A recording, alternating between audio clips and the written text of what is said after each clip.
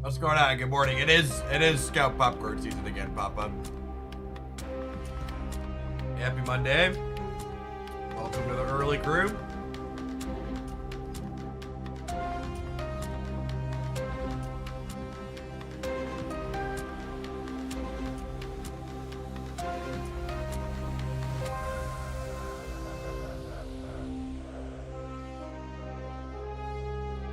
Going on, Dios. Thank you for the over 2 years and for that very generous tier 2. Welcome back.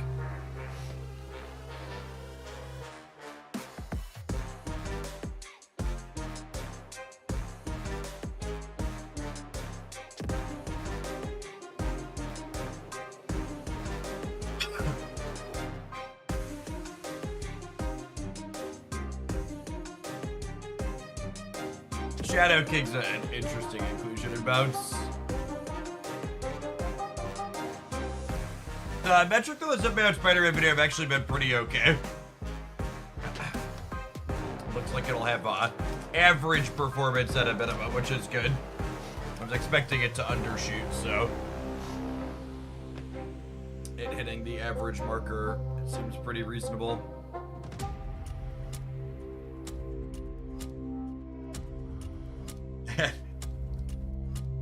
I had someone reference this deck with regards to Symbiote Spider-Man actually being good.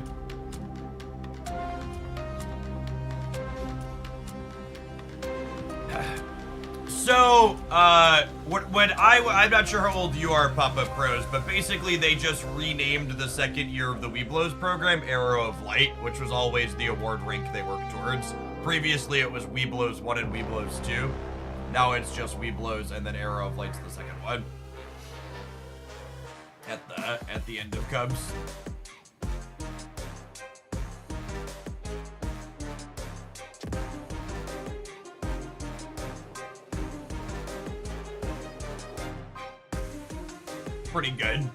Pretty good spread here. Sandman's still one of the best decks, unfortunately.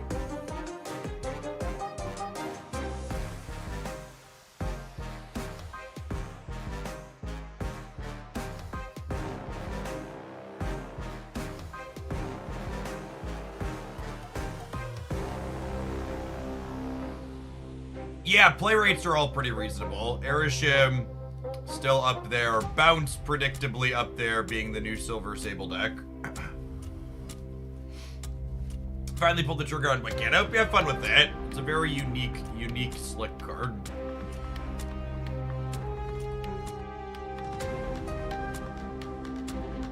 I agree, Sandman is the last toxic piece of shit. Let's see if we can find any spice in here this morning that we want to play, maybe. Evo Wicked Nicky, but that was decent. Yeah, it's okay. Moon Girl, She-Hulk, Abomination stuff. Say more, video game. What's a good average cube rate? For a large sample deck, post-infinite, like 0.2 average cubes is good. It's like a lot of these ones here that I'm looking at, I specifically pulled the sample down to dig through the weeds a little bit.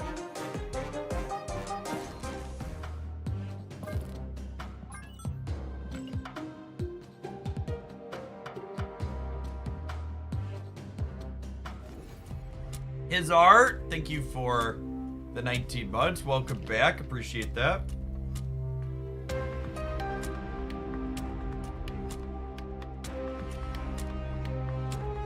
Variation, a little Spectrum doing good here. Claw Gaming.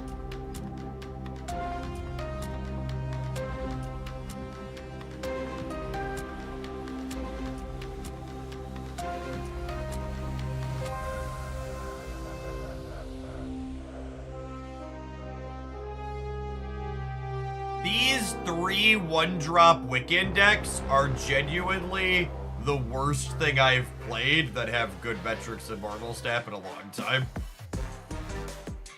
We loaded that up last week and it was just like absurd. absurdly clunky and awkward.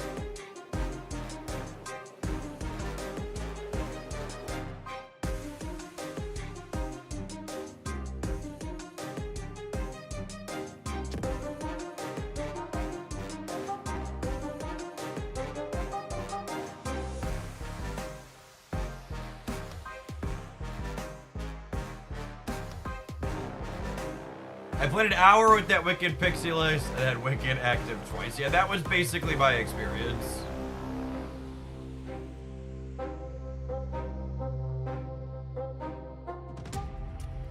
Hey, Paper Darth, thank you for the 3/4 of the year and for the very generous tier 3.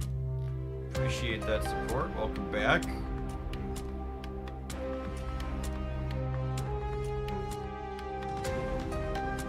Take a scroll here for a second, and then we'll jump into some games.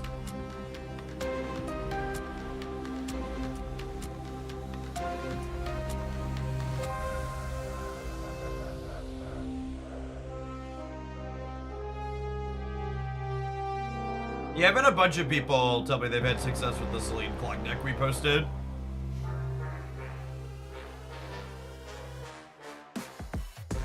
Wow, I'm really surprised to see people doing numbers with this. We played something close to this yesterday, I think it was. It felt real clunky.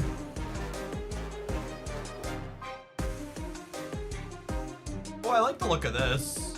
3 2s is maybe a little low.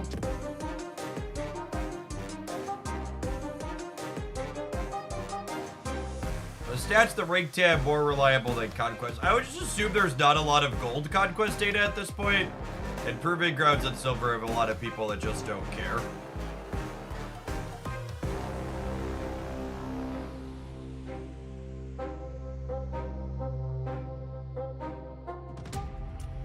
We've not played the Glenn Jones deck. It's not that far off of the other clutter stuff I've played though. It's a very similar mix of cards.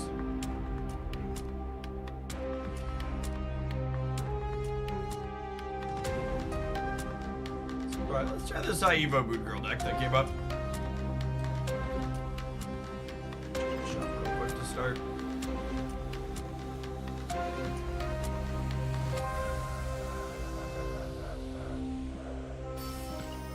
Need upgrades on all 3 of these cards, but I already like have ones upgraded and don't want to spend credits on these if I don't need to do them.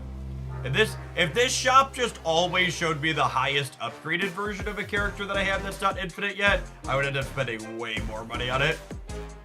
Instead, they just like show me these constantly, and I'm like, nope, don't need any of those. I guess I won't spend credits this morning.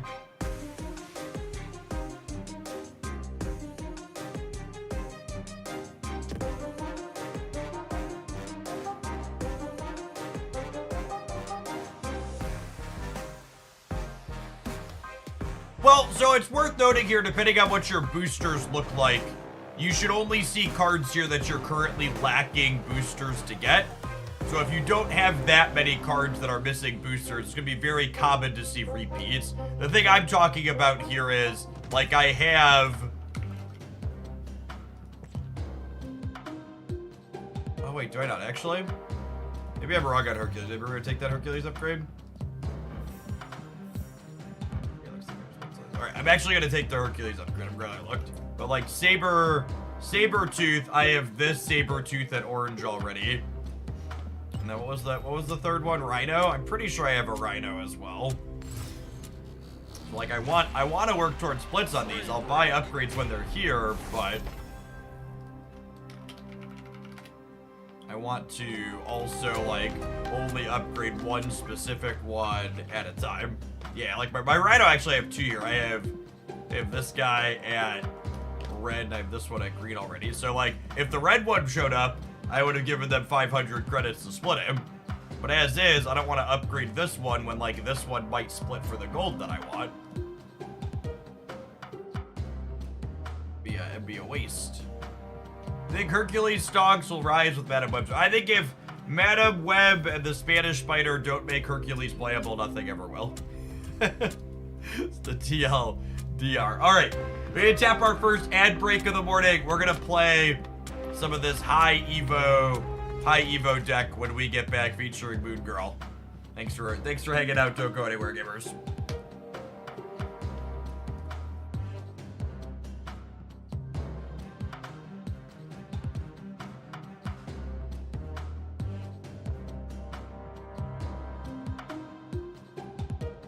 Plantain Profit.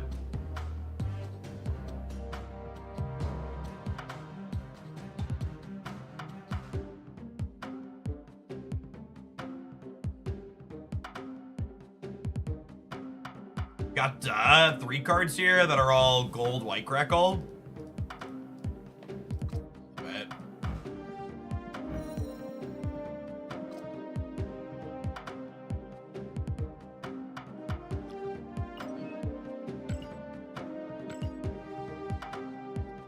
On the track while we wait. A couple, I mean like literally 2 because this takes so long.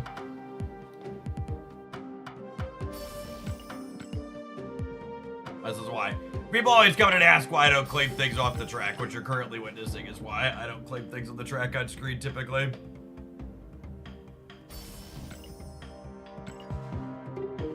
Asmonaught! Thank you for the 10 months. Appreciate you repping that Prime. Welcome back. Oh good, there's some unclaimed spotlight keys here. I was down to my last 272. That's good. I don't wanna run out on stream. It would have been embarrassing.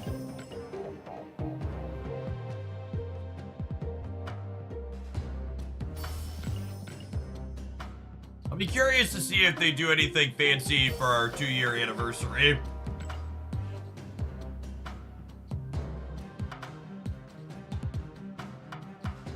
Coming up on that. We've got a month and 5 weeks.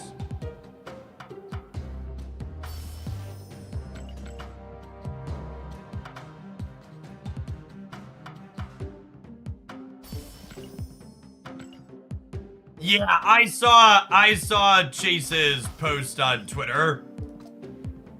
Second dinner support royally shit the bit with that one. Dude's probably spent, what was it? I think he said he's spent, he said he's collection level 125,000. And for context,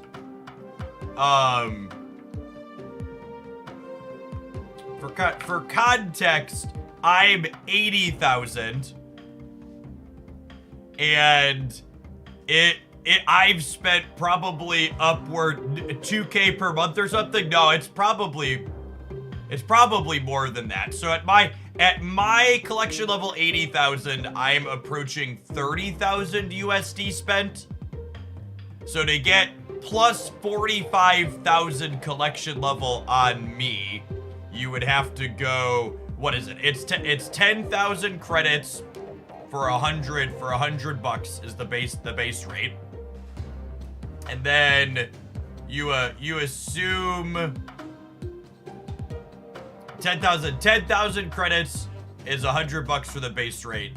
And then it's like 120, it's like 300-ish collection levels per 10,000 credits, give or take, right? Divide by 50 with the bonuses. Like let's call it 250.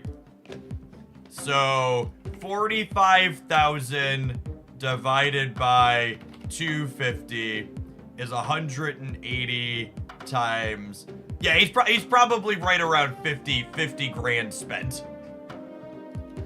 So this person, they had this issue where they'd spent so much money and had split so many cards that their client was desyncing from having too many splits on their account, and they literally couldn't play the game. Sassy Magic Carp, thank you for the 25 months. And Jackwater coming in hot for the 2-0. Welcome back. Chisix, thank you for the baker's dozen. So like, they spent so much money that their game literally broke. And as a compensation for spending so much money that they literally broke, they're like, we're gonna tell you what, we'll give you $30 worth of gold.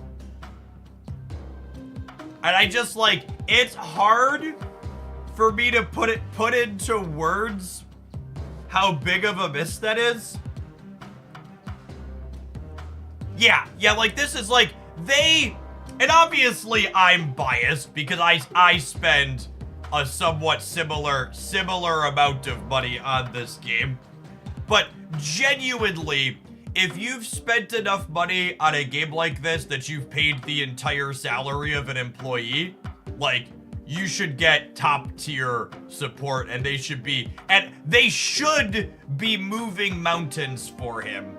But at a minimum, they should be giving him more than $30 in store credit for the fact that his game was broken. I lost nearly 3 weeks of playtime to this bug. 3 weeks of playtime. They gave 8,000 golden compensation for when they switched out one variant in a bundle to hundreds of players.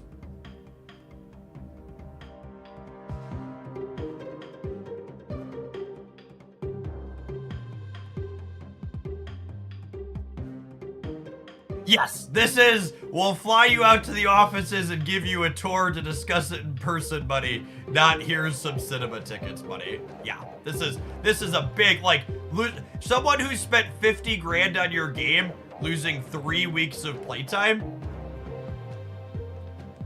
Like genuinely, I don't even know that there's like an amount of stuff they could give him that would truly make up for that. But whatever it is, the starting amount should be a couple $100 worth of gold at a minimum, not 30 bucks.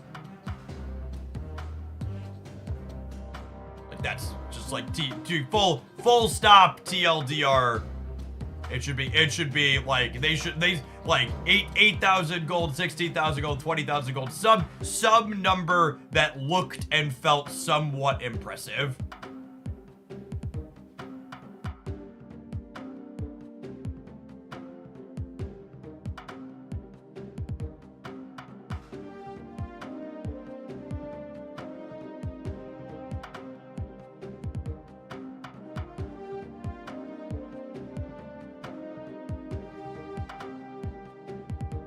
He said final offer. I would bet dollars to donuts there's a chance the wording, people are so focused on the specific wording there, I wouldn't be surprised if there's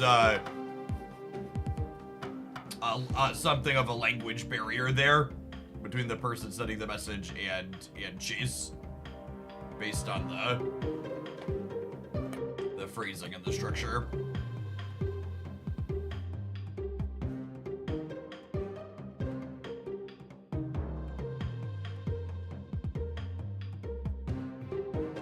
Yes, they outsource their customer service.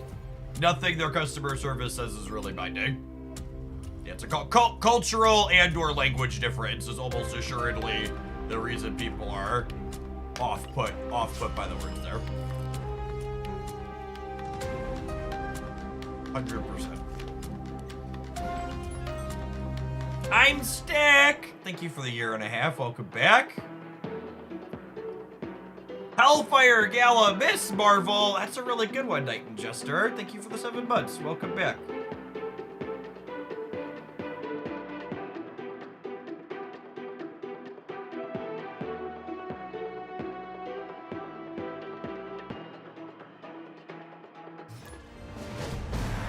Behold my creations.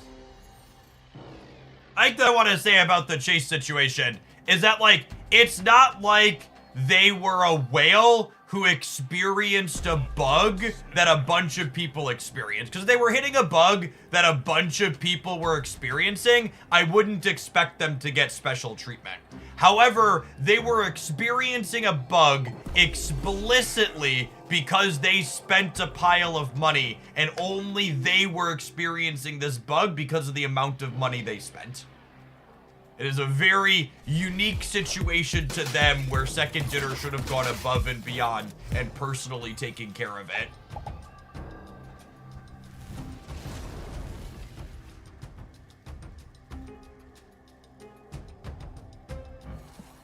This may or may not be useful to us, so we can always pull the rug out later.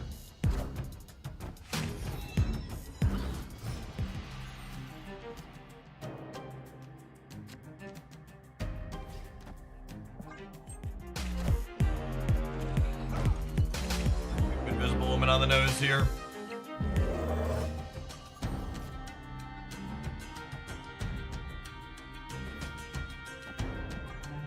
Going on, Omega. Thank you for the 2 months. Appreciate that. Welcome back. I mean, Goobland here or something. Dracula.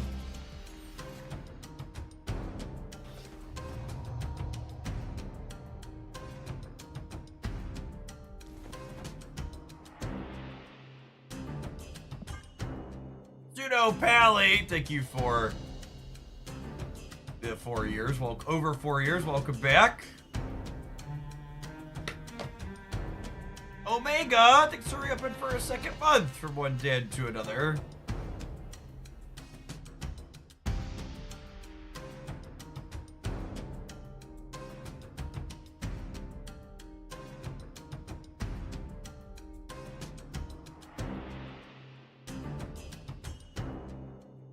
Yeah, Socio. And like, the not giving out extra store credit is so lame too, because all the store credit costs them is the opportunity cost that he would have spent that cash anyways. But what you're betting whatever amount of store credit you give him against is the fact that if you don't give him enough, he's gonna be like, you don't give a shit and I'm gonna be done playing your game.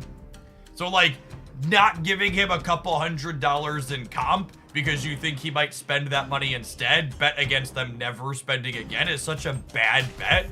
Just from like a pure EV calculation, it's such a bad choice.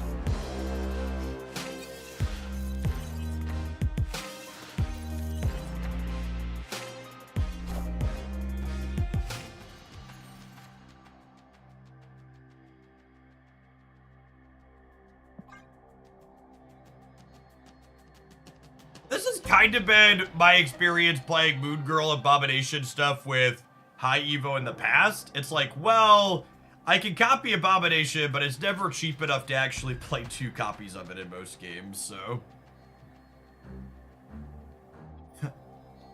Asui Kitsune, thank you for the 20 months. Welcome back. Hello, can you understand me?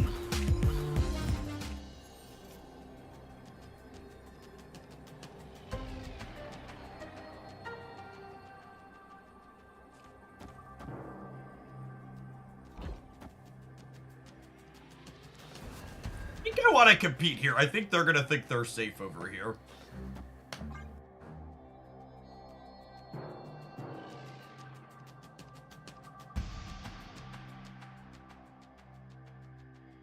Even giving them like 50,000 gold would be cheaper in a second and they're losing this person's regular player. 100%.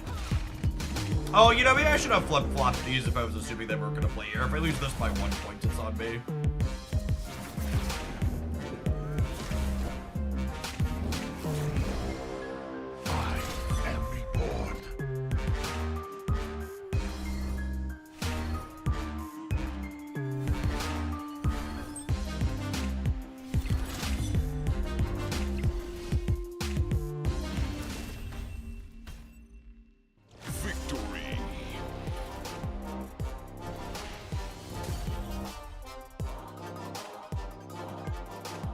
I naively hoped this would not be a gacha game. Decision DM, thank you for the 16 months. Chat, card games are the original gacha games. Magic the Gathering literally invented the gacha game genre. ST, thank you for the brand new Prime. There's a ton of great people. You can send that too. Thanks for keeping me around. Yeah, not whaling in gacha games. This is why I only whale in Concord. Oof. Oof.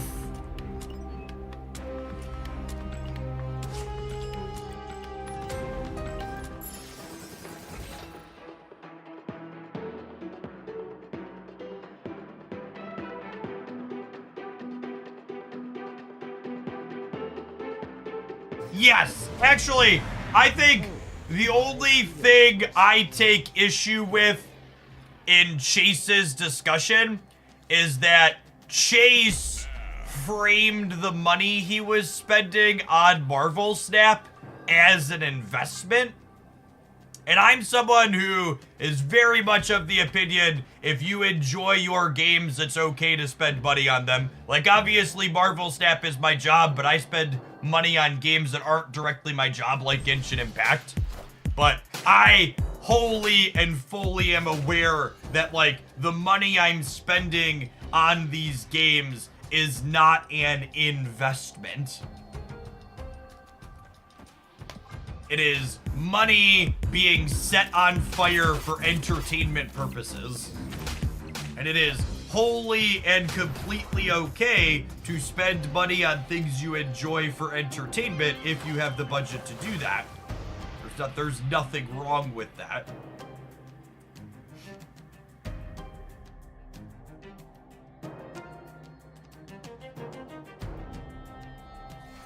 I'm gonna build this up here, because we could realistically Scarlet Witch this down the line.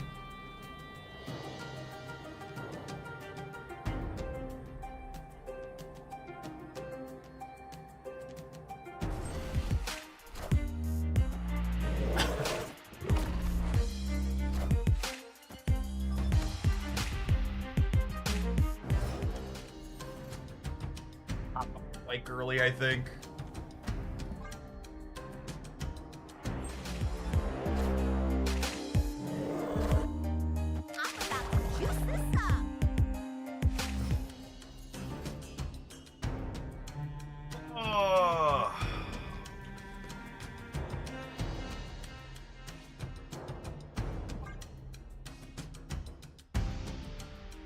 Oh, I guess if I full pass here, I can't draw Wanda.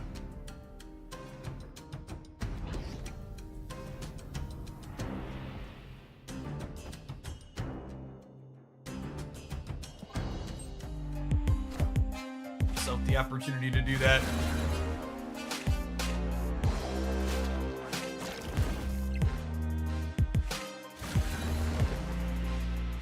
I think it's absolutely nonsense bullshit lies that people tell themselves that their Magic the Gathering collection has value and that they're spending money on an investment in that game.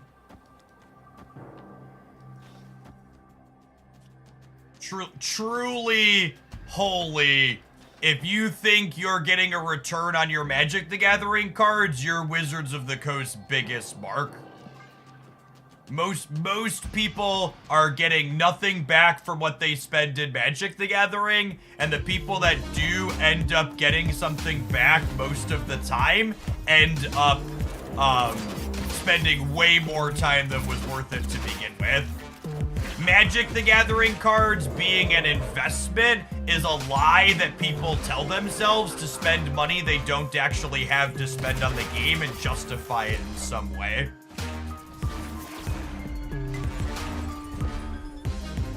It's utter bollocks slash bunk slash whatever you want to call it.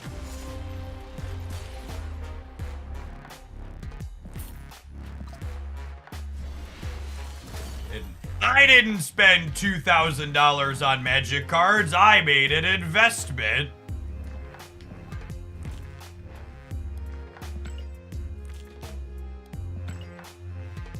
Truly, if you are spending any amount of money on Magic the Gathering or other collectibles that you couldn't safely and comfortably simply light on fire, you're an idiot and you're bad with your money.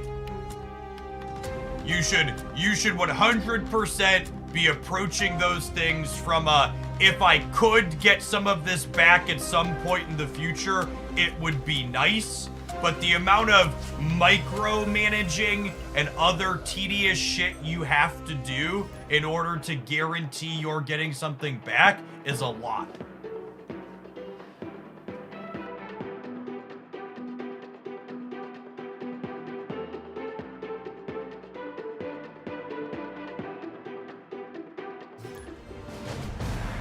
Behold, my my creations.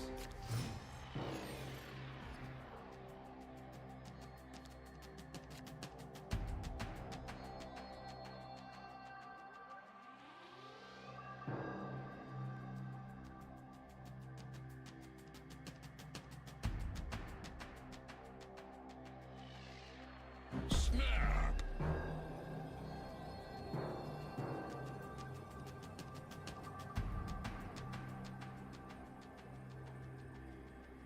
You know, a pro Magic player slash YouTuber, and he makes 6 figures from that alone. Yeah, but they're basically day trading on Magic the Gathering cards.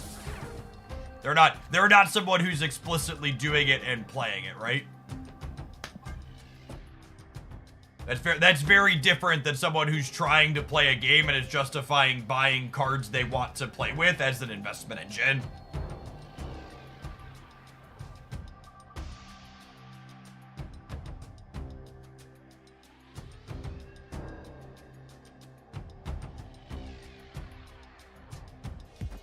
Speaking as someone who traveled to play competitive Magic for a long time, if they're making 6 figures between content and tournament revenue, most of what they're making is from content.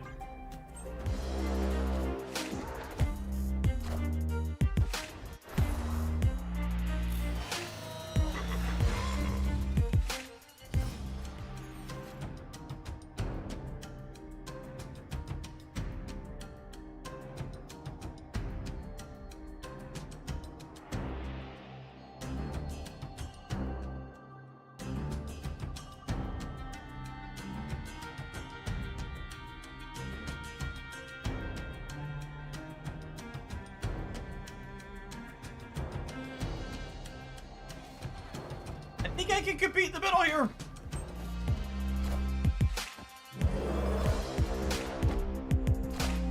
Brian Koval, aka Boston. He's a good dude. I bumped into him a couple of times back in the day doing SCG stuff.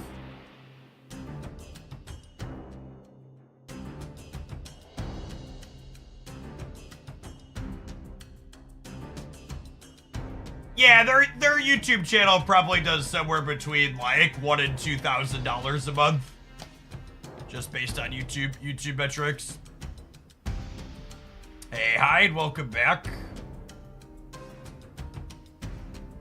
I am genuinely concerned that Pokemon Pocket is. I'm genuinely concerned that Pokemon Pocket is going to have a buy sell trade secondary market. Fat McGee's, thank you for the 11 months. I don't know if my body's fully prepared to deal with that in a new game.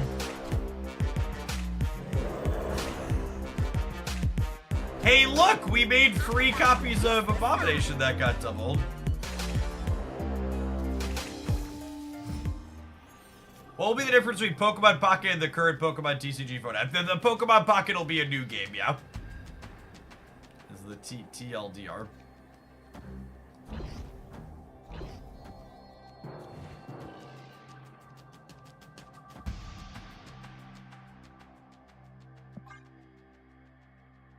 If you're familiar with Yu-Gi-Oh, it'll be like Pokemon's version of Yu-Gi-Oh! Duel Links. It's gonna have some simplified rule sets, basically.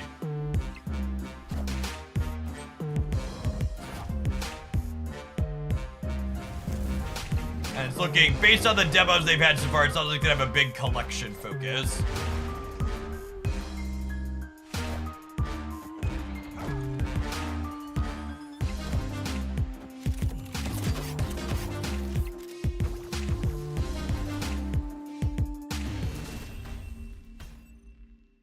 Victory!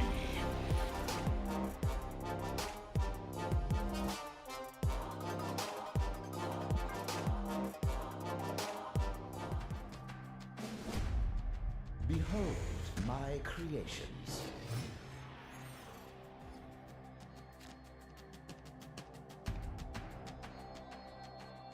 Oh, snap! Yes, the untapped people got back to me and it looks like we got it sorted. You think Marvel Snap can have a future where people can trade variants with each other? I mean, they definitely could add that feature, but 0% it ever happens, because exactly like we're talking about could happen with Pokemon Pocket, having a buy-sell trade secondary market is not something they likely want. It basically means third-party shops pop up, and everything has a dollar amount attached to it in the client. It's a good replacement for Red Guardian. Like White Widow, probably. That deck's probably bad either way, though, so, like, follow your heart.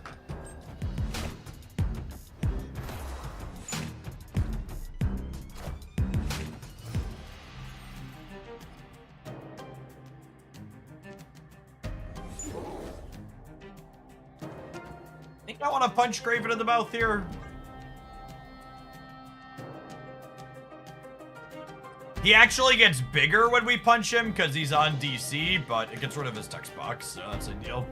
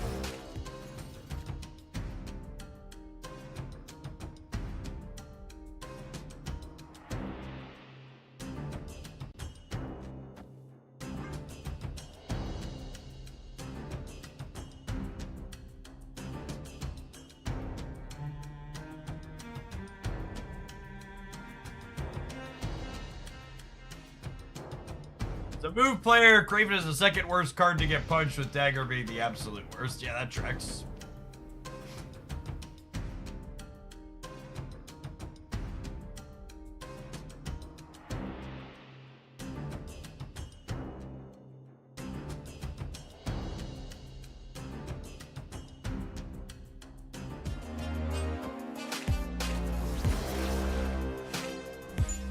Sokovia, but I wanted the Scarlet Witch to the left. Hopefully losing their, what's it called there, is bad for them.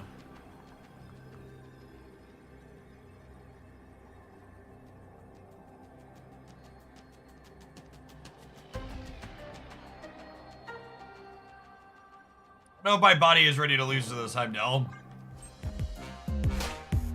I see the way.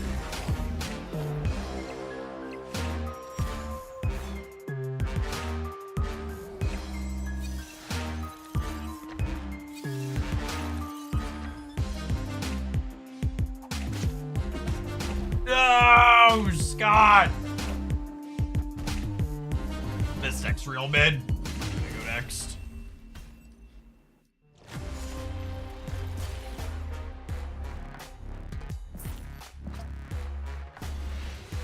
Moon Girl Abomination continues to feel clunky and terrible. Report for hacking, they Heimdalled in one. LOL.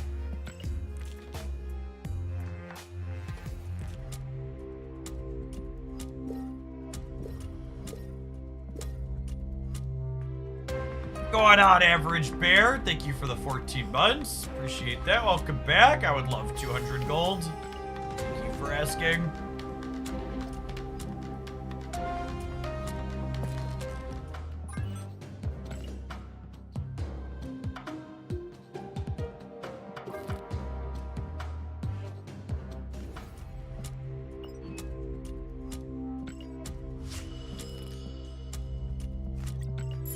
You can start burning these gold tickets down.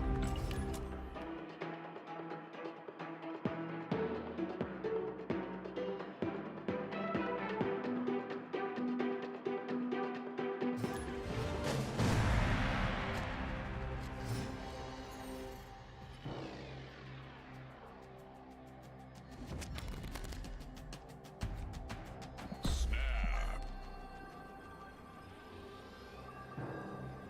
Turn 2 Nico draw? Sign me up. Sign me up, snappers.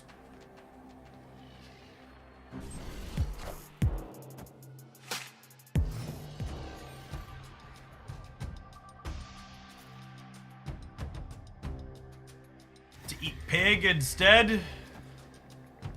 Kind of vibe on White Widow for now, I think. No werewolf, I want more on reveals for after. They have Collector and didn't play him. Interesting.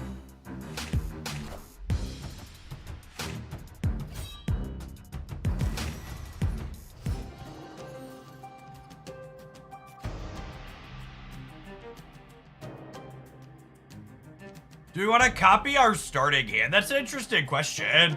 We might, yeah? Especially with the wolf draw.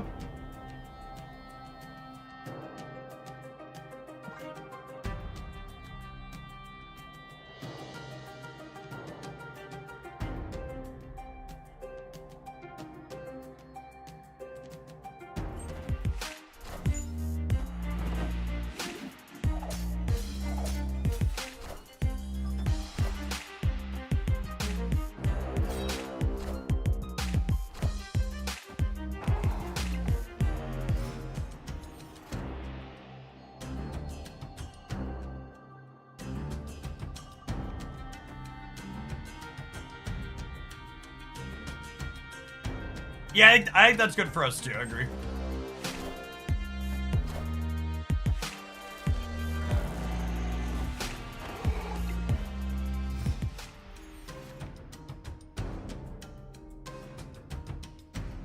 Holy.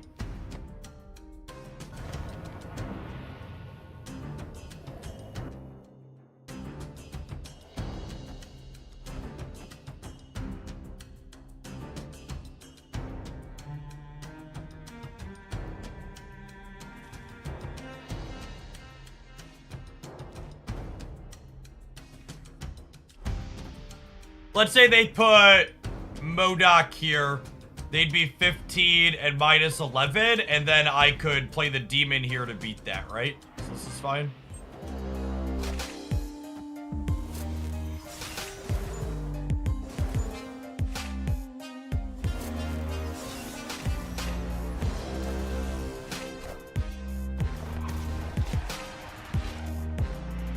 Crimson Cosmos, normally not stellar for our deck, but Elysium helping us do good stuff here.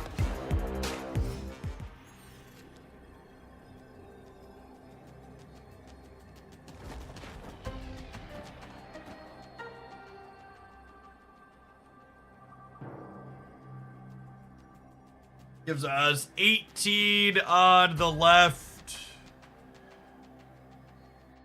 Push them to 12.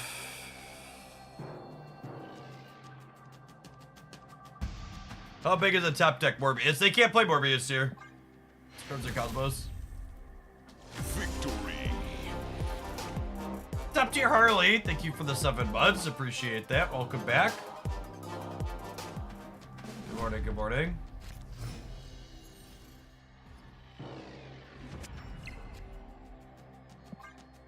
Crimson Cosmos suspension. It's not uniquely designed just to screw me, no matter how much it feels like it.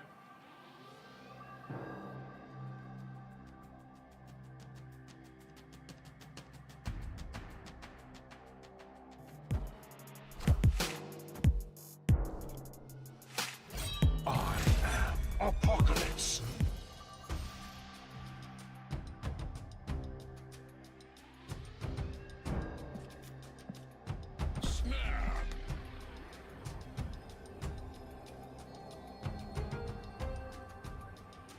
We didn't show him Quake last game.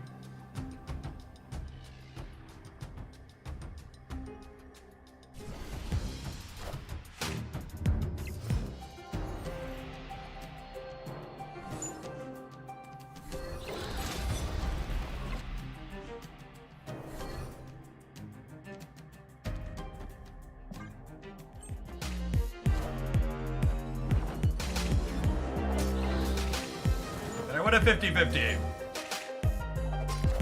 Nope, not even once.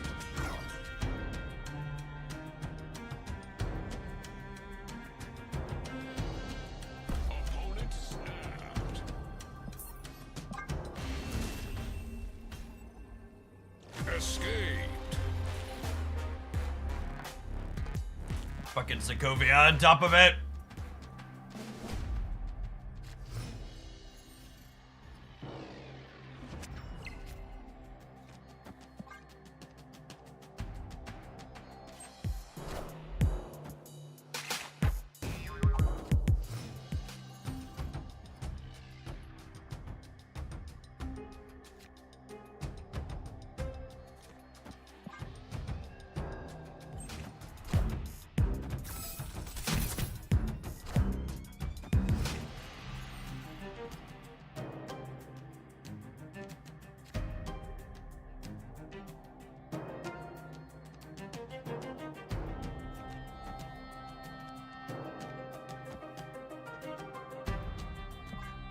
Dead again because of location variance.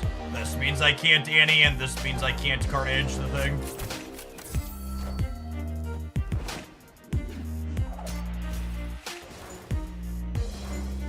Dude, Moon Knight is so good.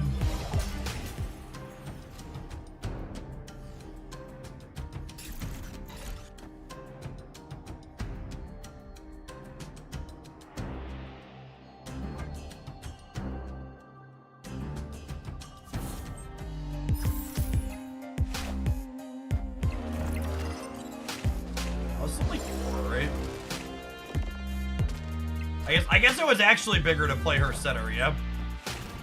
I would have been 6.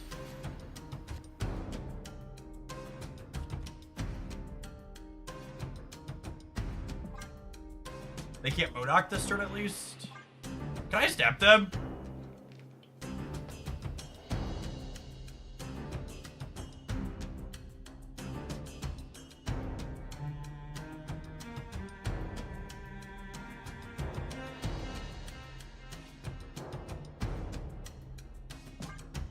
This might be snappable.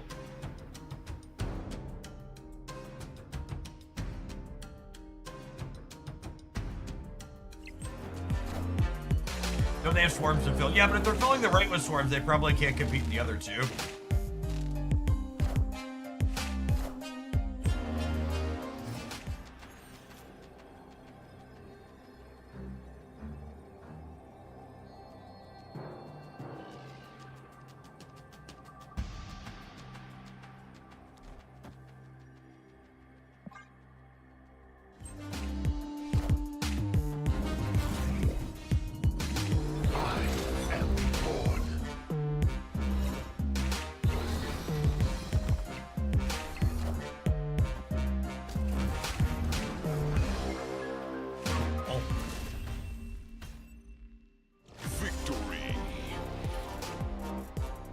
Honestly, probably a similar result to a snap. They probably don't stay there if there's higher stakes.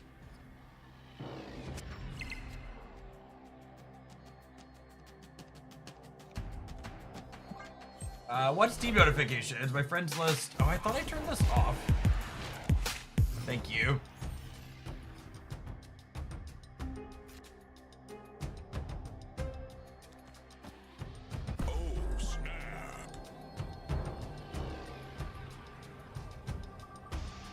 I have Hope pinned. Is she an instant buy? I think the only instant buy higher series card is Nico Minaru. What's going on, Boot? Welcome to Hooglandia, where you won't always like the things I have to say, but at least when you hear me say them, you can know I won't be bullshitting you. There are no fast drops here or anywhere else on Twitch.tv. You gotta watch a full 6 hours of Marvel Snap in order to get your stuff.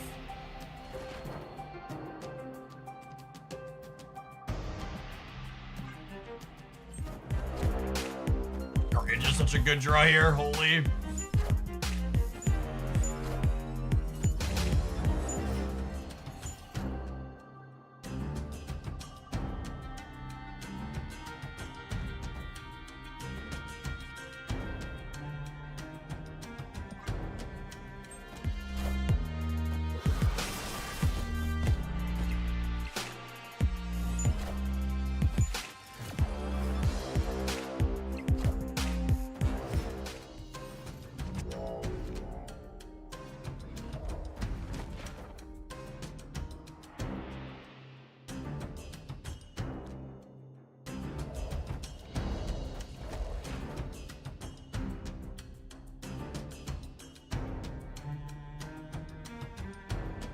Am I okay doing this and missing a draw? Alternatively,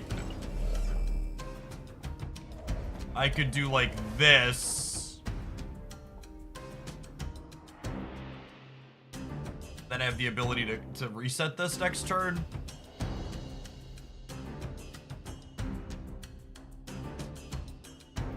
Did that in the wrong order though, yeah.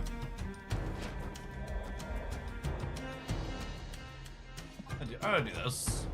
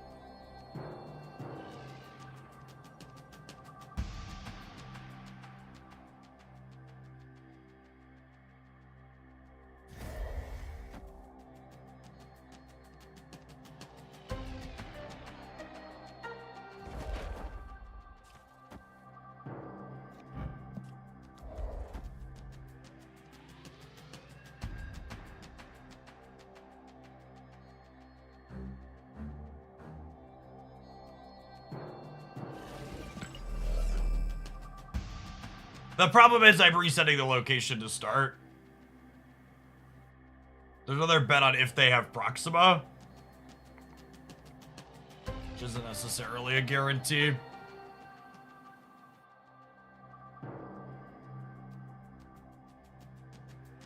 Opponent snapped.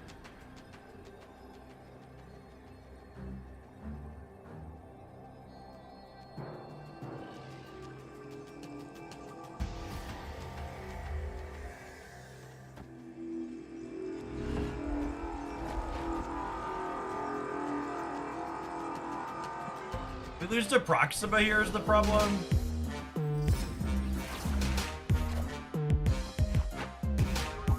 Wait, what?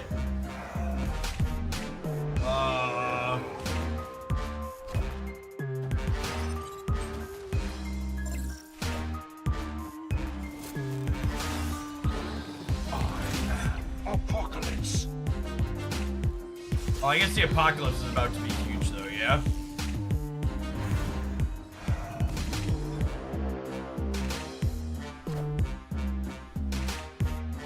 We actually lose to the big apocalypse.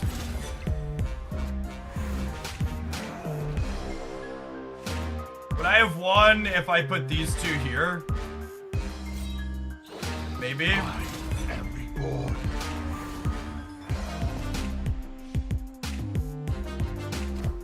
Holy crap. They played 4 cards that discarded apocalypse there.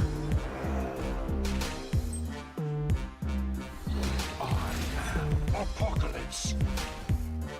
That's insane. I don't think we won with Demon Sage left because the Sage would have only been 2, 4, 6, 8. I would have only been 14. Yeah, we would have only tied. The Sage would have been much smaller here. I kind of want to play out the 2 to 6 here. I feel like the opponent's run incredibly hot so far, and our draws have been very average, so let's see how we balance out over the course of some more games here.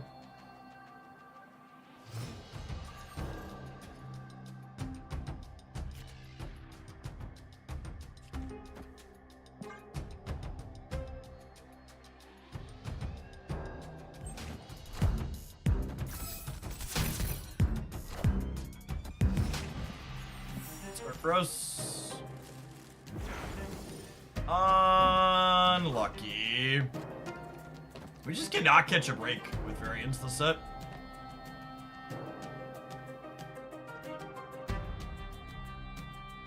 Every little thing that could not go our way could not go our way. It's like we want this to be negative, so I'm sure it'll be Nova Robo. Yeah. They got to draw 2 extra cards from location variance compared to us.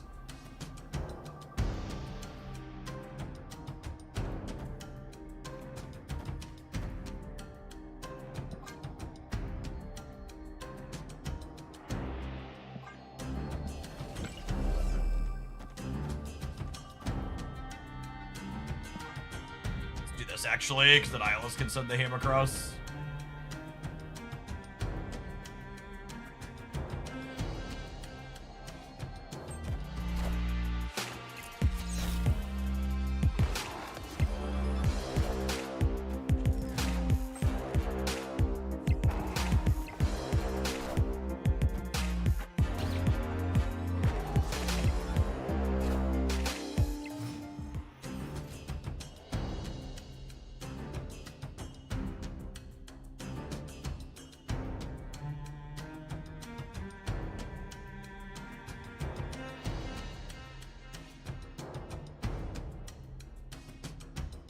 I don't think I have time for this.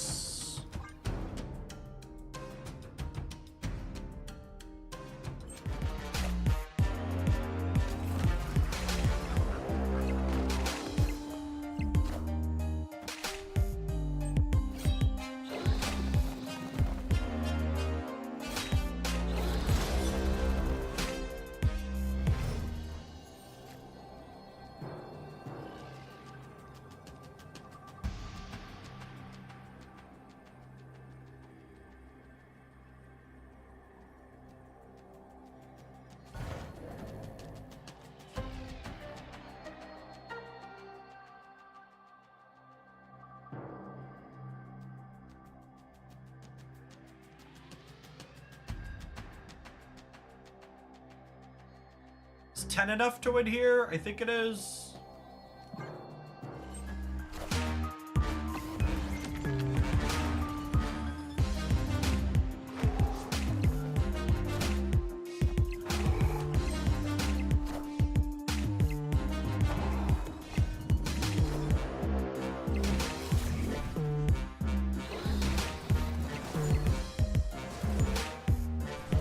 I think we're on the 2/3 here, yeah? And Apocalypse every time. That was about exactly how the rest of that match went. That game was a good example of why, one, I should always mute people before we're about to have a variant throw because human beings are the absolute worst part of Marvel Snap. Two, it's a good example of why you can't really look at a single matchup or record when you're playing with a deck. Too often people go in and they ask us like, what's your record when they're asking how a deck's going? And it's like, well, we lost the first one here, but when you go back and you look at the games that actually played out, right, every single thing that could have broken wrong broke wrong. That's just like how it goes sometimes in a card game. Have some adverts. I'm gonna run this one back and at least one more ticket when we return. Thanks for hanging out. Don't go anywhere.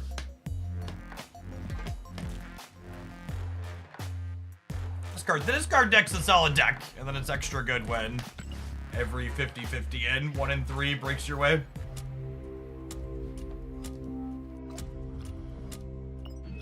And I would genuinely give Second Dinner $100 for a permanent mute feature. It would increase my enjoyment of Marvel Snap a significant amount if I never had to experience my opponent emoting me. Legendary.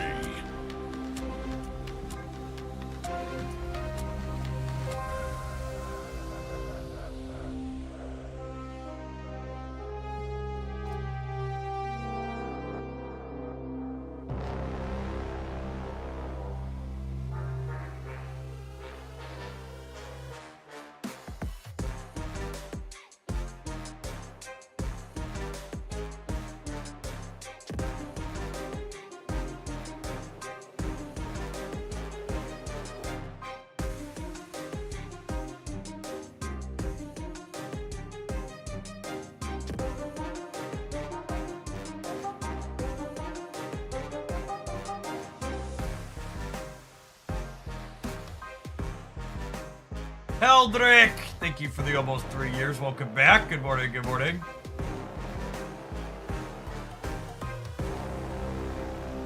Drops end at midnight Pacific on Wednesday.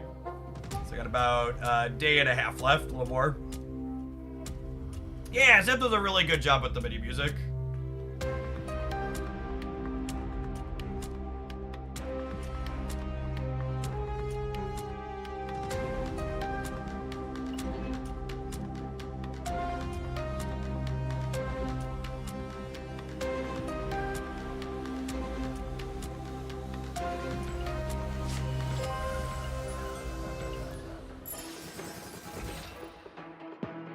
Hey, Tempest, thanks for the next submission.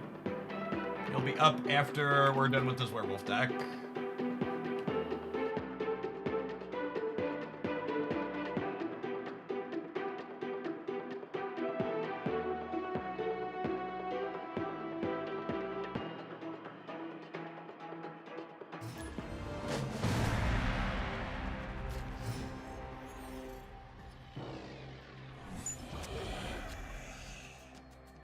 In general, I like to wait to play Spider-Ham until a little bit later in the game because they're more expensive payoffs start moving to the left in their hand as the game goes on and they play out their other cheaper cards that they opened on. I'm gonna snap on the werewolf draw here with the rest of our stuff.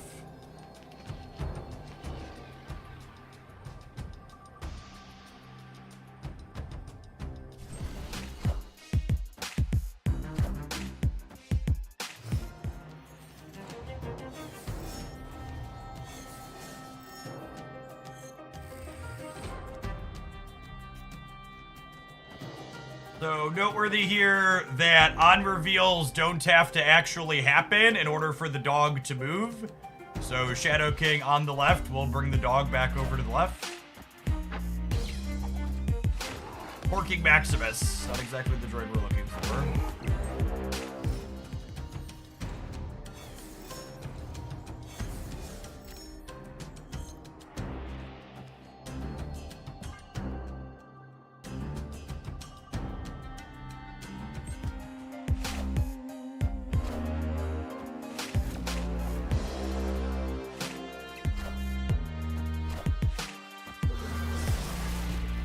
Scouting as of, gosh, probably 5 to 10 years ago at this point is now a fully co-ed program, Cigar Pete. The Cub Scout pack that my kids are in is boys and girls. And then other parts of scouting have been co-ed for a really, really long time. My wife and I actually met through scouts when we were teenagers. And then we reconnected and then started dating when we were adults.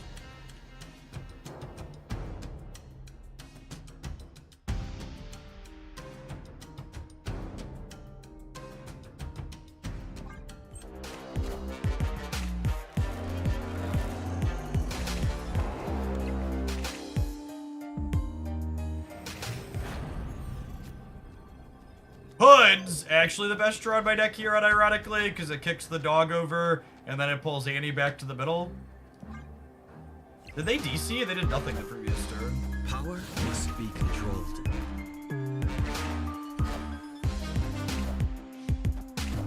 Cool. Now I wish I would have boomer snapped them. I feel like they would have stayed for the boomer snap with the Shang-Chi. Bionic Microbe, thank you for the 20 buds. Welcome back. Appreciate it.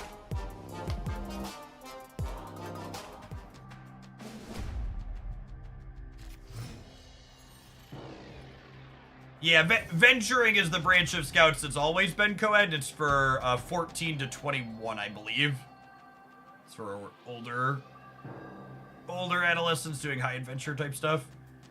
I think we vibe on Spider-Ham, although I suppose so. You want to think about your curve. I'm gonna go dog on 3, sentry on 4. If I draw Annie, I'm gonna hold the pig. If we draw Annie, I'm a little sad that I held the pig. But if we don't draw Annie, I think this is solid.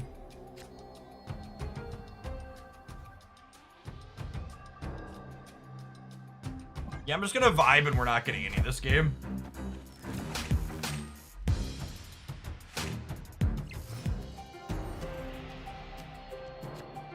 Getting your liver ready for the debate tomorrow, question mark. Why does the debate tomorrow matter?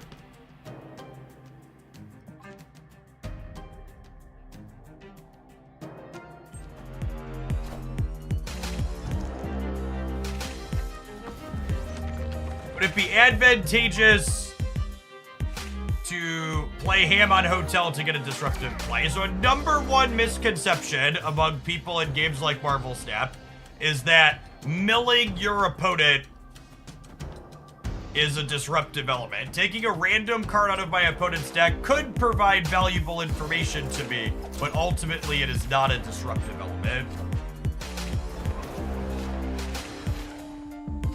I think this is good for me, right? Because now I could Carnage both on the right now.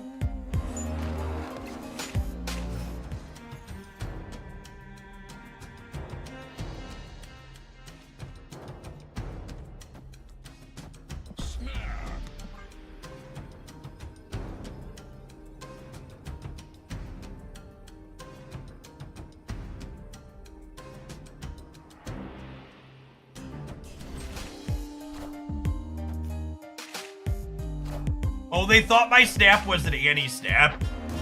Nope. Nope.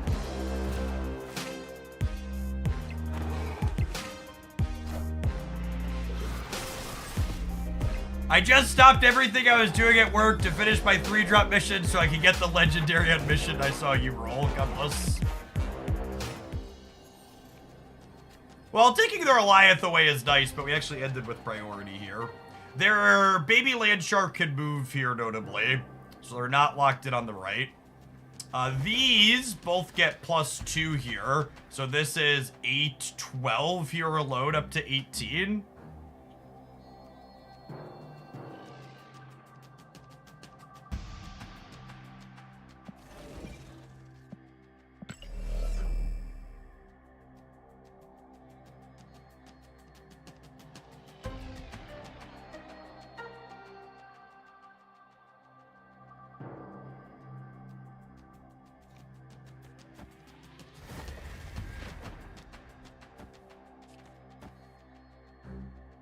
I kind of like this.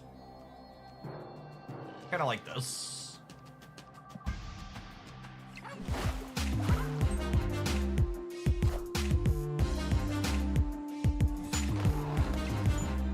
Werewolf is a very fun Marvel Snap card, for sure.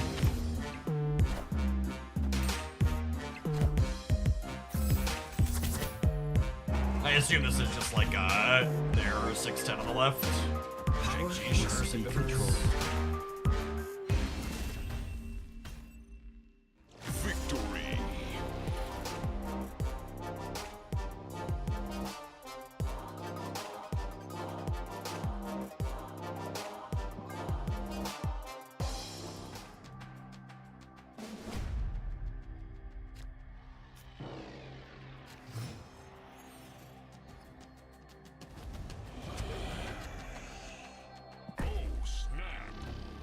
Yeah, opponent dumping their cheap stats on 5 was very good for us, for sure. They were concerned about Annihilus. Yeah, and then they let themselves get talked into staying on the last game for the Shang-Chi. The dock change really made Bill less of a headache. Yep, getting rid of toxic 5 energy cards is good. Why are they popular? The opponent's archetype sees a regular amount of play because being toxic is fun for a lot of people. It's not that their deck is good, it's just that they like to make their opponents miserable. Do you not like Dan Hip's art style? Nah, it doesn't really jive for me. Also, most of his variants are 700 gold, so I tend to err on the side of using more exclusive ones when given the option.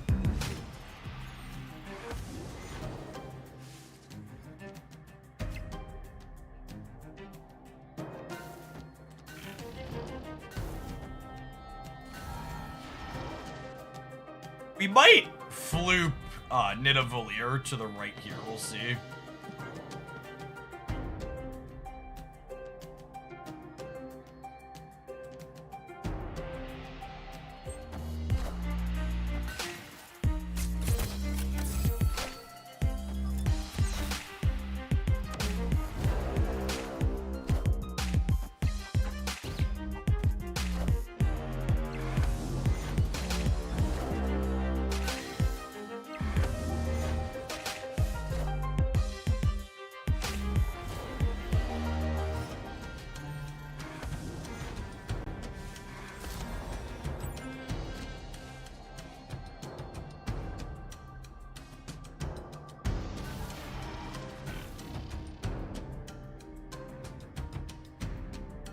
Yeah, we can't move it to the right anymore. Move it to the left, though.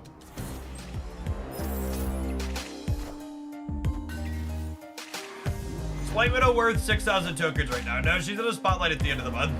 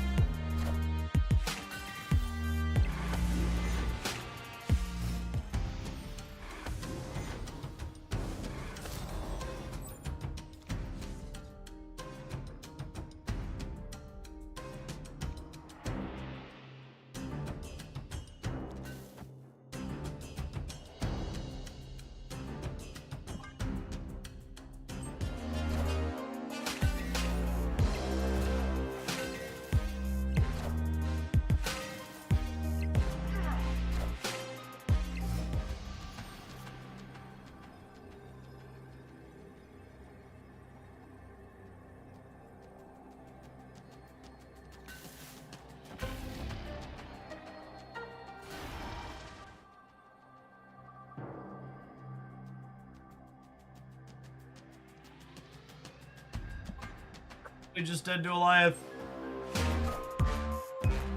I think we beat that. Nah, at least a breaker by a little bit. 2 points. Unlucky. Yeah, we lost because of Monster Metropolis. Unfortunate. Devilmish, thank you for the prime. I appreciate that. Watching your content from the very start of Snap. Recently got back in after a long break. Awesome. If you didn't catch it, Devil, be sure to take a peek at my budget decks that are all like Marvel Snap decks that have a historically good track record. Use mostly Series 1, 2, and 3 cards. So if there's someone coming back, there's a good chance you can get close to or build a couple of those.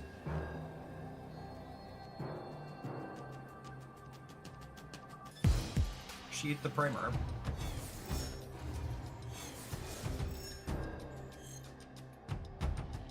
Ooh. Hey, don't be Deep Space. Don't be Deep Space.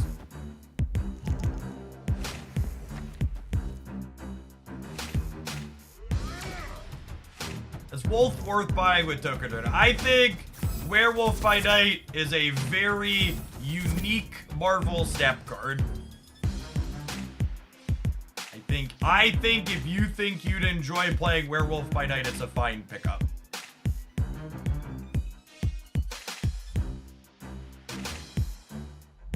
It's not a best card in the format by any means, but it has a unique effect that's fun to build your decks around.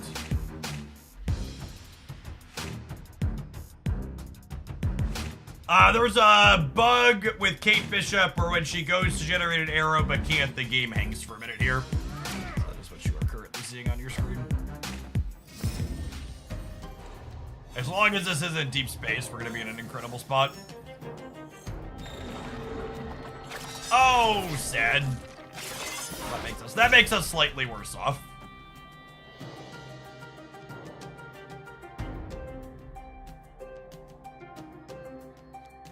I wanted to put basic arrow here.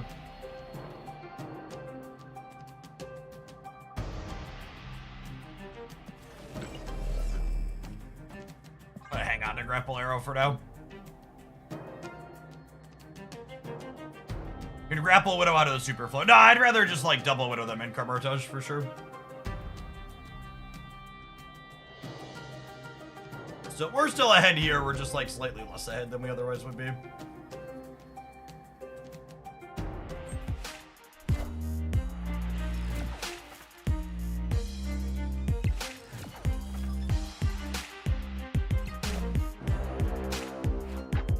Losing CG said.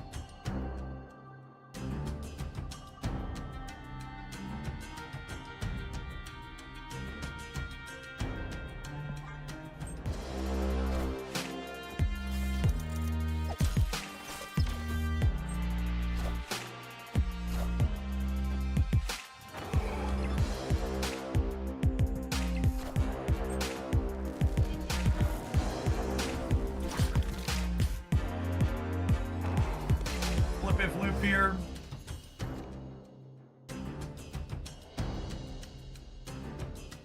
Ah, it's sad I can't do both of these anymore.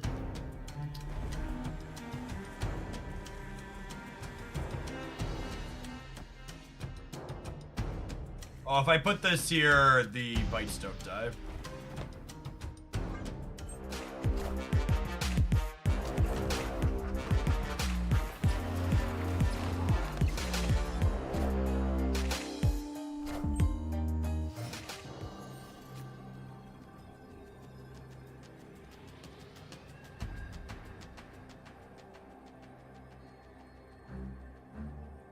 They're just dead here, yeah.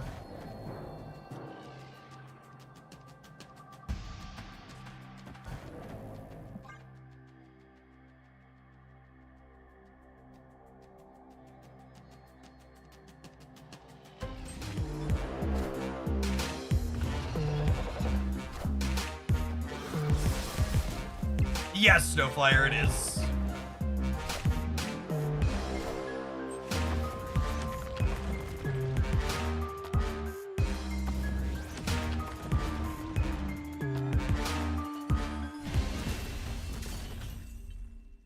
Victory.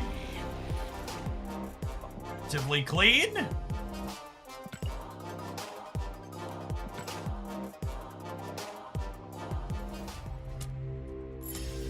Completed an alliance mission to boot. Look at that.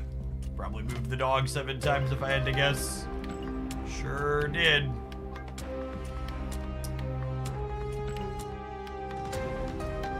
Bet we can clear 16 times here in a second.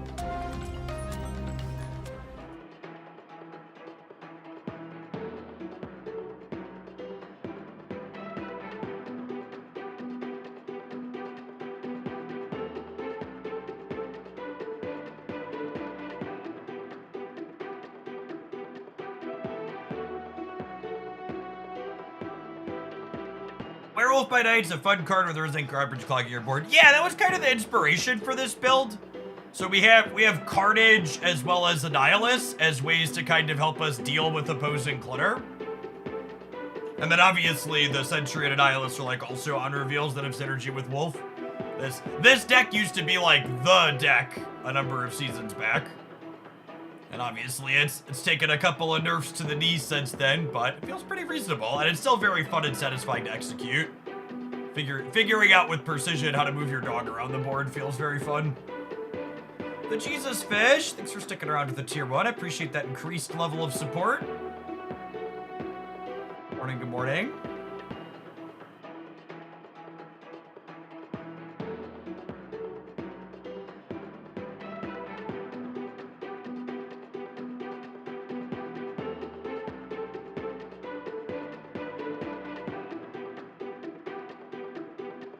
Oh no, Gold Conquest Q times.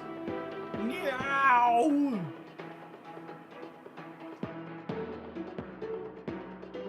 There's so many tickets to burn, Broad. Please, give me opponents.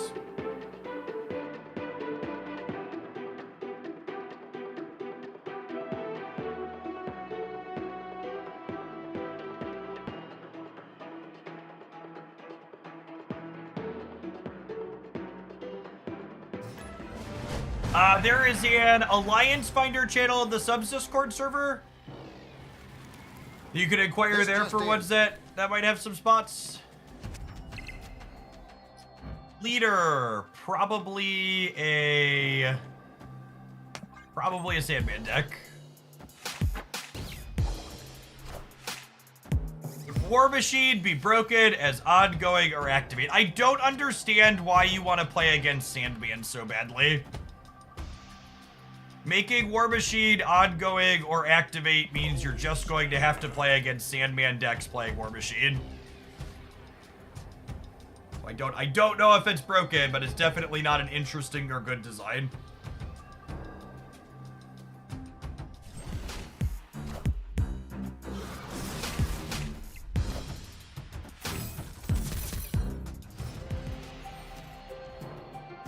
Does Symbiote Spider-Man work in this deck? No.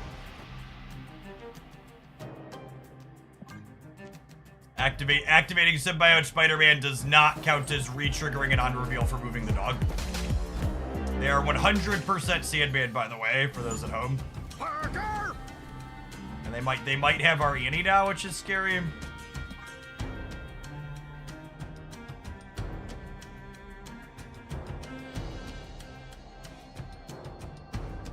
So, because they're Sandman, I probably want to set up to Annihilus on turn 6. Which we're gonna have to... Oh! And now they can't Sandman us. Great, thank you. That's lovely, actually.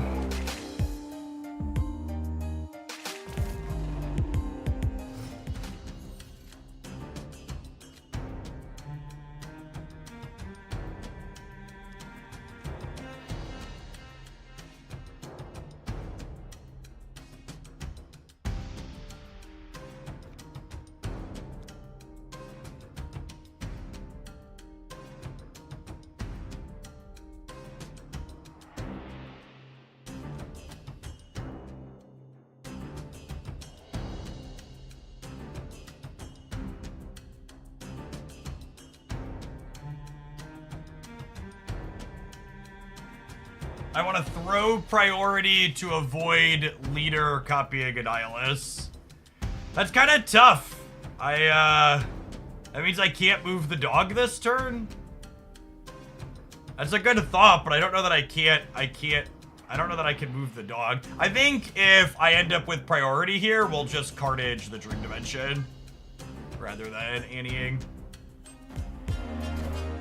Cool, and they took priority here.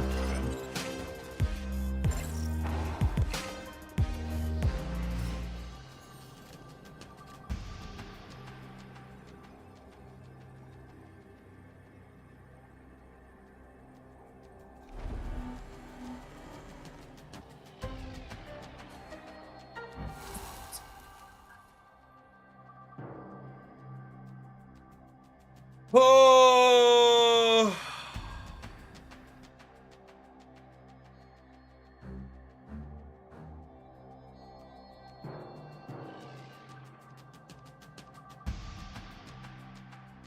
How do I beat Ultron?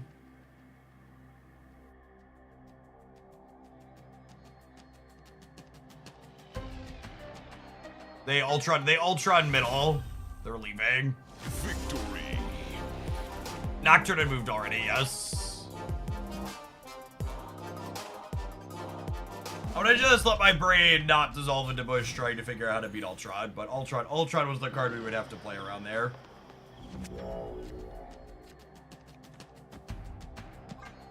Gonna get stuff onto the board here. Get to draw a card. Getting stats out proactively is good too. They're nonsense.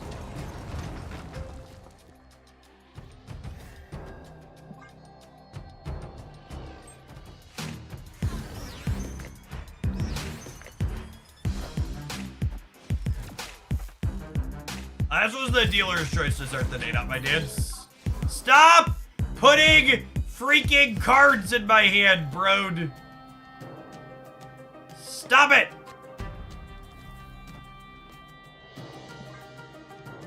So mad.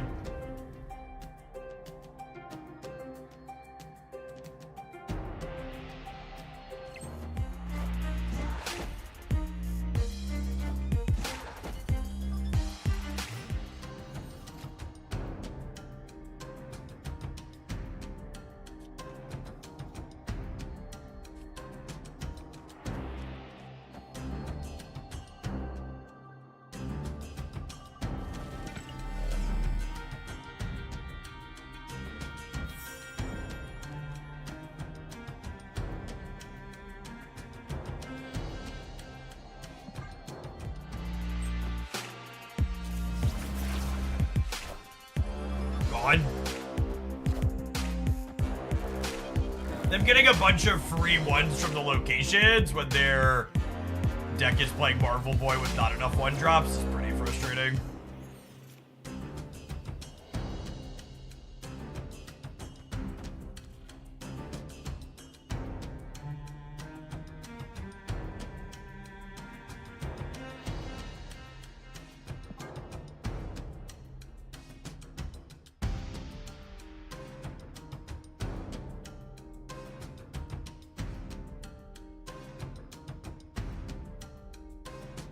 It's the tank snap before we play Sandman on 5.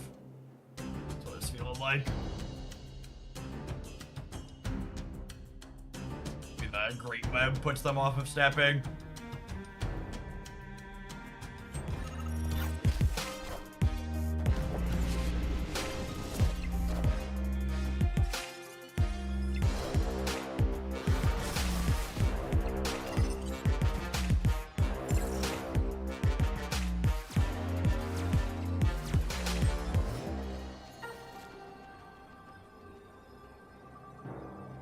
Play.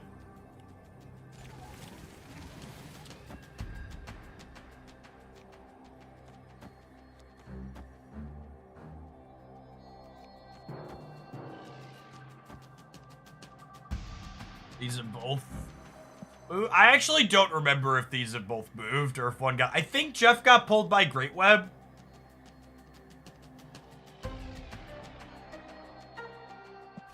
I think Jeff got pulled by Great Web, right? What does this put me to over here? This puts me to 9, and they'll be at 1, 5, 6. So Jeff being able to move could be a wild card here.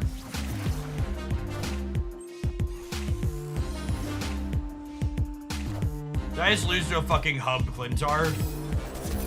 Fucking Hub Omega Red. That's so frustrating.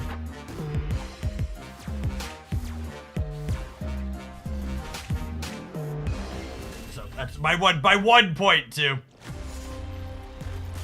By one point. If I would have put the Vibranium here, we'd have tied and won the breaker. The Jeff moving got us. So frustrating.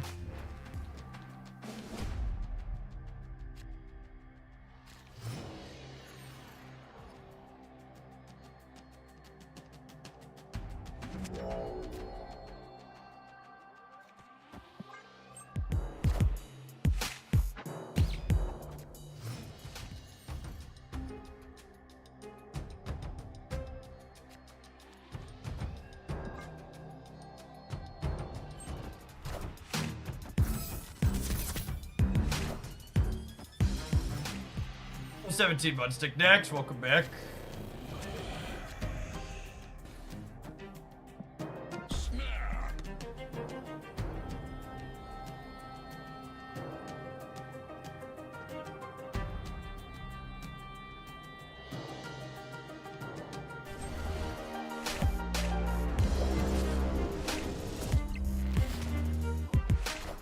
Alright, now the real trick here is getting our Krakoa to not land on Shadow King.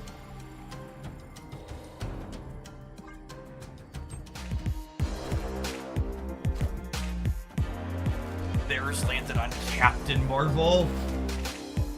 Man, we could not catch a break today.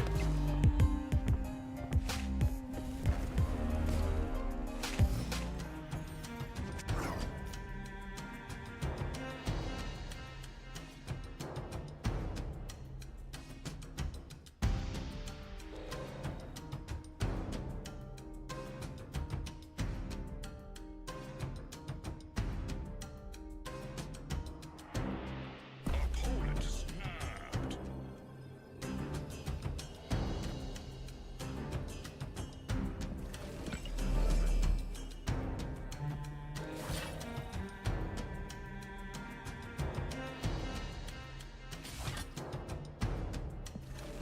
I'm staying, and we're gonna plan to Annie on the last turn.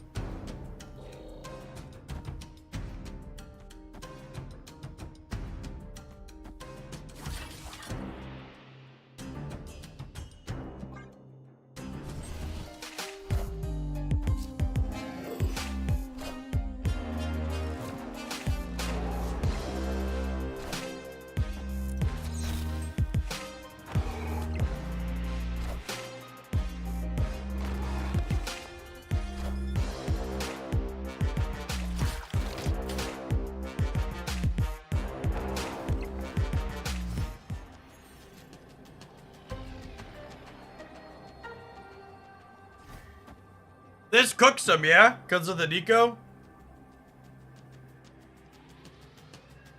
I don't think they have anything big enough to,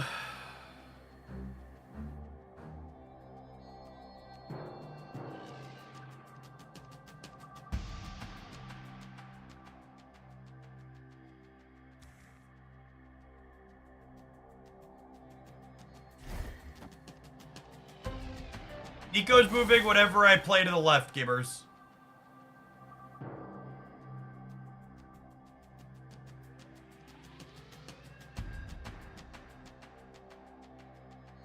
How does Eliath beat me?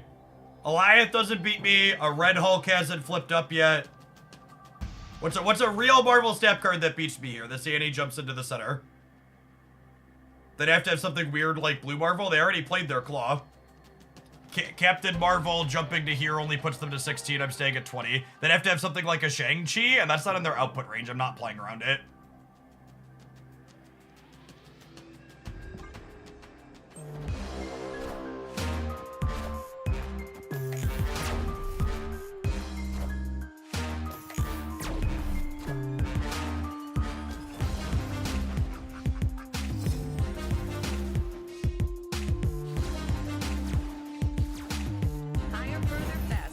Lower, closer, slower, Grandma. Sit down. Alright, our werewolf deck beat the Sandman deck. That's really all you can ask for out of life, yeah?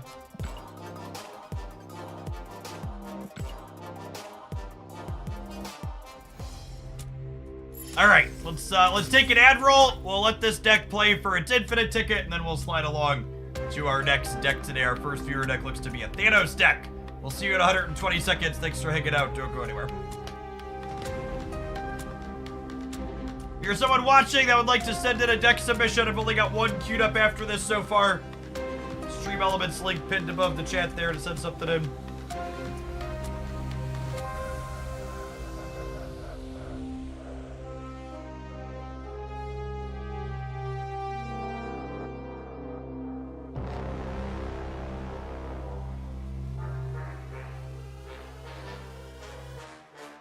Nico Bedard is the best Series 5 card in a Stocklos.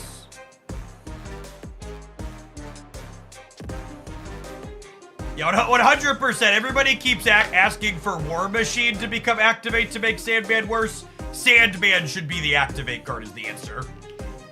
No more surprise Sandman on 5. You wanna lock me to one card going into the last turn of the game, I get at least a 1-turn heads up that's happening. Just make him like a 2/2 or a 3/4 or like a 4/5 or 4/6. That's Activate. Next turn, only one card can be played.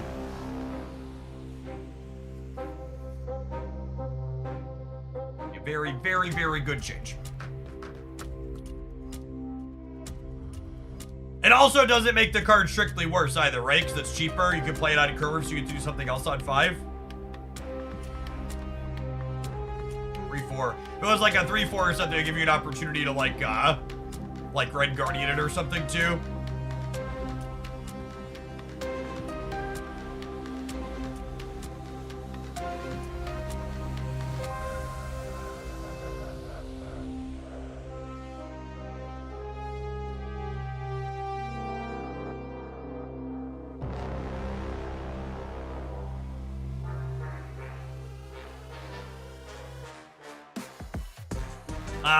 Madam Web's the new card released tomorrow.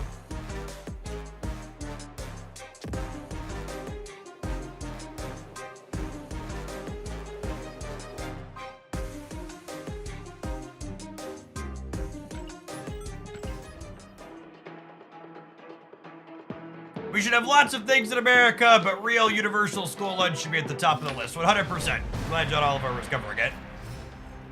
Which is one of the many reasons to support the Harris Walz ticket, with Walz being one of the governors that implemented universal school lunch program in Minnesota while he was governor.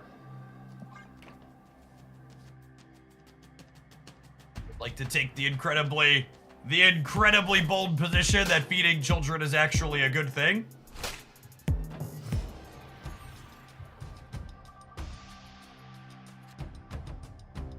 I'm gonna wait on that until after we play the dog.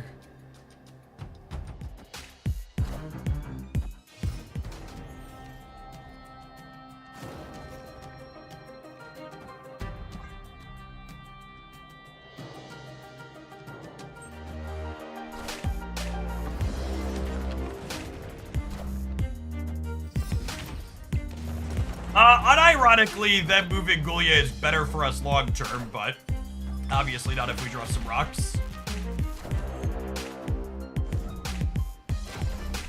Sake. At least we didn't kill the Electro, I guess.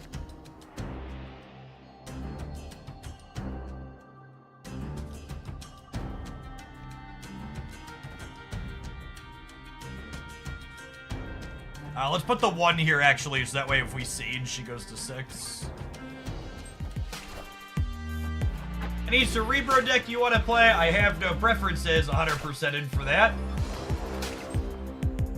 Dealer's Choice Kingpin 2024. Sounds good. Victory.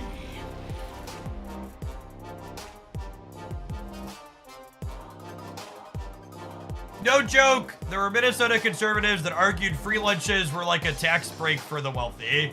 Unironically, one of the last times I tried to have a meaningful discussion with a conservative relative, they told me one of the real problems facing America today is people who double dip and get free school lunch while also being on WIC card to get grocery assistance at home. Because, and I quote, those people shouldn't be able to get food in 2 different places.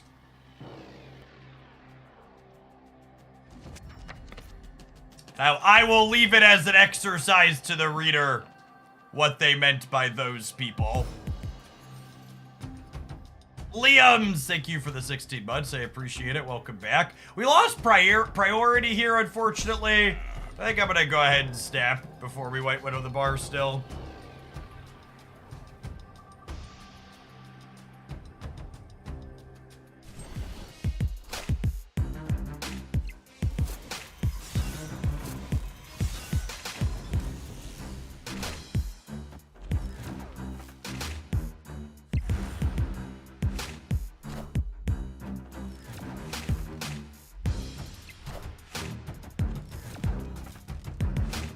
They did just bit a Mockingbird off the Corvus, which is good for us.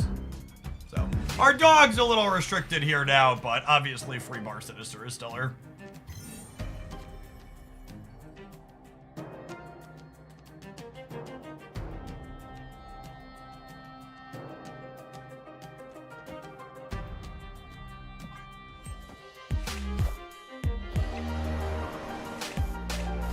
Wait, you pulled White Widow out?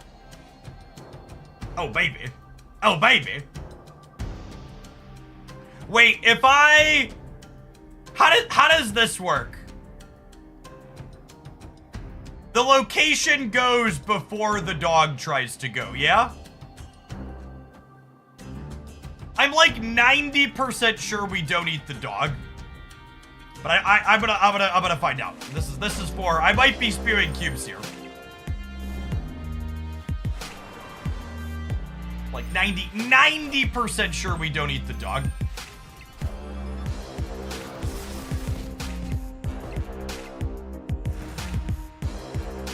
Cool. Cool.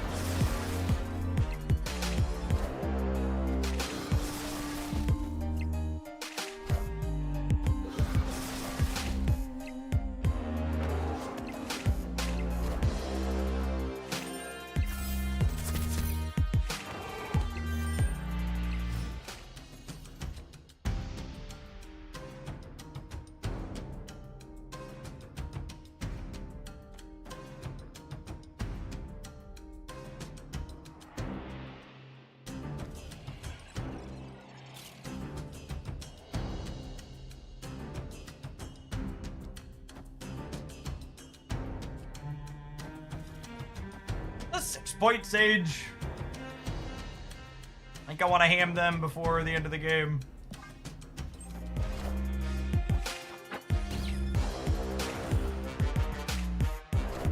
If you're looking for metagame suggestions, check out my best decks around up here.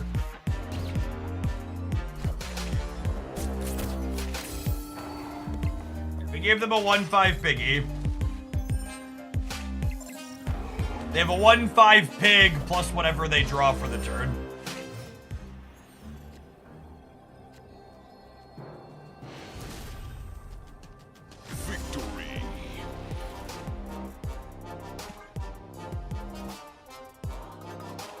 To the person who asked about getting unbanned on Twitch on the YouTube side, you should message me on Twitter or send me an email.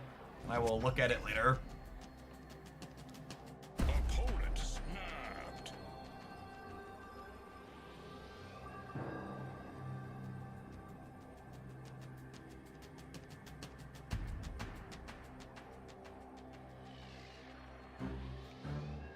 I'm staying here. I feel like this has a good chance to get him based on their snap. Might be right to leave here if they think their hand is good. Oh, they're just snapping because they're Lokiing me? Sure.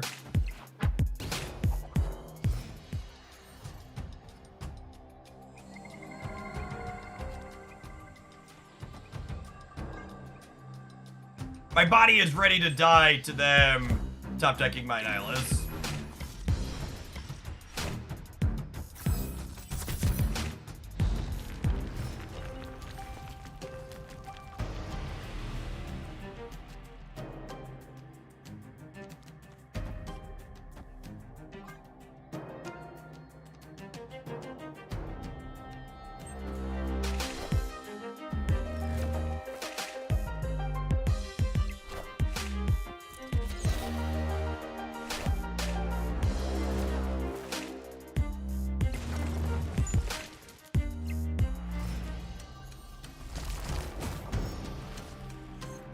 So, even if they Annie me back here,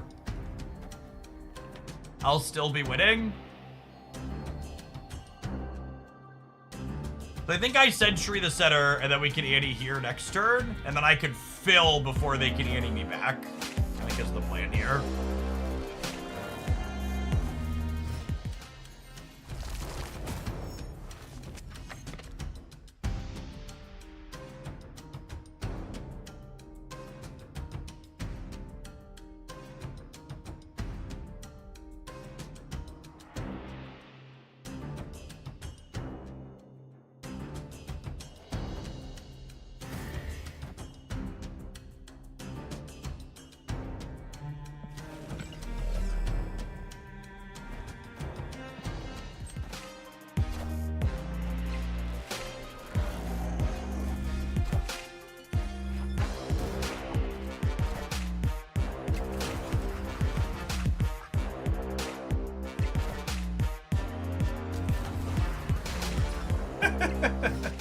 I should have snapped him back.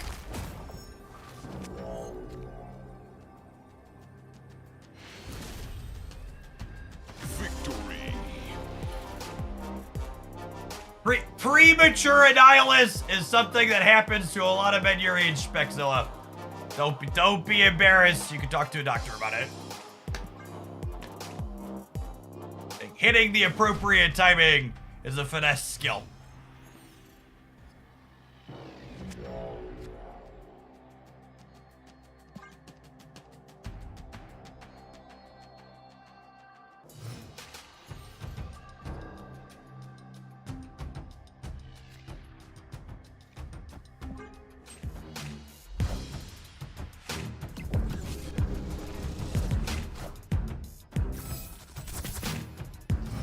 Come for the king, you best not miss, chat.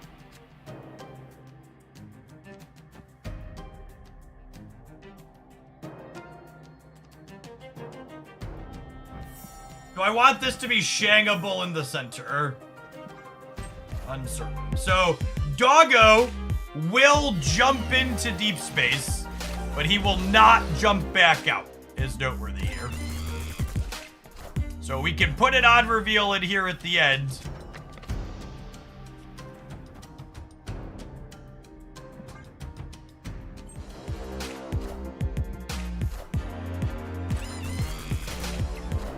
Okay, licking his freaking lips here.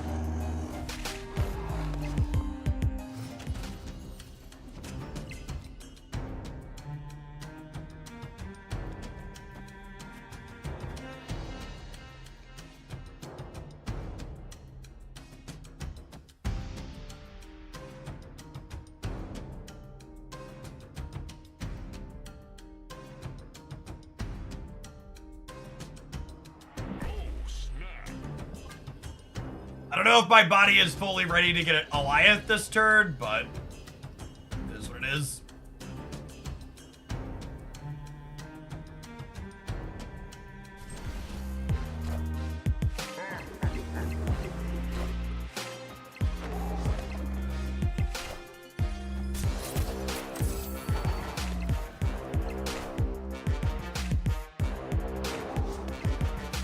All systems go.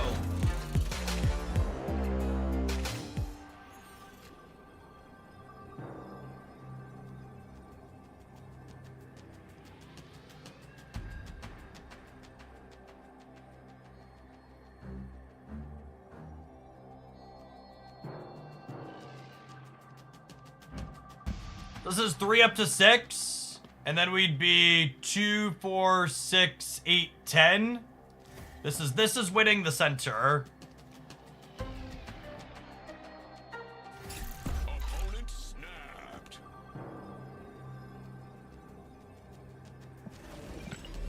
I have to leave because of Shang-Chi, so I don't have priority here.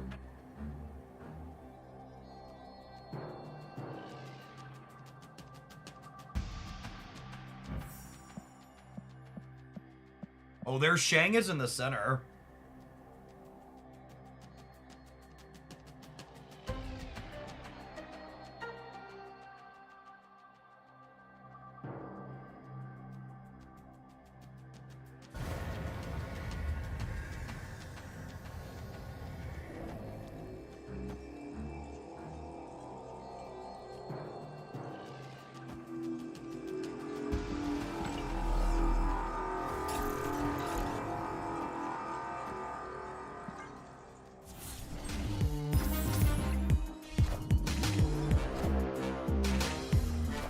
Damn.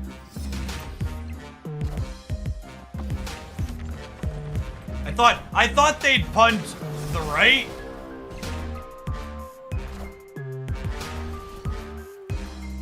Oh, I messed up. I needed to move the dog first. Okay, yeah, that was on me. I didn't fully count that right. I assumed they would give up the right though. I guess they were just assuming they were dead on the left. Would I have won if I would have played the Sage in the center? I think I would have, yeah.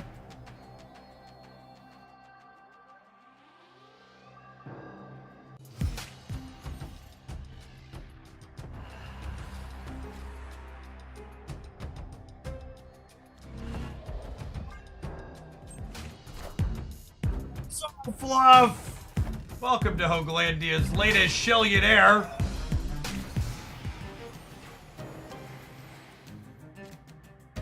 That trickle-down economy stays in action. Our next Shillionaire would only have to spend 999,806 shillings.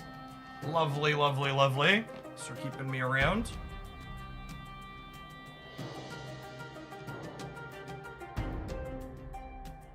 Yeah, all of our options kind of suck here.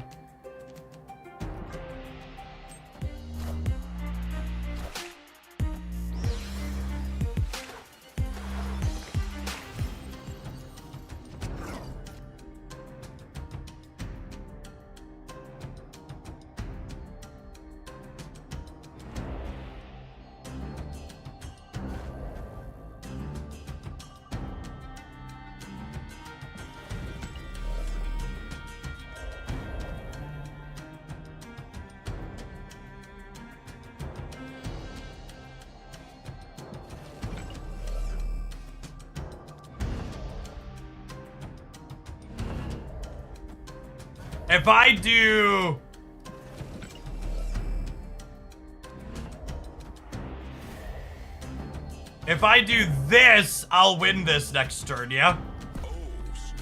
When we ante this across, because whatever they play here is gonna die, because I'm gonna flip Death's Domain into here.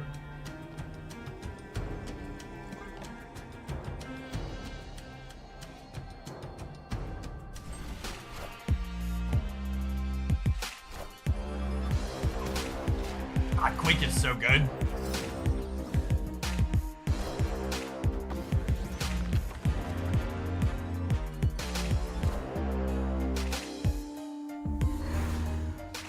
Losing the demon sucks, but the rest of that is just like...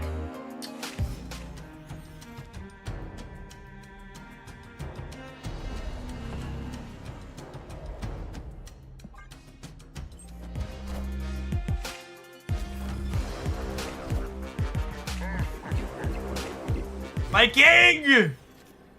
Oh, I already played my king. Oh, that's so sad.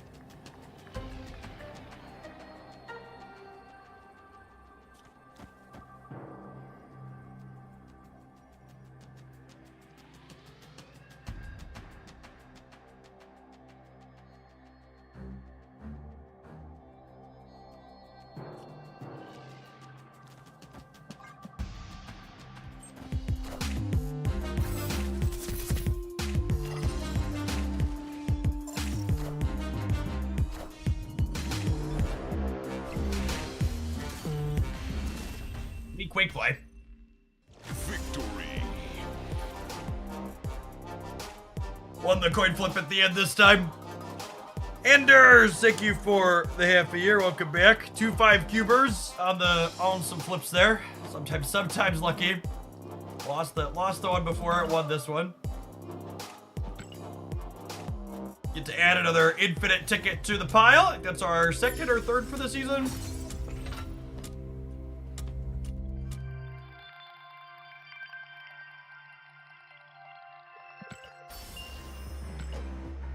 Third one, sweet. I like this deck. I don't think I'd make any changes to this. So we had played 11 of these 12 cards last week, and we added Sage in because we felt like we were missing a way to add some extra numbers on the last turn of the game, and she was definitely very, very reasonable at letting us do that. The Annihilus plus Carnage really felt like they solve some of the problems this werewolf archetype has, which is getting gummed up on the board. Like being able to send away their clutter, and then obviously we get to do the Sentry Hood stuff ourselves, which is nice on top of it. And then just other pretty good utility on reveals. Wolf and Annie are obviously not optional here. I would tell you, you should just get Nico Banaru. Kate, honestly, this is number 1 and number 2 in my opinion for Series 5 cards if you're missing them. They're so flexible and go in so many spots. White Widow and Sage, you could maybe play other cheap odd reveals, but there really just isn't another card that hits numbers like Sage hits. Like, Wolfsbane will be a 5 to 7, I guess, but I guess you could play Gladiator or Maximus in that slot. Maximus could be okay. Maximus could be okay for that slot. I could see that as a last turn play. Yeah, Sage is coming back in a couple of weeks here. She'll be in a week with Miss Marvel, which is sweet. Jot that one down.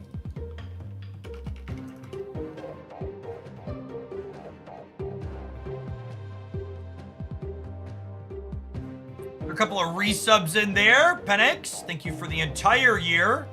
Let's get you a sword to go with that shield. Anders, thank you for the 6 months. And Norf, thank you for the 16 months. All right.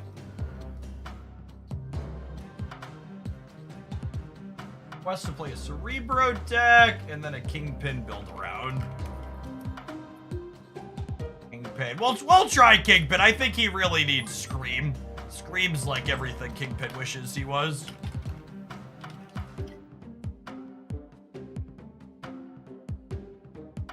Kate's just really good with Werewolf in general.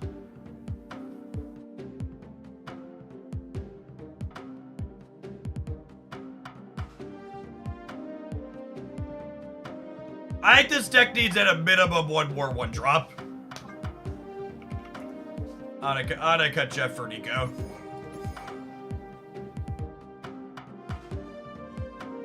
See, I can see a world where we get rid of Shang as well.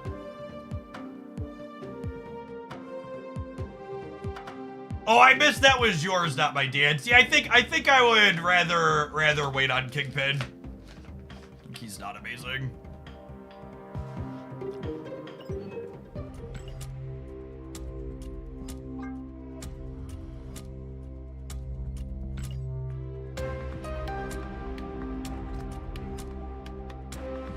All right, let's start here and play some games. I don't like to make too many changes to things people send in before we play games with them.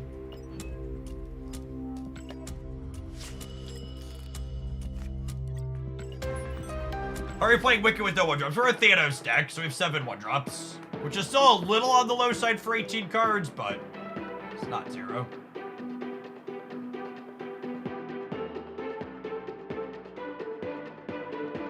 Yeah, I had someone mentioned, just said they regret skipping Kate.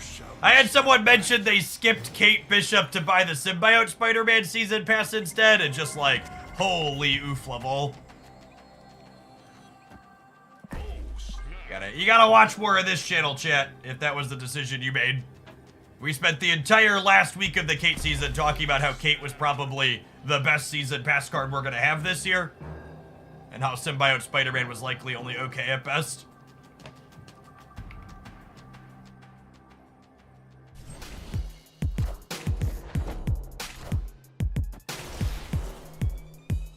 Ooh. Hello, Pupper.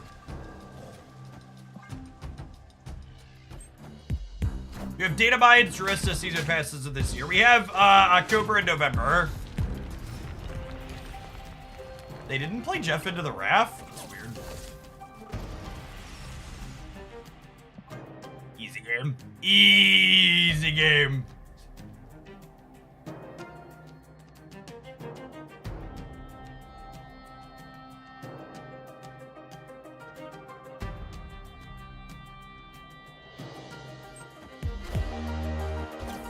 I'm gonna be honest, Apex, the way you've like phrased a lot of your questions recently this week has been really obnoxious. I'm gonna give you a timeout. Prefer if you put a little bit more thought and poise rather than asking loaded questions. Be constructive and specific rather than asking vague, isn't this bad type things.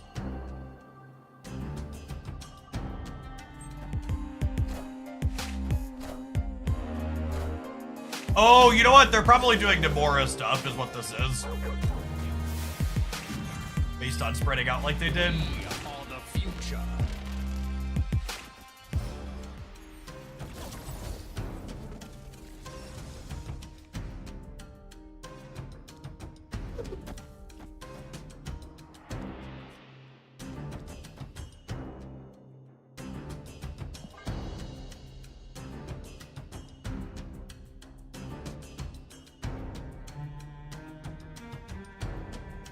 Symbiote Spider-Man against Sage isn't that bad for the deck, sure. It's just not what they're looking for a lot of the time. You're right, it could be worse. We didn't fully brick their card, but it's still not an ideal outcome for them.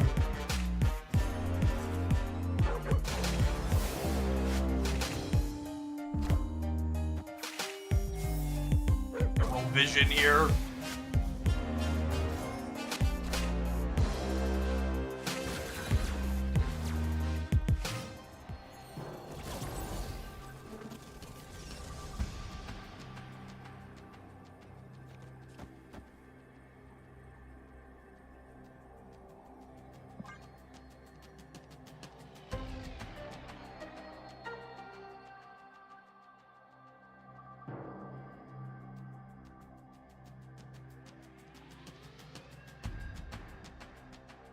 I'm a low spender, buying only the season pass. I think buying the season pass is worthwhile this month. The season pass is always the best $10 you can spend in Marvel Snap, regardless of the card it includes.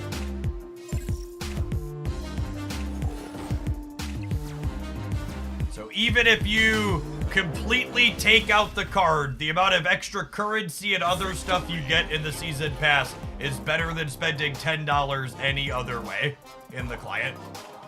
The next best purchase is the gold pass after that. So my comparison of one season pass to another only applies to people who are selective and don't budget or don't get the pass every month. It's aimed to be helpful to people who have to skip and choose which passes they get, if any.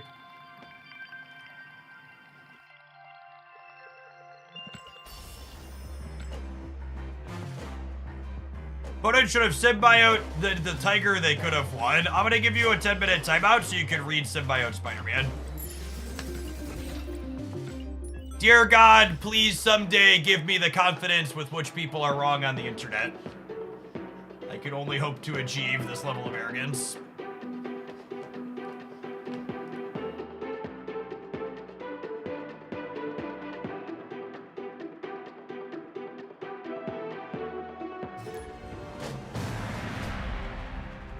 Destiny will arrive.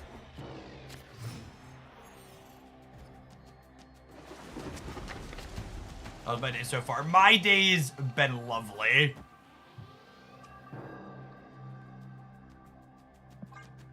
Kids got off to school with minimal issues. Did some Genshin exploring to start the day, and now we're playing some Marvel Snap. I think Snap's in a pretty good spot overall. Metagame's very reasonable. Hedge, thank you for the 22 months. Welcome back, appreciate it.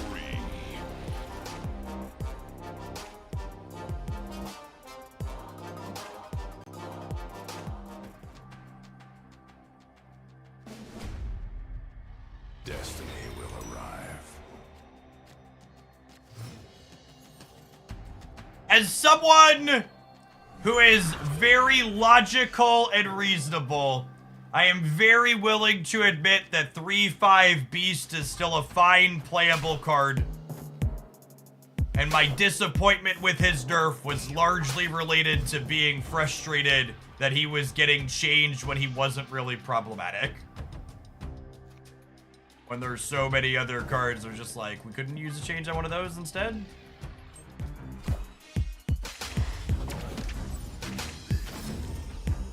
Right now, the nerfs I want to see are personal dislikes not backed by data. Yeah, I'm pretty much right there with you. If you ask me which cards I want to see change right now, the answer is all, we snap on that, yeah? The answer are all just, like, cards that are kind of annoying for me personally. Ant-Man, thank you for the 19 months. I appreciate that. Welcome back. Mad lad play. Not mad at all, chat. My Marvel boy wins these.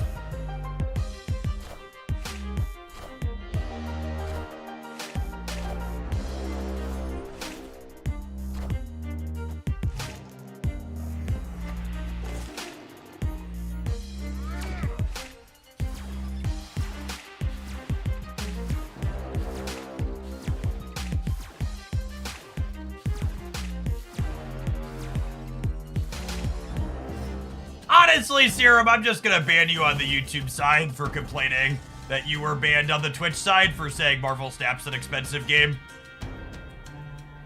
Objectively, compared to every other successful card game that's in the digital space, Marvel Snap is not an expensive game.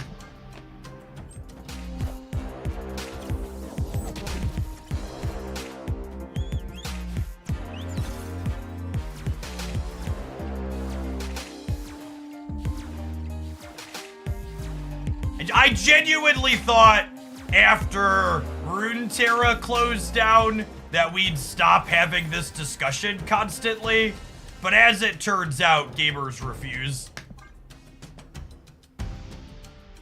to look at pointed examples that are right in front of them. All the future.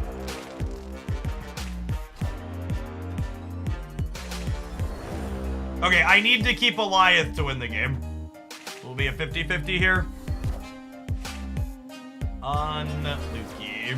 We might still win anyways. Let's see, we got a lot of points on the right.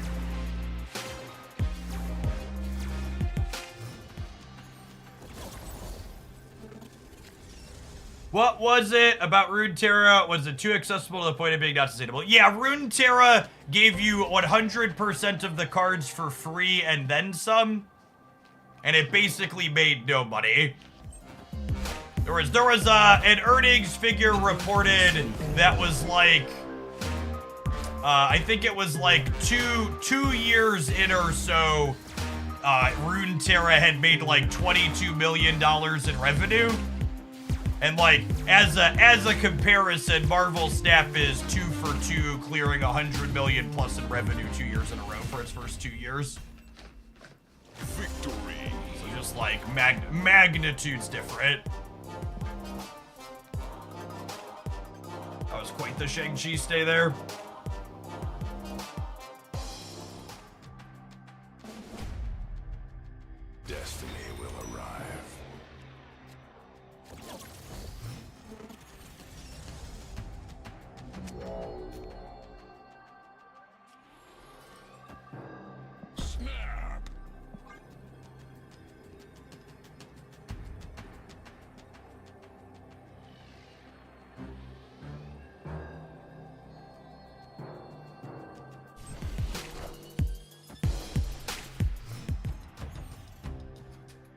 Come on, Zabu! Come on! Alright, I'll take a 1-drop. At least we didn't brick it.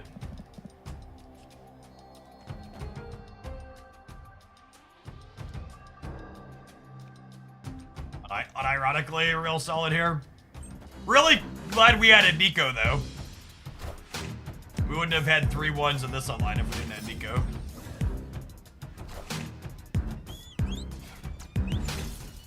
Any tips for a new dad had a baby boy about a month ago? Your child is in their absolutely easiest state right after they are born. Their difficulty only scales up from there as they get older and start moving. Once your child begins rolling over, they exist as a tiny suicide machine, and your primary directive as a parent is to make sure they fail at their task. Anything remotely dangerous or that could injure them, they're gonna run head fucking first straight at it. Make sure they miss.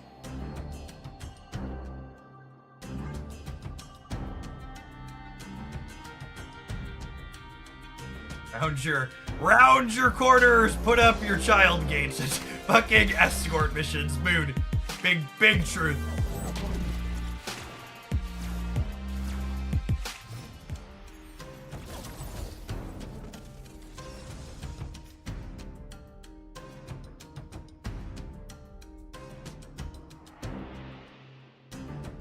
What do we think of Magento on the right? I think I'm into it. Parenting is just one long escort mission, yep. We are the future. Well, they might be grandmastering the right here based on what this tagged.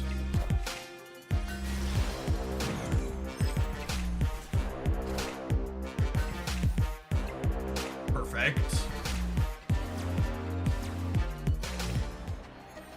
The final turn now.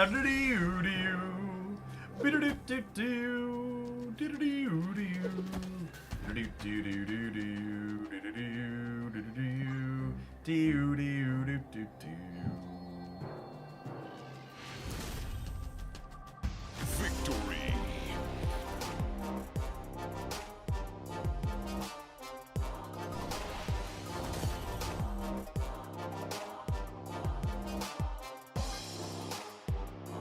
I come from a game called Identity V, which is a season pass for 99 cents. That's definitely far below the industry standard.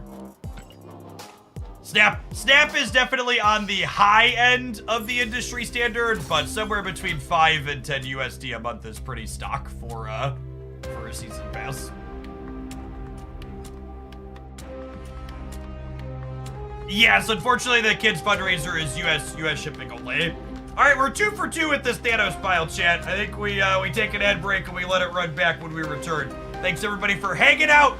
You're not gonna miss any gameplay during the break. We'll see you in 120 seconds.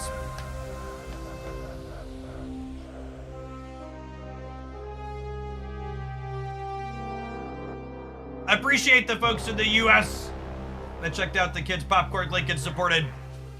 I know the stuff up there is a little bit more on the expensive side, but 60 to 70%, depending on what you buy, goes directly into the programs for the kids. So think of it as some thank you junk food while also supporting their program.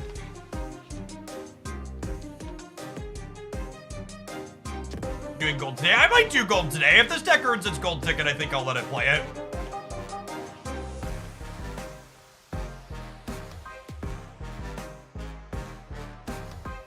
Yeah, like Girl Scout cookies are super cheap, but the Girl Scout troops only get like a quarter a box or something silly like that. DragZ27, thank you for the prime, I appreciate it.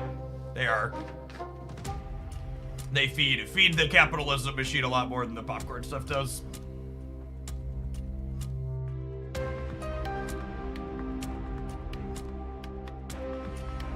All right, let's get a good pedal in for 60 seconds, then I'm gonna stand up.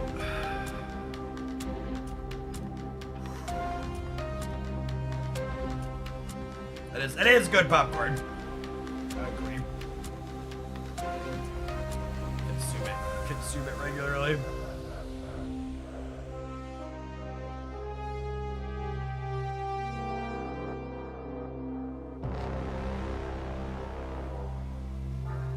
There is s'mores. The s'mores isn't bad. I think the white cheddar and the kettle are my personal favorites. Grindle, thank you for the almost 4 years. Looking forward to the 2099 decks you're gonna brew up after our new cards here. We are inevitably gonna play some 2099. That is very accurate. Alright, let's stand up here.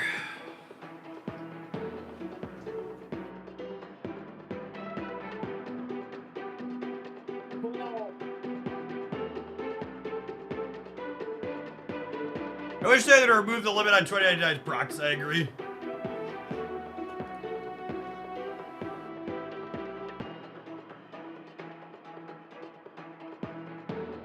Grizzle Fluff, welcome to Beverly Shills. You should now see the gods category in the Discord.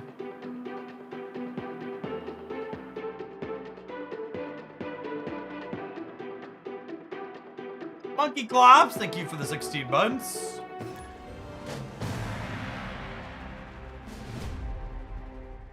The universe shall be set right.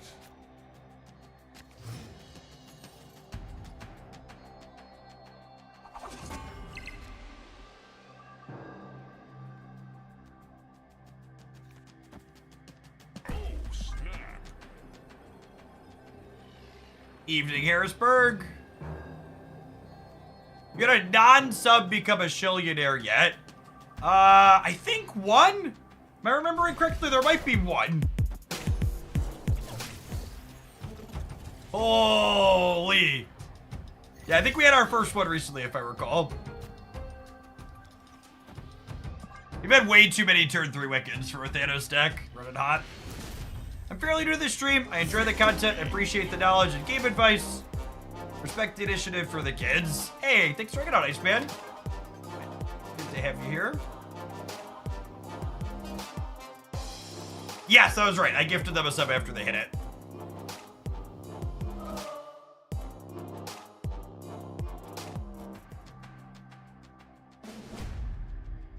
A little miff chat. They took away my turn 3 Wiccan. They took away my turn 3 Wiccan. I tried so hard and got so far.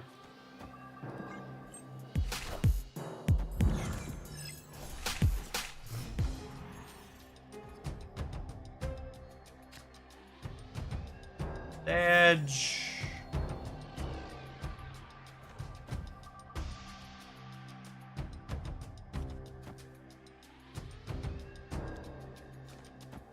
I get rid of Ant Maze in case they combo with it, because we definitely don't combo with it.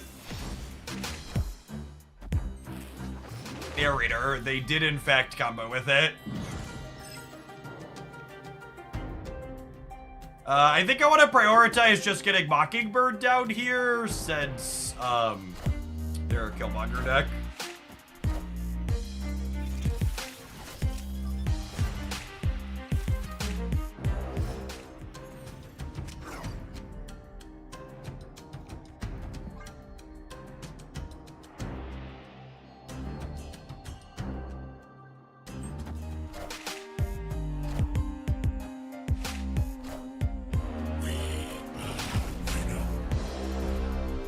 What a game!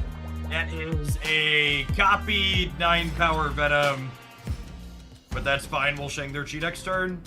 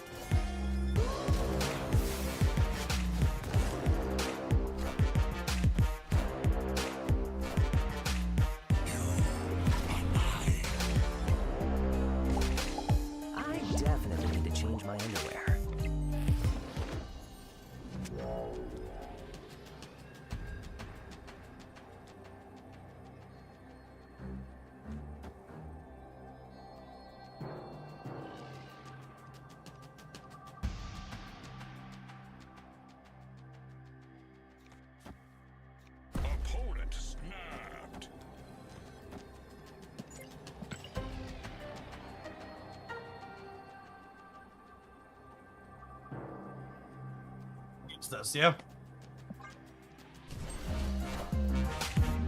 Power must be controlled. I wasn't expecting them to play for the right.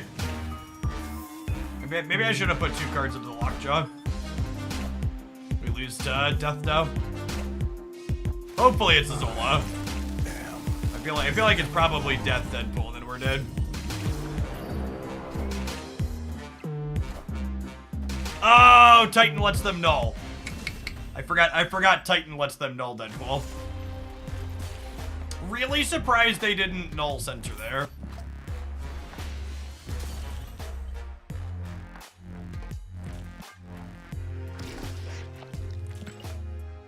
Alright. We didn't win the gold ticket, but I think I'm gonna let it spew a gold ticket. I felt okay in that set. 75 of these to plow through. 2 weeks to do it.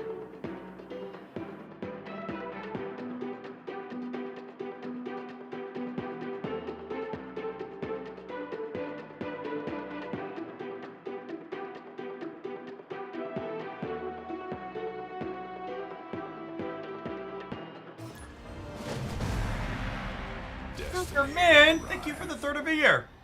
Appreciate that. Welcome back.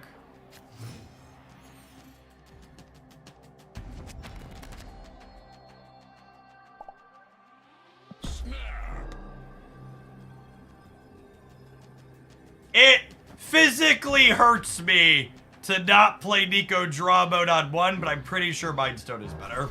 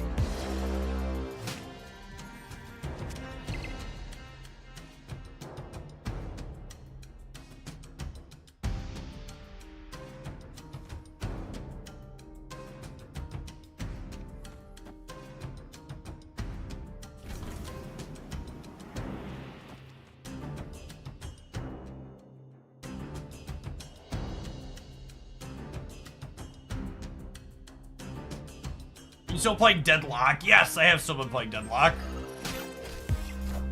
A little bit here and there.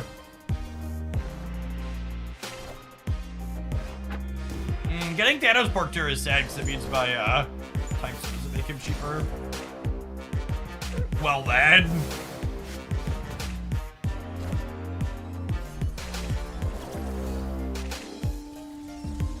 JK, lol.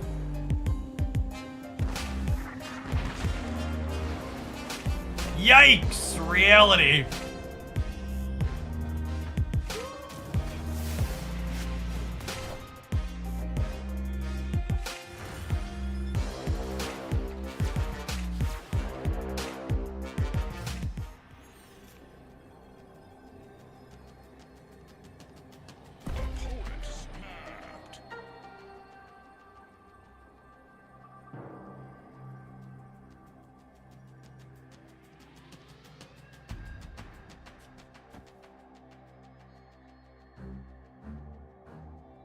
If I drag Century right, they'll be at 15, 22, and I'll be at 24, 31. I'm beating it? Sure.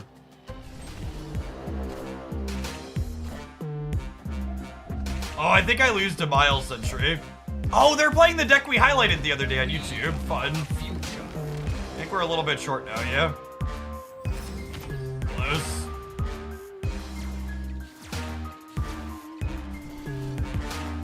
Put it.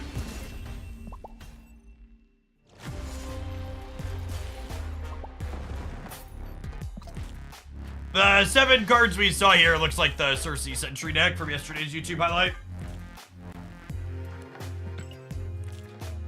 Alright, I think my one closing comment on this from watching that set is that those set of games are a good example of why Shang-Chi's probably shit in this archetype. It's not a card you can play proactively to get you on the way to Wiccan. We died in the game where we Shang-Chi destroy anyways, and then having him randomly pop up on a Lockjaw is just a huge fucking miss. So, I think my one is I would can this card. Nah, PD, good luck with the rest of your conquest. You played very well. Never apologize for winning a match. Alright, we have a request to play some Cerebro. Let's give Cerebro 3 a go. Some Silver Sable.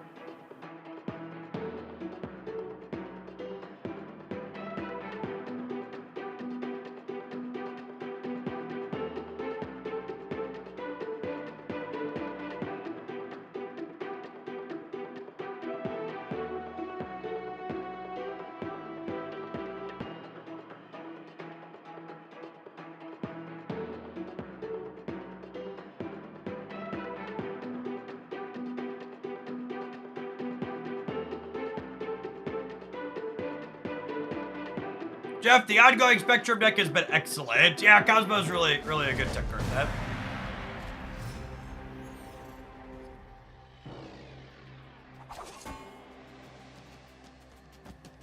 Oh, snap. Opponent snapped. Honestly, playing the first rounds of these as best of one sounds fine. We have so many tickets. A couple of fast matches to start sounds lovely.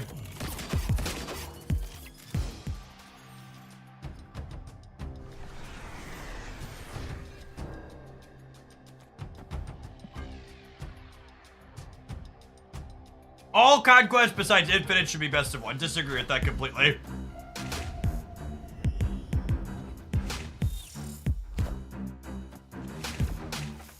Is Madam Web a card you're excited about? Yeah, I think she's gonna be real sweet.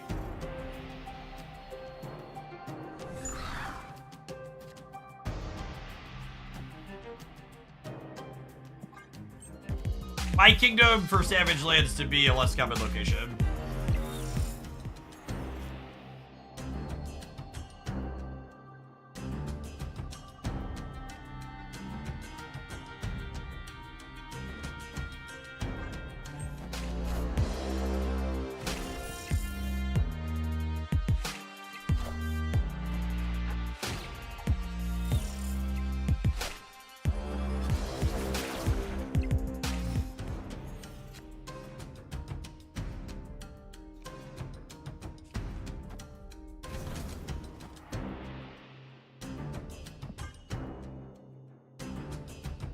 Thanks, Wanda. She knows who butters her bread, chat.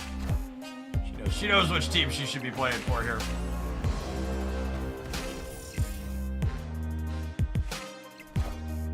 I think if Second Dinner came up to me and said, Jeff, you play more Conquest than most people, what changes would you like to see made? I would say make Proving Grounds best of one and get rid of Silver. Those would be my 2 changes.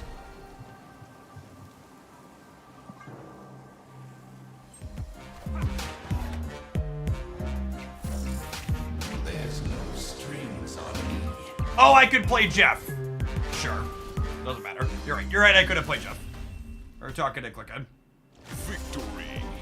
Sure, just clock 2. For sure. But in terms of structure of how you play the games, make Proving Grounds best of one, get rid of silver. Would be the two changes I would make. We're really gonna do this, huh? Alright, as you will, bud.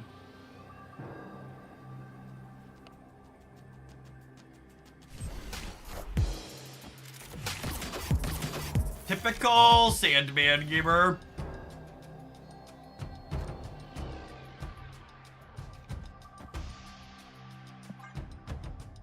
Pretty good best.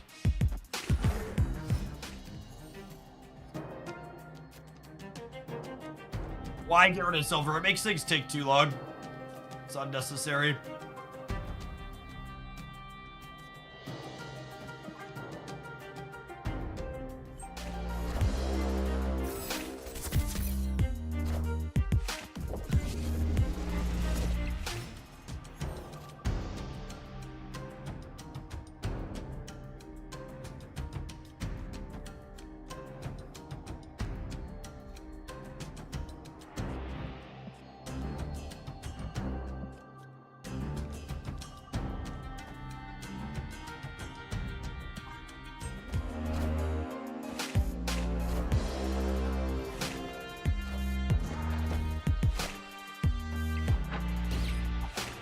Taking one for the team there, Wanda.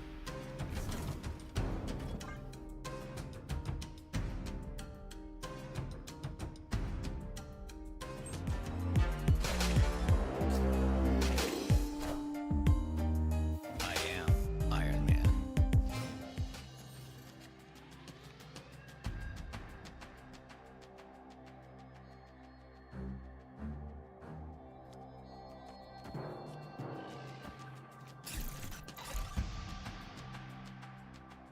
Do I want to know what they said or not really? Not a fan of Valk C3, not at all.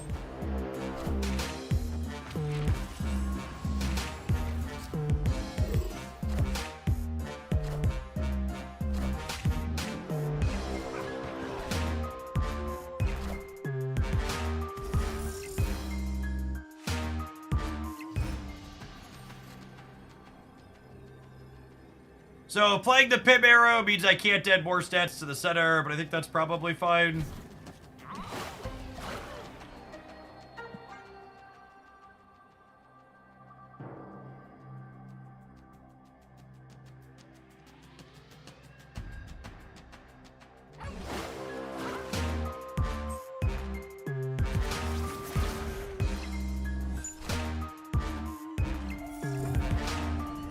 Oh, I'm actually gonna lose to Ultron with the location change.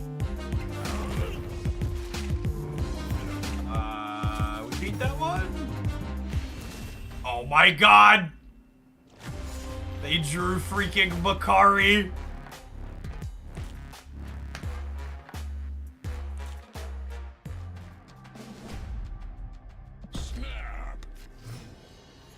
Matt Max said, thank you for the 69-month resubscription. I appreciate that. Welcome, welcome, welcome back. There's really no rush to Bast. There's a non-zero chance this gets porked. Shino, thank you for the 3/4 of a year. Appreciate that.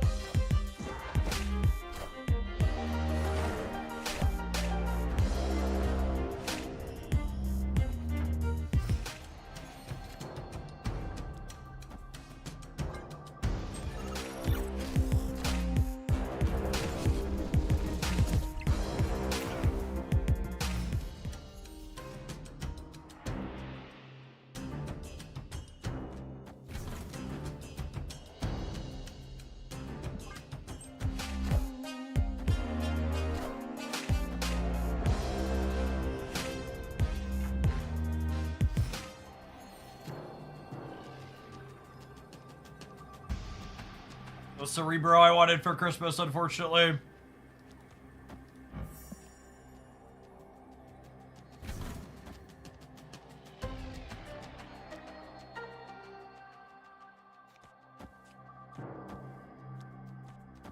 This is bugged right now, so Mystique always copies the last card I play for the turn, I believe.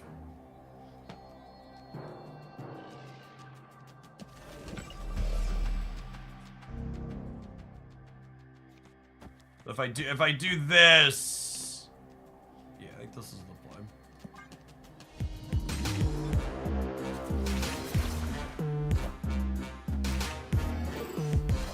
Damn, should have put double claw middle. Strings on me.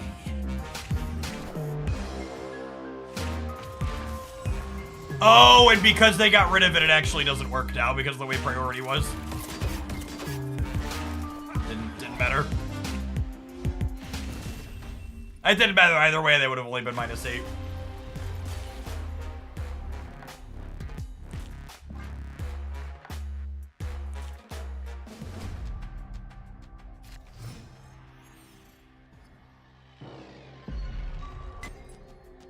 Opponent snapped. That makes their Ultron a bit better.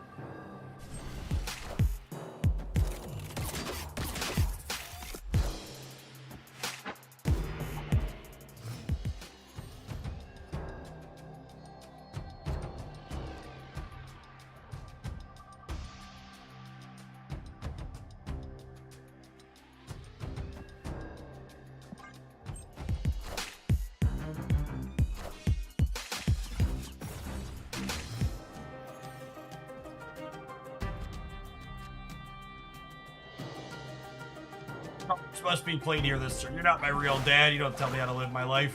They can't interact with my Cerebros at all, right? It doesn't matter where I put them, really.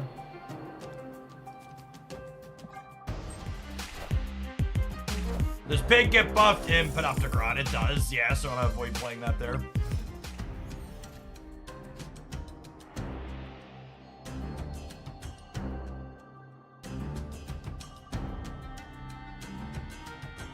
Do we think they could beat me if I double Iron Man? Gives me 30 in each lane? Their deck usually can't beat 30. I am Iron Man.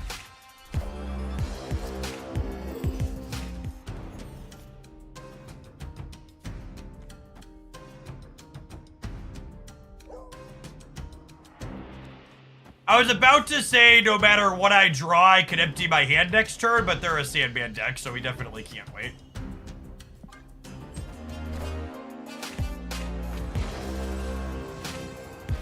I am Iron Man.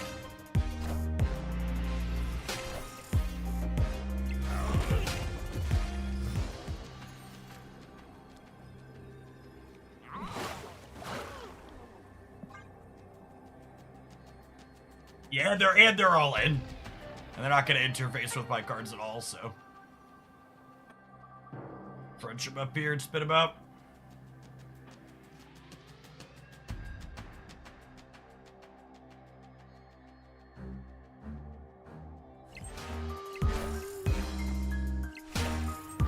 There's no strings on me.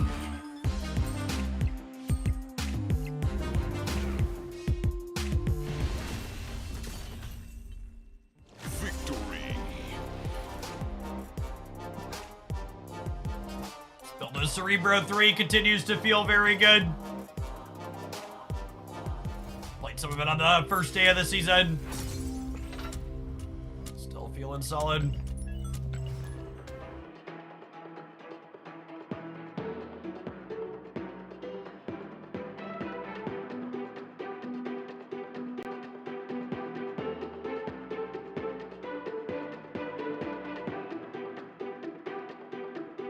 How's Kate Bishop in Cerebro 3? She's very good. 2 of her arrows are stellar, and the other 2 are serviceable under the right conditions. You can, like, bast basic arrow and then just not trigger it the following turn.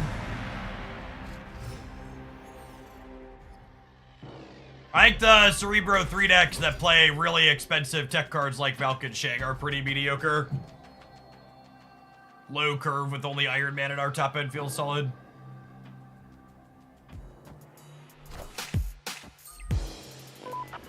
Panopticron again, this time while we're playing against Aeroshim. It's a shame our hand is good, so we're gonna play.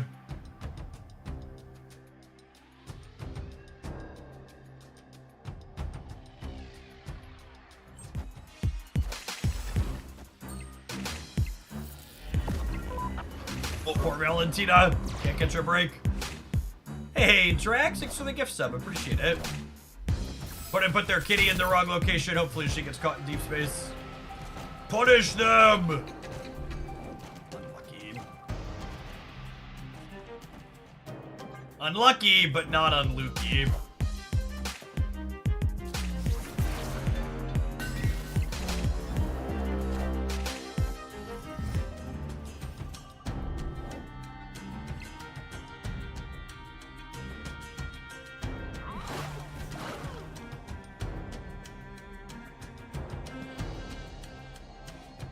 If we pull Iron Man, we can win this game.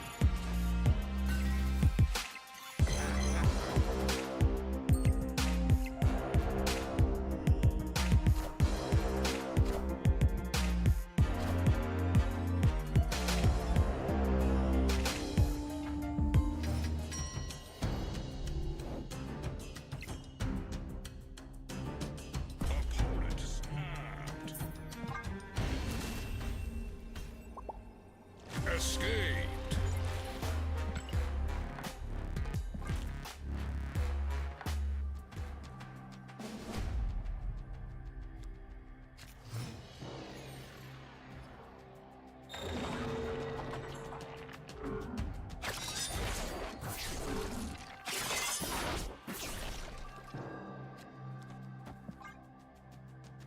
US agent is unfortunate.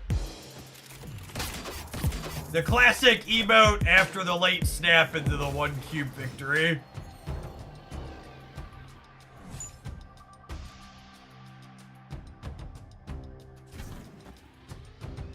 Opponent snapped.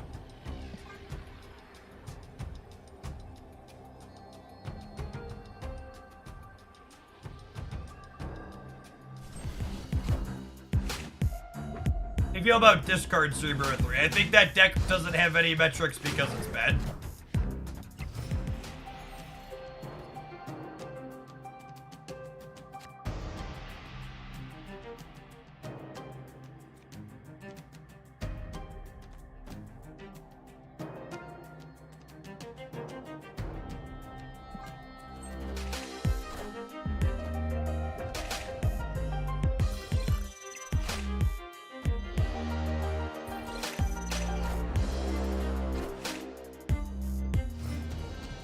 Your replacement for Sable in this deck, there isn't one.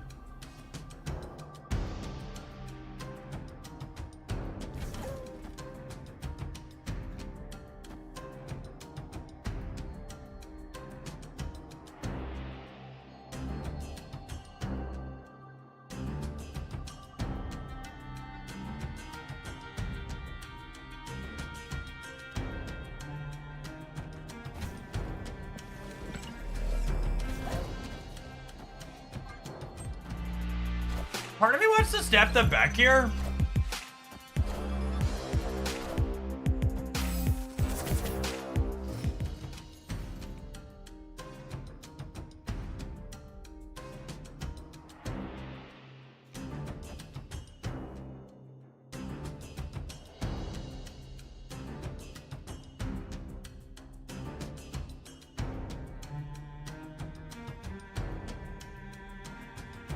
Is it this, or is it Iron Man into second Iron Man?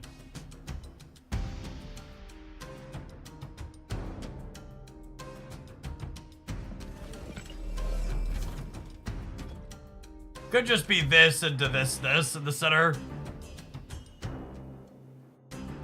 Gets me to 28 here. Oh, snap. Gotta do this. None of my cards beat me here. And they've already played 1, 2, 3 of their own. I am Iron Man. I am Iron Man. Oh, they just have the perfects. Got it. Cool. They still have to have... They still have to have something bigger than my deck, right? Their last card out of their deck has to be... Acid Arrow would have crippled them. I'm gonna stay. They're muted.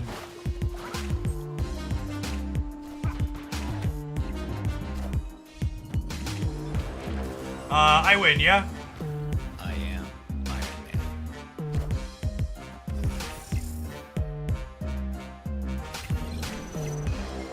Oh, I'm so dumb. I was counting 28 in the middle. I was counting 28 in the middle. That's when we have double Cerebro.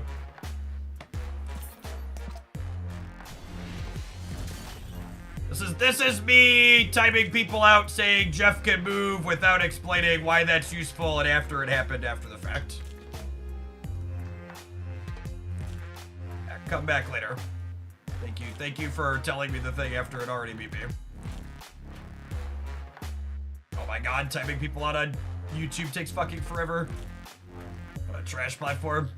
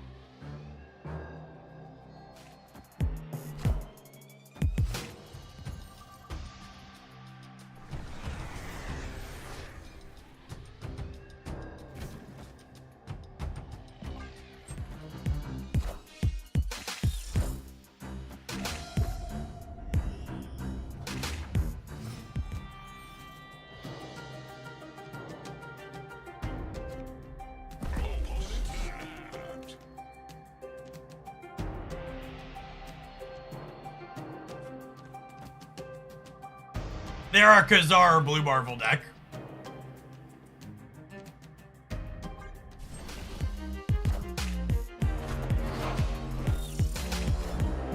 Wait, they didn't play Patriot Onslaught Citadel?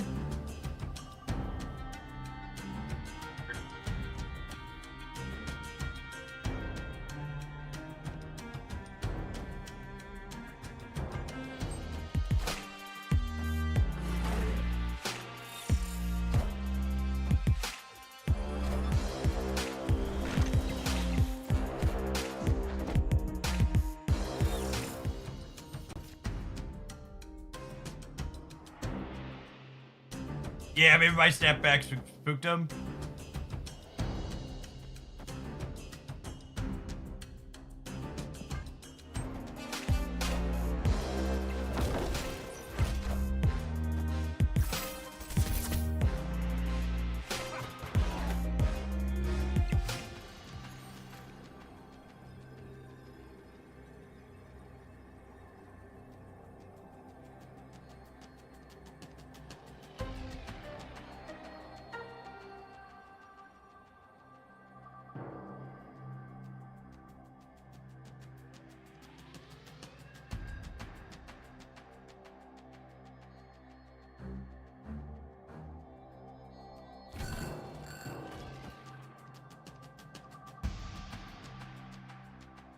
It's only 7.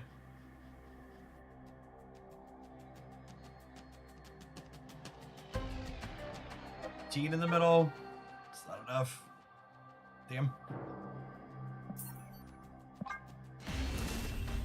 God, people are so terrible about retreating.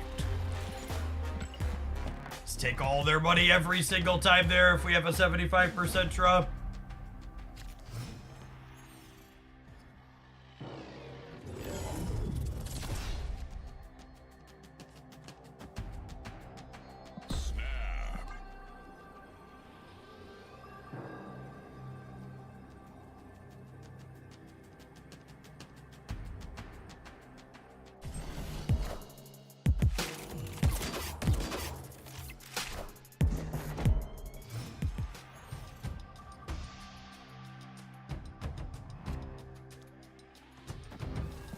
Flexibility for us.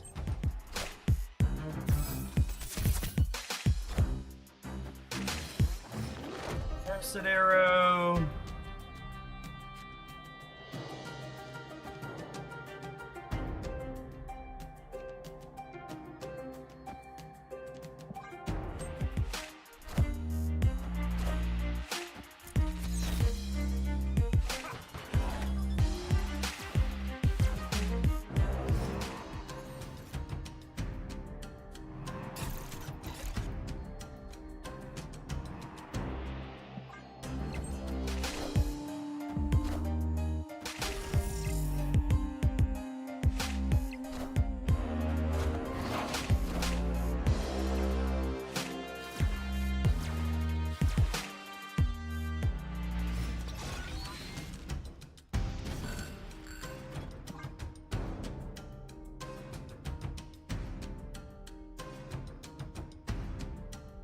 Lucas and Agent play on the same team.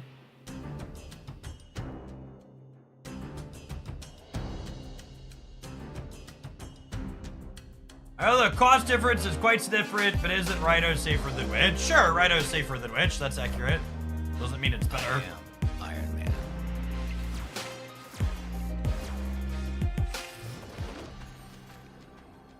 Just such a boring fucking card.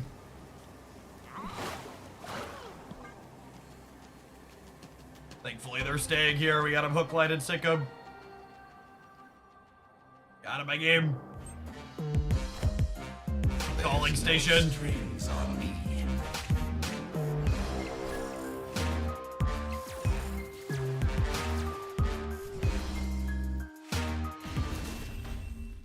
I feel like that's a poker term we need to adopt more into the Snap community. It fits the way a lot of people play the game. Calling station.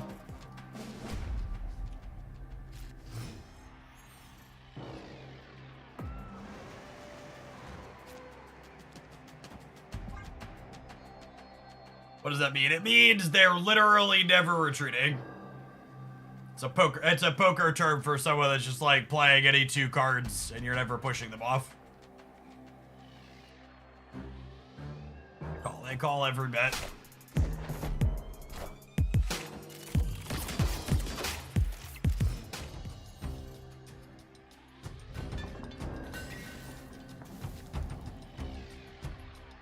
Opponent snapped.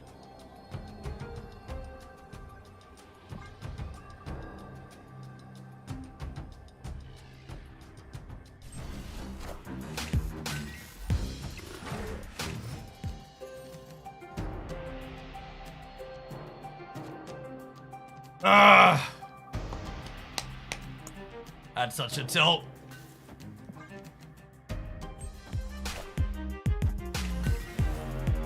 We need Wanda here.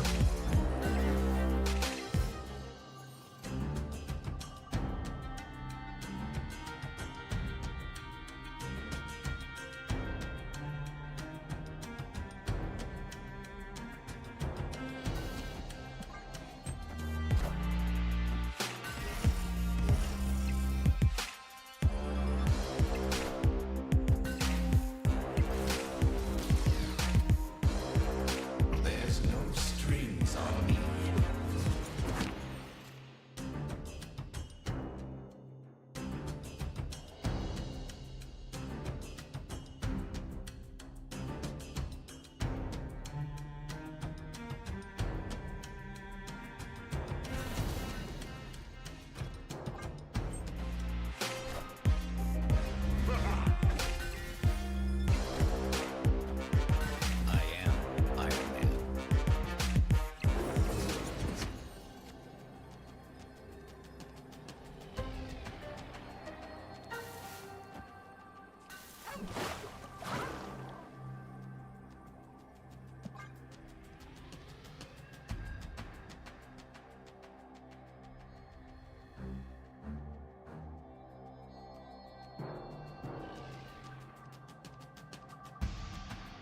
Hello? Is this thing on? Hello?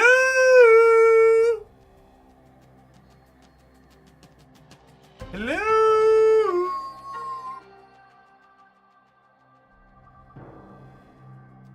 They're just trying to figure out if the Cerebro 3 deck has something with 3 or more power. They're running the numbers over there.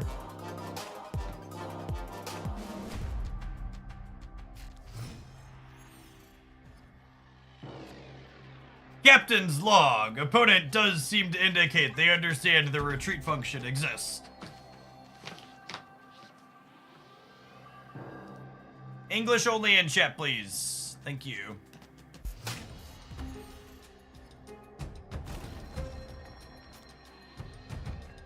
Right on time, Silver Sable. Welcome to the party. Machine World means I brick a drum.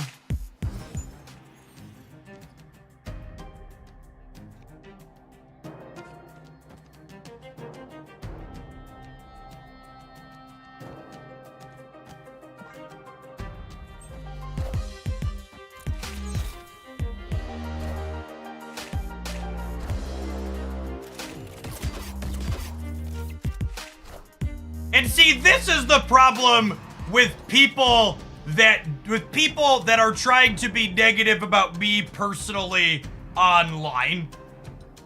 I am not taking personal insults at my opponent. I am being rightfully critical of poor play that they are making while also being constructive about what they should be doing better and why. And if you think that's the same as baselessly attacking someone, please fuck all the way off out of my chat. You are too stupid to be welcome here. And you see how I'm calling you stupid? Because you did a specific thing that makes you stupid? I'm being critical of the action that you took. I didn't just start doing it randomly. You should always give everybody a fair chance. But you should also listen to people when they tell you who they are and treat them accordingly. So I'm not going to just start off ripping on you, but if you come in here and do something that deserves to be ripped on, then we're gonna go ahead and do that.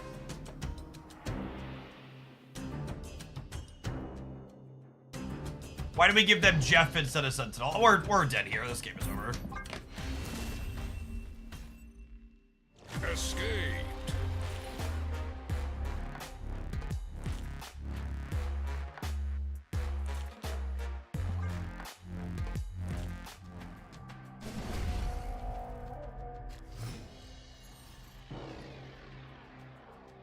It's very similar energy to when conservatives complain that we're not welcoming and accepting of Nazis in our circles.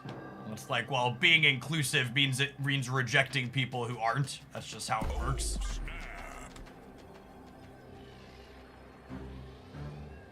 Do you think they could bump Miss Marvel back to a 4-5? Yeah, probably.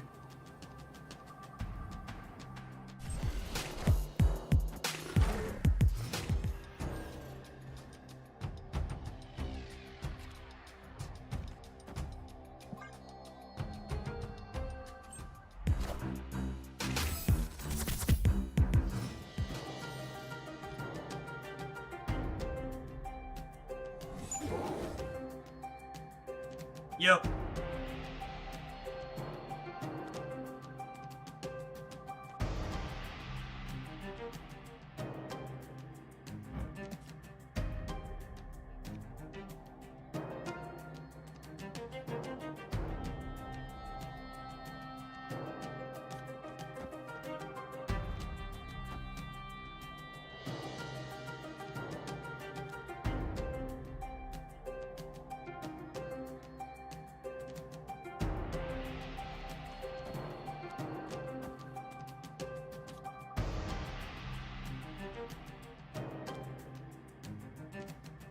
Am I punting here? I think I'm punting here. Maybe we'll commit a little bit. I think the way this sets up from here is We're going to Bastard Iron Man here, and then Mystique Iron Man here. And we're dead. Cool. Unlucky.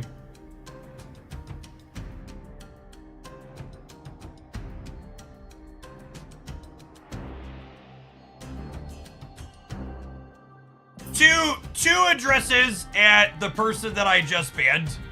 The first is that I'm almost never angry on stream.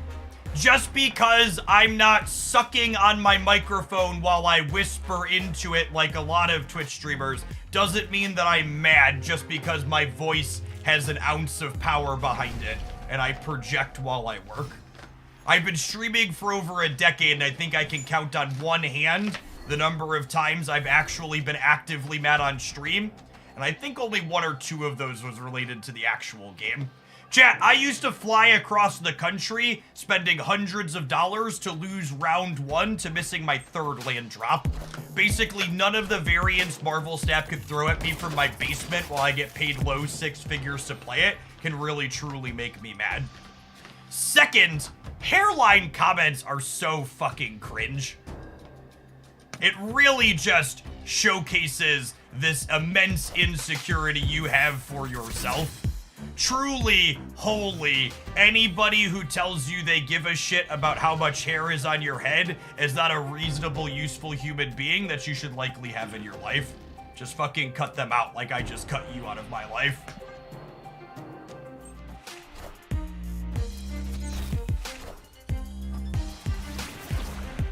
If that's their measuring stick for whether or not they give a shit about you, they aren't someone that you really want to have around.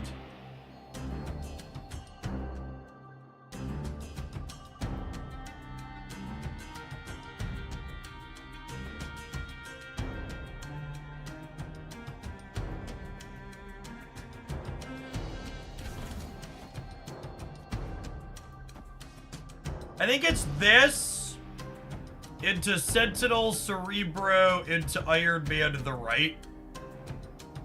I think is the play.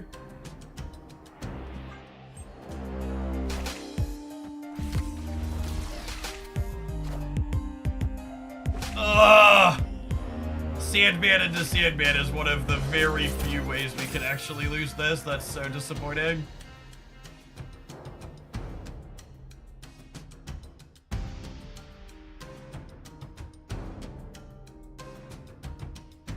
Oh, Jeff saves me. Does it? Does Jeff save me?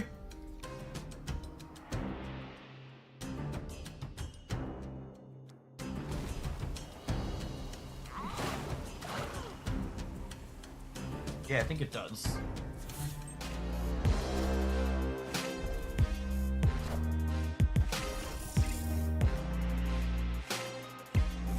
Brogoth, thank you for the 3rd of a year. Welcome back. Play Iron Man now. No, come on, Twitch chat. Fucking keep up.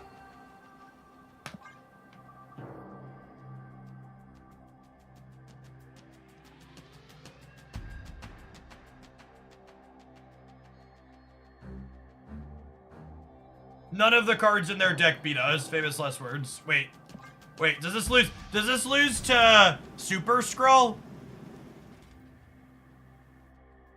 Does this beat Ultron? They would go to 24. They would go back to... This beats Ultron and Super Skrull. So this is the play. This would lose to Super Skrull.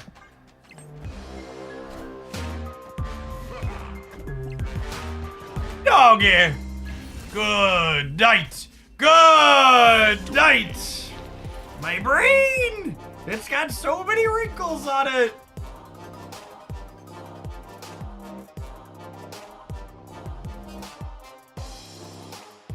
Alright, rubber band game! Rubber band game for all the cubes!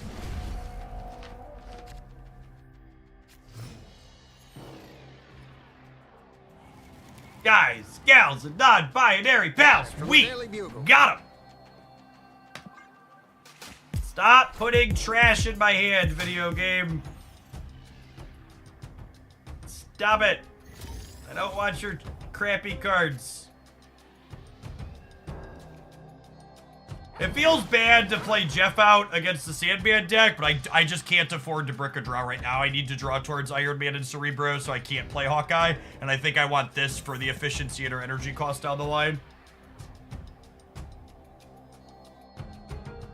US Agent is so good. Genuinely, the card to pull for this week is US Agent. Silver Sable's pretty replaceable in most of her decks. US Agent is very unique and powerful.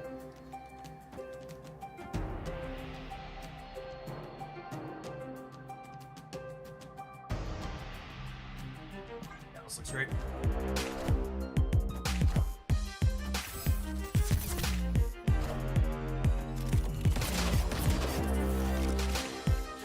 Oh my circuits! Thank you for the over a year and a half. I appreciate that. Welcome back. Holy.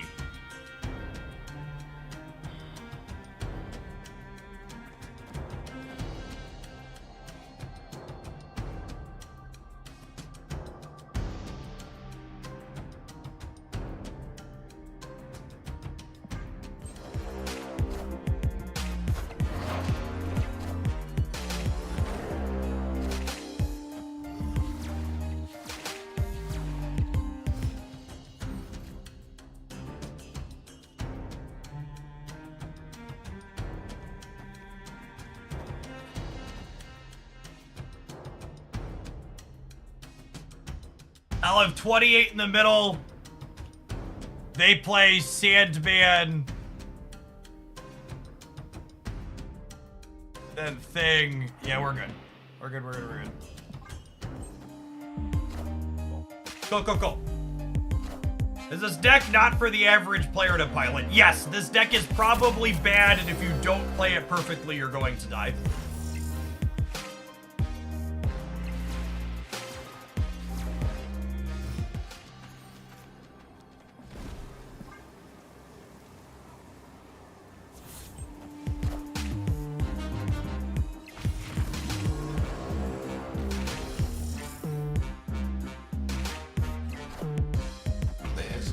What a predictable yawn.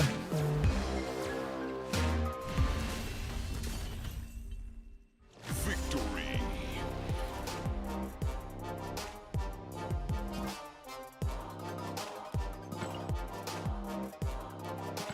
All right, have some adverts. We're gonna play some more Cerebro 3 when we return. Thanks everybody for hanging out. Don't go anywhere.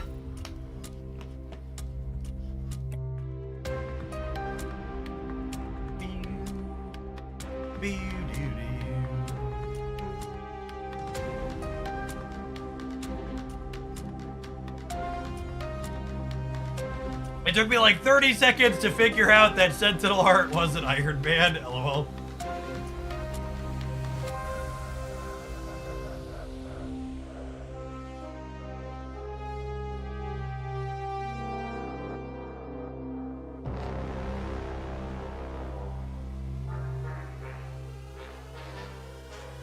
Beep, beep, beep. Beep, beep, beep, beep, beep. Sino Easer, thank you for the 17 months. I appreciate it. Welcome back. Good morning, good morning. I'll open up deck submissions again. We can take a couple more. Will you be annoyed if I Q-snipe you? What are you playing?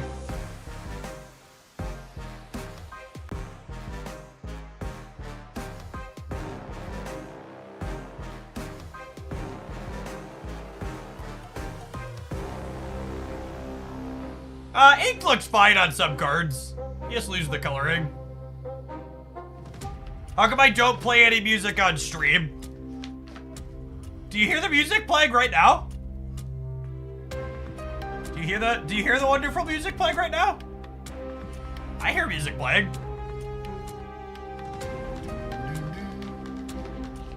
Gambit and Surfer. Sure, that sounds good. Thank you for the biddies. Beetlejuice was actually the last show my wife and I went to see at Broadway in Chicago. Yeah, it's fun. Looking forward to the movie coming up.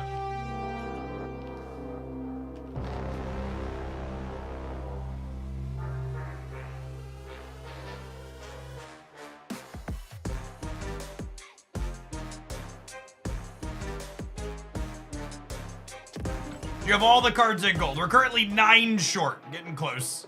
Mike Scarborough, thank you for the 15 months. Welcome back. Is this deck my creation? This deck is my creation, and if you see anybody else playing it, you refer them to me so I can send them to my lawyer. There sure as hell better not be people out there playing this that don't have my permission. You wouldn't download a card, don't download a deck. That decking is stealing, gamers.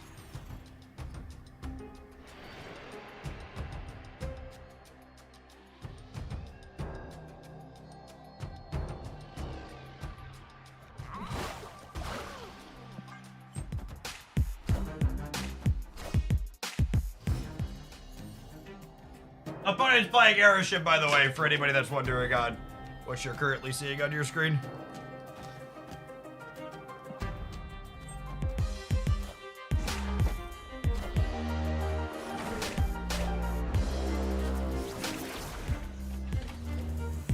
For people who are new to the channel, by the way, I think the concept of deck ownership that you often see in card game communities like Marvel Snap is one of the biggest eye-roll inducing things that goes around. The idea that I'm somehow unique and special because I thought of putting these cards together is very silly. Card games have a finite number of possibilities, and there's a very good chance someone else also worked on a deck identical to this at various points.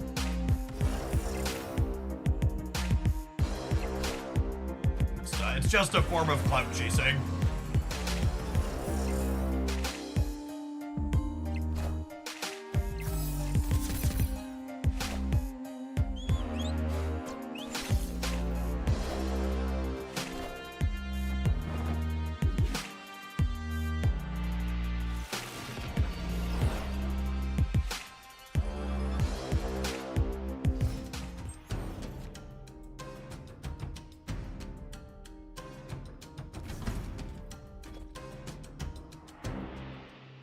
Lucas, thank you for the 19 months. I appreciate that. Welcome back. I think I'm snapping on the Iron Man draw here, yeah? It's maybe a little late, but I wasn't sure how their turn was going to play out. Victory.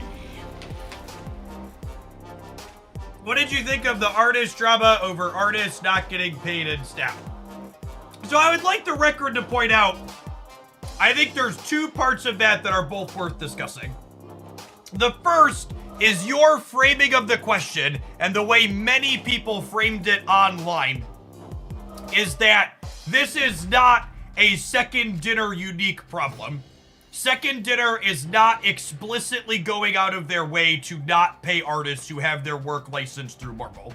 Second Dinner likely pays Disney a fuckload of money to get access to the Marvel IP rights, including the art catalog that they license. That could all be true, while it also being true that Disney leverages their position as a billion-dollar company to get rights to artwork for pennies on the dollar, and they don't pay their artists appropriately. But it's also not Second Dinner's job to fix Disney's licensing stuff, and they're not responsible for it.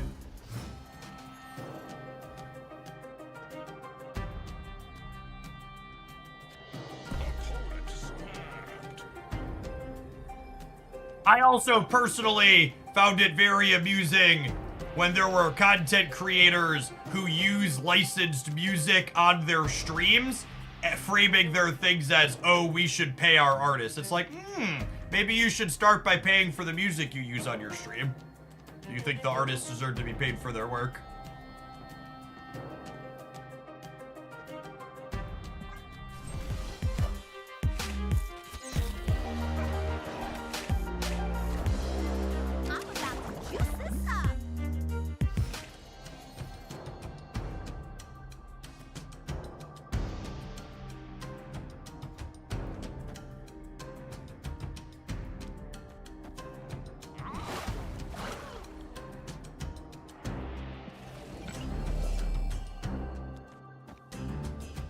If I do this, I can play the Iron Man here, and then this forces center.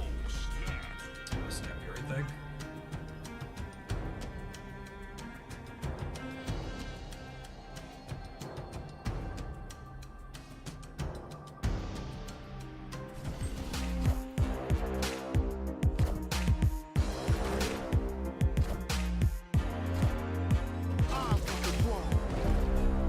Oh, come on. They had RNG Killmonger. Airship is such a fucking frustrating matchup.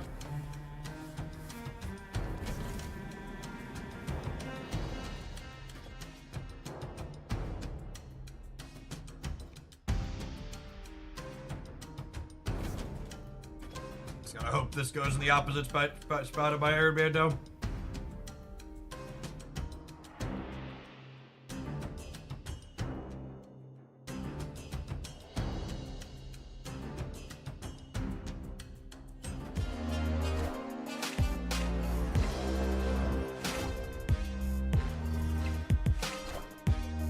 I am Iron Man.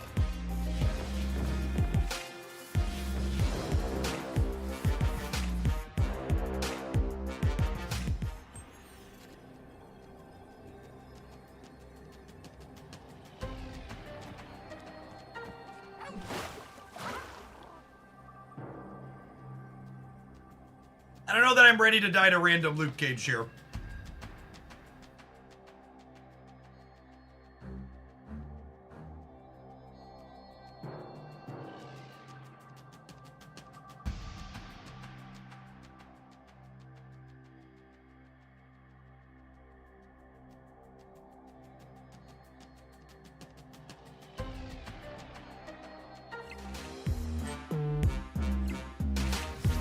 Yeah, Smoothbait, could you do me a favor and DM me from wherever you sent me that, the receipt from initially, just so I can log it for my records?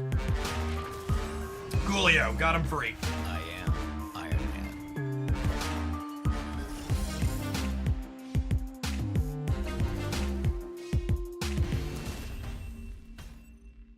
Did we play around Goliath? No, I don't think so, not without losing to other stuff.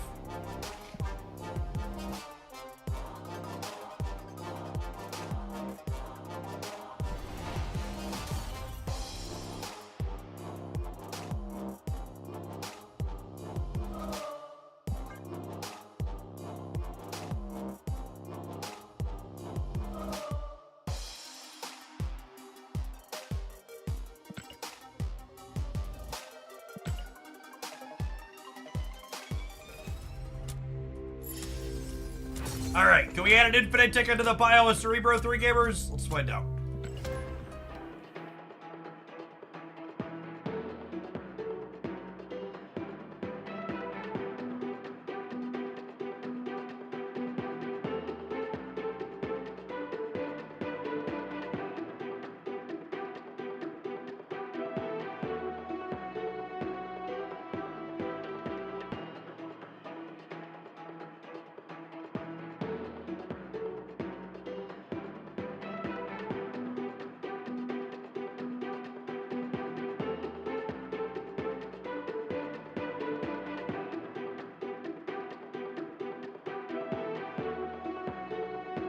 You completely stop laddering after you get to infinite. Yeah, generally.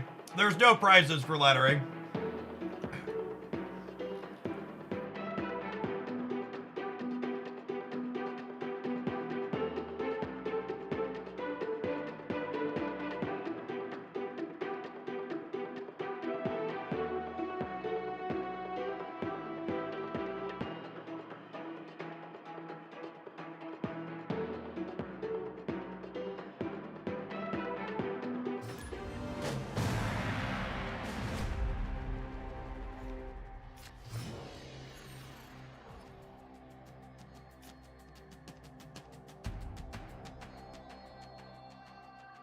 Thank you, Smoothbag.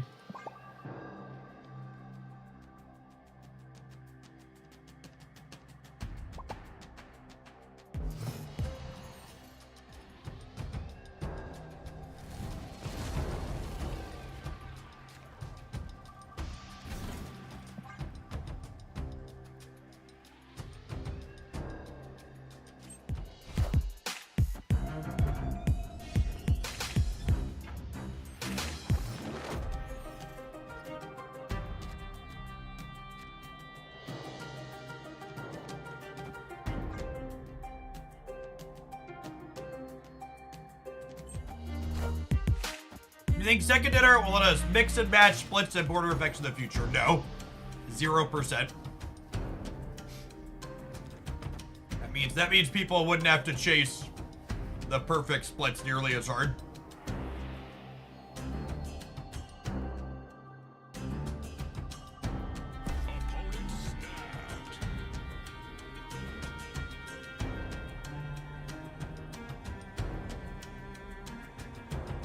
Just stay, I think, here with the Iron Man and the Agent. And the Luke Cage.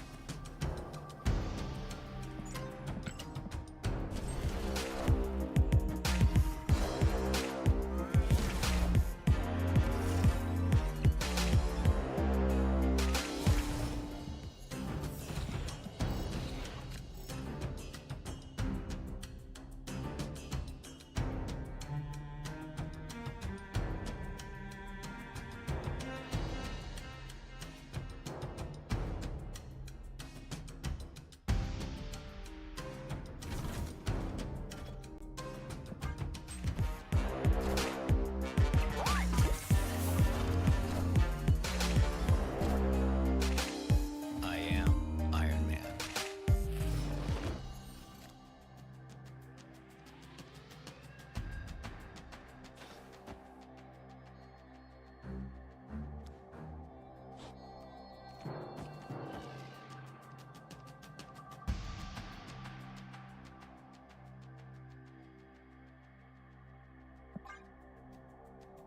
All right, let's find out who we're calling an ambulance for.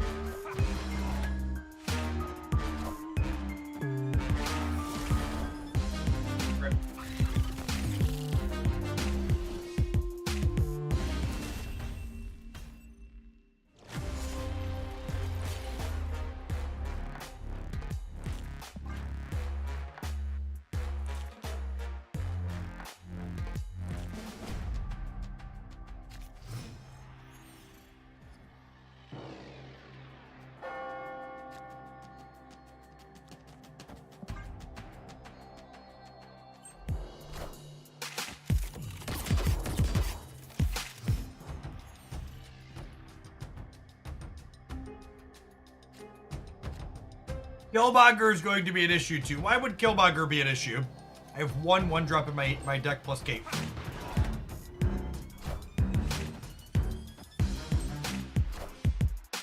I am Iron Man.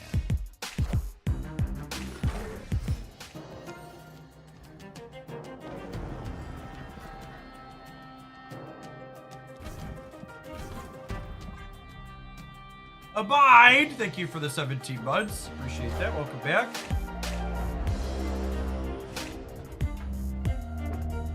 That's snappable. I don't think so. Our raw power output range is kind of low.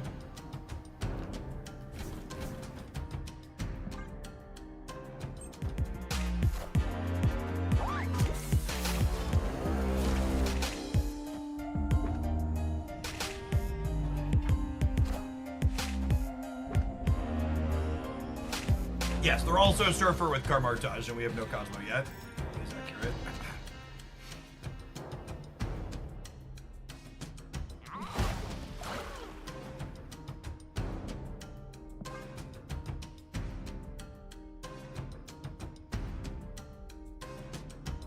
This deck seems to do pretty good. Surfer is very good. Consistently one of the top performing decks for a little while in Step now.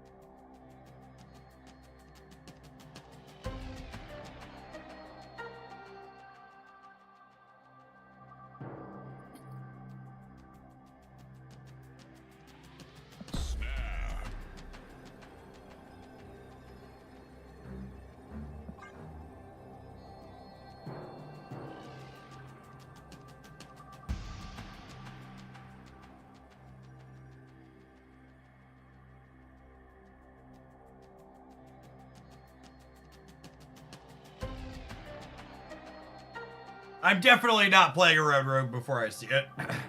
We could lose permutations of this, but it's whatever. I think this is my best possible. Victory.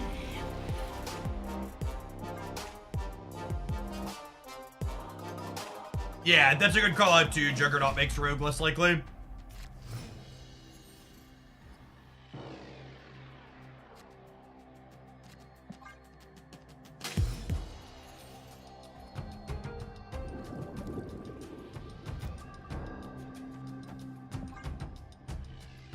Put Kate in the middle because ideally I want to have priority next turn. Yeah, Surfer, Absorbing Man, definitely 2 of the missing 3. Some of the builds have been playing what's it called also? Some of the builds have been playing Symbiote Spider-Man also.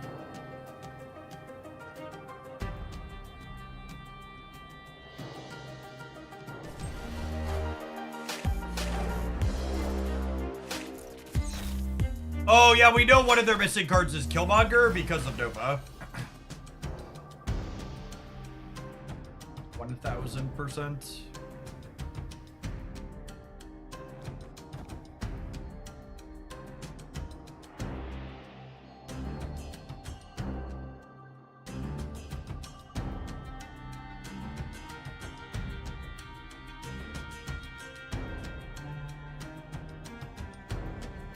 Do I want the ability to draw a card next turn? Silver Sable would be a good draw.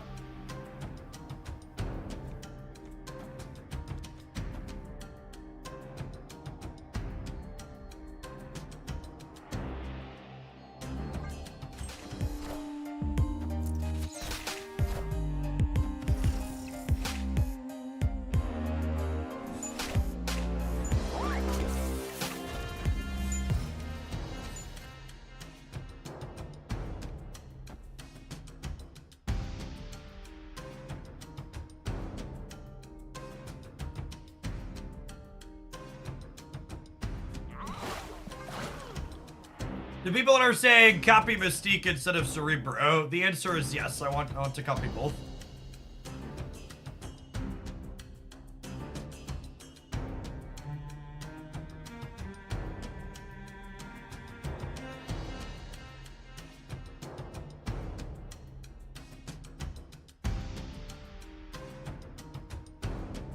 See if they Killmonger this turn or not.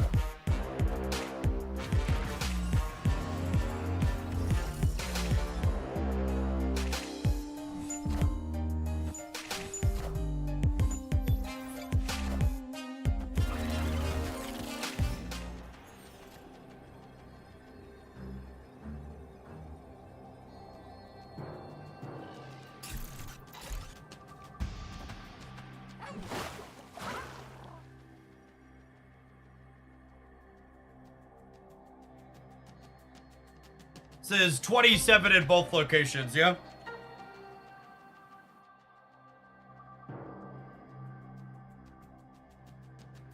Do I need 27 on the right? Or am I better off? The problem is I'd go to 18 here. So I could do this is 18 on the right. Is 18 enough on the right is the question. Probably. They already played Shaw, yeah?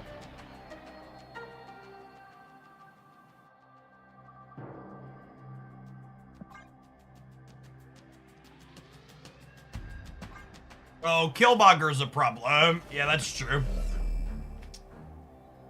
I have priority. I only have 9 here if they Killmonger.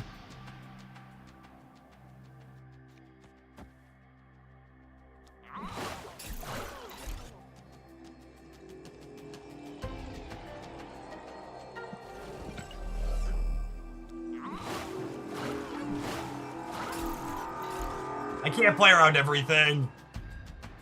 Juggernaut Center could be disastrous too.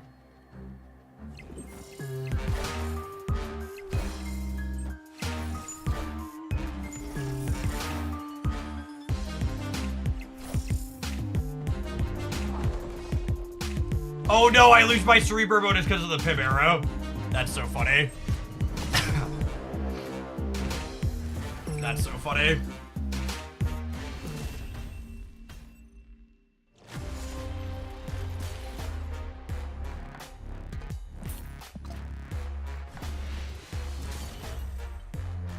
Alright, have some ads. We're gonna play a different deck when we return. Thanks for hanging out. Don't go anywhere.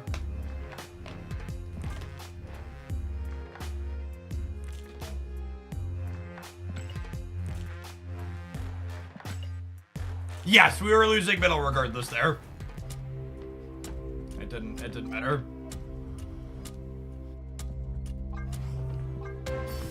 What's going on, Rewatch? Thanks for the primer, appreciate it.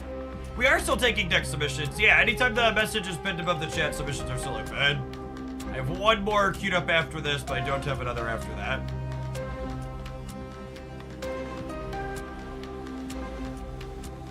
$20,000 points off. Not sure we're gonna be able to get there. We're trying though.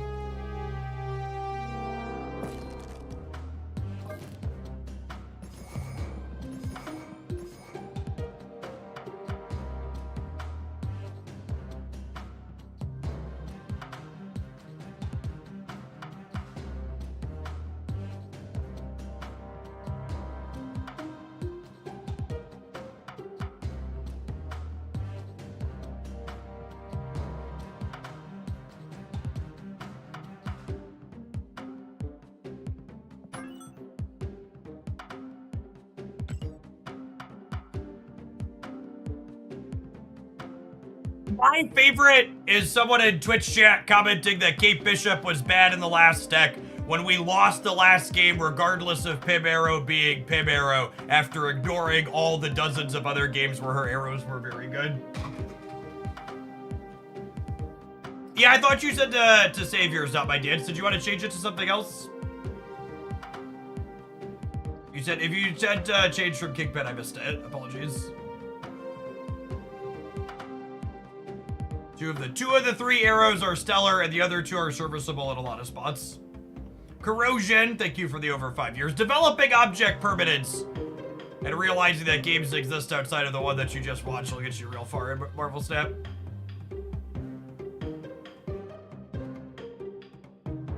Corrosion, thanks for the over 5 years. One True Bob, thank you for the 22 months.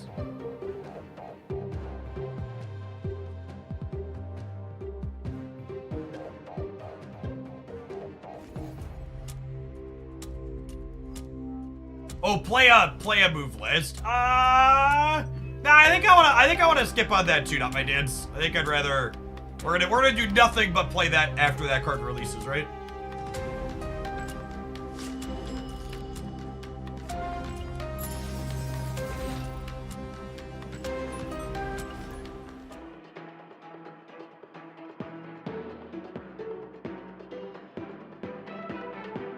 Storm is possible because they had Juggernaut last match. That's not really true.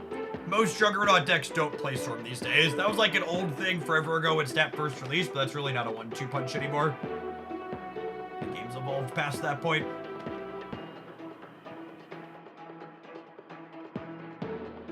Yeah, that's fine. That's fine, dudes.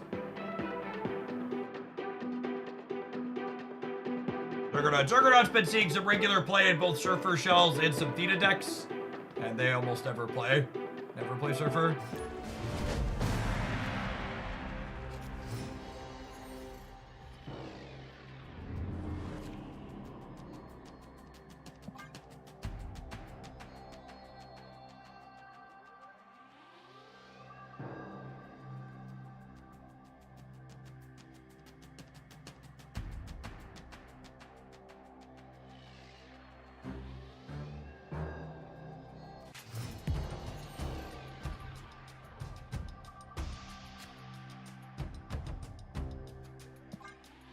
What's going on, Greasy? Yeah, the queue times in gold are finally good, so I can spend my gold tickets, which is nice. Looking for wave here. Long's not bad.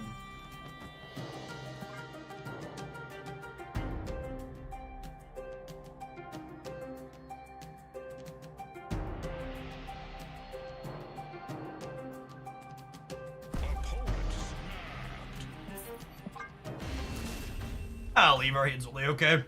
Escaped. Fortnite! What a great username. Thanks for the primer, appreciate it.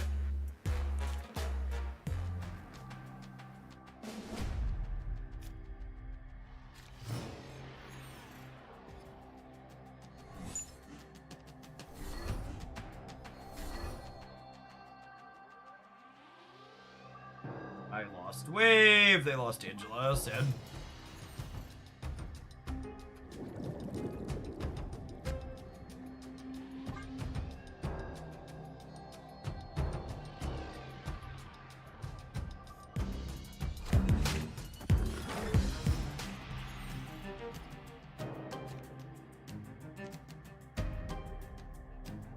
Alright, we just need a copy of Magic, and then we can combo.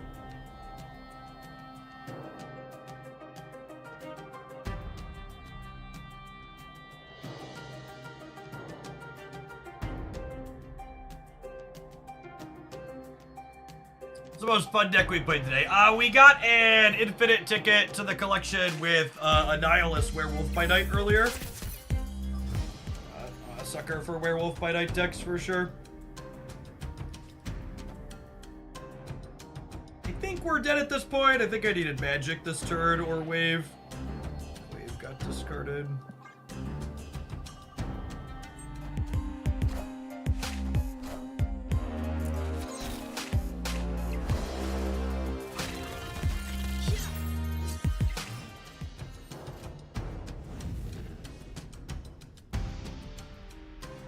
Even with this draw, we're just too slow. Did it one turn sooner so I could Sarah on 5 and Onslaught on 6.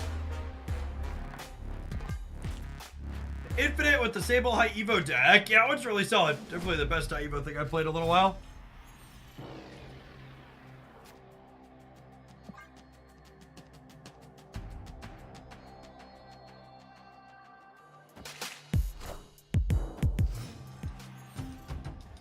What's the Swarm for? To discard the Gambit.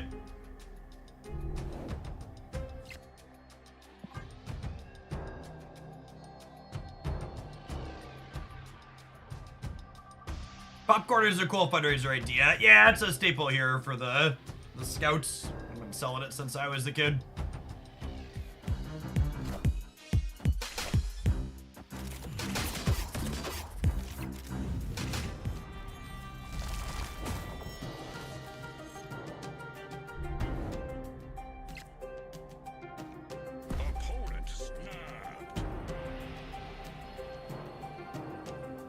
Give a link to the Ajax Evo deck. It was in my best decks roundup this week.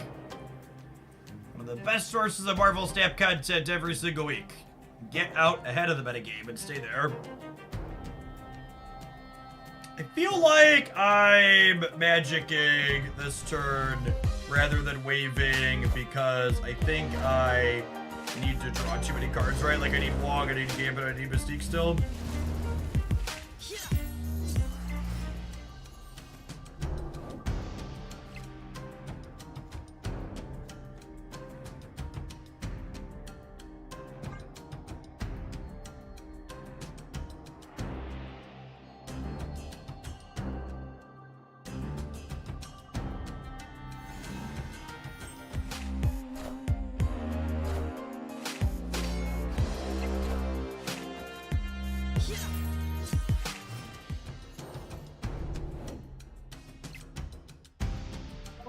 Games is releasing a physical card game featuring champions from League of Legends called Rune Battlegrounds globally in 2025.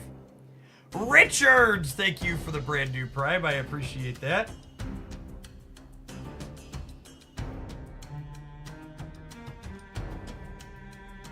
I have a Twitter telling me this is the case.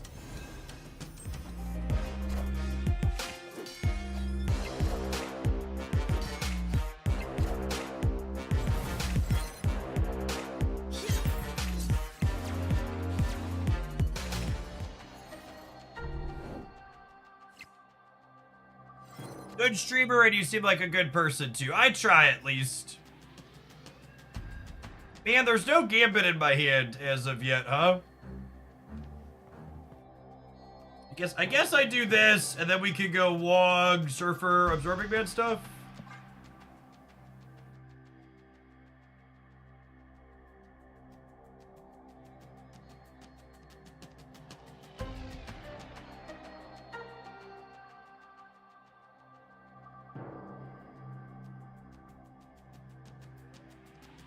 It's interesting if they're making a physical card game. Maybe they'll make a digital card game to match at some point.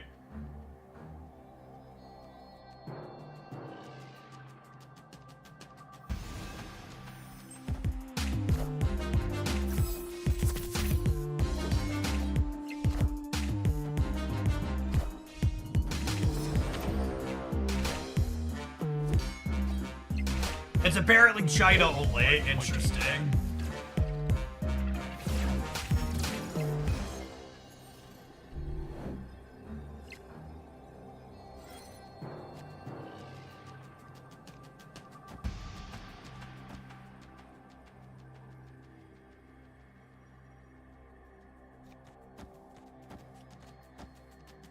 Does this ever win the game?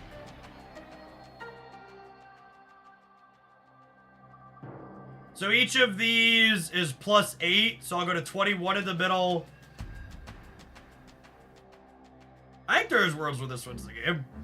Oh, snap.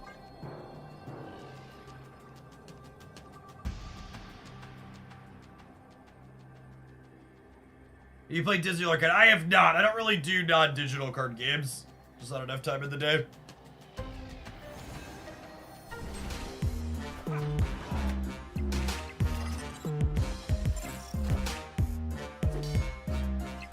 Is it possible we win all 3 here?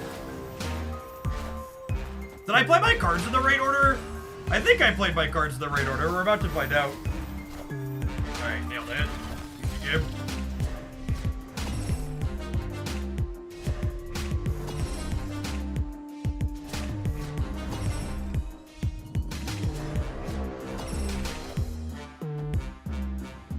Actually just winning all 3. Combo!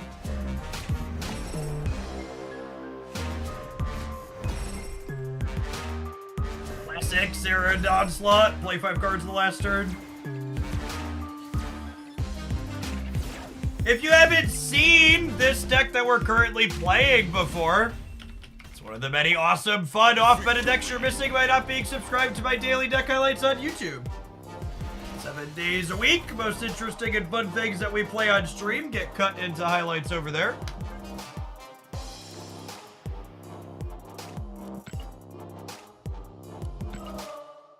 Looking for things that color outside the lines, it can still be fun and powerful. It's a great place to be following. Yeah, we needed Crystal's card draw that game too, right? She was the reason we found the mistake.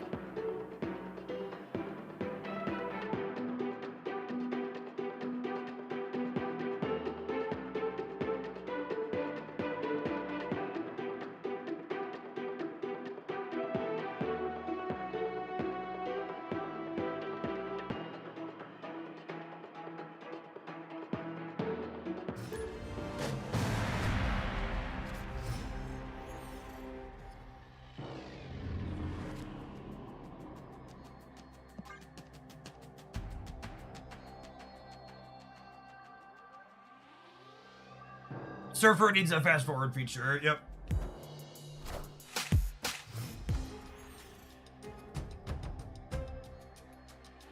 Agreed.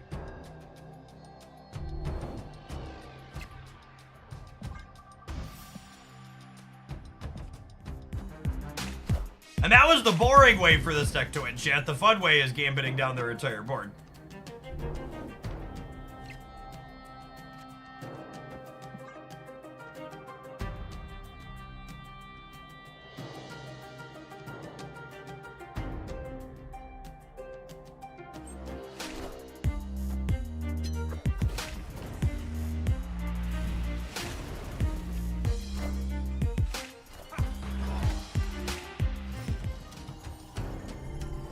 Another US agent deck. What are the odds they can interact with Limbo? Feels low.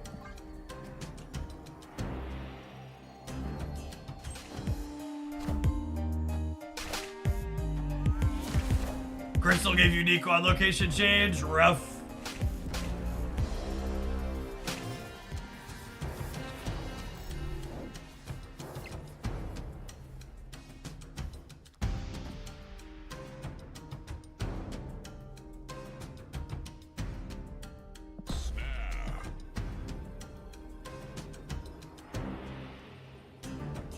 Alright, now we're hoping US Agent kicks left here, obviously.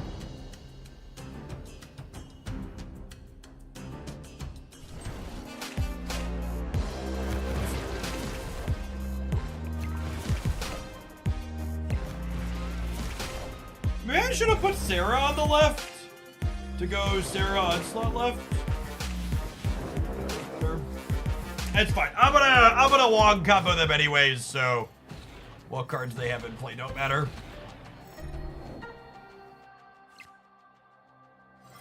Opponent snapped.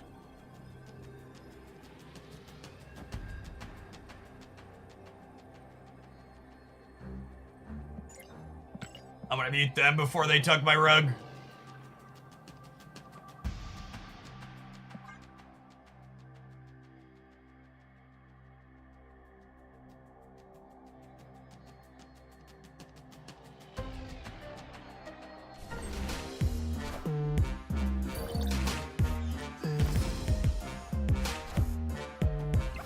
Oh. Oh, honey.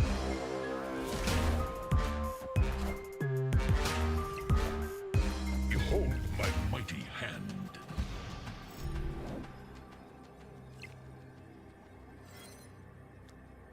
Oh, honey.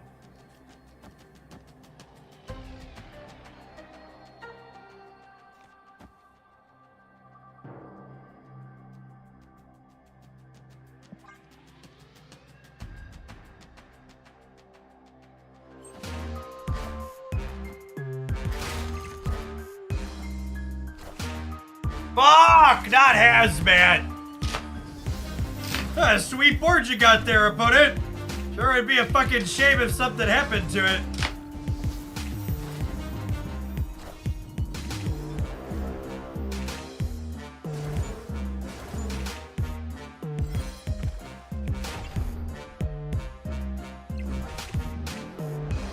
This is where I would put my fast forward if I had one.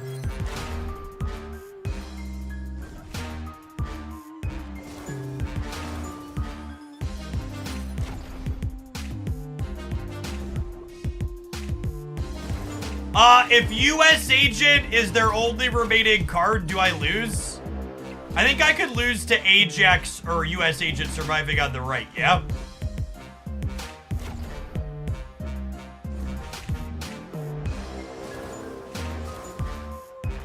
No, we're good, because I'm gonna have 5 more here.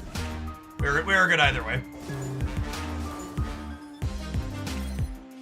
Yeah, they're gonna win the left here, actually.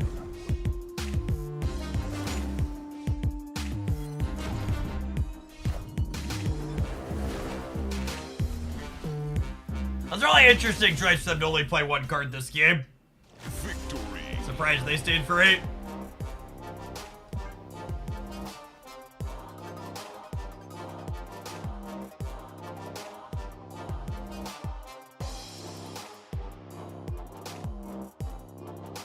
Two if you count the Goblin. Oh, yeah, they had the guy. They were winning the left. That makes sense. Yeah, I probably should have put the wave on the left because I was losing there even if I killed everything. Otherwise, it's a good call out. Snap.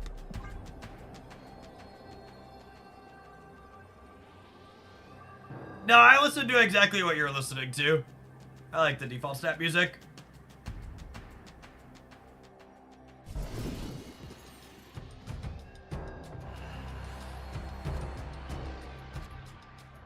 Comics Cave, thank you for the deck submission. Who build with Symbiote, Spider-Man, and Ronin? Yeah, 100%. Sounds fun.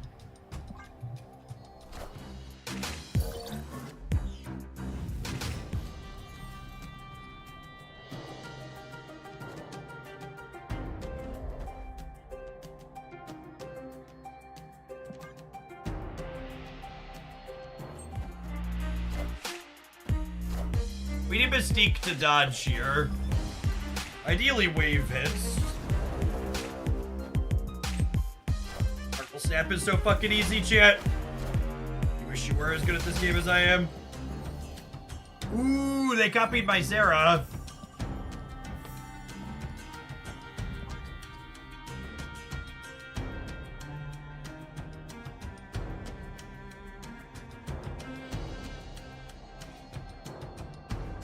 Why did you want Wave over Onslaught? Because I want to be able to Mystique my Onslaught.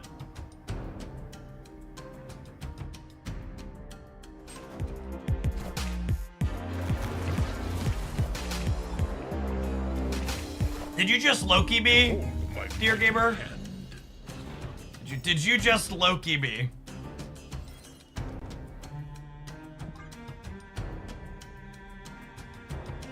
Does Crystal shuffle your deck? She does not. That is a Maria Loki. Good show.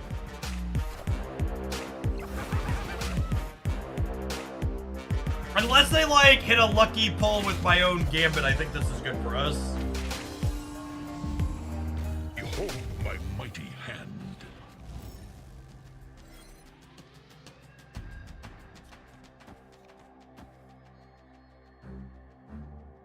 Okay, and then I'm guaranteed to draw Wong here, right?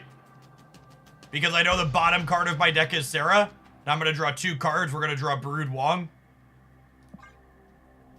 So I get to go Wong Gambit over here.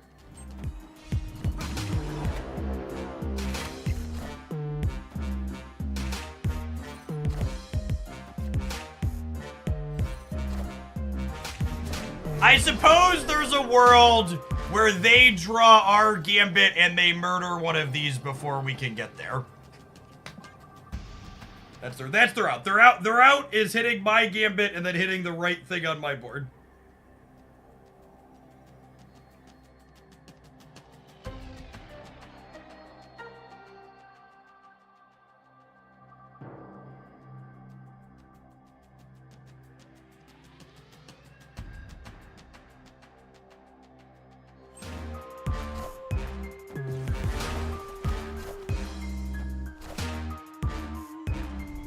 Alright.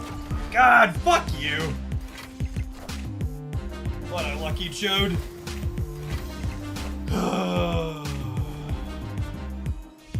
Let's see if we're as lucky. We get to kill 4 things here still. If we kill the right 4 things, we can win the game.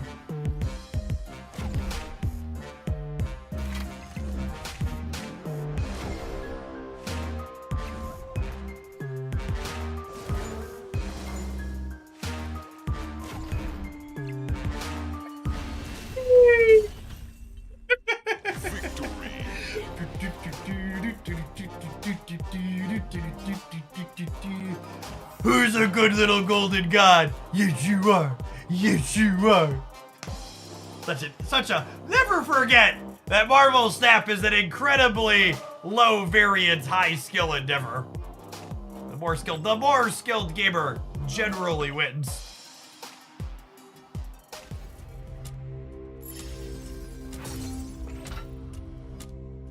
All right. Infinite ticket? Maybe an infinite ticket. After a word from these sponsors, we'll see you in 120 seconds, gamers. Thanks everybody for hanging out and dropping like it's hot here in Hoaglandia today.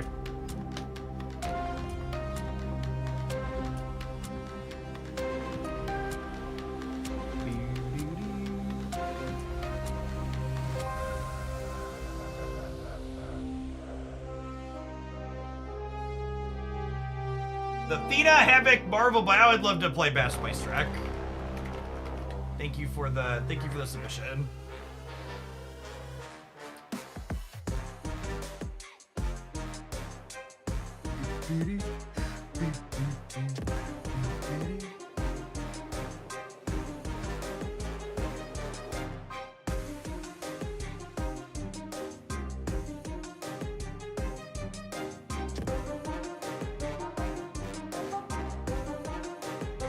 And before we hit Enchantress deck for the Infinite deck. So, Enchantress has a very small window against this deck. Because a lot of times you set up your full combo on the last turn. So they could, like, tag your Onslaught proactively. But a lot of people don't know that they have to do that. So we'll see. You're not just a Enchantress by any means. There's some layers and levels there.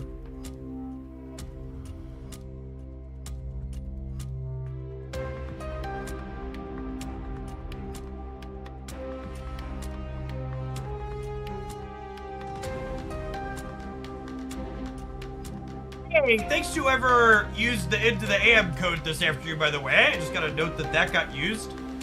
My Into the AM code has now sold over $10,000 in merchandise on their site. They make such wonderful stuff. Look at them on full screen. Always wearing them. We got a wonderful spaceman heaving a dripping globe there. They make all of the wonderful graphic tees you see me wearing almost every day here on stream. They're like 95% of my closet at this point. Almost 30 of their t-shirts.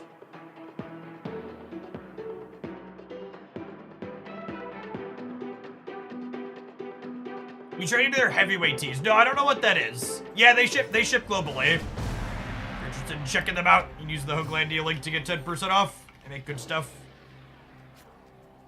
Speaking of good stuff, this is a solid starting hand here. You only play Conquest. Yeah, once I hit Infinite for the season, we move over to Conquest because there's no prizes for playing on the ladder. Whereas Infinite Conquest, you can get some cosmetic borders like I have on my avatar here, which is fun.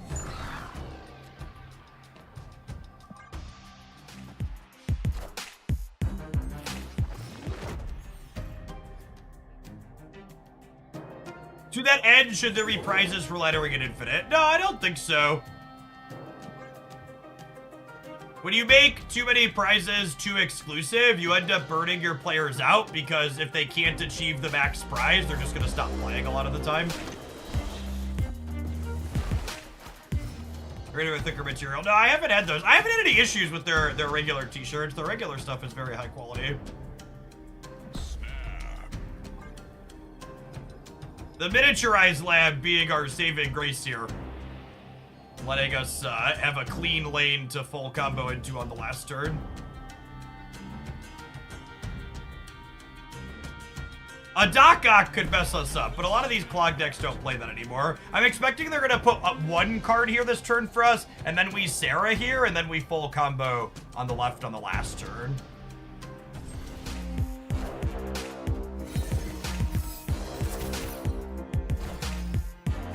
You know, I think that's the first time I've seen someone upgrade into an era ship like that.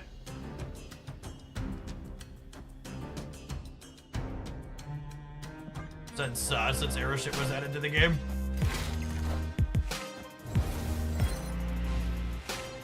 Alright, I need to draw Mystique here.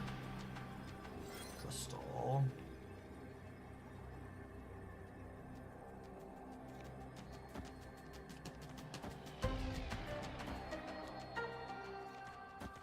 Does this win the game? There's permutations of the game that this wins. I was gonna believe, says Local Man about to get Goliath.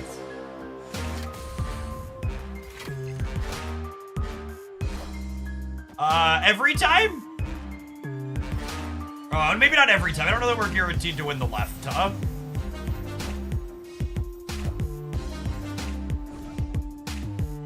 If we get anything on the left, we should be good to go. Are we good regardless? Yeah, I think we're good regardless. 100% now, for sure. Easiest game I've ever played. Hit the Ajax for the casserole? Unlucky. We were winning regardless of what the Gambit hit there. We were going to 17. The Onslaught Sarah is such incredibly strong cube equity. Just like people just have no idea what your output range is about to be. So they feel like they can call a lot of the time.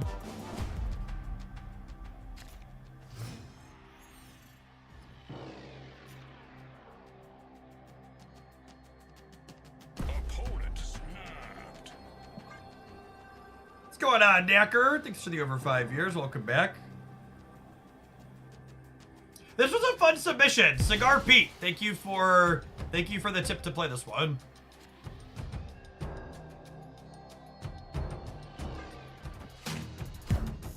As this deck calls dies to Enchantress. Yeah, and I would recommend you never play a 10 power card, because if you play a 10 power card, you could die to Shang-Chi. And I'd also make sure you bet your bottom dollar that you never play any cards that cost 1, because they'll die to Killmonger.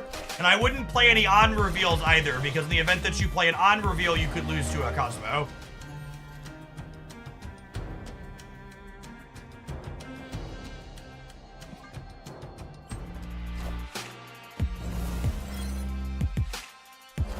We play Activate still for the time being. I assume eventually that will be unplayable due to a tech card as well.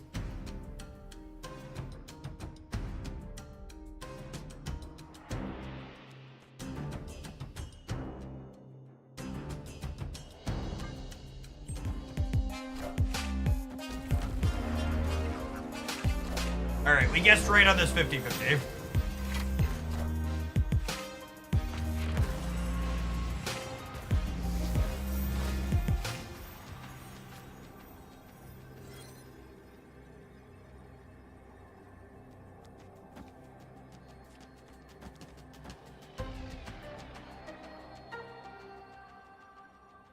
Giddy up!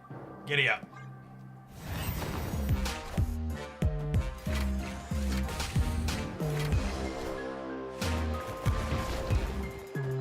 We're only murder botting 4 things here, so we definitely die. Thankfully, our Gambit's a professional, so I think we're good to go here.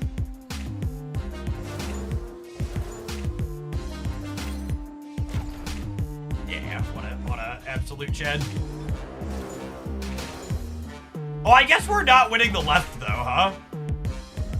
We gotta kill this man thing. Close it up. Unlukey. Unlukey, chat. No Luke Cage here.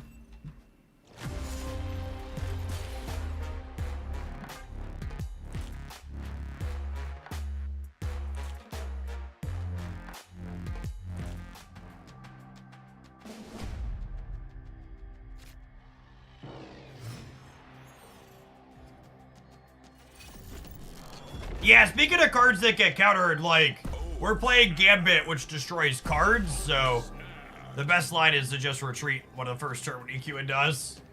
If you put any cards out, they'll die to Gambit.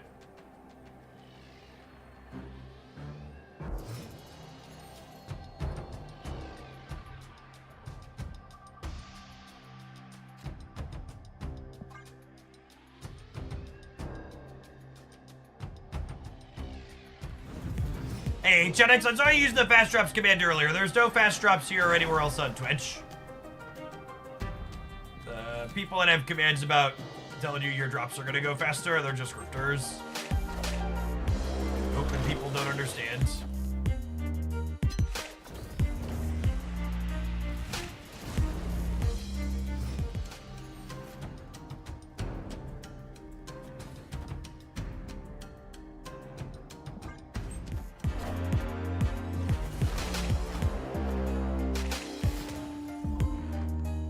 Rufio, thank you for the 7 months. Appreciate that.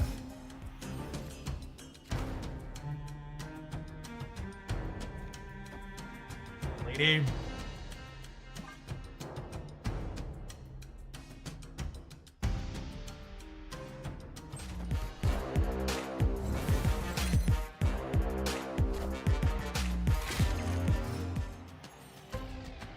Maybe I'm supposed to play her middle to give me 2 spots to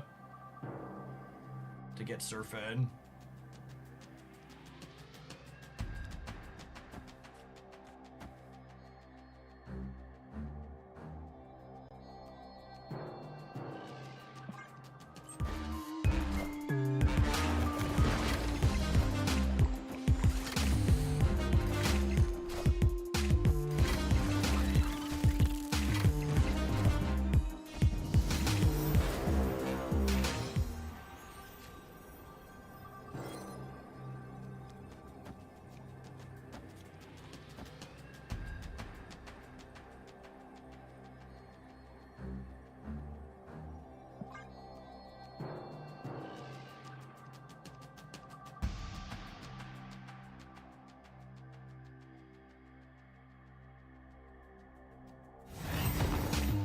Should swap Surfer and Absorbing Man. Oh yeah, that's a good play.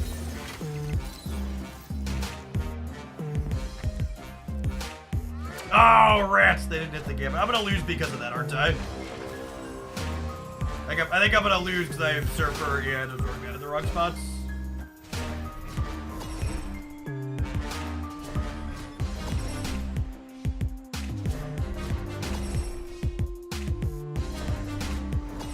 Wait, am I gonna win the breaker? We're gonna tie the right and then I win the breaker?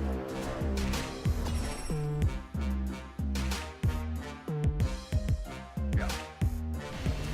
Yeah, so if I would have put Surfer here and Absorbing Man here, this Surfer would have been nice and big here.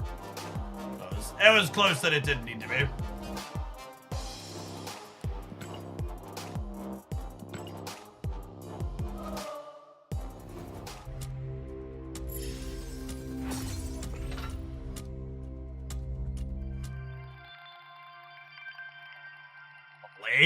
Lovely additional infinite ticket to the pile. That build was a ton of fun. We got to pop off a ton in a couple different ways. Had some good Surfer games in there. Had some good Gambit Your Board games in there.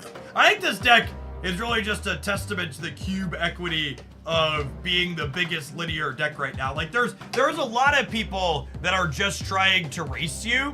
And I genuinely think this is the best deck in Marvel Snap you can play if your opponent is just trying to ignore what you're doing. The Gambit plan especially basically beats every other deck that's just like trying to do their game plan. You just like, they do their thing and then you delete their board so much of the time.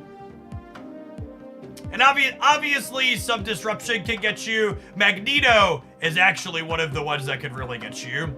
Except for Nimrod. That's true, but your Silver Surfer plan probably makes bigger numbers than Nimrod a lot of the time. Yeah, Alioth and Magneto, the big sixes, are the scary ones for sure. Dice is Sandman. I mean, you could just play your cards out against Sandman and make numbers, yeah? So, if you're someone who's really terrible at Marvel Snap and you're incapable of adjusting your game plan based on what your opponent is doing, yes, this deck would be bad against Sandman. But if you're a decent Marvel Snap player who can read cues as to what deck your opponent is playing and then make good choices to play out your cards more proactively, that's good. Also, and this is the number one thing if you find yourself queuing into Sandman with this deck, playing Magic on turn 5 kind of mitigates their Sandman, right? Clog always gets this deck. I'm gonna give you a 10-minute break so you can go back and watch us beat the Debris Clog deck in that last round again, because I think you might have missed it.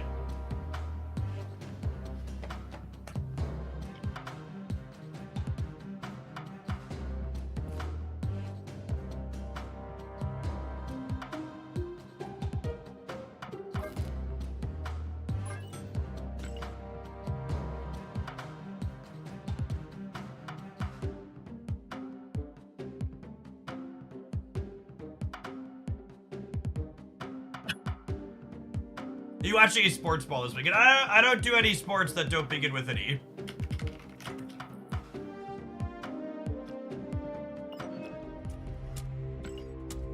Oh, we discarded at least 4 cards. Look at that. Look at that.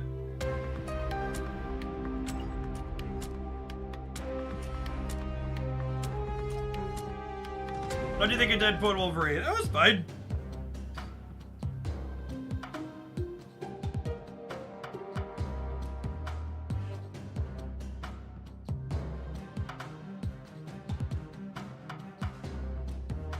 Could have had the destroy ones the last deck, yep.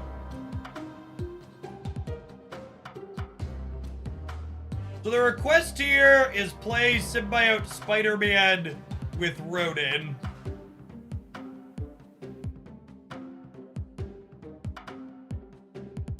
We set this one in. Are you attached to the specifics in this list?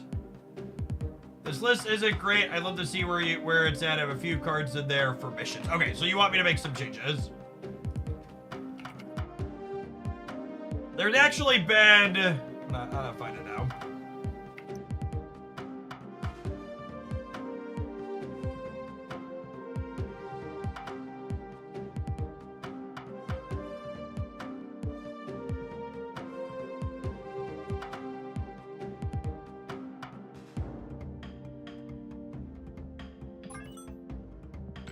This pile of cards has been going around a little bit. And it's got, I think having a second Mystique target is really good. And if you're master molding them, you get to brick them for Darkhawk too, which is nice. I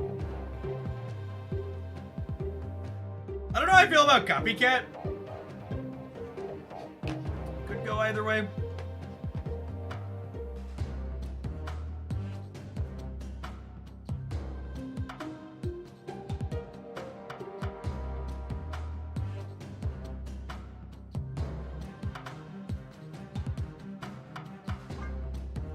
I've already got Nico. I was about to go tank Nico. I got my sub her in.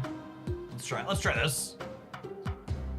Try Nico instead of Copycat. Cassandra Nova could also be okay. I like Nico though. Nico Symbiote Spider-Man's a combo.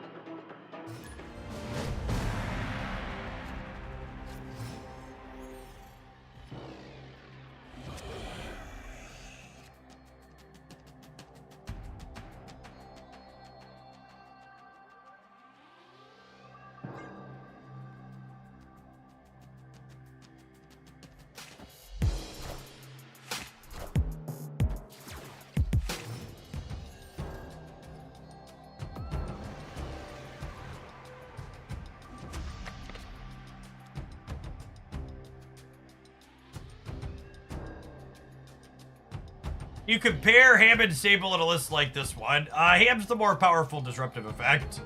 Sable is a card I would view as you play this card because she makes numbers, whereas Spider-Ham is a card that you play for disruption.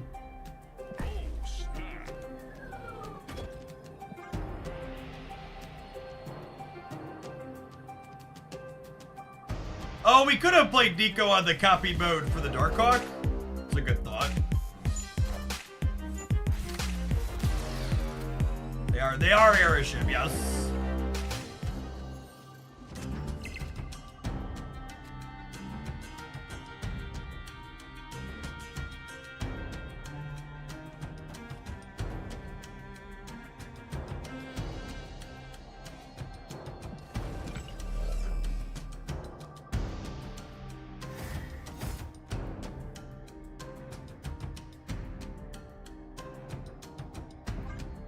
Do you ever save Rock Slide? No, I want a Darkhawk Mystique on 6.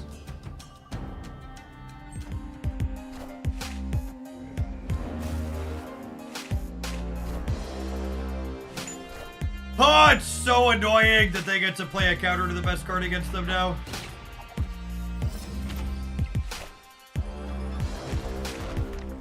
Probably still winning the game, but I'm annoyed.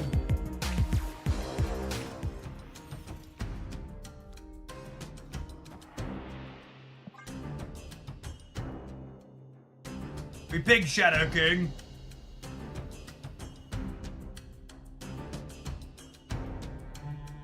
Oh, Symbiote could have re-triggered Iron Lad on Mystique. That's an interesting thought. I was focused on getting the Nico double up, but yeah, that technically would have been better. Good catch.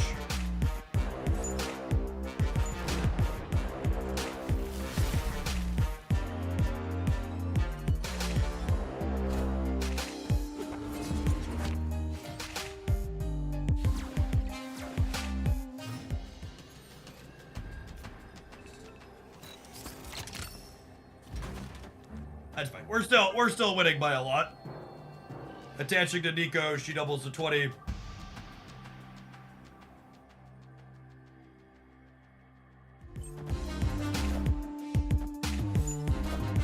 Cool.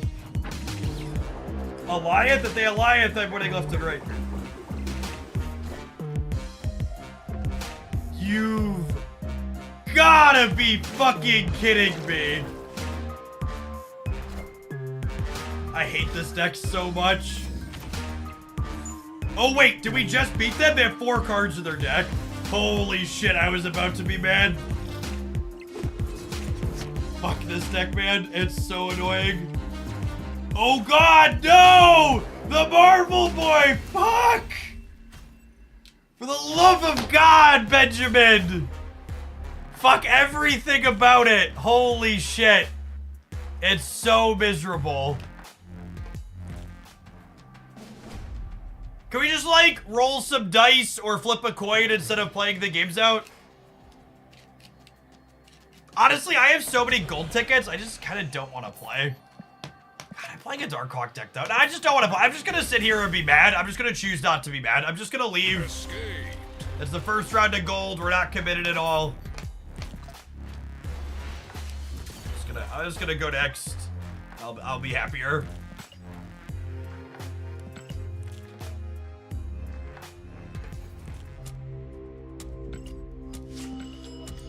So even when you win, it's not fun. There's nothing strategic. There's no depth. There aren't interesting choices to make. It never generates a good game, ever.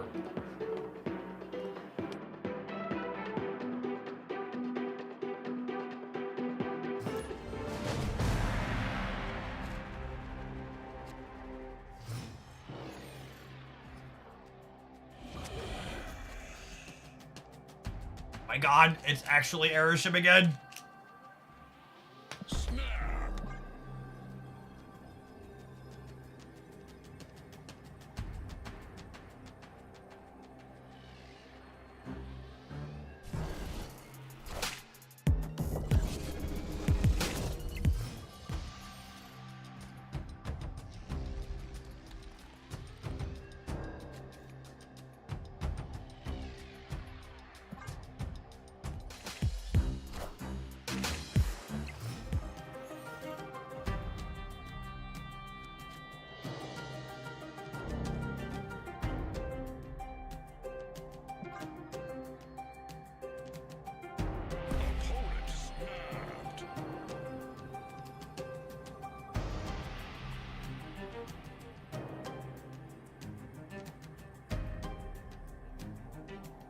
I assume the stat means they drew the Loki. Every time. Every fucking time.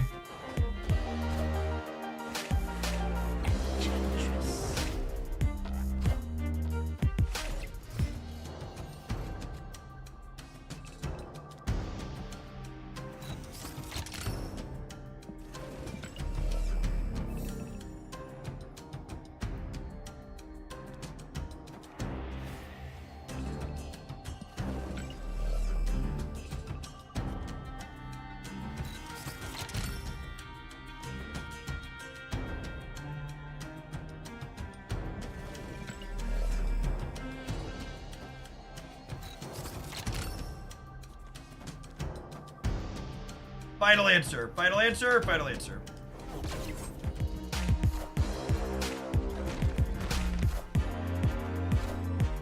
Hey man, I'm cool. Hey, you found a rook.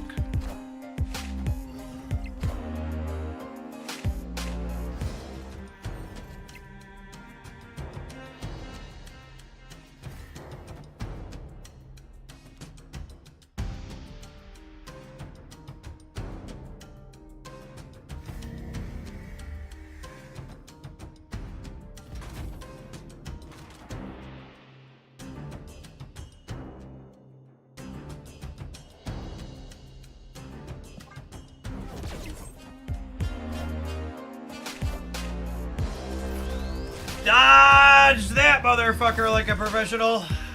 Sometimes lucky rubber ducky.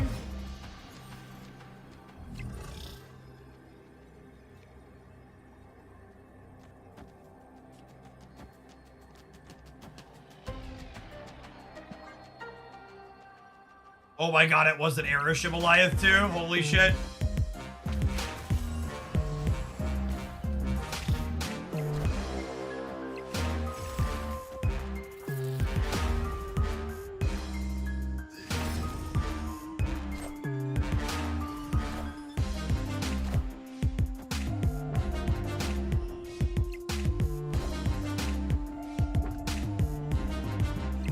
Grandmaster for the Shadow King. It literally doesn't matter. Grandmaster on the Nico Demon always turns the Grandmaster into a demon.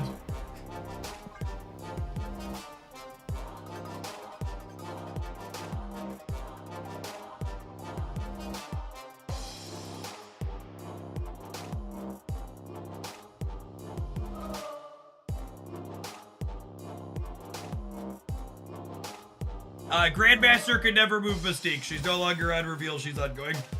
When she copies something, she loses her on reveal text box.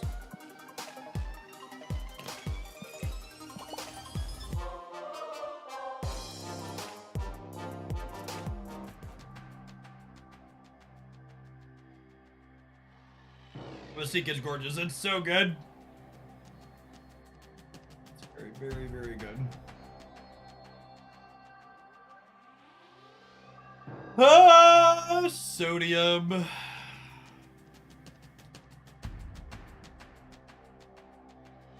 Salt is a way of life. Obviously, the environment down here is all salt. The ceiling's salt, the floor is salt, the walls are salt, and to an extent, the air is salt. And you breathe that in, and you can constantly taste the salt. Victory.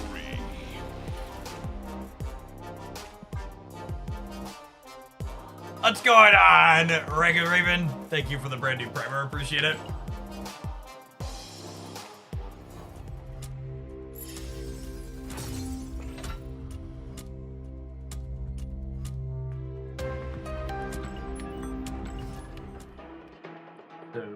Sodium. Sodium.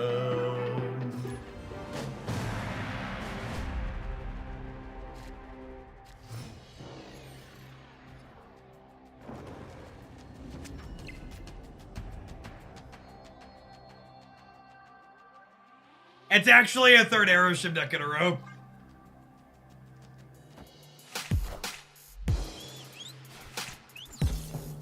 Actually, just a third arrow ship deck in a row.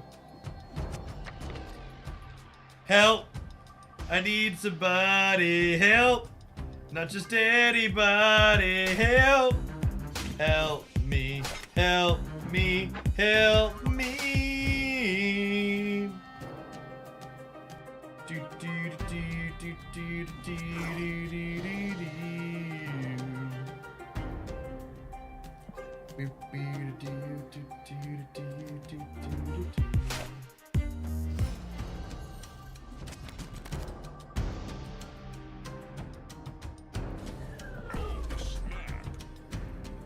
This is 50% to be a Rodin or a Darkhawk.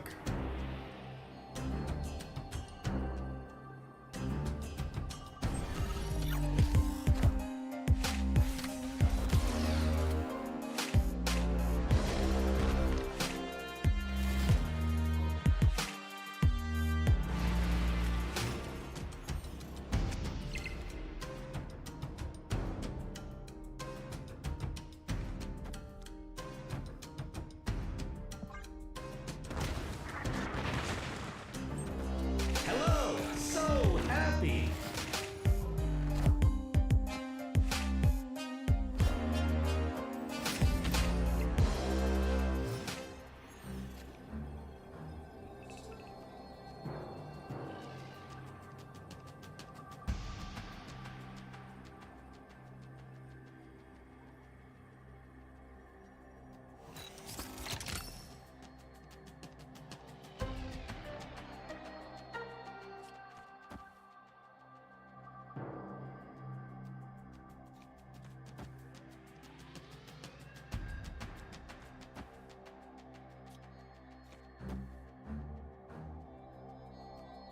They play for center every time and then we win the game.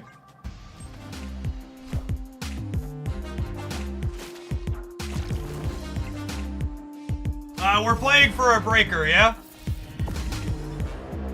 And our breaker's fucking huge?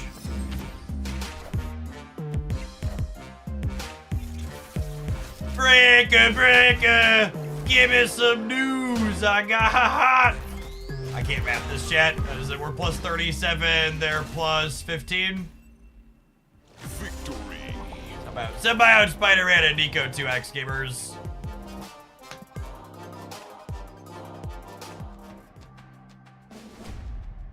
But do we have a perfect 22 points over them too? That's stellar.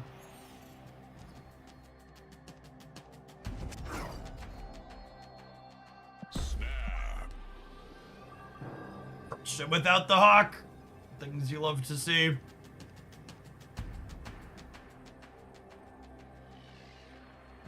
Eco is stellar. Yes. Very good Marvel Stamp card.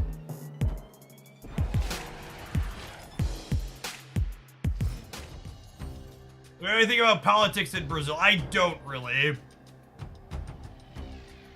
I have a hard enough time keeping up with the US stuff.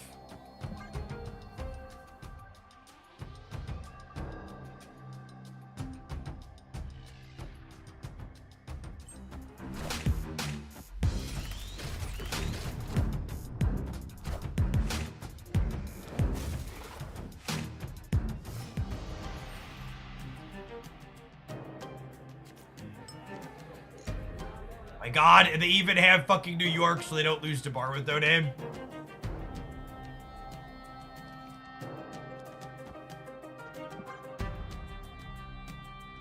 Alright, we're gonna put a bunch of rocks into their deck. And then Darkhawk plus Mystique here, yeah?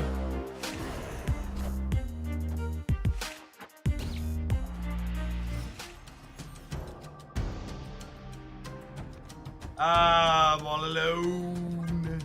There's no one here beside me. I don't know if my body is prepared to lose to the 10%er of them having their Shang-Chi in their opener.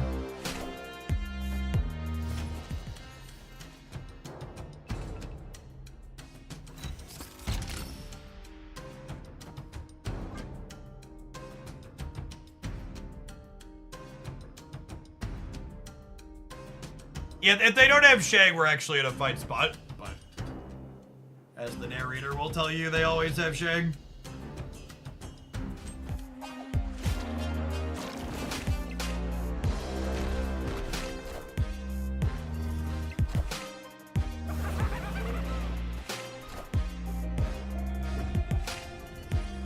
All systems go.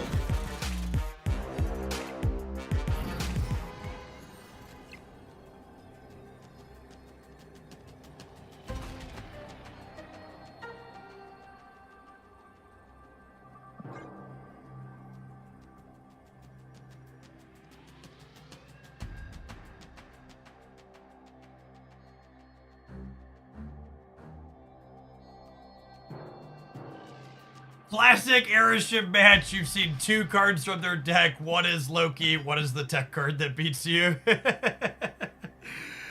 Oh, man.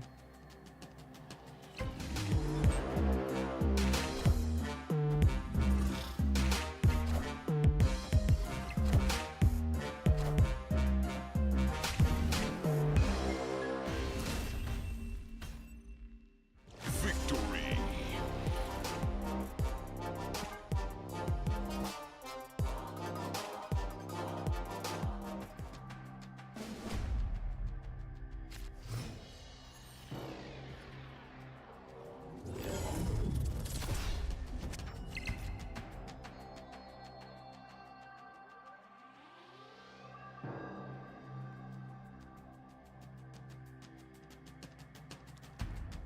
Oh, snap.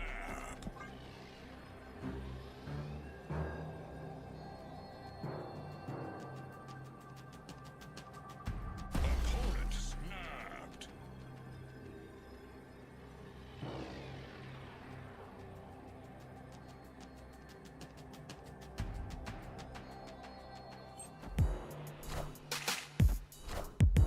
I found a rock.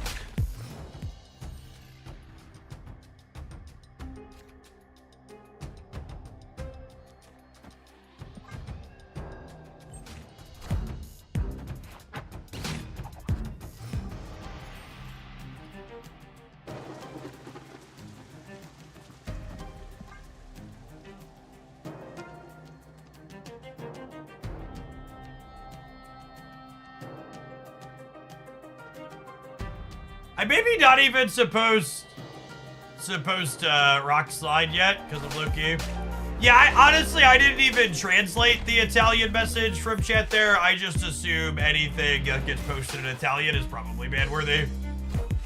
For people that are new to the Marvel Snap community, the Italian Marvel Snap community is incredibly racist, sexist, homophobic.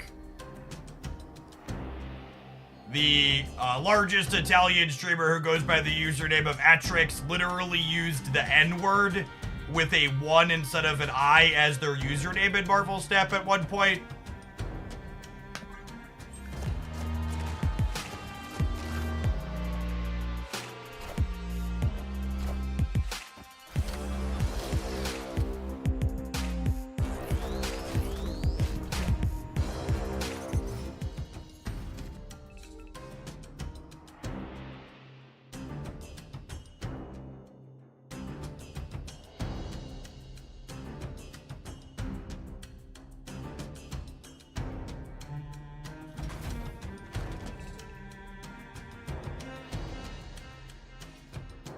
Do we skip?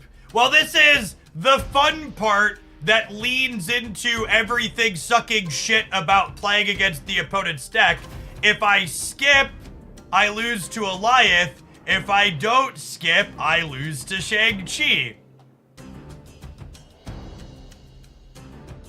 So I'm gonna play my card because we lose to something regardless. On top of everything else, that experience is just awful too, right? Like I'm always losing to something.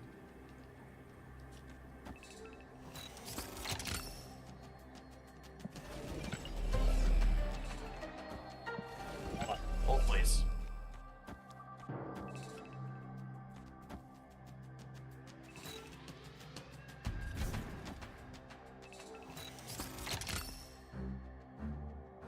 Yeah, they're like technically not that likely to have Shang-Chi here because they Loki'd, so they would have had to have it in their opener. So like, obviously we're about to get ranched by it because Marvel Snap, but...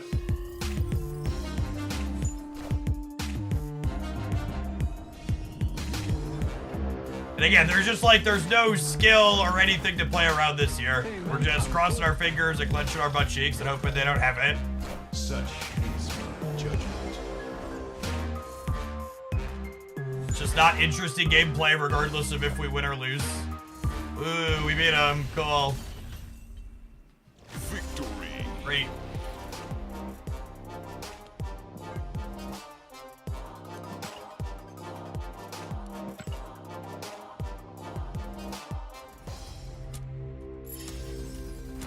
Alright, hopefully we can play against the not Aeroship deck for our 4th match. We need to run some ads before we do. Let's see if this Ronin Hawk deck can close out an infinite ticket when we return. Thanks for hanging out, don't go anywhere. I mean, we probably have an okay Aeroship matchup. It's just not very fun or interesting either way. I'm gonna run to the bathroom and fill my water bottle. BRB subscribers, thanks for hanging out.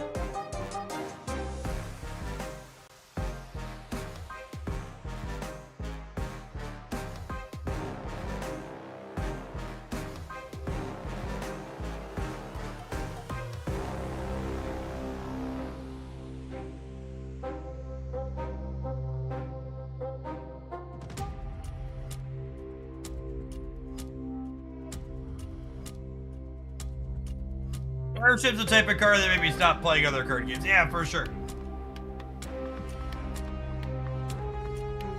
Completely understand. Its play rate has come down, which is nice, but it's still pretty popular.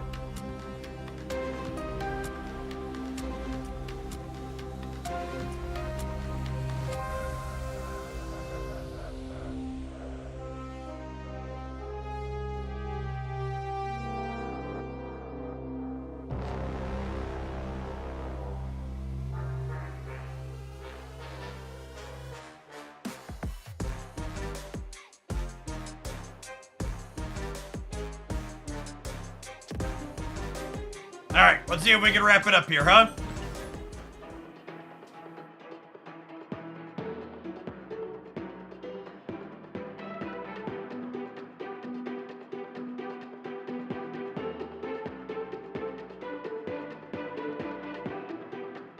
Aeroship is okay. Aeroship Loki is the problem, in my opinion. I mean, Aeroship Loki is the more powerful thing the deck is doing. But I think all of the things that make it generate not good, uninteresting games is true regardless of Loki happening or not.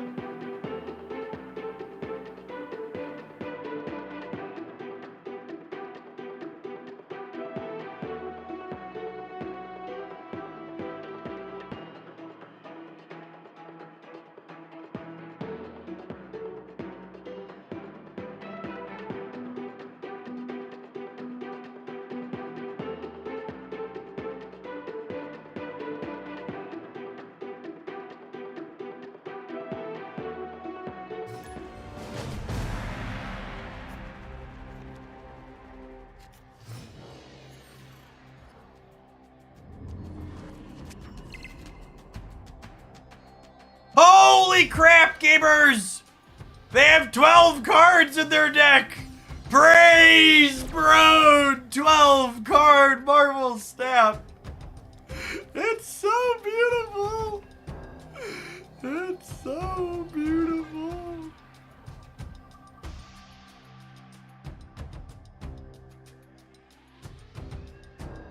Right, is this the right video game?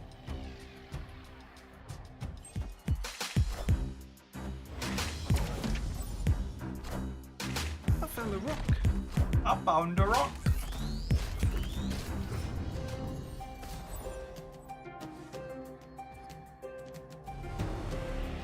Oh, baby. Lucky.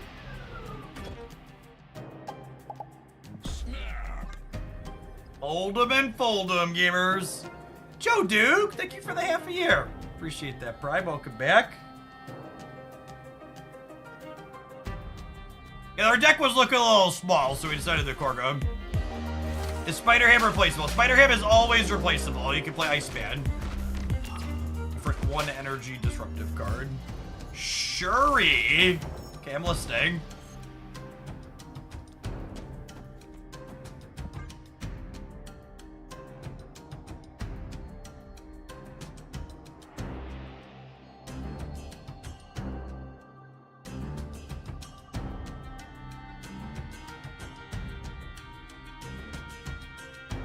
Alright, hopefully there's a Hawk on top of our deck here.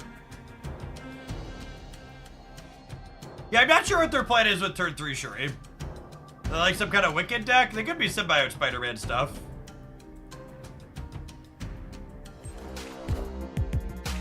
Sentinel in the middle.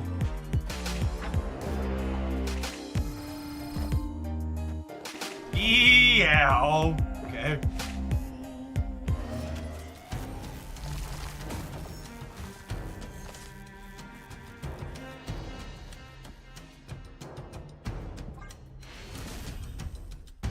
Victory.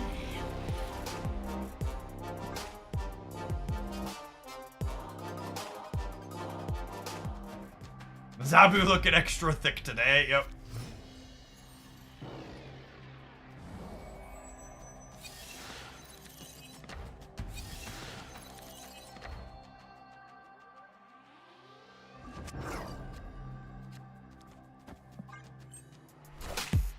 Hey, I found a rock.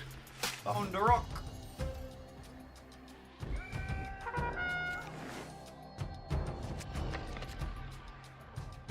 Oh, snap.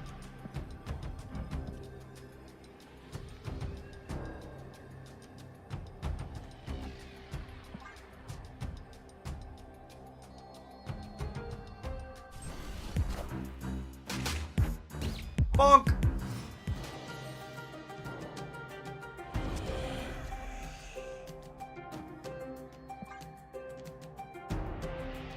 God, we're about to add more crap to our hand here.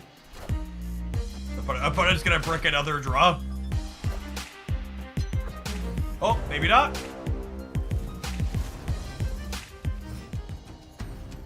We hammed their Taskmaster.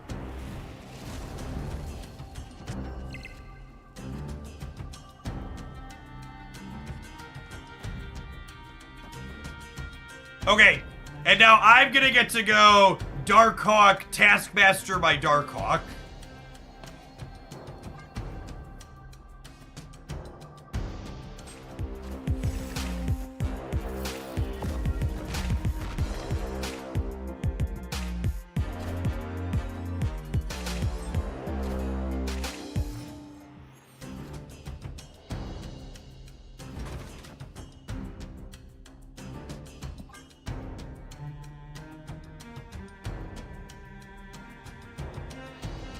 We even have this random ass Cosmo. Oh, am I just supposed to Cosmo them this turn? No, I don't think so, because I have Shadow King too.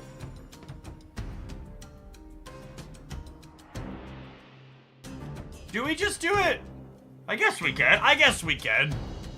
Yes, this is probably the safe play.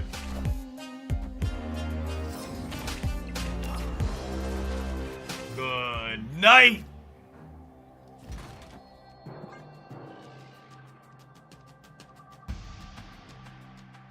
Yeah, that's true. Not showing them the Shadow King yet has value for future games as well.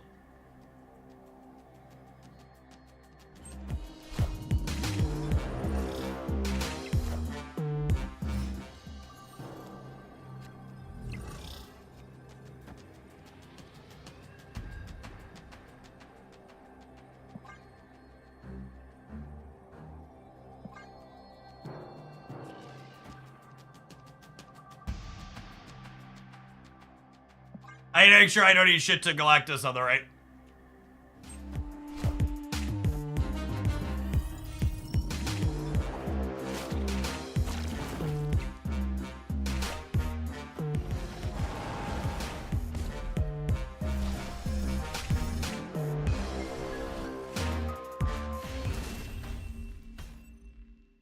Victory.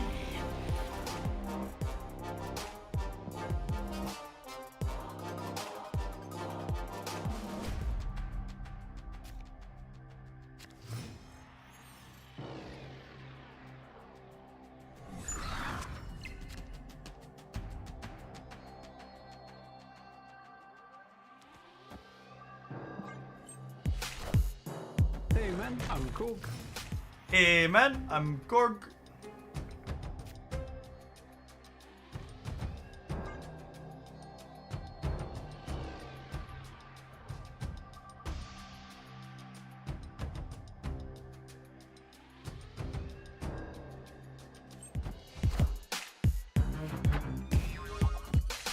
I would just like to reiterate that it's incredibly rude to come into a streamer's chat and ask for their current opponent's collection level.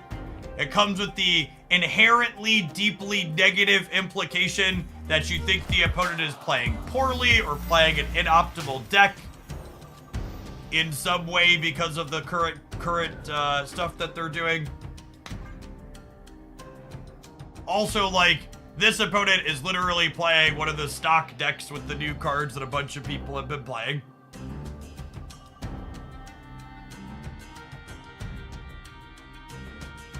There's been a lot of added toxicity in the community since they added the ability to check people's collection level, where people kind of use that to try and shame people for some reason.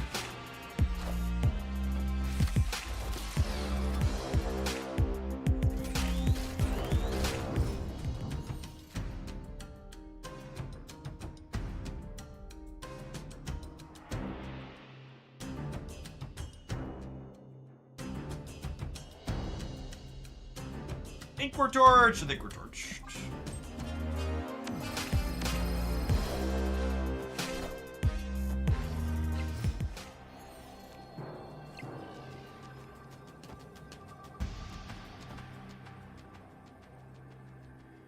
Opponent snapped. I hammed their Zola.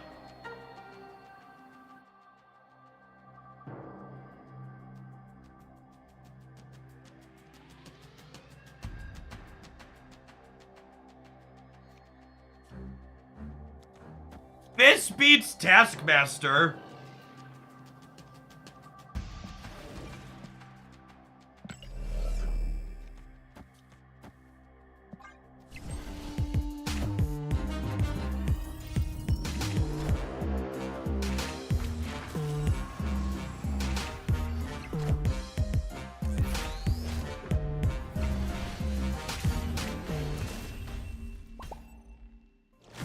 Big house, giving us that win there.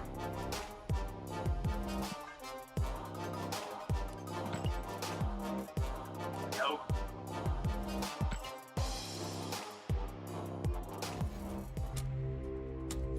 Thank you, Goose Location.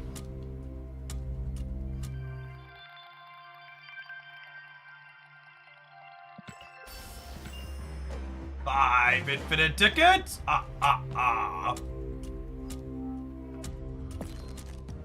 Ike, if you want to play with Rodin, this is a not embarrassing way to play with Rodin. I don't know that I think this deck is necessarily top tier or anything, but I think the proactive disruption that the Darkhawk package provides, and then a couple of decent stat 6 to follow it up, and a tech card like Shadow King goes a long way. Symbiote Spider-Man is serving an interesting, unique purpose here at least, letting us get extra molds and Korgs and rock slides. So, seems fine.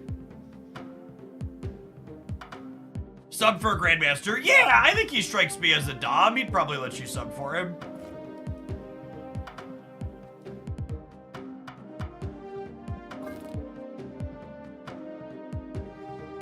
We have a request to do some Bast Spice Rack up next. Play some Silver Sable in here. Let's do it.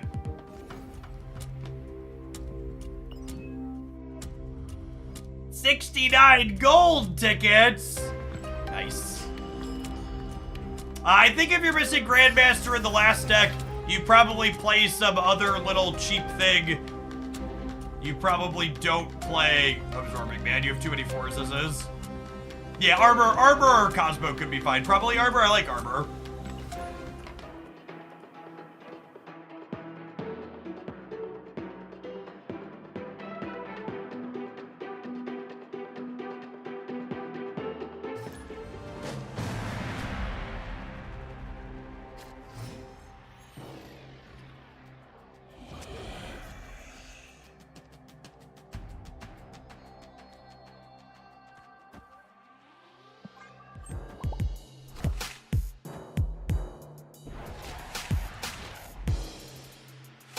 What is Spice Rack? This is Spice Rack. Because it's Sage Time, chat. Super rewarded for basting on one. Holy Vidya Gamers. Hellfire Club out of the gate seems disrespectful. Well, it's fine. We'll top deck Thena and we'll get going.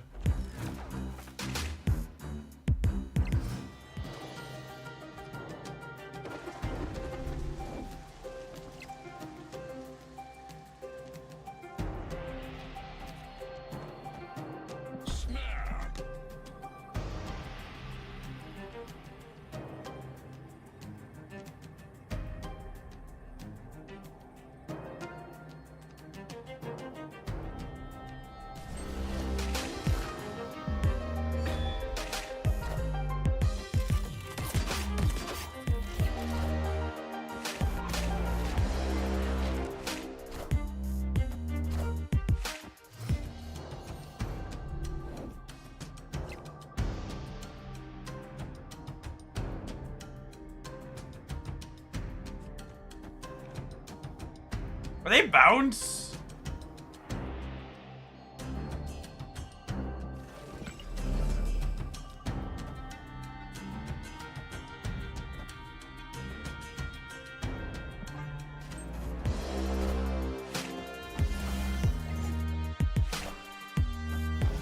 Falcon?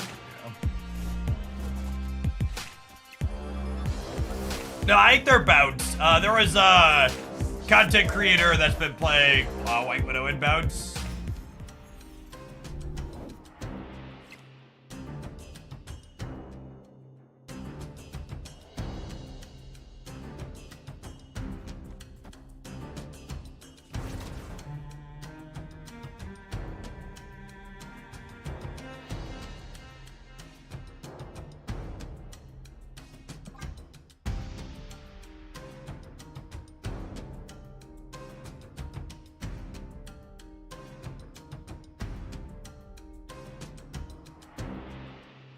Baron Raft proc at 6 cost twice? It does not.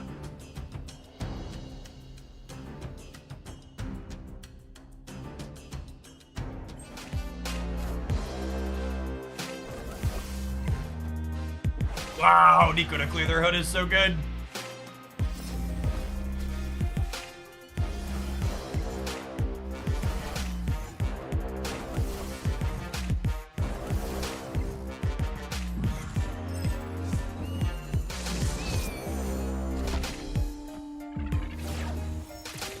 Any chance Kate gets nerfed soon? I mean, there's an OTA on Thursday, so if you're concerned about getting nerfed, I'd recommend waiting till after that. Is probably a good choice. 3, -3, 1, 3, 0, 11. This is at least plus 10. So that would get me 15 here. Up to 16. They're getting a minimum of 1, 2, 3, 4, 5, 6 more.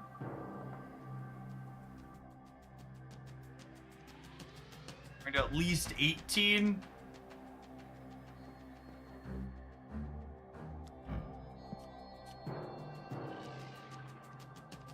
The center 0, 4, 5, 8.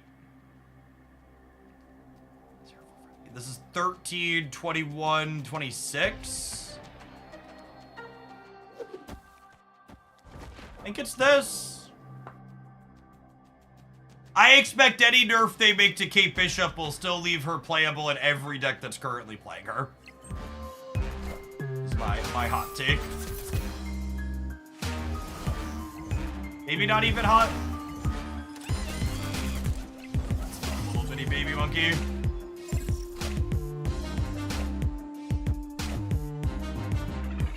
I'm expecting at a minimum, Kate Bishop's Acid Arrow probably goes to -1 sometime soon. Victory. Maybe Grapple Arrow goes down to 2. Those are the two. Those are if I was responsible for taking points out of her kit, that's where I would start.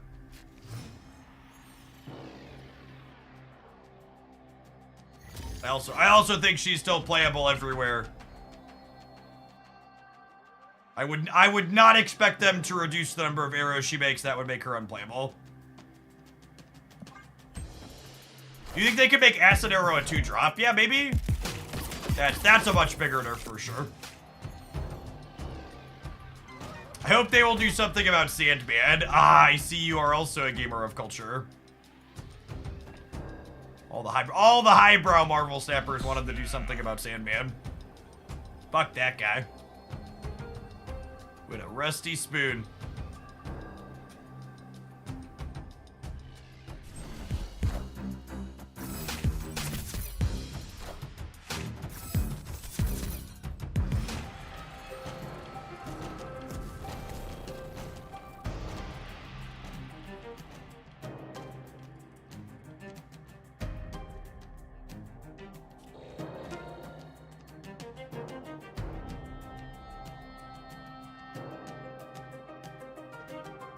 Mama didn't raise, no coward.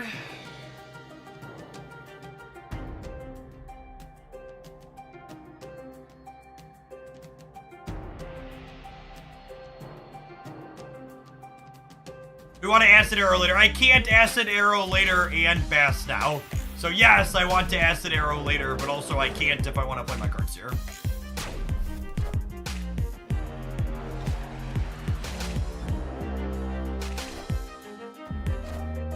I'm a loud, low-profile snapper who likes to enjoys my Sandman. I am all for different people enjoying different things. In fact, the other day, I was taking my toddler to daycare, and I'm buckling her in my seat, and she's picking her nose, and then she eats one of the boogers that she picks out.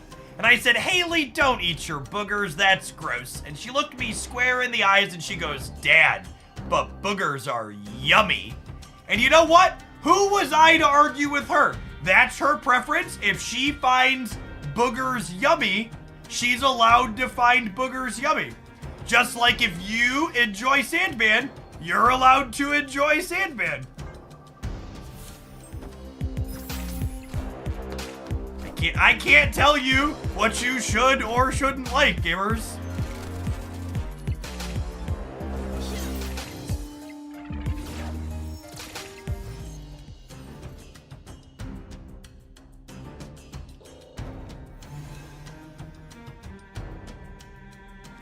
I want to put Marvel Boy in the middle, actually, so we might need more points on the left.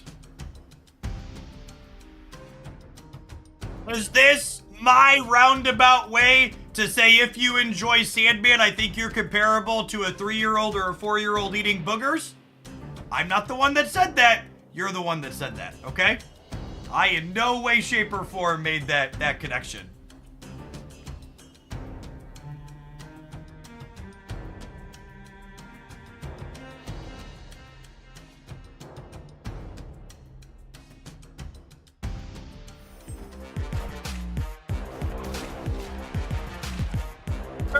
Danger room. Rip. That's a rocket raccoon. Said arrow. Unlucky.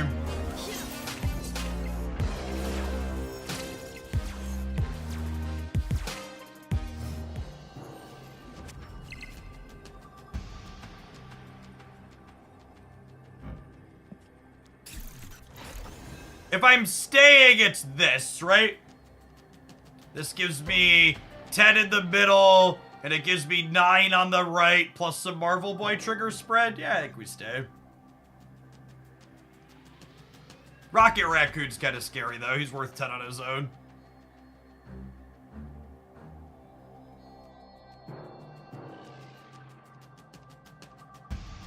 Nico. If I play Nico, I lose 3 on Thena.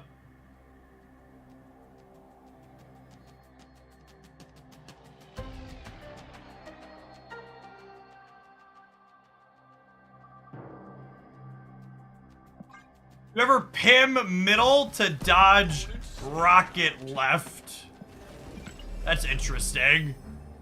Is going to 15 enough there? It might be if they miss on the raccoon. That's kind of spicy.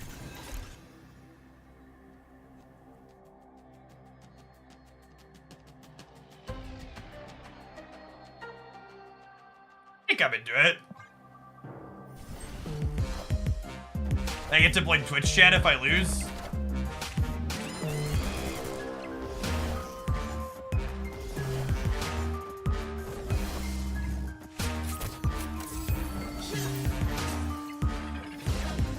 Ooh, would I have won with both my dorks on the right? I'd have totally won with both my dorks on the right, yeah.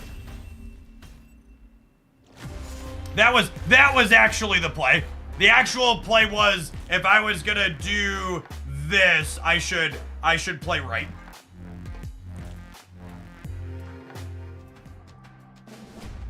If they had lived. Come on, chat. Danger Room's never killed one of my cards before. Certainly wasn't about to kill it for the first time today. Oh, snap. Not even once. Danger Room kills cards. It kills my opponent's cards periodically, but never mind.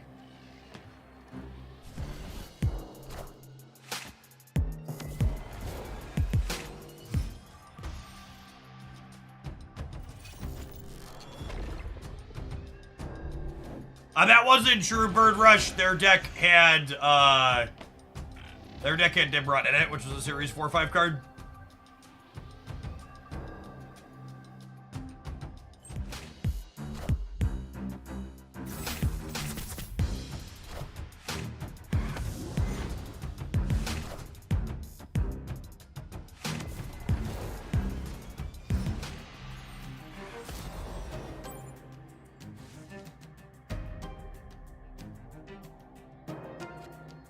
Jeff was bored in the Danger Room chat. I was molded by it.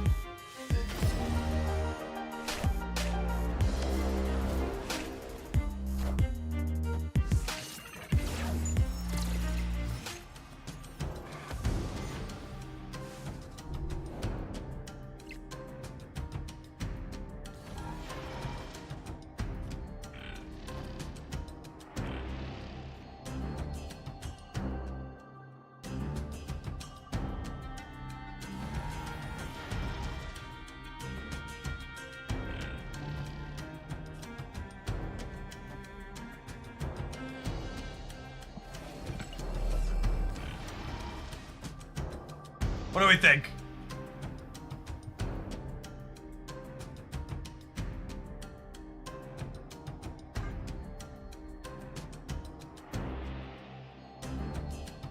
Walker Bear. Yeah, I don't think I need it. None of the cards in my deck are good. I'm gonna be very sad if they beast or Falcon this turn. I have priority, so if they're bouncing, I'm gonna make the Wakandan Embassy happen before they bounce.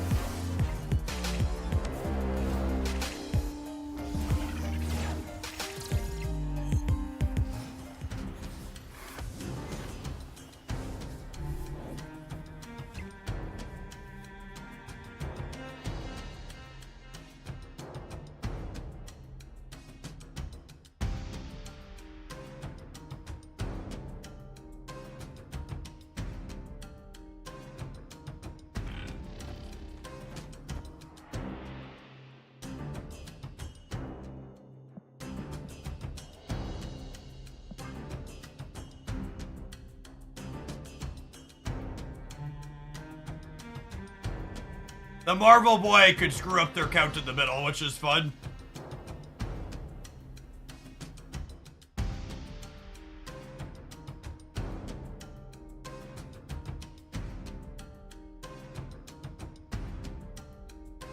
Acid Arrow here to prove that we still play it even if it has a lower power. Higher power, question mark?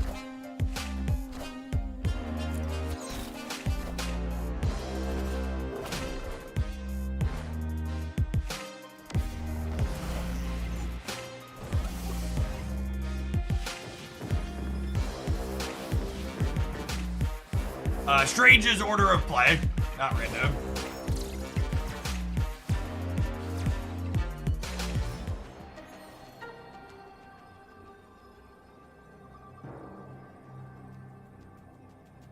Okay, and then I want to play not one energy cards here because I want Marvel Boy to have the best chance to put 2 into the middle. So I know Pim Arrow is more than Jin on the right, but I want Marvel Boy to have his best shot to put 2 points here. And just like his country, he's young, scrappy, and hungry, and he ain't throwing away that shot.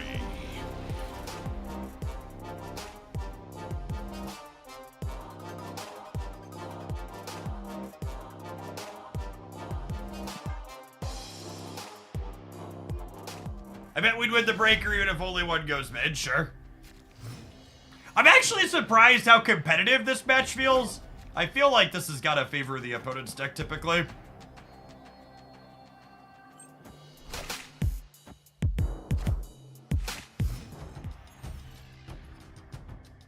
Yeah, I think they messed up and thought Kitty was coming back to their hand too. Agreed.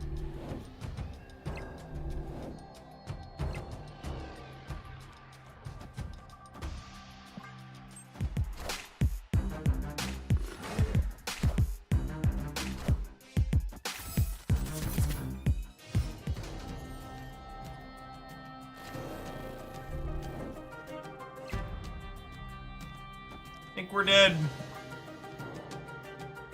They're gonna fill the white hot room.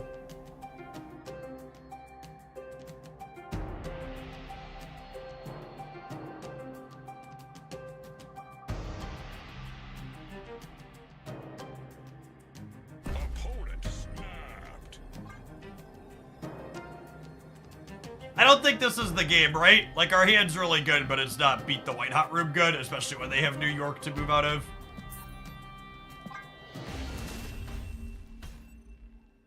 Escaped. Yeah, white hot room is very, very good for bounce.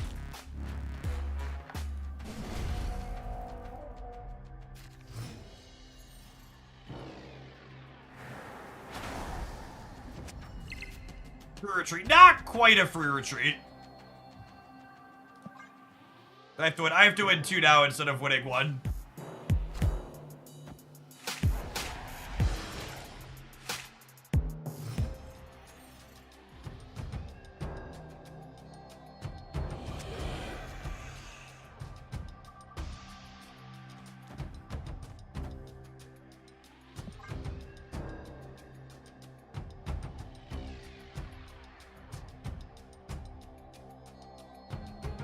That's true. The opponent has fucked up here by not taking their free snap. Them being at 1 versus 2 is identical. So this is a free snap into a decision for me. I would have to choose as to whether or not I'm staying and whether or not they snap is identical on their end. So they've made a mistake by not snapping here. I'm into Marvel lore or simply a lover of card games. I was a casual MCU fan before Snap existed, but never comic books or anything like that. Miniaturized Lab is probably more awkward for us than them. Yeah, close up on their hood, yeah. Looking split. But it's played this set really well. I think this matchup's hard for our deck. We've got a pretty good back and forth, despite the matchup being tough. Yeah, at any point, the snap is free for my opponent and they should have made it. Ha! The long take into the best possible play. Average Marvel snapping at its finest.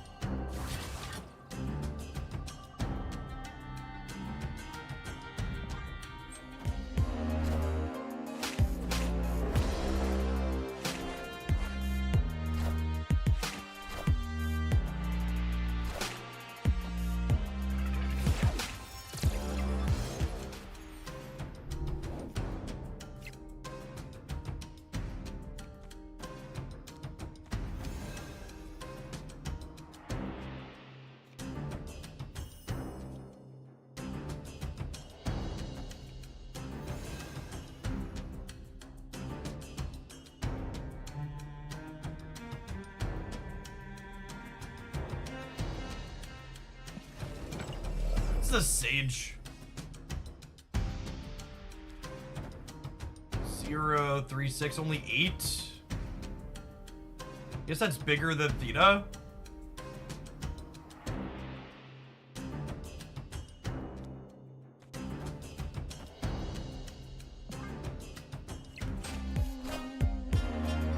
Yeah, I can Sage Setter and then end on 4 1-drops.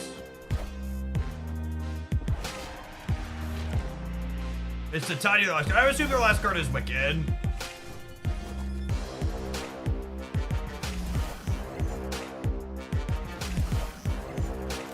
Opponent making a small mistake here.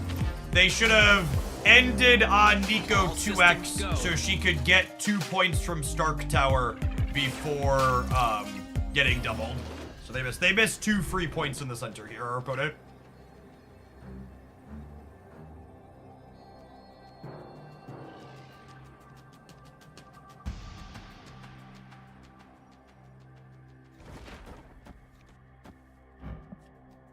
Oh, I played Havoc on 3.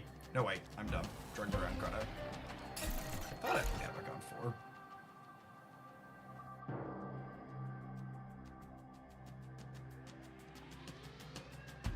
They Falconed last turn, so their Hitmonkey's not that big.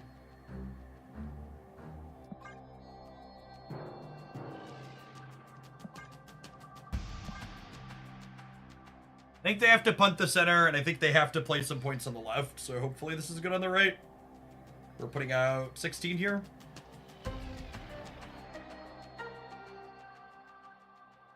If they punt the left and go all in right, they could beat us, but I don't think they can afford to punt the left with us having Havoc and a Demon. Yeah, so Bishop's beating Havoc, so it kind of comes down to a flip here, like these games often do. Where it's, do they respect us playing something on the left? They also have a Demon. Yeah, but Demon doesn't beat us middle. So I'm counting on them committing some to the left and then being short to beat 16 on the right. Is the line here, basically. Does Monkey beat us in the middle? Oh, it does, doesn't it?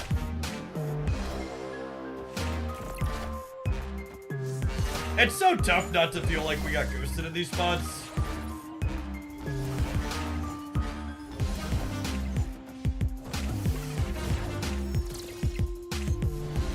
I'm sure they're not. Most people aren't stream sniping, but that's such a huge feel bad when they sit there and they run the entire rope out and their only line was winning the flip.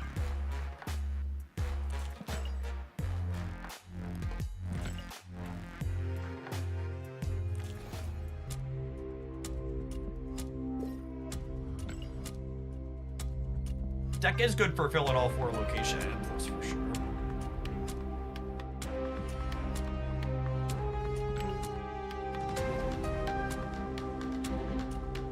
Sable had intent to have a heck. Yeah, that's a good catch. Sable was very good there.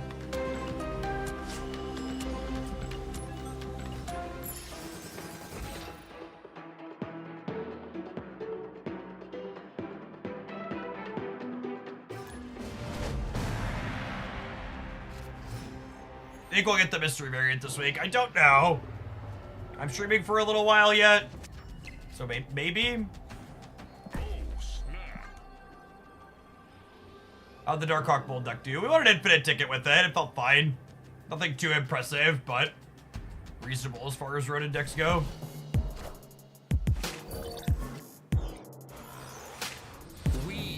Likely a Wicked deck here from the opponent. Pretty even Black Vortex, all things considered.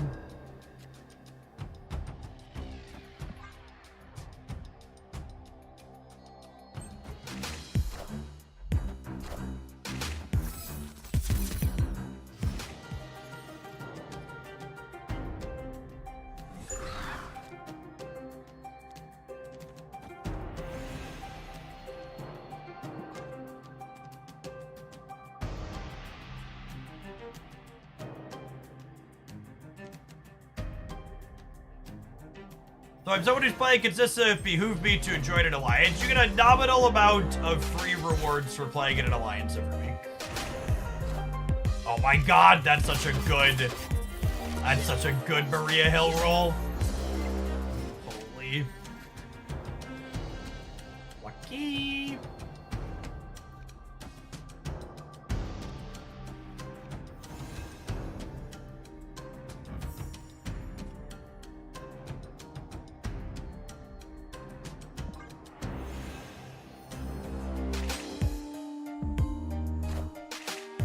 They bouncing on the right. Okay. Close enough.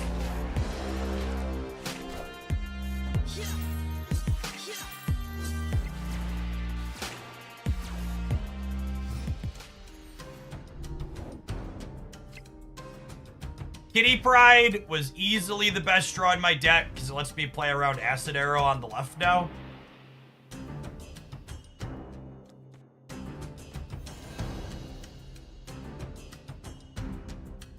I think I'm gonna do this turn, and then next turn we can play out 3 of these. I think I want Theta to trigger. I guess some of these builds have been playing Shang.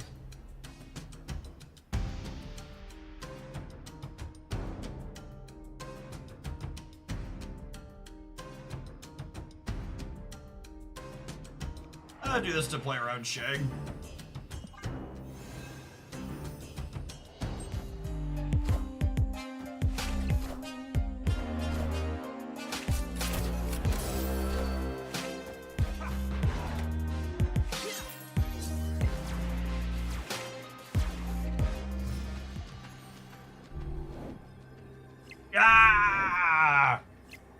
This landing on here is sad. It means my Sage is too smaller. So Sage is 2, 4, 6, 8, 10, 12. God, we would have had the full 14.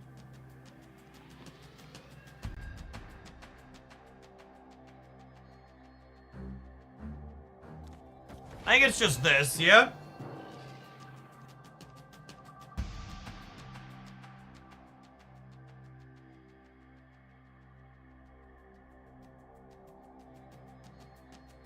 You think they play more than 2 cards? I don't know.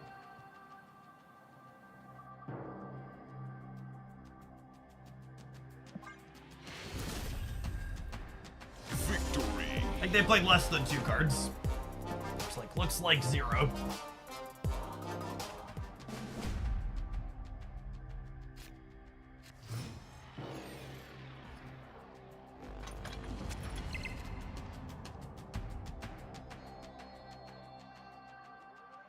I actually think increasing the rewards you get from Alliance missions would be one of the singular worst things they could do.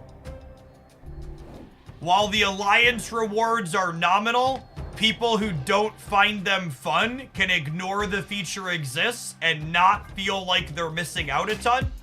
Whereas if you make the rewards enough that people feel compelled to participate in them, even though they don't like them, you will quickly burn your players out. They will stop enjoying the game because they feel compelled to play it in a way that's chore-like.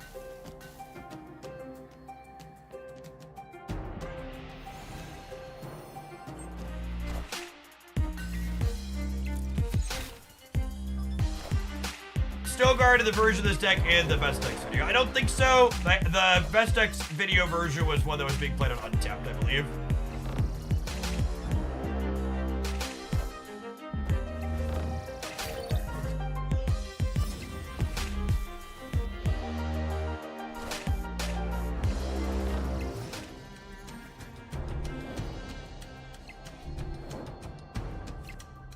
No, I think increasing the rewards anywhere inside the Alliance system would be a huge mistake.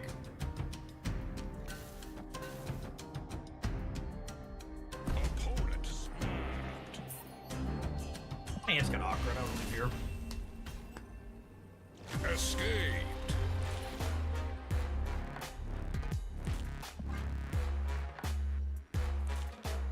This deck list is like ready and waiting for Agent Venom next month. Like, I think there's a good chance Agent Venom makes this archetype a top tier metagame contender. The leagues are already burning me out of it. You're not alone.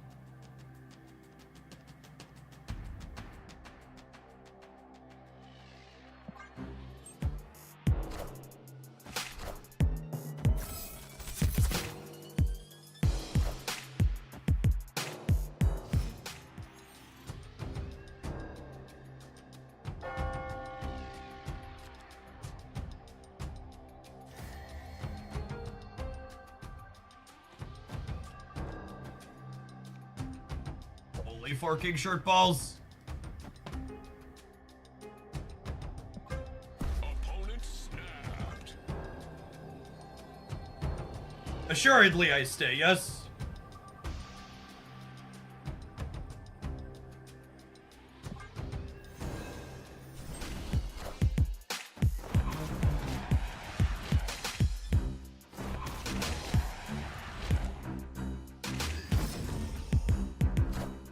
Oh, you throw staffing because of Sable? Yeah, baby.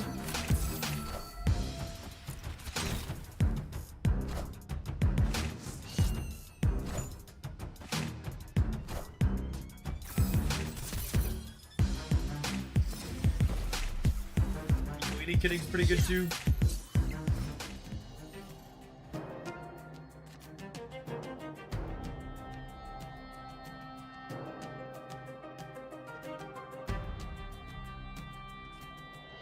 Oh, come on.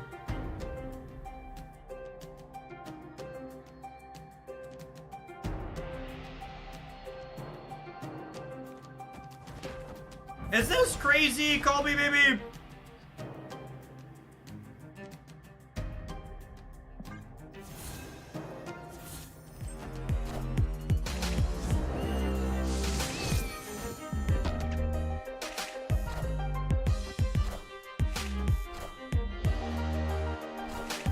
Fuck her up, Buttercup.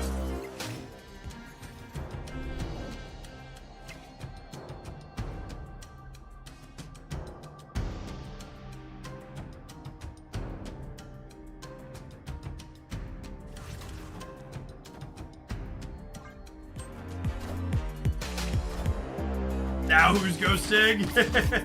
Now who's ghosting? Oh shit, I forgot I turned Carbartage off.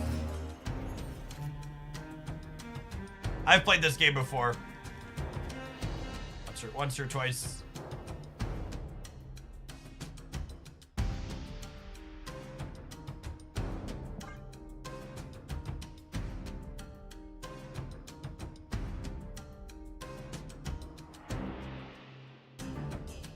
What's the best time to consider snapping? You need to snap the turn before your opponent knows you're ahead.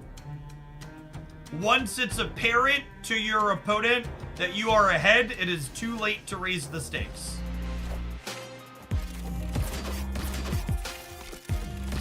We're just counting on Pet Mansion being a W, and then Bear and Sage winning the left tier.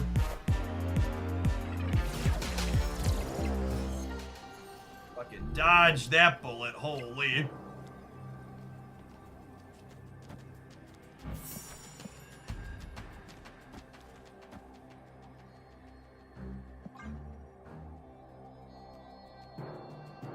I should probably count and shit here, but...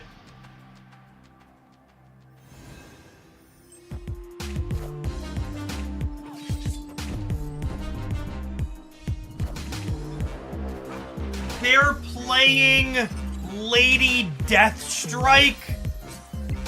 Are you kidding me? What a fucking beat. Never playing around that one without seeing it. Unlucky. Yeah, it seems like great technology. Very good declutter decks. This matchup seems bad for us, too. Second match in a row where I'm saying this matchup seems bad for us probably doesn't bode well for the deck we're playing.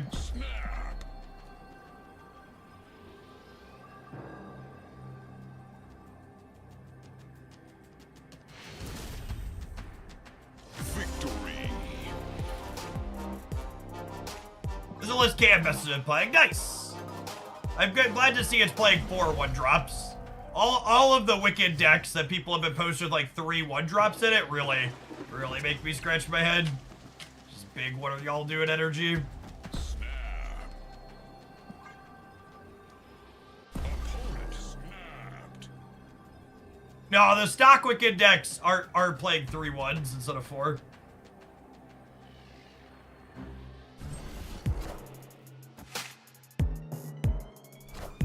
I would assume there's no Pixie. I guess they could be Pixie plus a 6-drop. At least one of these cards is another 6, I would assume.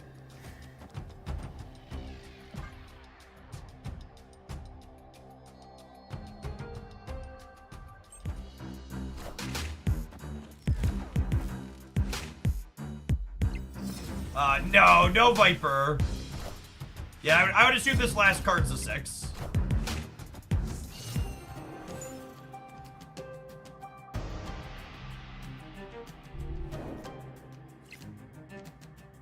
Wow, talk about a perfect draw. Talk about a perfect draw, video gamers. Holy. What turn do you play Havoc? Usually somewhere between 4 and 6. Just depends on how everything else is lining up.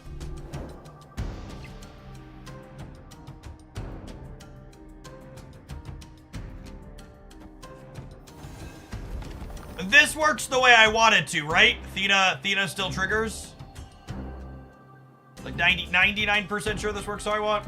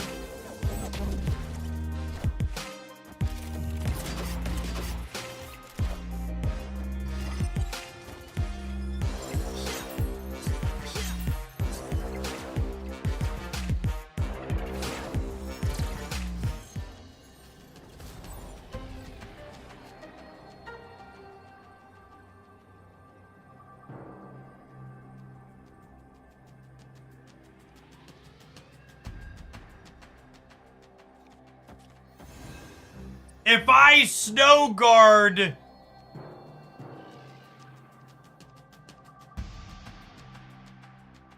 If I snow guard, Theta triggers, yeah? Like 99% sure? I think this works.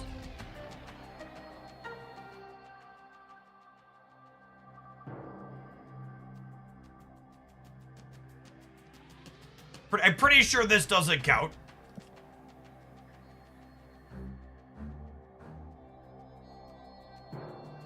Oh, it's fun to find out either way. We're all in. I think this is the best line.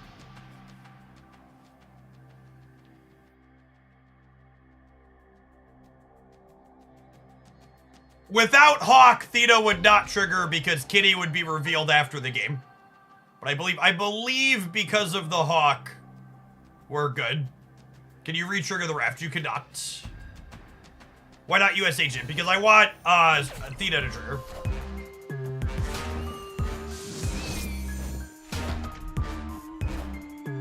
We are the future.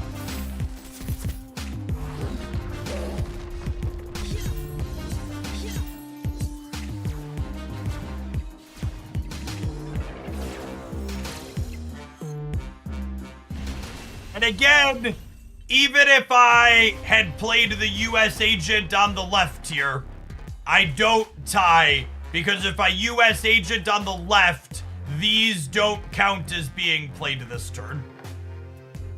Kitty Pride also wouldn't have worked, because we would have been +5, but we would have been -3, so we only end up +2. Oh, I guess we end up +1. We would have been 28 to 29, because Marvel Boy would have hit this. That was a fun interaction to see. All right, I'm going to tap an ad roll, and then we'll be back in 120 seconds. We're gonna play something else when we return. Thanks for hanging out. Don't go anywhere, gamers.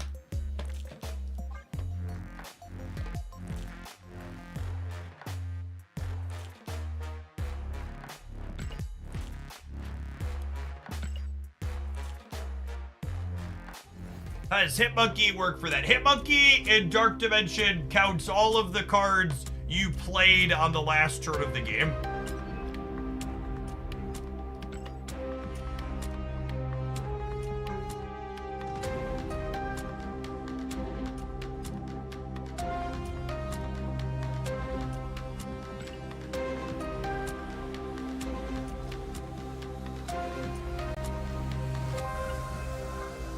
Getting so close to giving me 200 gold for the week, chat. Getting so close. We have a day left. We might make it.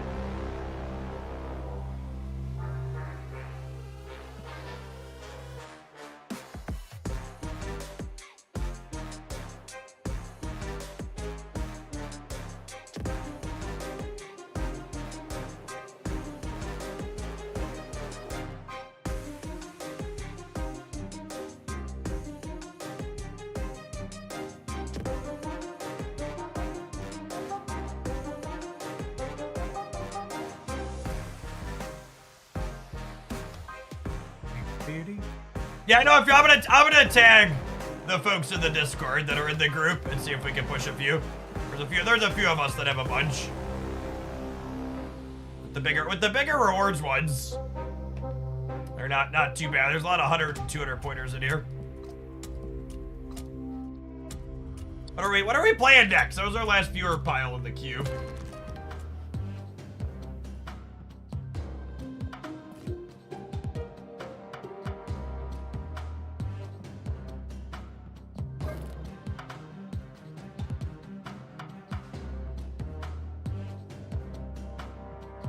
I asked Beansy today if they were planning to come back or not, and they said they think they're gonna be playing again soon, so I'm gonna give them one more week. But they missed the last 2 weeks on 0 points, so. No, we don't have any splits waiting.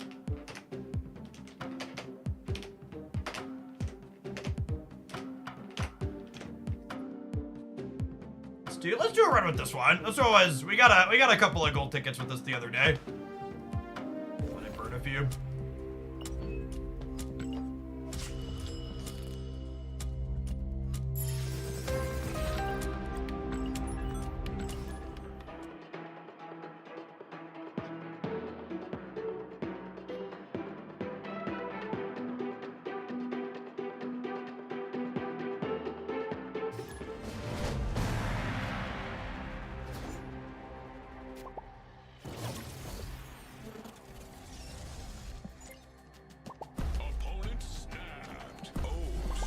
let's do it.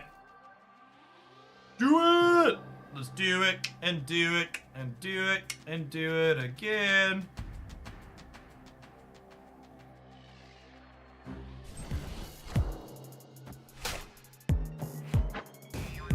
Thank you, Wave. Taking one for the team there. How much money have I spent on Snap? Somewhere in the $25,000 to $30,000 range. I'll have an exact number for you next month for the 2-year anniversary. I'm gonna go through my receipts and total it up.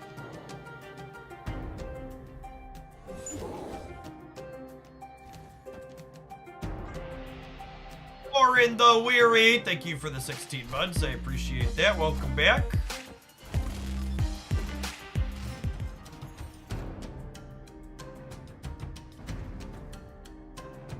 Lucas! Oh, Lucas! You're not just a whale, you're the ocean. Chat! At my 30-ish thousand, I am collection level 80,000. There are people with 6-figure collection levels who play Marvel Snap. Six digits. Okay?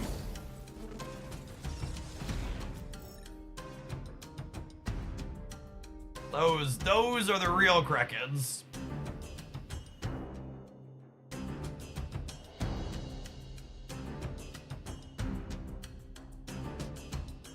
Always a bigger fish, yep.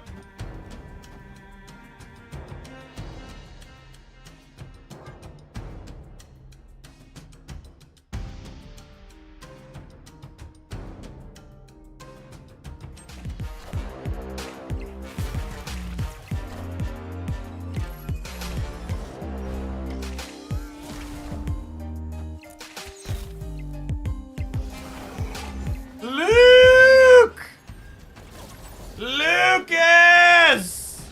Please, Luke!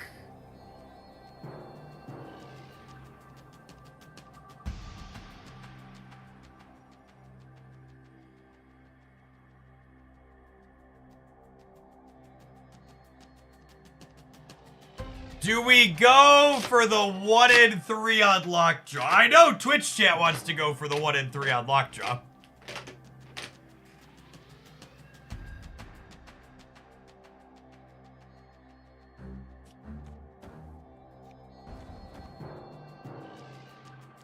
I think this is the play to win line.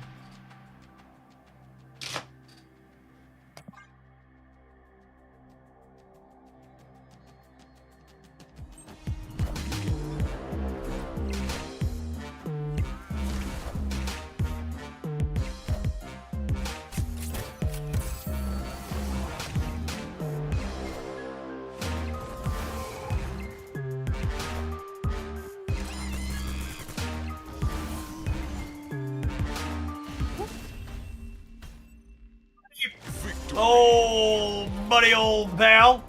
Oh, buddy old pal. Classic 9 power speed, that game.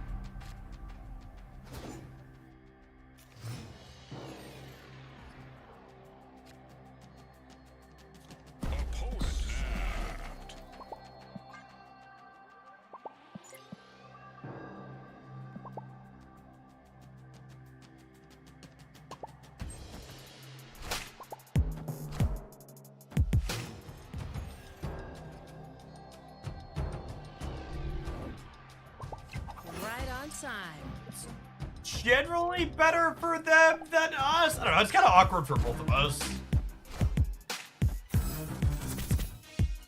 You, Kate Bishop Egg. Here, we give you a couple. I'm gonna reach you now.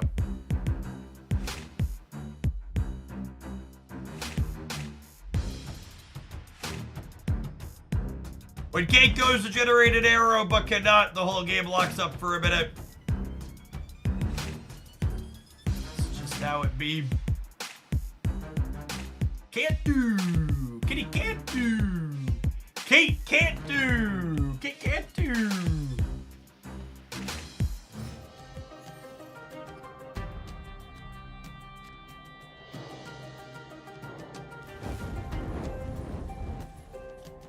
Let's see what Coulson can fish up for us here, huh?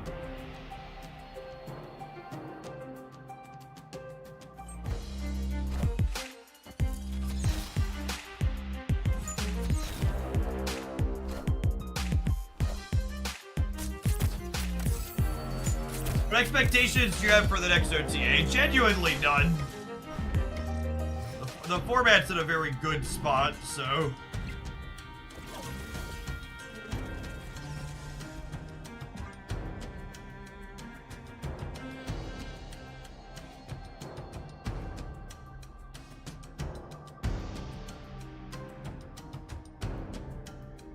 Yeah, mostly buffs to underplayed cards would be my hope.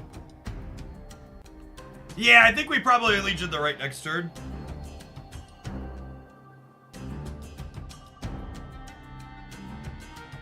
No, I want to get rid of Sinister Eldon, I think.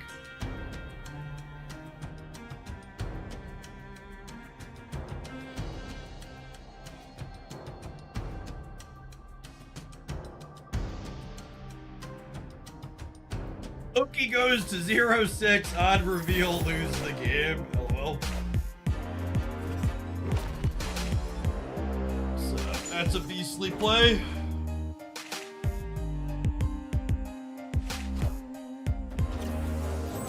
Okay, then I have priority here.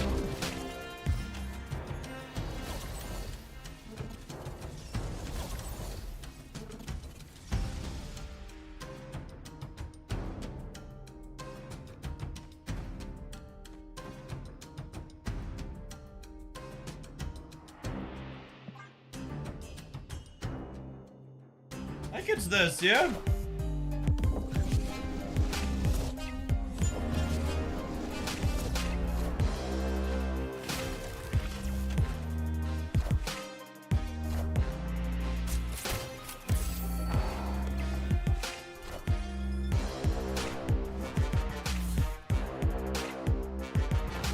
I don't believe the Spider-Woman value has good numbers, but I don't know offhand. All systems go.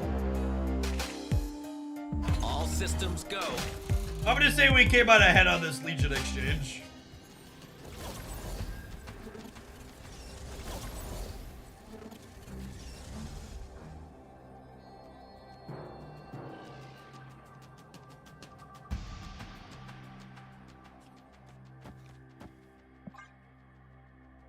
Legion is so good, chat. Legion and Quake. Two most underplayed cards in Marvel Snap. People hate playing cards that mitigate location variance. They'd much rather just complain about being unlucky than play cards that allow them to smooth.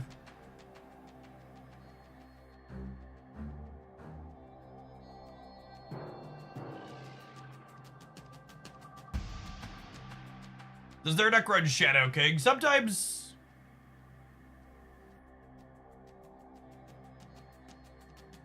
Reminder that Luke Cage no longer interacts with Shadow King, so I don't have agency to play around that.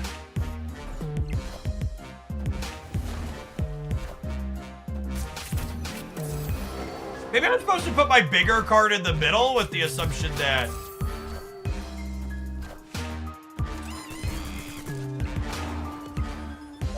They were eliminated that they thought 15 was going to win the center. I guess they're just all in. Victory.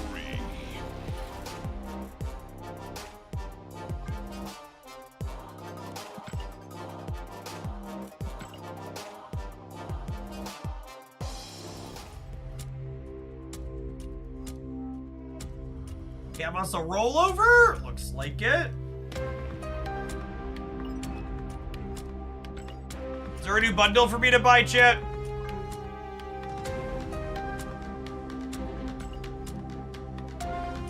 Epic. I do not have any split spending at the moment. No bundles! Like they don't even want my money. Oh, Jack Norseman. Was that new or was it Dev Spec? It was new.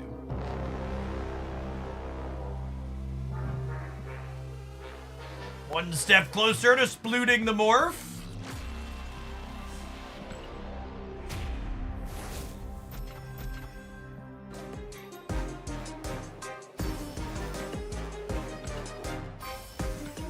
like to say thanks to everybody for hanging out here today, by the way. Great to have over 3,000 people in here for some Marvel stat. My little Twitch tracker here says we've had almost 150 new followers today. If you're someone who's new and you're enjoying the vibes of the channel, be sure to tap that follow button and come back again sometime. If you're not familiar with me, my name is Jeff Hoagland. I stream full-time here on Twitch. You'll find me here Monday through Friday during the week. We're streaming a nice, long, full day. Typically, I'm here from about 9 a.m. Central to about 3 or 4 p.m. Central. However, during drops like we have going on today, I do a good bit longer than that typically. Marvel Snap is my primary focus, and it has been since it released at the end of 22, but I'm something of an old hat here on Twitch. I've been streaming for over a decade, with being a partner for over 9 years and doing it as a full-time job for almost 7 years. Before Marvel Snap came along, I played a lot of Magic the Gathering, some Runeterra, Mythgard, and some other now defunct card and strategy games. In a former life, before I was making content here, I have a graduate degree and undergraduate degree in mathematics. I spent time teaching at both the high school and college levels, so you'll find my content tends to be very analytically focused. We're always looking to improve or level up what we have going on. And thanks to folks like that Boyle, this is able to be what I do all the time. Appreciate that primer. Thanks for keeping me around. If you're someone that enjoys seeing lots of off-meta deck ideas explored, this is a great place for you to be hanging out. No splits! Oh, the tragedy. Thank you, Ben. We can get some sploots gone. Let's finish this matchup and we'll be on our way, huh? Always lucky. I'm gonna leave this path clear in the center in case we spike a copy of Hope Summers for next turn.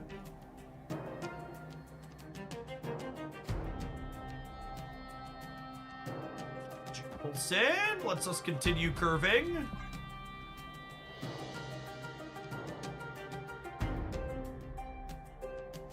Elevator speech unlock. I actually fumbled a couple of times in there trying to play and click at the same time, but we did all right. We hit the important points.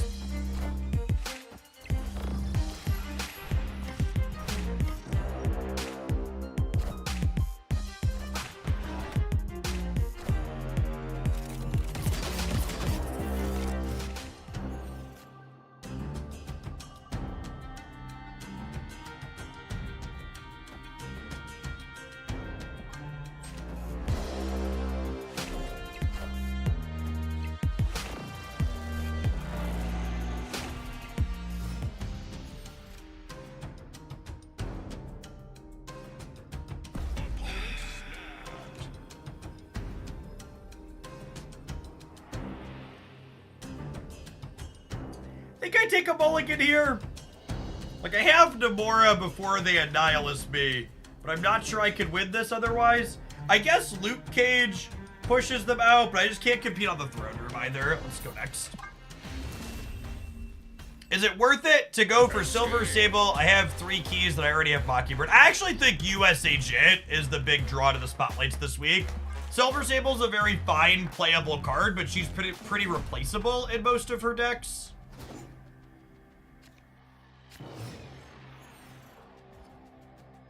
Yeah, I could have gambled on the what's it called there, the Cosmo, but I think we're better off just not. Right on time.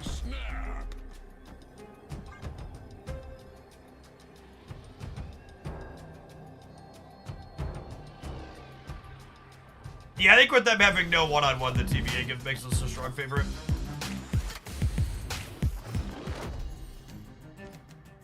And now I have Lucas to surprise punk them in the center as well.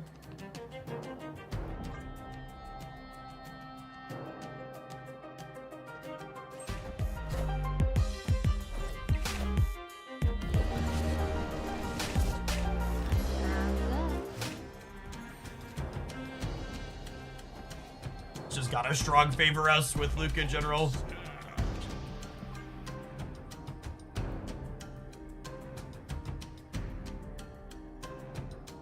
Sentry doesn't do it. Sentry has them losing the right and the center. Sentry's actually net 0 because we're tied in the center. So what else could they be doing here? You think they're gonna Man-Thing us? We're beating that, right? Because I have Luke Cage.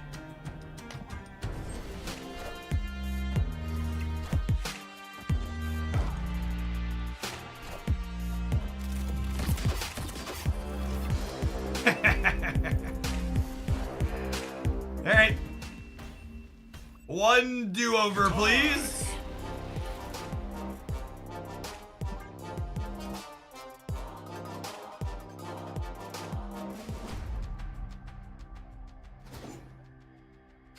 Rogue Guardian is a good one to know about. That means that in general, I'm going to want to make sure I play Luke Cage into my Quicksilver path. Did Cosmo win there? Yes, but Cosmo would have lost to Man-Thing. Always lucky. Is noteworthy.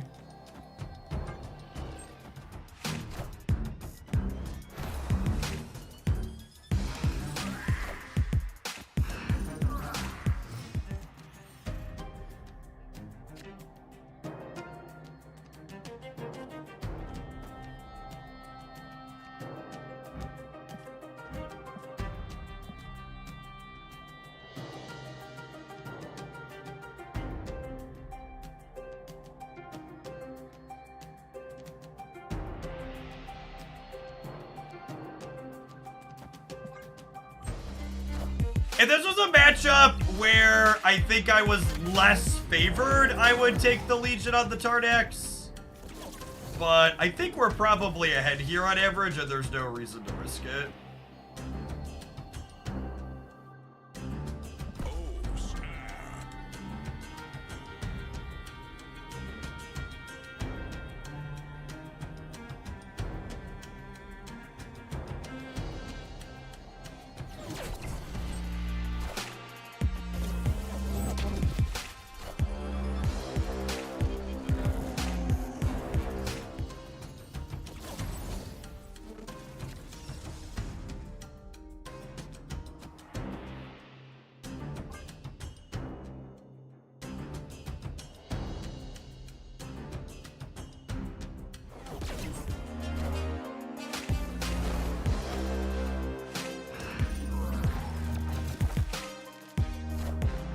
I still believe in heroes.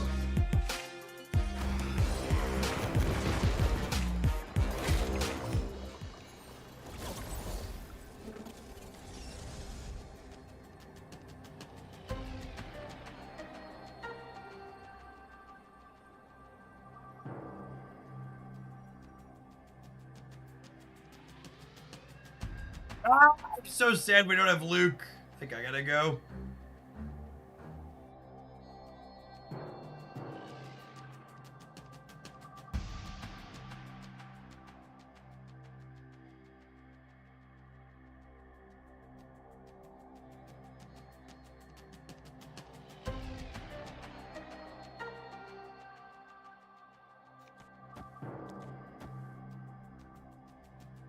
Should have Legion Tardax when you had the chance, yep.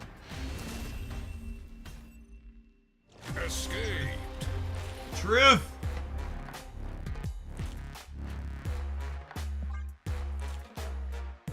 Thank you for the over 4 years, Stiggy. Welcome back. Appreciate it.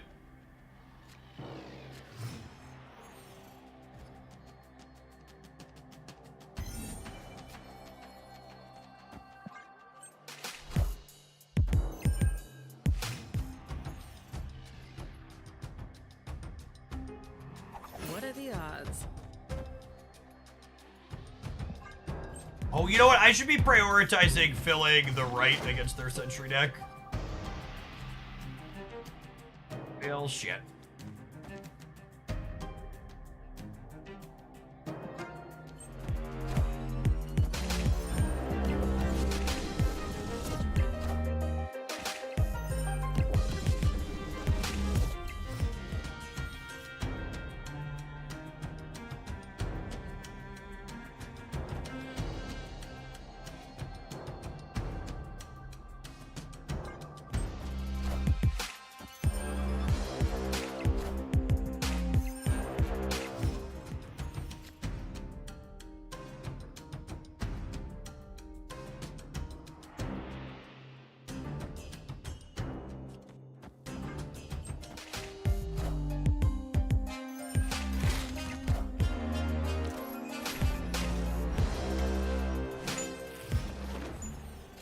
Played Coulson on 3. Could have had a Wicked.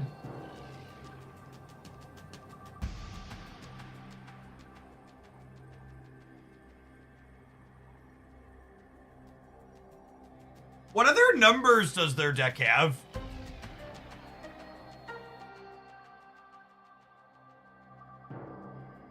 They have like Sable plus.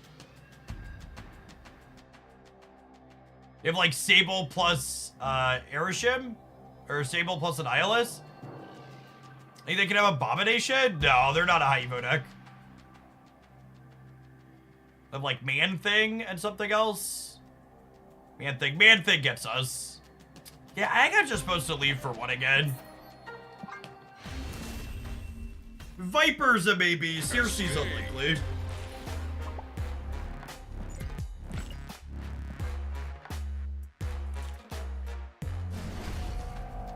Man-Thing just has 7 points of power. At least a Man-Thing having 7 points of power, Steely.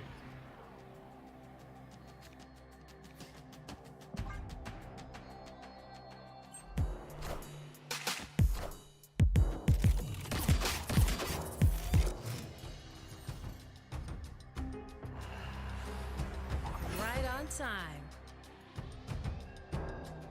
Opponent smacked.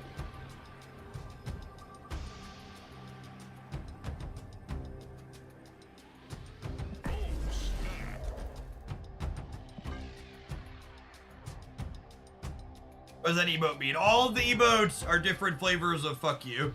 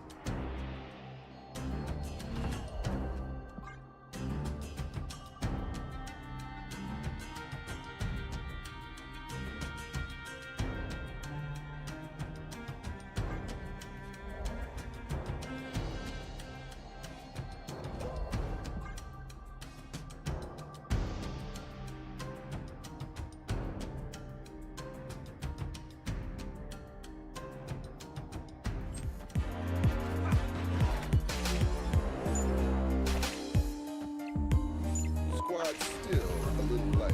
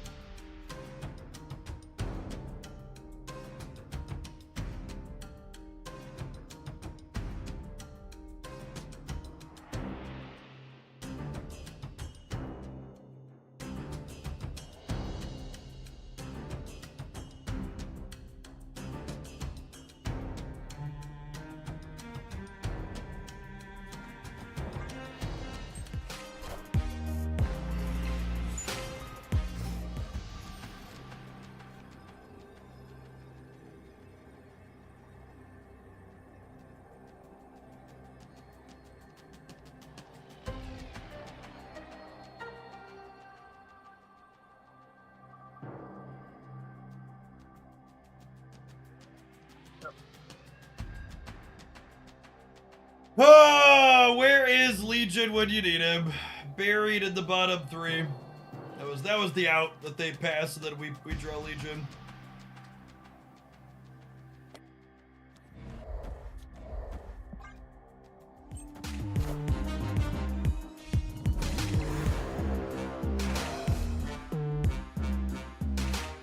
Lost the 50%er on the Cosmo into the Demon. And lost the 75%er to draw Legion on curve.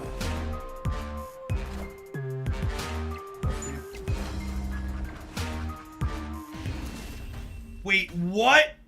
Victory. Pucker up, Buttercup. Alrighty then. I'll do, pig. I'll do.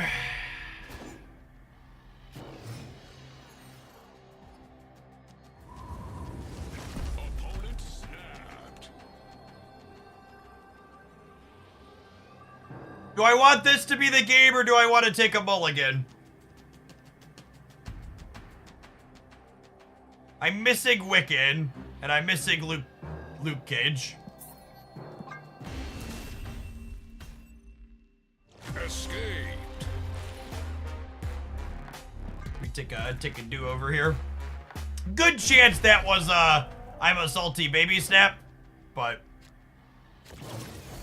yeah, much rather this be the game, yeah.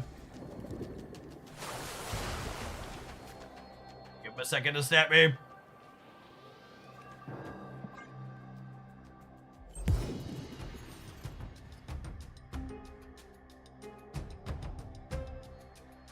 What are the odds?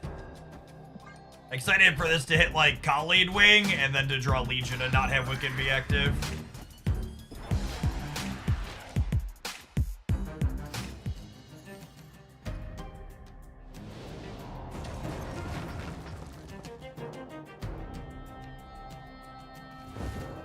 Oh, snap. Opponent snapped.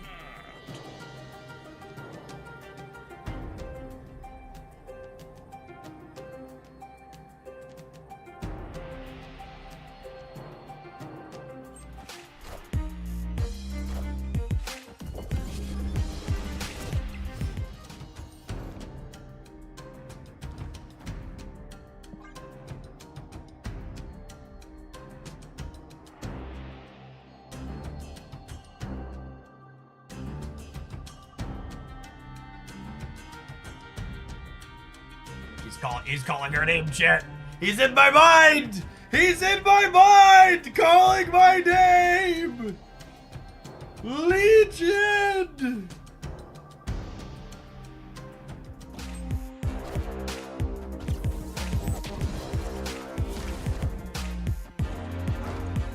Oh, shit. I don't have any extra energy now.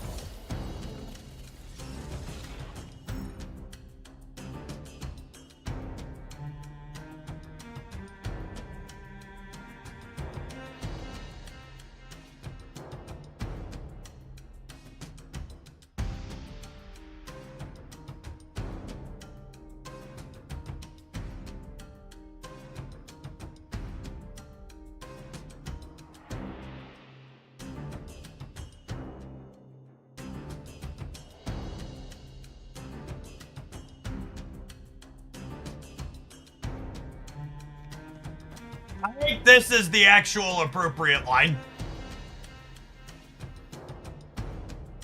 I think this is the play to win line.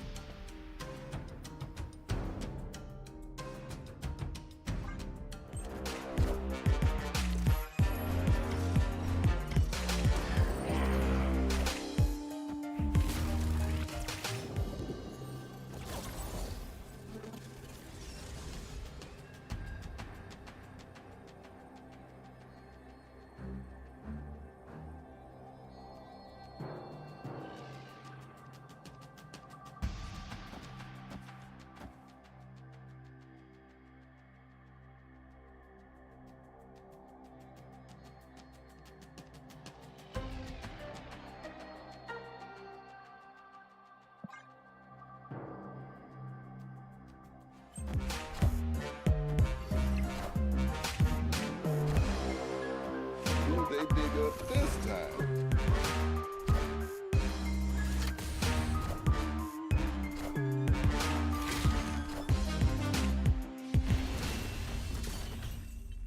Opponent! Oh, I was gonna say they lost the game because they played this wrong, but this play was played last turn, actually. Thank you, Lucas. Ben, is there anything in particular you want to see split or just dealer's choice, by the way? I owe you some splits. Lamaria also stopped Viper. Yeah, that was the correct play. Legion's very good.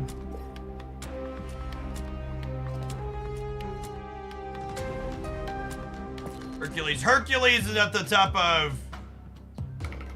Hercules at the top of my list.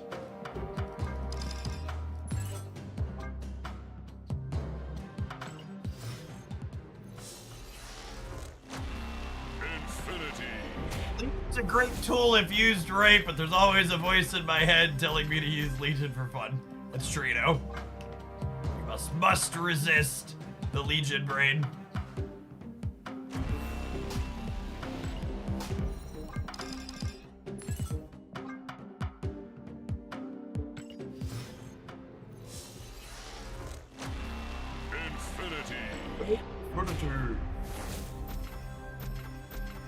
It's Herc because of tomorrow. He's also just like the most playable thing left on my list that isn't gold yet.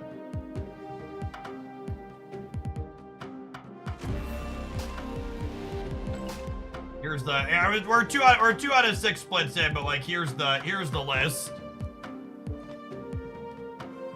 These are the cards that I already have 5 splits on here. Sabretooth, Morph, Corvus, Hercules, Leader, Rhino, Leech, and then Warpath and Kang need to go at some point too. Yeah, we hit gold on Celine. These ones don't have 5 splits on them yet though. These ones have splits and no boosters. Corvus is fine. Corvus is maybe a little bit more playable than Hercules generically. I just don't really enjoy Corvus's decks.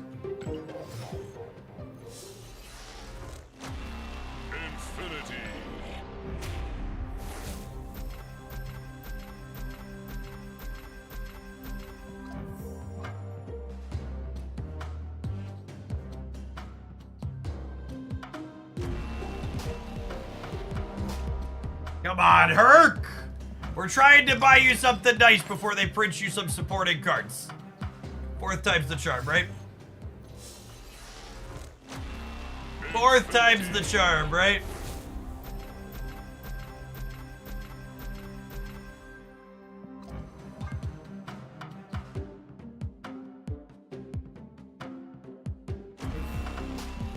Well, I mean, technically we didn't have inked yet.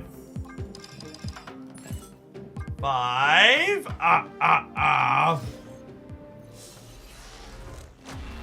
Infinity.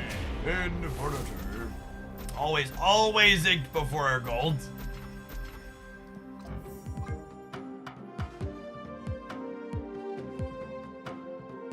Never lucky. Good grief. All right. This is my last one.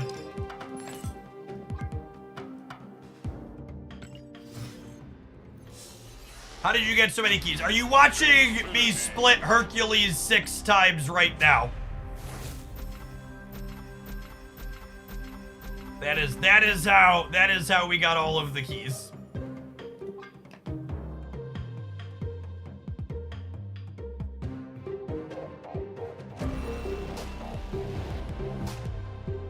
Keeping it real.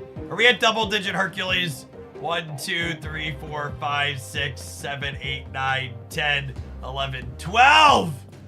Oh, life, existence is suffering. Existence is suffering. Hercules wants to beat Mysterio. Chat, nobody is ever beating Mysterio. Mysterio is king of the splits. Yeah, that was 6 spins, Ben. But why people always ask me, Jeff, is there a point where you're close enough where you're just spew to go full gold? And the answer is no, right? Because like on a single card like that, we could take over $100 worth of splits and miss, right? So like, we're only missing 9 cards, but that could be, you know, that could be $500 worth of splits. It could be $1,000 worth of splits. It's just impossible to know. Because it's all variance, yeah? You know what's not variance, chat? When the ads roll on this channel, because I have full control over them. We'll see you in 120 seconds. When we get back, we're going to see if we can convert to an infinite ticket with this wicked Domino Quicksilver deck. Thanks for hanging out. Don't go anywhere. Yeah, maybe the very last one I spew on, personally. I could see that. When there's multiple.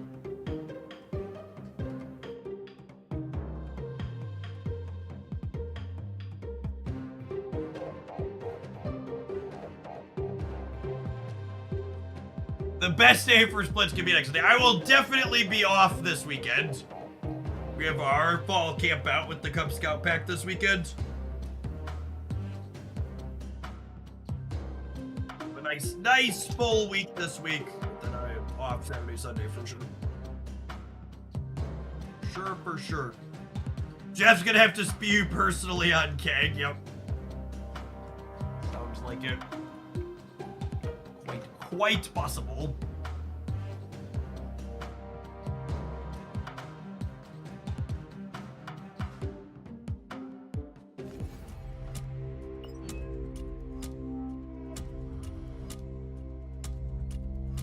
How much money have you spent on this game? Approximately 30,000 USD.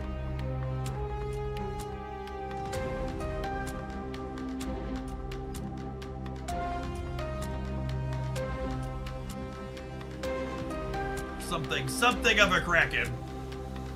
Stand up for a little bit. Oh, stretch the old legs out. How much of your own money have you spent on the game is a better question. I think upwards of 20,000 or so of that 30 is chat, explicitly from chat, donating or cheering for me to split cards. My first year spend was like 6-ish thousand, and then I was like 3-ish thousand. How much money have you made from this game? My first year streaming Marvel Snap, I made around $250,000 from content. 250,000 USD. If you want a full review of where that money came from, how much I made on Twitch, how much on YouTube, how much was ad revenue, subs, donations, etc., I have this video here where I break down all of those details. Never forget, chat, you can and should talk about how much money you make, especially with your coworkers. That's gross income before taxes and everything else.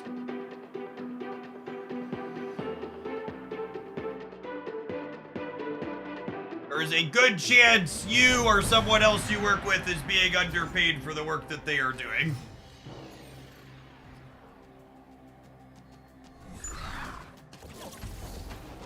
Actually a little annoying for us. Ardic's pretty good at filling up the board.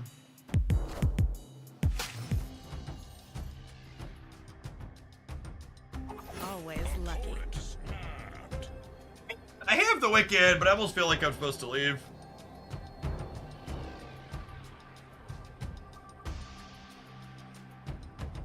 How does your current Marvel Snap community compare to Magic the Gathering size-wise? So, my best year for average viewer count streaming Magic the Gathering, I had about 1,400 concurrent viewers on Twitch.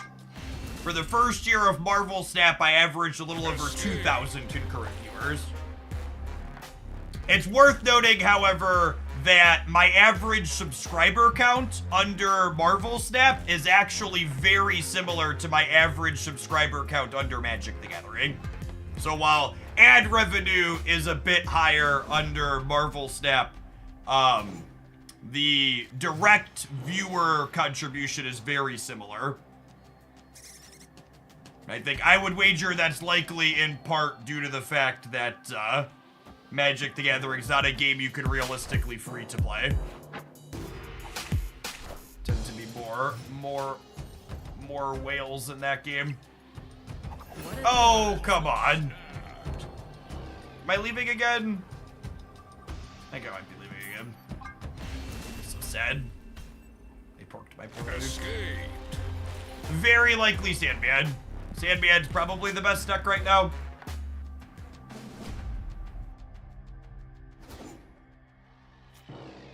Sandman tends to play both these cards.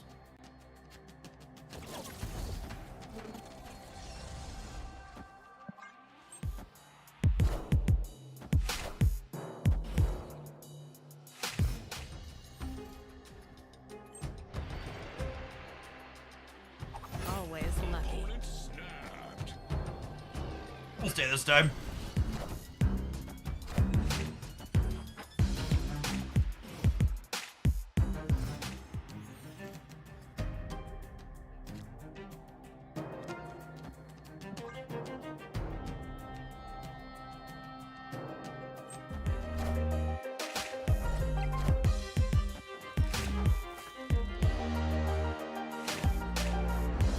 will Series 4 cards be 1,000 tokens? Absolutely never.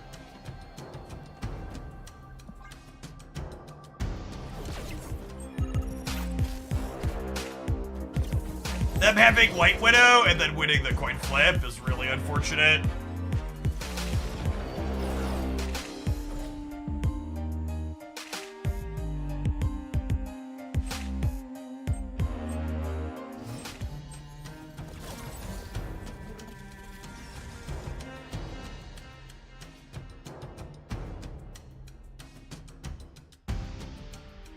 Where do you think they play Sandman at?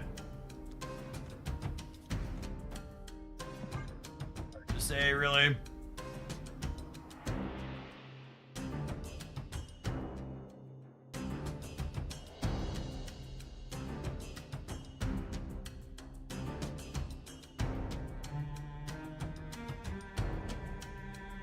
They play Sandman in the Sandbar, obviously. Fair.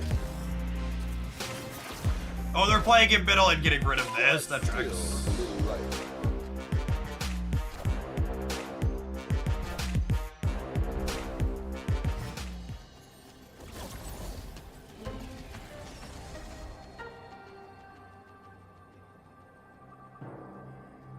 Yeah, we talked about Chase at the beginning of the stream today.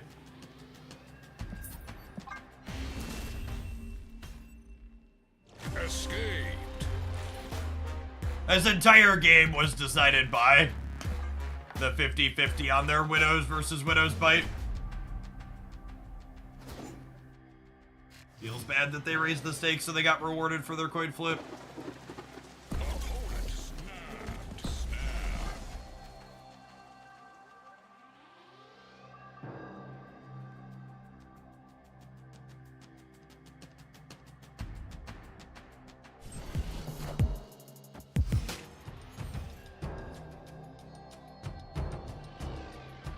Right on time.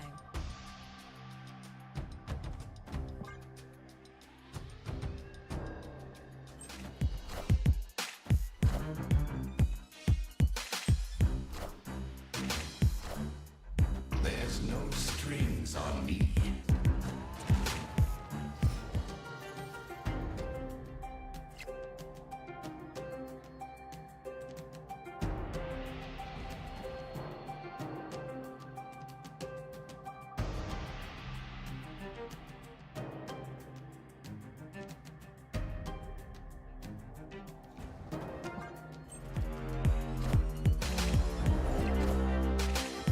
I was about to lose my mind if they took my Luke Cage. No joke.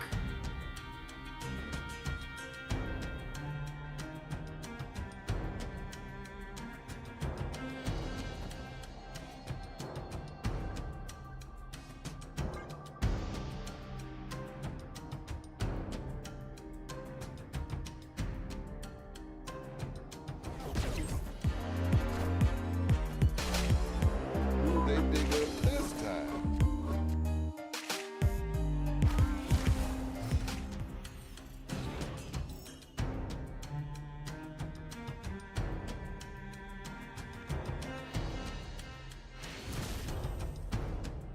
Dang it. So, there technically isn't a limit on how many credits you can hold at a time. However, certain sources of credits, like your daily missions, they aren't applicable. You can't claim them when you're above 10K.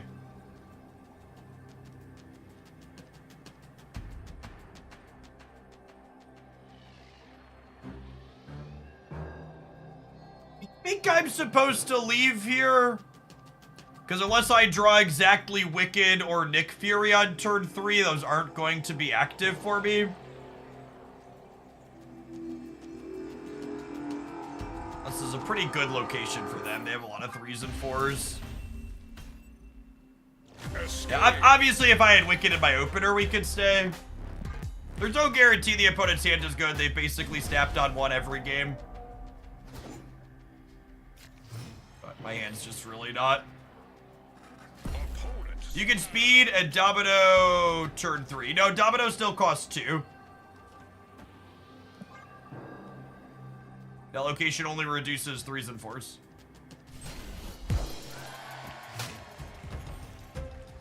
That was if it was an Elysium, we could have What are stayed. the odds? It was not Elysium.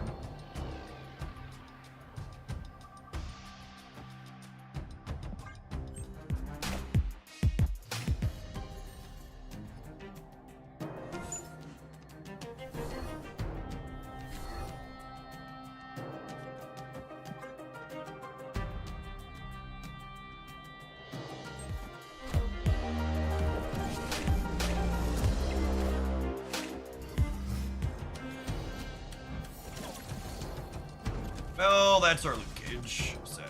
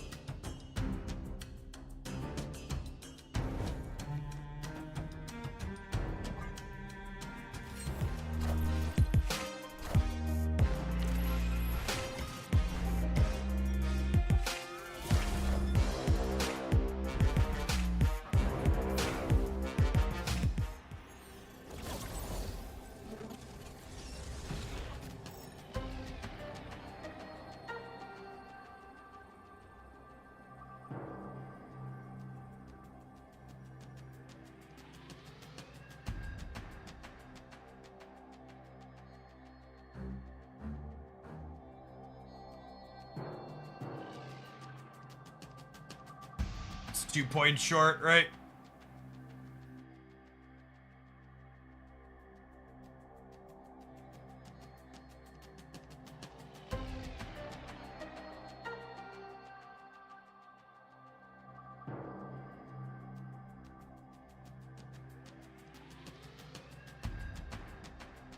A tuba mid beats Ultron.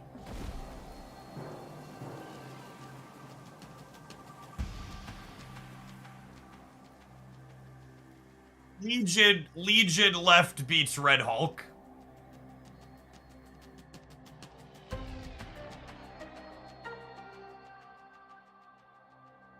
Because Ultron puts 8 in both of these.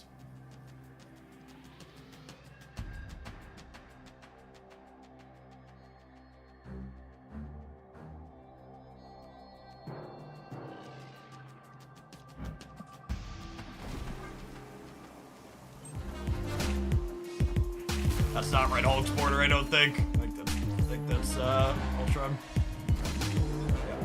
There's no strings. This deck is such a fucking pit state to play against. I mean, it's correct to play to beat the Red Hulk every time. Right? We know they have the Red Hulk, and they're only 75% to have the Ultron.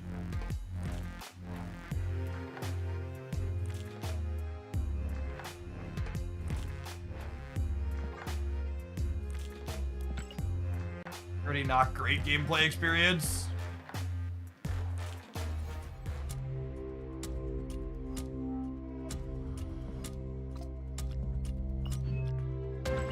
This format's got a lot of good in it, but Aeroship and Sandman are definitely a whole hell of a lot of bad.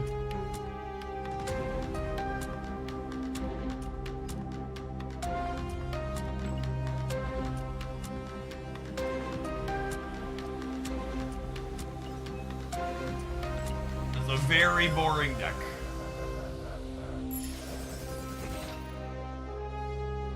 Did I leave Lockjaw in my stuff? I got a Lockjaw.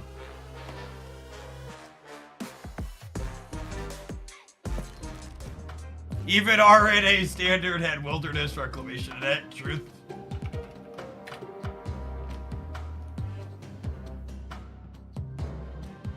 Play some Bounce? Nah, I don't play Bounce when I've been live for 6.5 hours. It's a good way to end up embarrassed.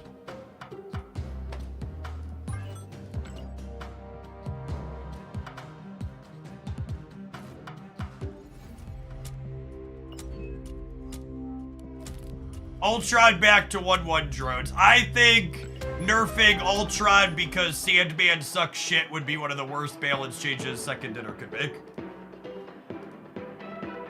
Ultron is not remotely the problematic thing going on in that deck list.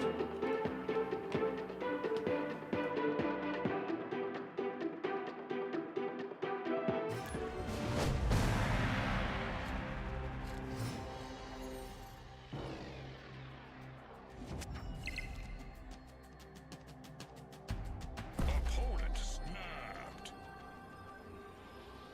Our hand is okay, and playing against Aeroshim is also not particularly fun, so I'm gonna snap them back just so I can play less games against Aeroshim. We have a ton of gold tickets, so I'm just gonna get out of the matchups that are annoying as quickly as possible.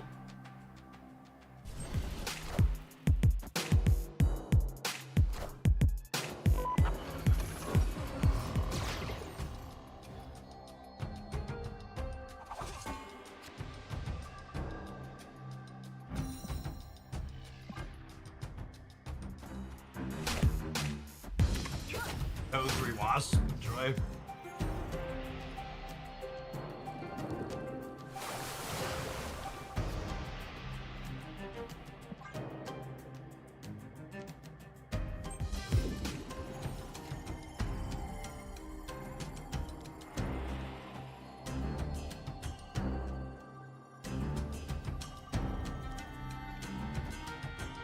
Definitely sacrificing Ham. I think we'll keep Psylocke.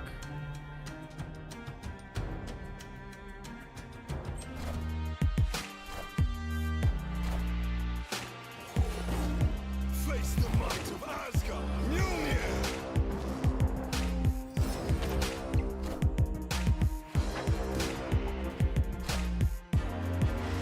Either Aeroshim a 7/7, got him.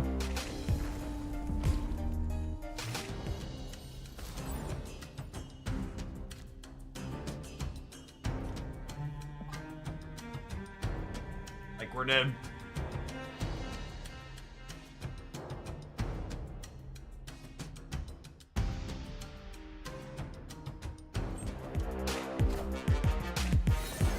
Knowledge is power.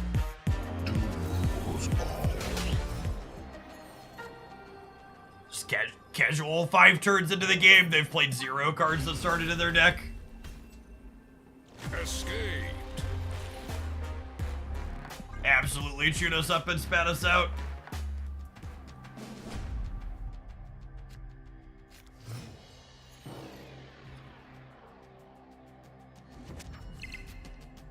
Opponent snapped.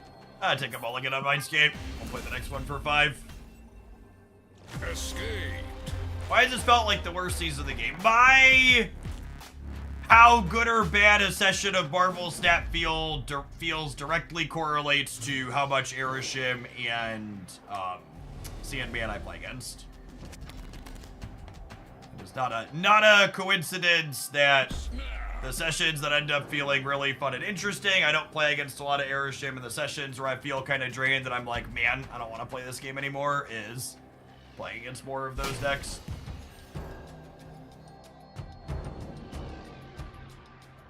Opponent snapped.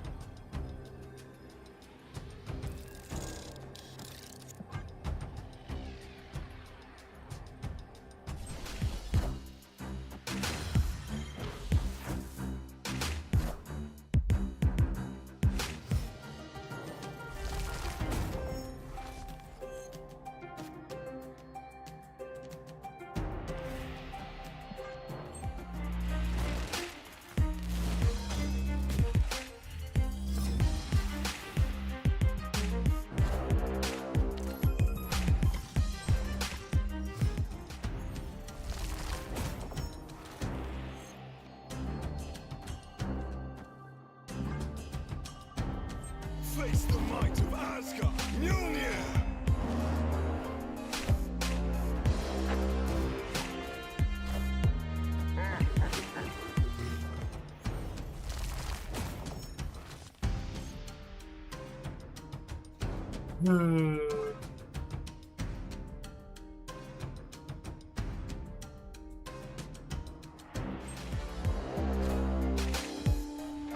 Oh my god, they can't Goliath me in Dark Dimension. Alright, let's draw Psylocke and then win the game. Oh!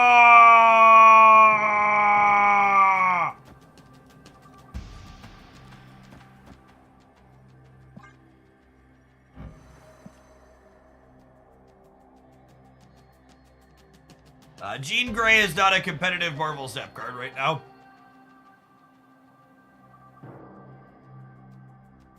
We are a strong statistical favorite here. Excited to see how we die.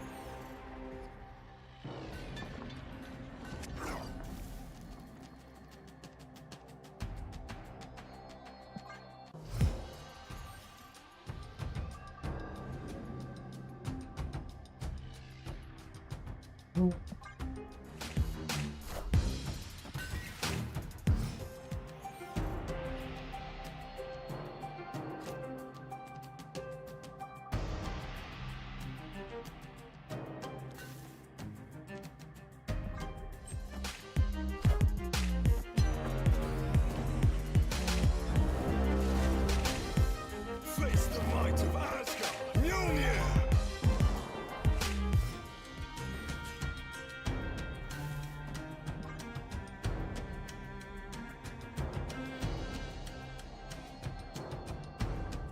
Sorry, I needed a minute to refresh after that last game.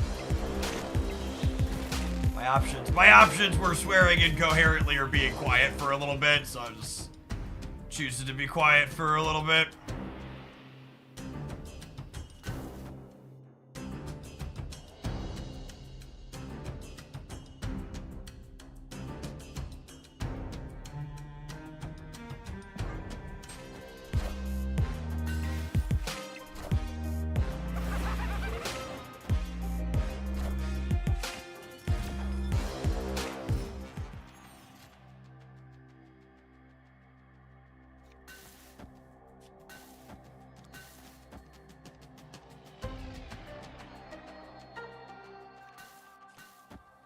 Darn.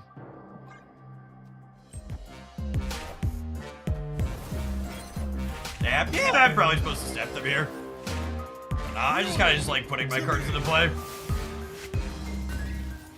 Honestly surprised not to see you log off after that. We have 3,000 people here.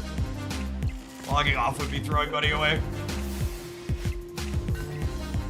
We are the future.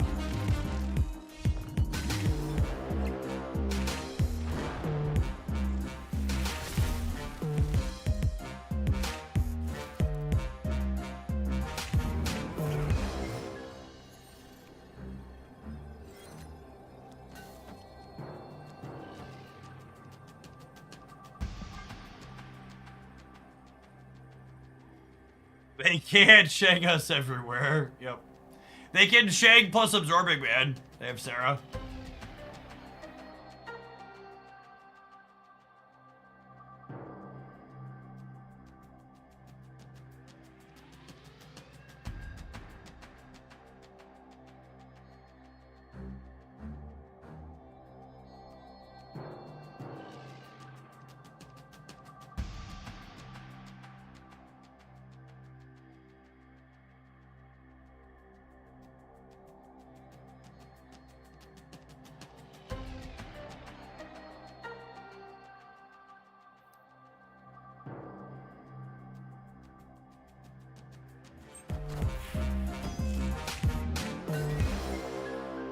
Union to me.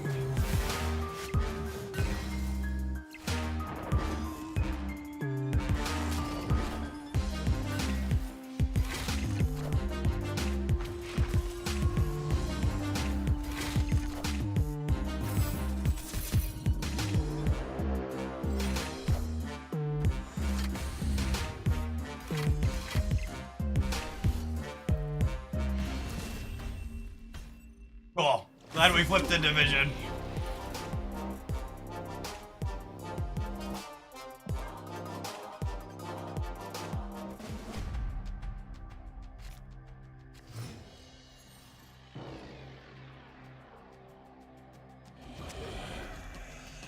Today on Takes on Twitter, how is Erishim any different than Sandman or Clog?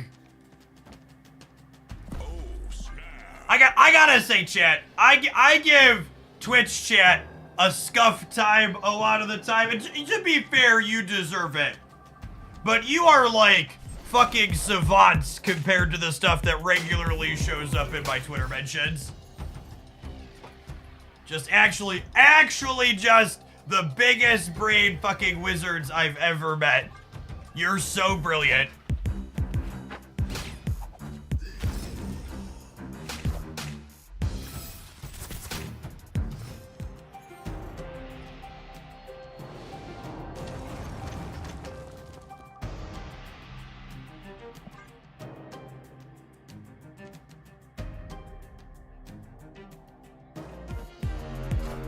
The current deck we're playing is pretty clunky and bad, so it doesn't have a ton of counterplay here, but I actually think the Clog decks get a pretty bad rap. I think a lot of the Clog decks are some of the higher agency games you'll play into, and a lot of people who hate playing against them are bad, and playing bad Marvel Snap and playing bad decks. There are a lot of opportunities when you're playing a good Marvel Snap deck to outplay the Clog deck. Our deck with 3 6-drops and 2 5-drops in it does not have the opportunity to do that. But when you're playing one of the dozen different good Marvel Snap decks, there is a ton of room for you to outplay your Clog opponents. An absolute ton.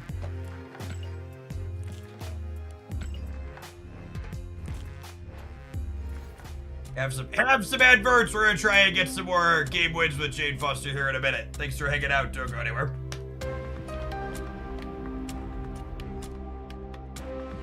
You guys hate your board being filled with nonsense. Play more Beast. Play more Carnage. Play more Viper. Play more Kitty Pride. Play more Jeff. Play more Nocturne. Play more Nightcrawler.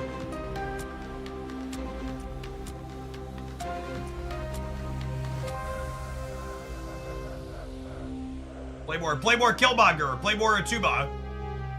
I mean, don't get me wrong, Clog is powerful, and I wouldn't be surprised to see them take a number off a Clog card or two, but it's just like not remotely comparable to like Erishim.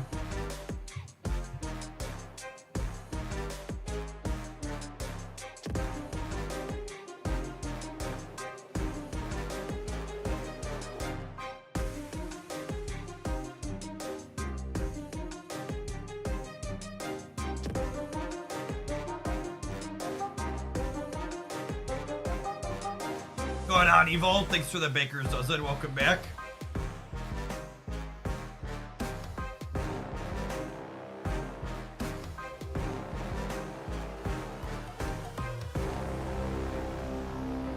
I think a lot of that is like when people hear me talk about Aeroshim, a lot of people can't fathom being unhappy with the deck based on its play patterns, and they think anytime anybody's unhappy with a matchup, it's because they're losing to it. Aeroshim and Sandman just don't generate interesting or fun games of Marvel Snap, regardless of the outcome. Sandman's very powerful, it has good metrics. Aeroshim's metrics are pretty mediocre at this point. It's just even when I beat it, it's not really fun. You don't feel like you're playing Marvel Snap. It's a different game. My opponent decided we had to play a different game, and I didn't get to play Snap the way I regularly play Snap when they load up Aeroshim.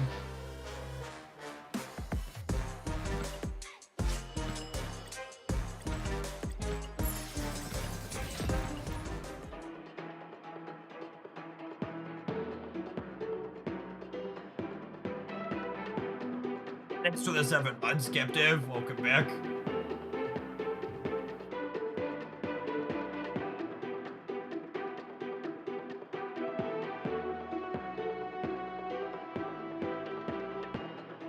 The Light Carrier, thank you for the 22 months. Welcome back.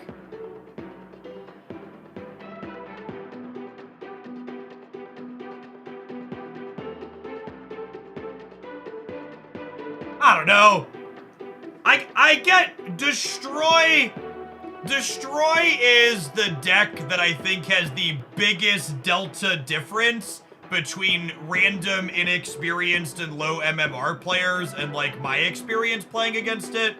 Because, like, Destroy is not remotely as popular in the queues that I'm in as it feels like it is for a lot of other people. I think a lot of people just, like, Destroy's always been a good deck, so they find it annoying, but I think Destroy is, like, the quintessential fairest thing in Marvel Snap. There's, like, 8 different tech cards you can play against it. It's not interacting with you outside of Killmonger. You could race it by going bigger. You can interface with it in a bunch of different ways. Like, Killmonger is a pretty polarized card, but outside of Killmonger, I think Destroy. And see, well, this is why I'm just honestly gonna give you a timeout. Destroy for me is like Aeroshim for Jeff. You fundamentally don't understand or haven't been listening to everything I've been saying about Aeroshim if you think Destroy is remotely fucking comparable to Aeroshim. They're not even in the same realm of existence. They are not remotely similar.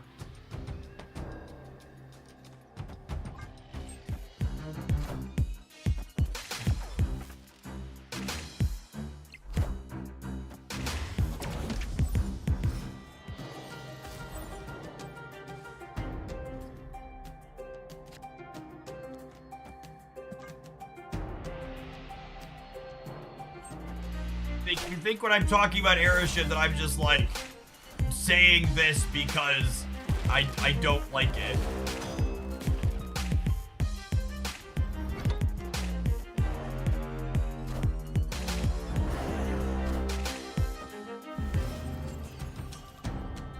I like how I'm like sitting here articulating myself further about how I feel about this and people are telling me that I'm wrong and not understanding. Get out of here.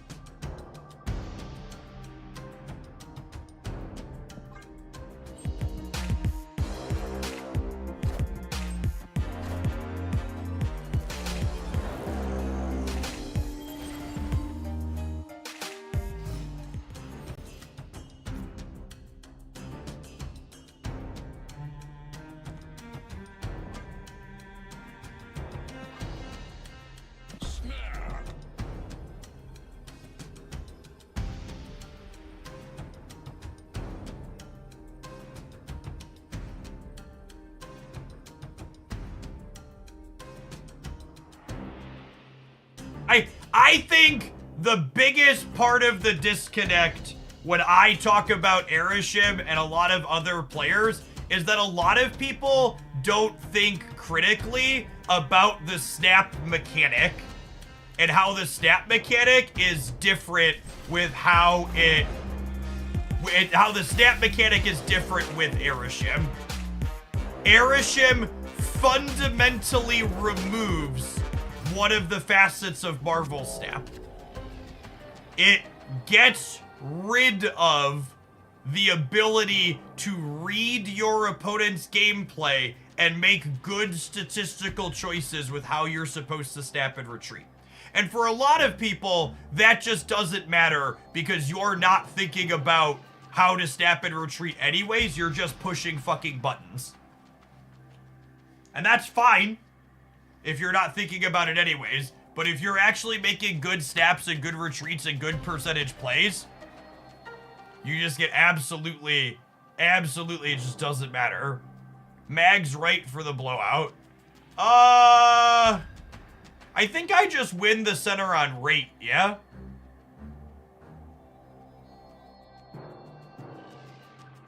I think it's like this. I think it's like this. We could get got by an Alliance here, but I think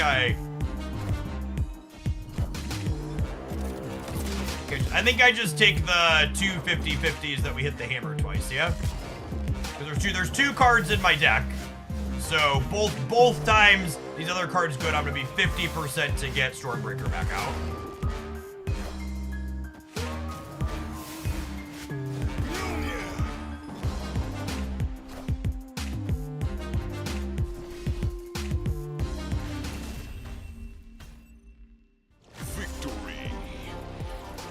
No other deck in Marvel Snap remotely changes the dynamic of snapping and retreating like Aeroshim does.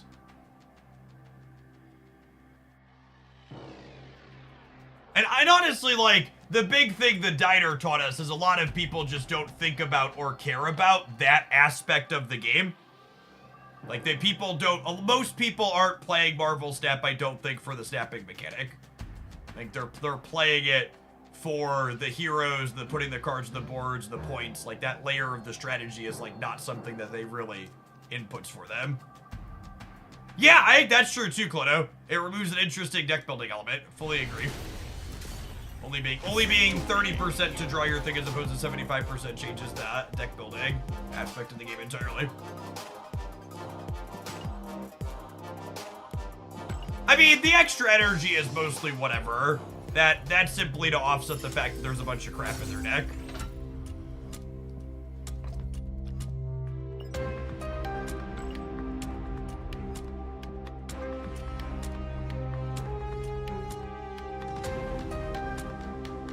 Just less likely to get 8 cube wins inside of gold is the thing. Epic. That's a good one to take.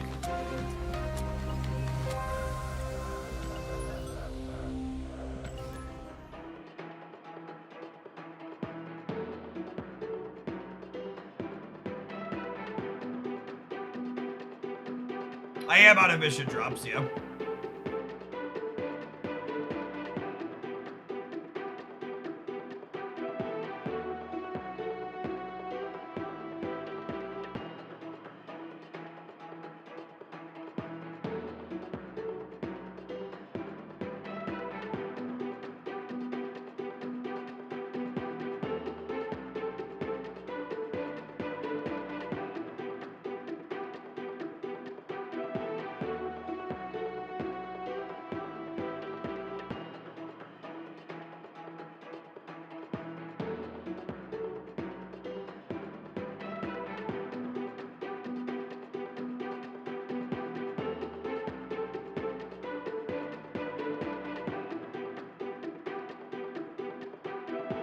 I like to see a card where it gives you X energy at the start of the game, but then you don't get more each turn. Like you have 3 energy every turn of the game or 4 energy. It feels like the number for that would have to be like 3.5 gap. 3 is probably not enough and 4 is probably too much.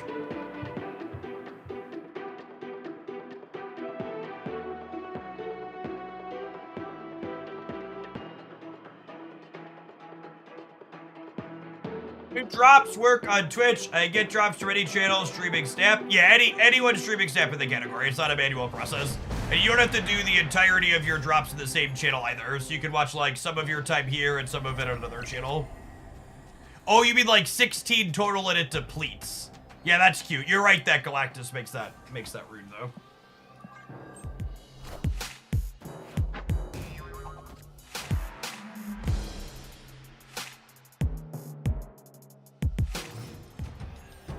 Loaded up this deck to try and play 6 drops of my opponent's keep retreating. Free Quantum Tunnel in my Lockjaw deck. Lovely. What are the drops rewards? Boosters, some credits, and a mystery variant.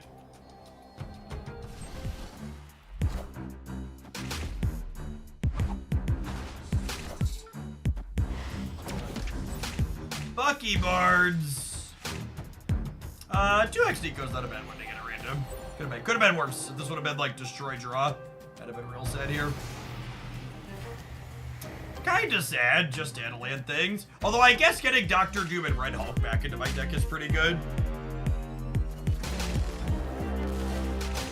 Yeah, speaking of destroy, this deck's got an okay destroy matchup. I think their best linear draws tend to beat us, but their average draws I think we keep up with a lot of the time.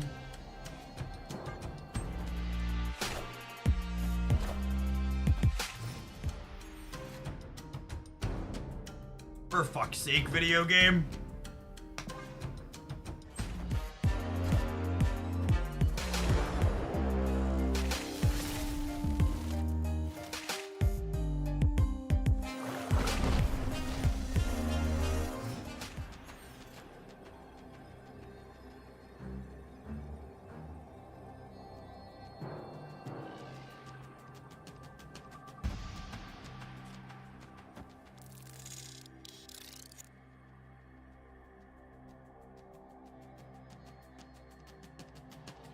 We're just dead, right? So we drew all our 6s.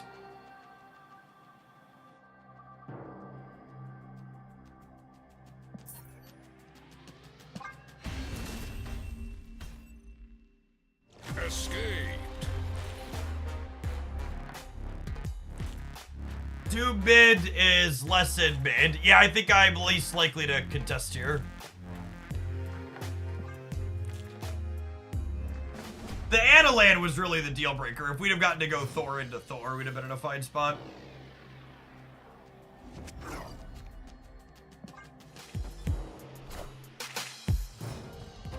For us. Holy. Alright. I'd take one more mulligan here. Escaped.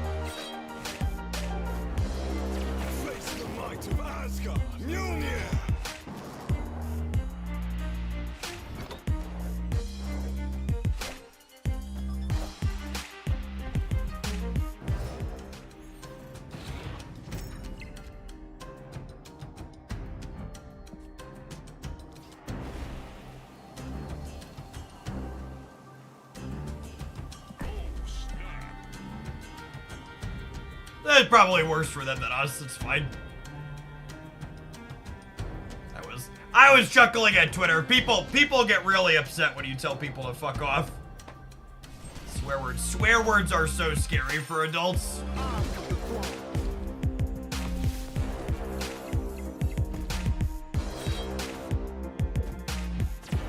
That was the best place for X-23 to go by a lot.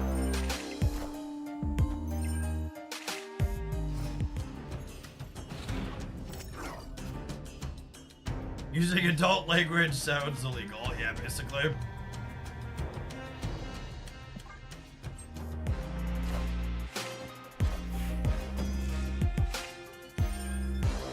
Union to me.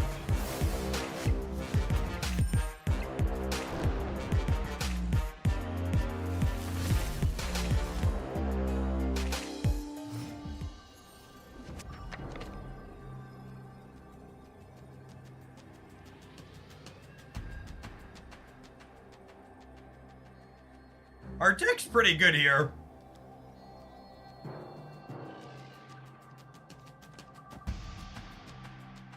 Opponent snapped. Yeah, we're definitely staying.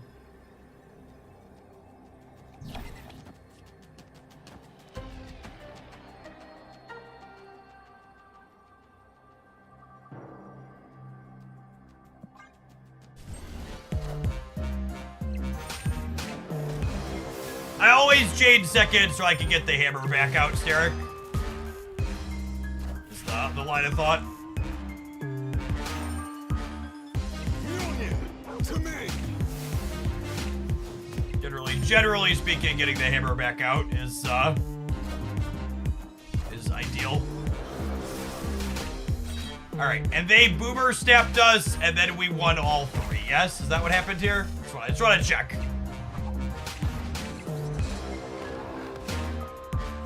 Yes. Okay. Cool. Just checking. Victory.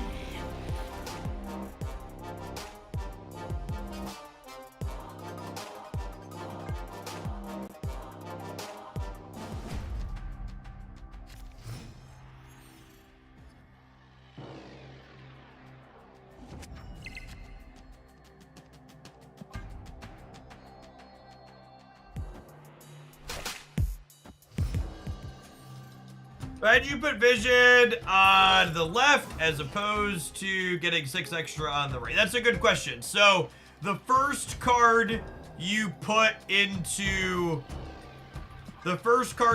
Lockjaw, you could get back out.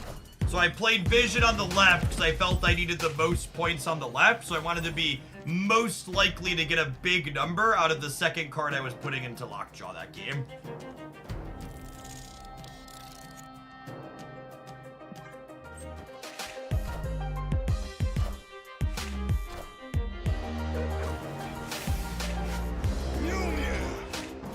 Favorite archetype outside of bounds? Just other decks where you play more than one card on turns 4, 5, and 6. It's a pretty good one to get for free.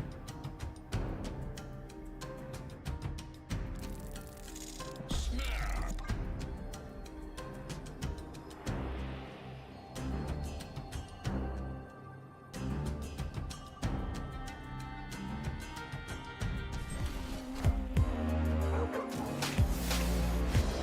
We are the future.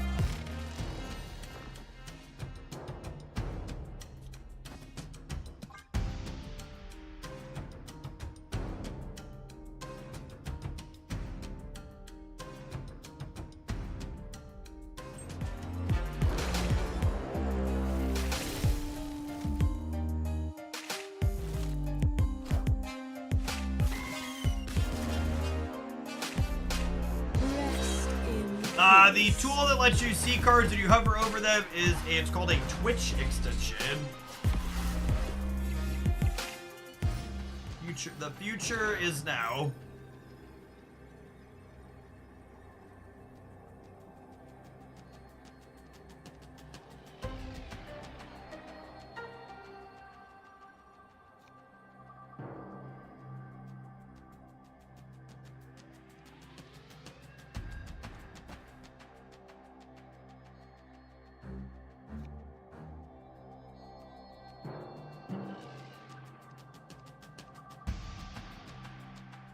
I think it's Dr. Doom to play for left and right here. Does that lose to Nimrod? It loses to Nimrod, yeah.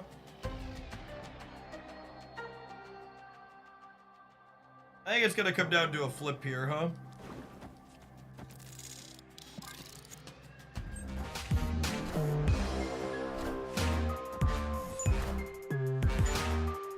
watched me get the hammer. You knew I had it.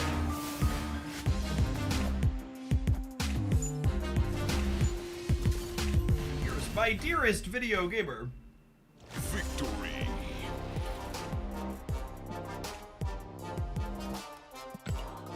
Hammer math, not even once.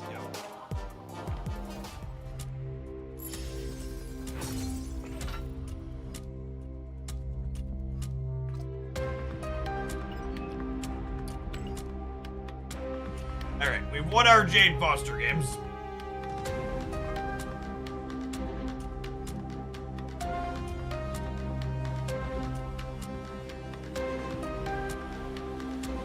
Hey, thanks for stopping by to drop off that Prime Doctor. Appreciate it. Am I grabbing this? And then we'll just fire up we'll fire up a deck that can do this afterwards. Hopefully we'll complete this in the next match, then we'll have like 2 of these.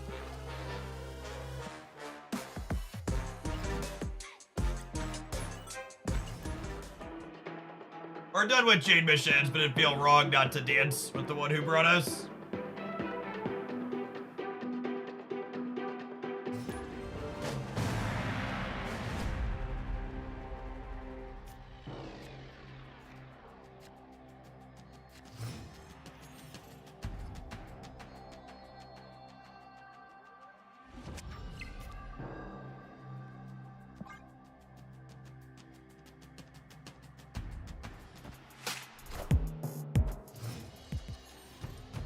Evo. I haven't heard in a long time.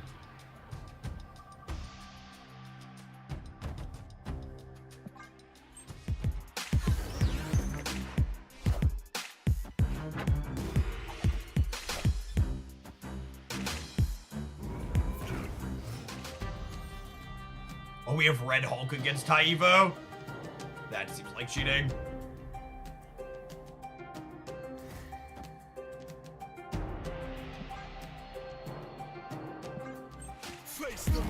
Probably snap them, huh? Probably the play.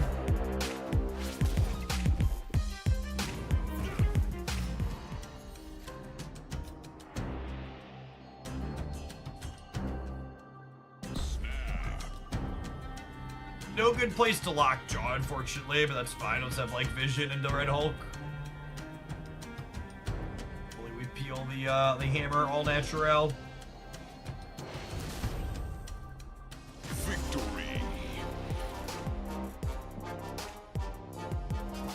Smog, thank you for the 2/3 of the year. Welcome back.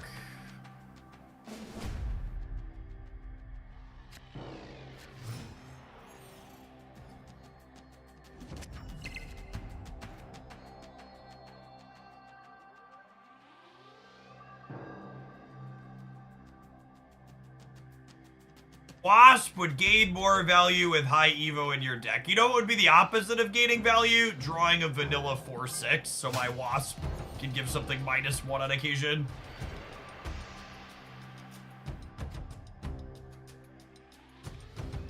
Oh, snap.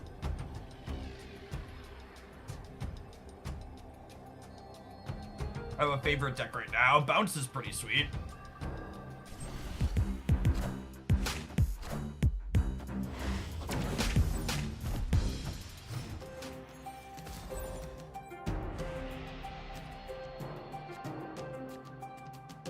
Mother of God.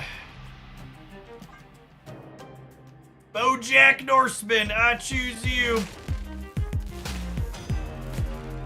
Turning T-base bonus into a +6.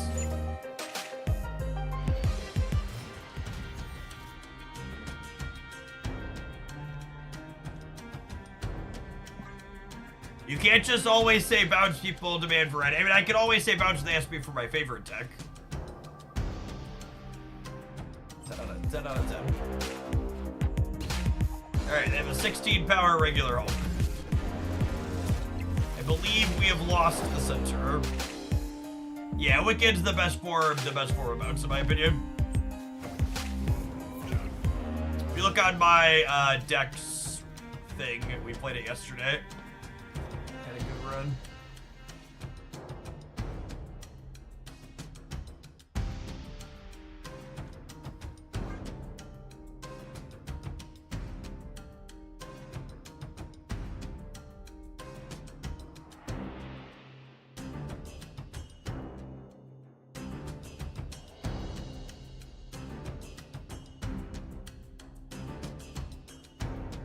I mean, no one knows what Madam Web's going to do yet, reply side, so wait and see is the answer. You can leave Thena pinned and then see how Madam Web feels after.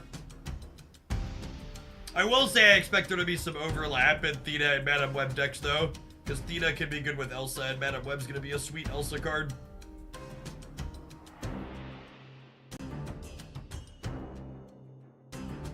There's no need to rush to spend tokens. There's no FOMO aspect to it, right? Like, the card's going to be there.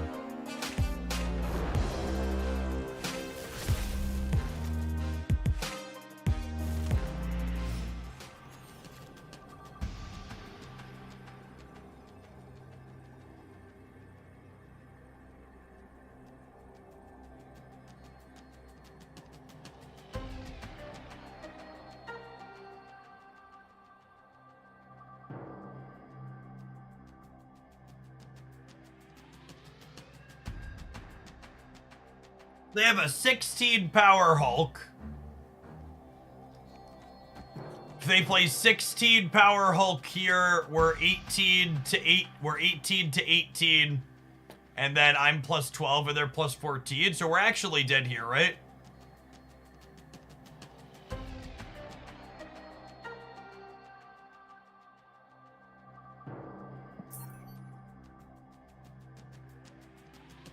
I would wait till Thursday to spend your tokens at the absolute earliest, because we have an over there update coming on Thursday.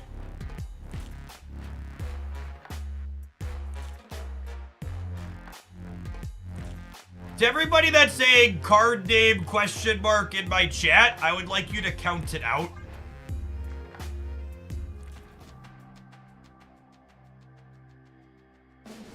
Would we have been 18 to 19? Yeah, maybe you're right. Then I lose to the Hulk left, though, yeah? I'm only plus 13 there. I'm already down 1.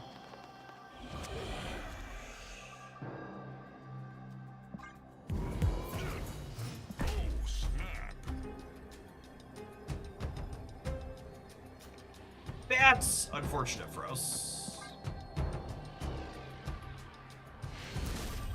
I have Red Hulk on 1, though, and I have Thor, so still a snap. When they miss playing into the Abbey on 1, I think we snapped there, even though the Dream Dimension is not ideal.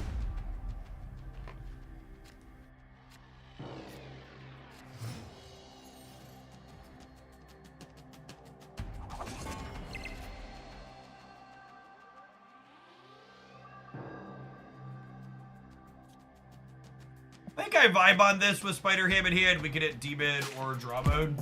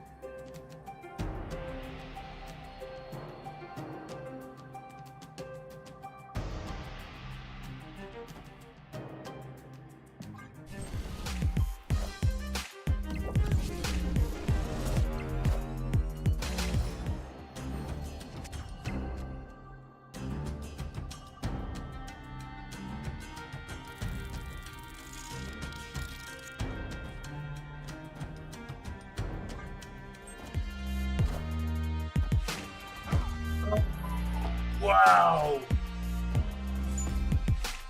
Lovely to put it.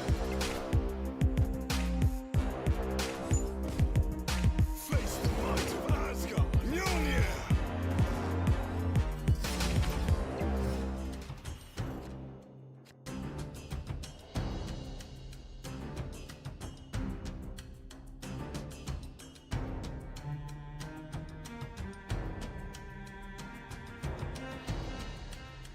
think it's just this into Magneto.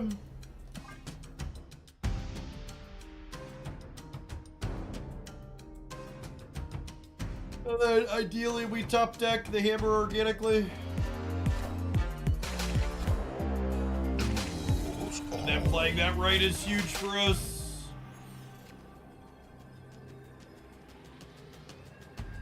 Oh, if you Magneto this turn, you locked them out left.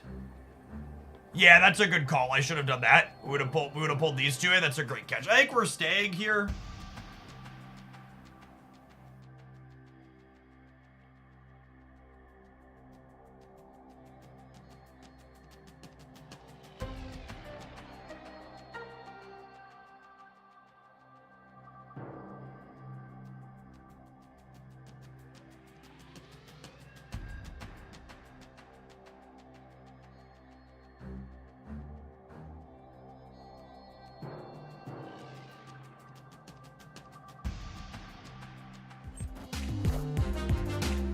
We are the future. Oh, do they have armor?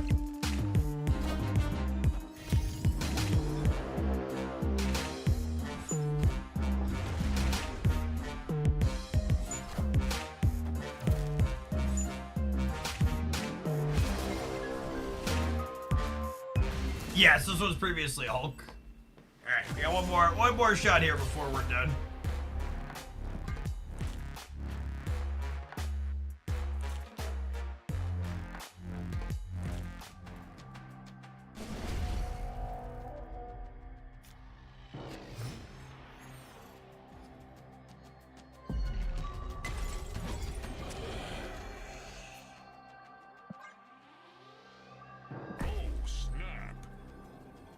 We're not gonna play 2 to 8, so gotta win this one. Victory. Or leave it. Okay. The opponent's been very conservative with their retreats.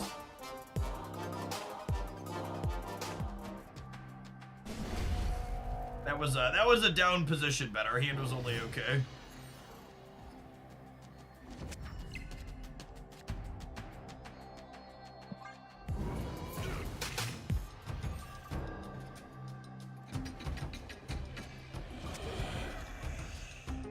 Oh, snap.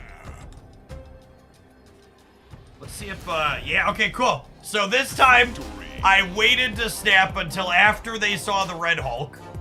And then once they saw the Red Hulk, they're more likely to leave. So we snap and we get another free 2. And now we're 4 to 4, and I'm no longer in down position, and we could take an L here and then win 2 in a row.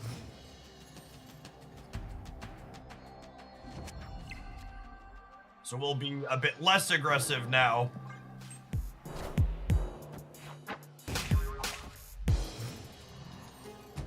Because we've got wiggle room.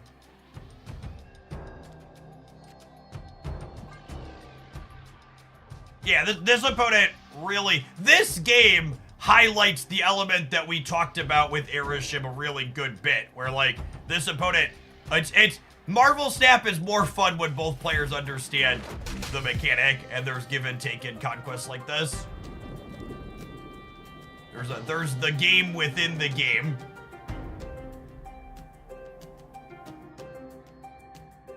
Face the might of Asgard. Mjolnir. Yeah, we're looking for Jade here, obviously. God, Cassandra Nova is so good against us. I haven't played this archetype a ton since she released it in the game. She's so strong into what we're doing. You know what level you have to be to start getting Series 4 cards? I'm at like 5,000. Series 4 cards only come out of Spotlight keys and bought with collector's tokens. They don't come out of reserves. Holy, they're a Cosmo deck too? Brutal.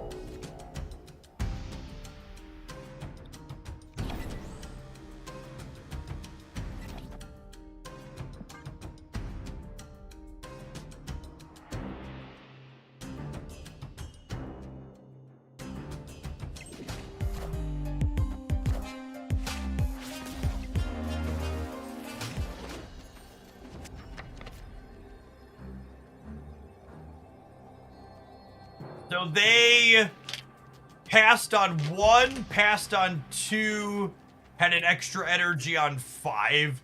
So their Hulk is 18.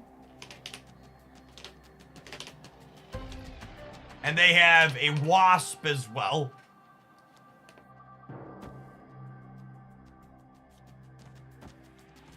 This beats Hulk Wasp, yes? Every time?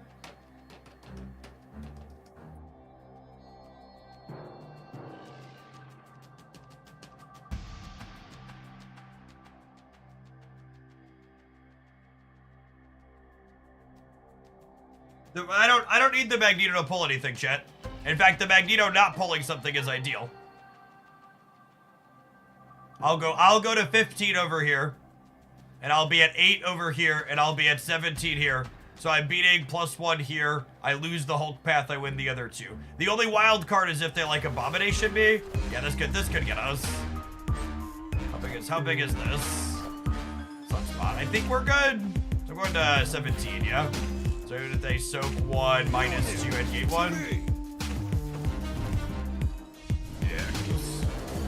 Yeah, played that set really well. Victory. It's always a nice treat to queue into someone that understands the mechanics of the game, and we're both playing good decks with good back and forth. Like good numbers, dash of interaction.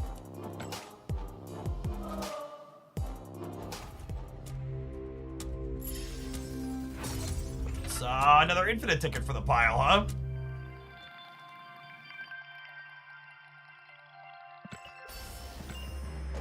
All right, let's roll some adverts, and we'll play some more when we get back. Thanks for hanging out. Don't go anywhere, gamers.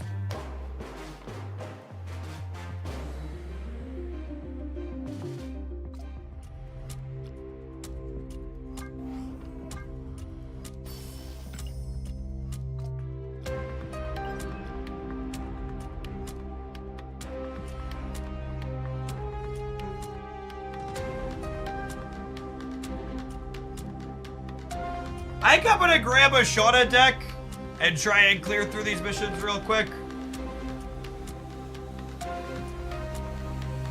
By real quick, I mean for a little while. I think Shauna is more interesting than Ultron.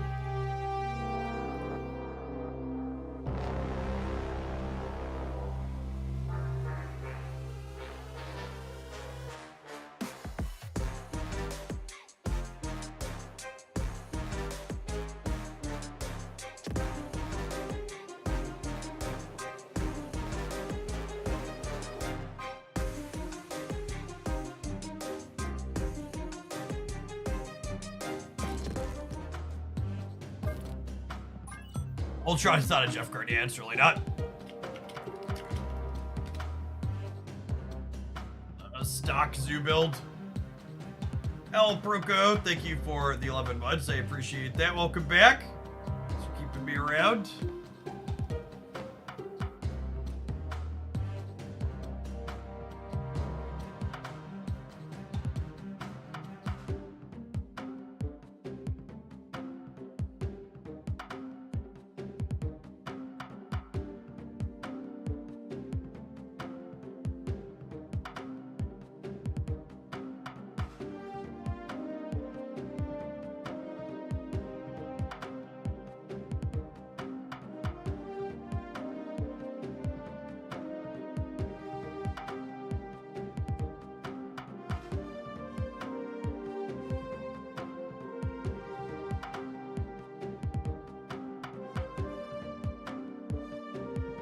Going on, Zilla B? Thank you for the 22. Appreciate you dropping off a few buckaroos from Jeffrey Bezos again. Although, honestly, trying to... And maybe I should drop down to lower conquest to try and clear these missions, just so people let us actually stay in. I feel like a lot of people are going to retreat in gold and not let us actually fill the board. Too tall. Thank you for the 11 months. Appreciate it.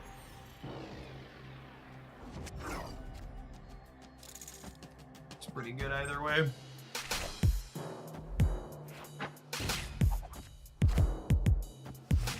That card back from which one are we playing with? This is the card back for this season, actually.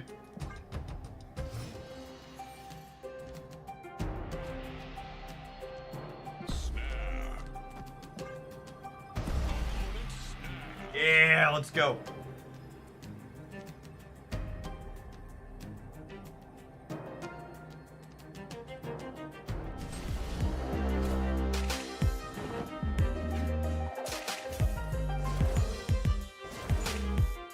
Alright, we just need to dodge 0 on this shot, huh? Put into the altar of death is, a little scuffed.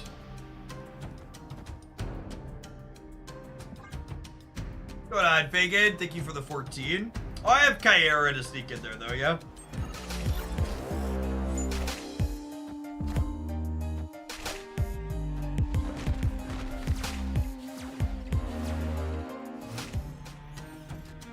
Other than this deck, generally speaking, I don't think this deck can...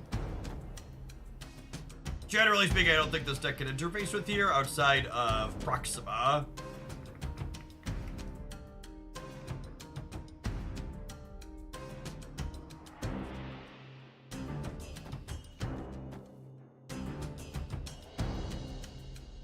I do this, and then I Kyera plus 3 ones that cost 1 more next turn.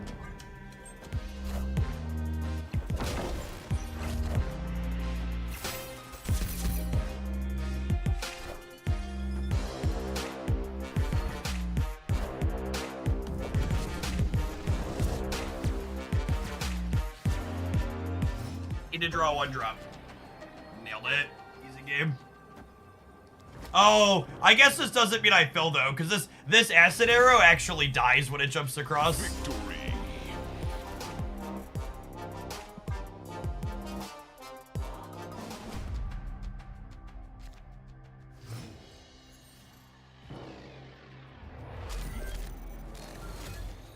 Yikes.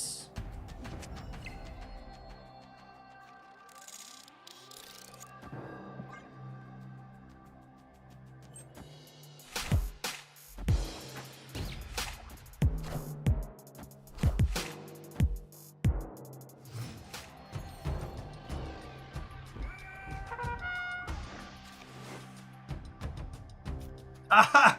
Putting crap in my hand.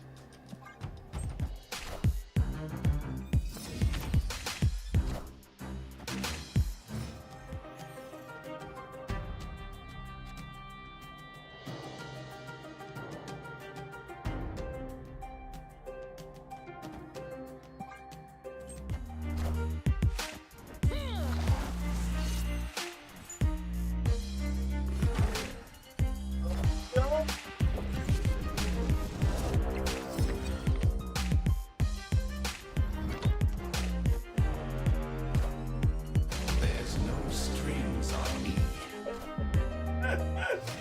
Okay, now that's funny.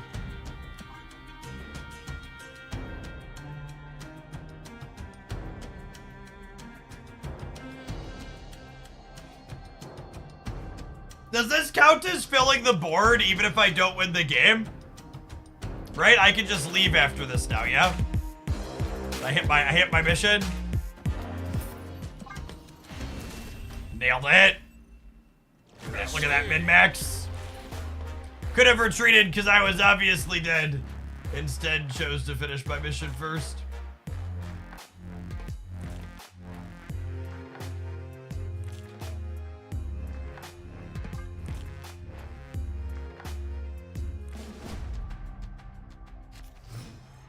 Yeah, shout out to the opponent for not snapping us. Appreciate you.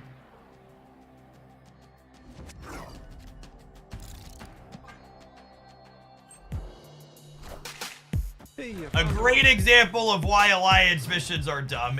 Yep. Yep, couldn't have said it better myself.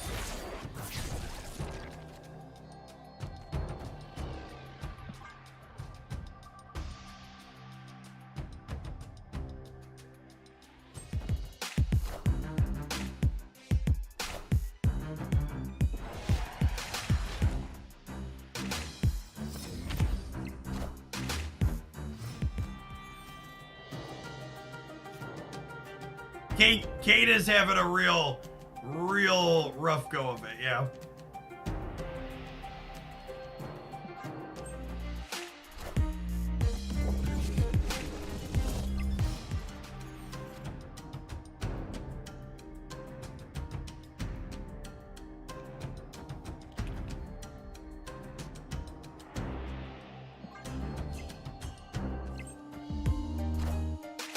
helps us snap them here.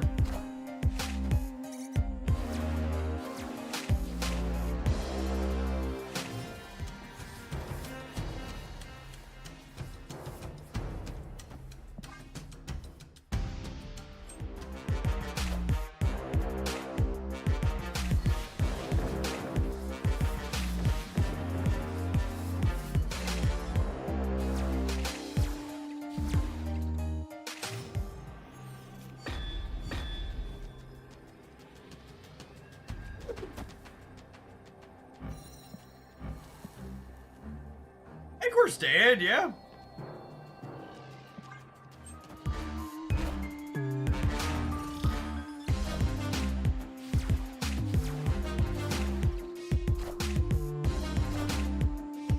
Casserole. I don't think they'd have stayed if I snapped, but it did just fine.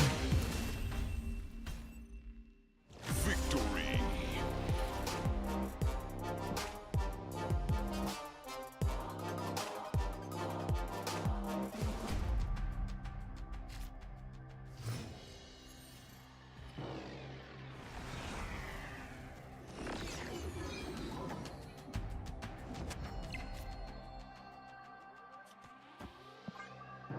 Play Nico on curve here since she's got a reasonable ability. We've got Marvel Boy teed up.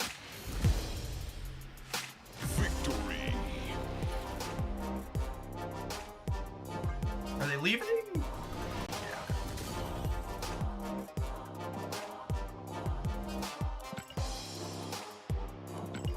It's worth noting that while Marvel Boy is obviously optimal in this deck, this deck was a competitive, reasonable deck before Marvel Boy existed.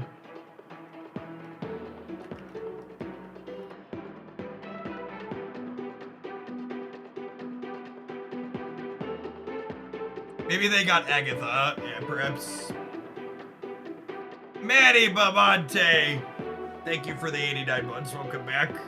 Did you end up loading up Deadlock the other day? How'd you like it? If so, did you play?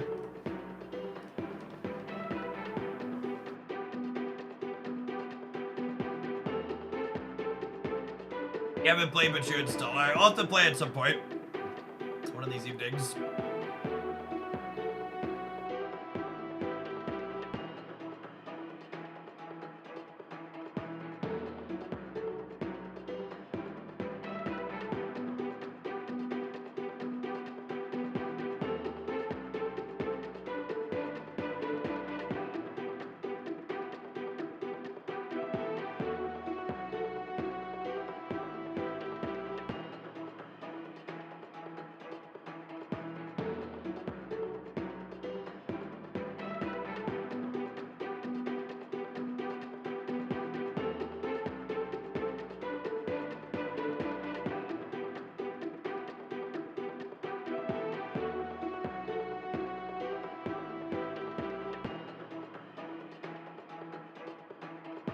You should poke at the subs Discord, Winbag. There are a few people out there that were friending and giving out invites, as you get anybody who is your friend on Steam.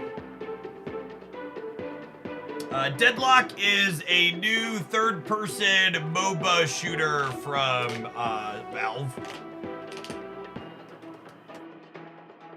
Mixture of like third-person over-the-shoulder combat and MOBA laning style stuff for gameplay. Drops are still up for like a day and a half. They run till midnight PT on Wednesday.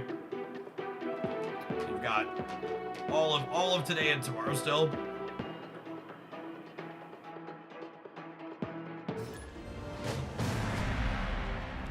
Yeah, smite with guns is a good description.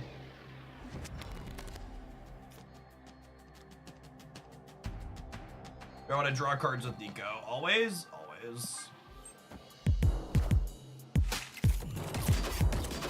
Hopefully it's like Squirrel Girl here in a perfect world.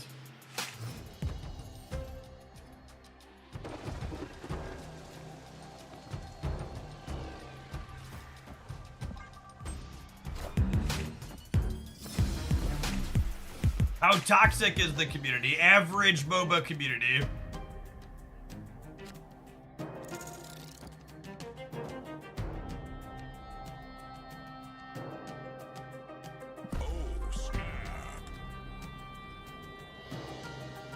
that bad, huh? Yep.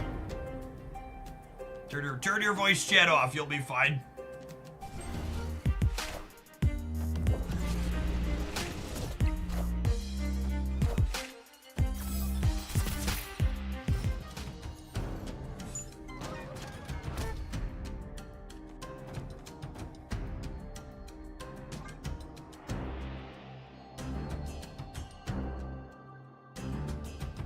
Kate Bishop is so good. She's so good.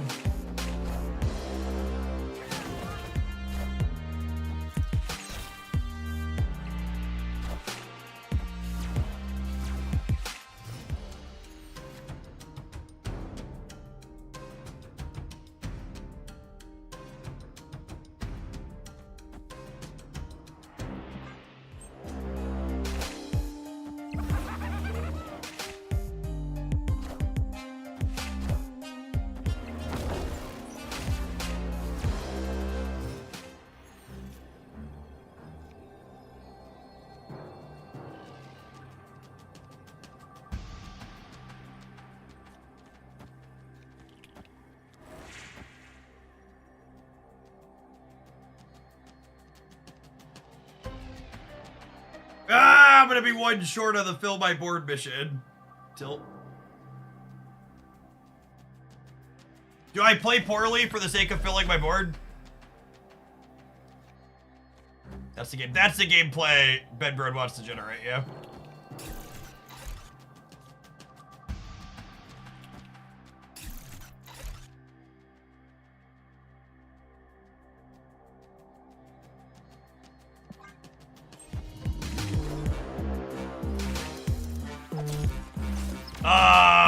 Thanks, I think.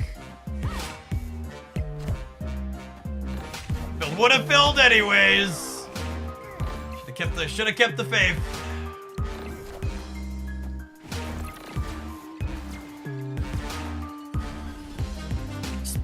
Mission accomplished. Victory.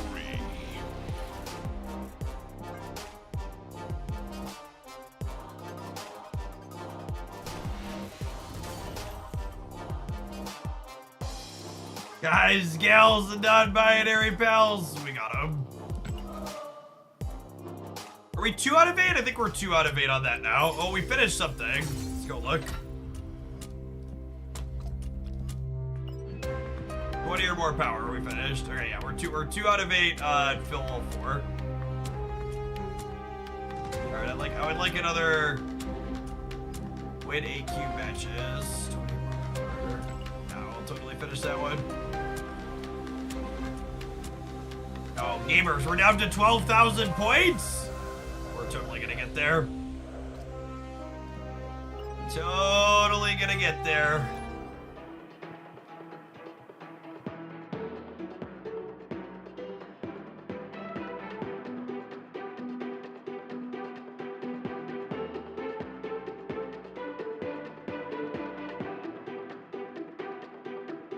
How long do we have to get there? Tomorrow at 2 o'clock.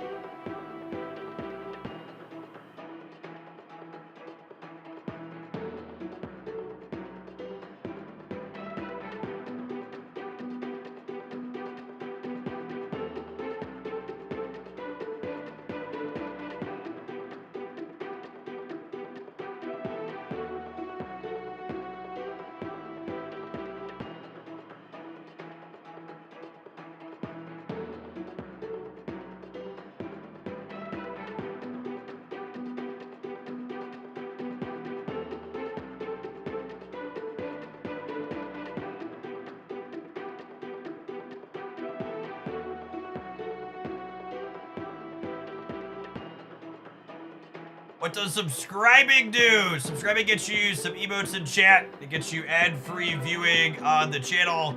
And most importantly, number 1 with a bullet, it gives direct support to me to help this be my job. A big part of why I'm able to be here the 30, 40, 50 hours a week that I am is because of people who subscribe to support directly. It also gets you into the Glandia Discord server. Chat with wonderful folks about Marvel Snap and video game and all sorts of other things at any hour of the day. People sometimes ask why I don't have a fully public Discord. I just don't have it in me to moderate a fully public Discord space on the internet. Having yet another place to get brigaded on occasion sounds terrible.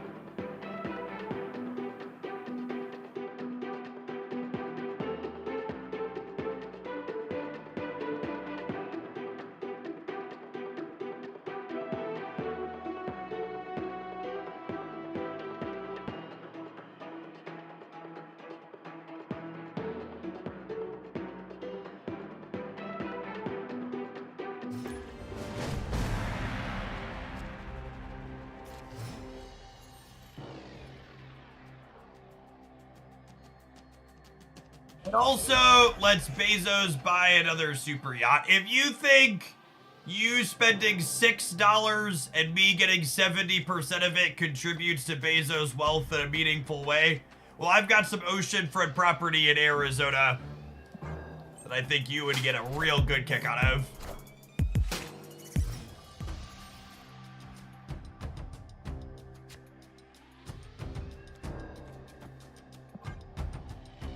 And the oceanfront property would go well with the super yacht.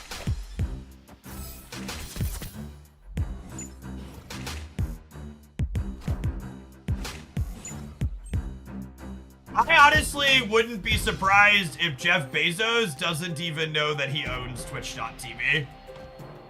This platform has got to be such a microcosm or whatever it's called on his total assets. Can you replace Gilgamesh in this deck? Your output range gets quite a bit smaller, unfortunately, without Gilgamesh.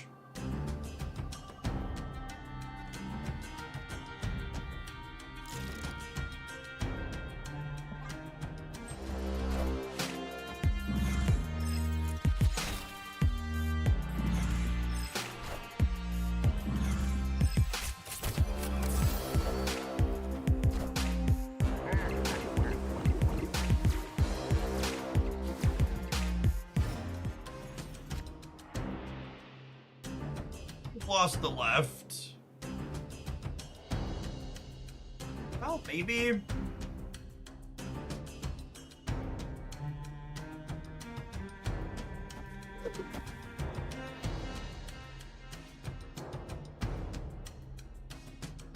This actually might let us contest with the Gilgachad. It also, more importantly, fills my board.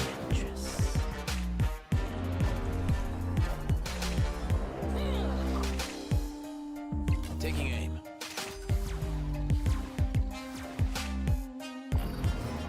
Oh, I've heard some people say Iron Man before in that slot. Actually sounds kind of reasonable. So if I Gilgamesh here, it's 1, 2, 3, 4, 5, 6. It's plus 15.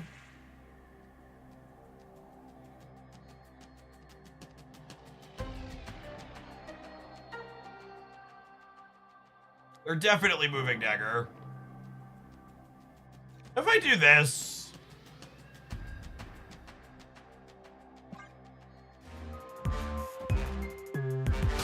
Well, they played middle. I wasn't expecting them to play middle. They have another way to fuck with an ongoing card.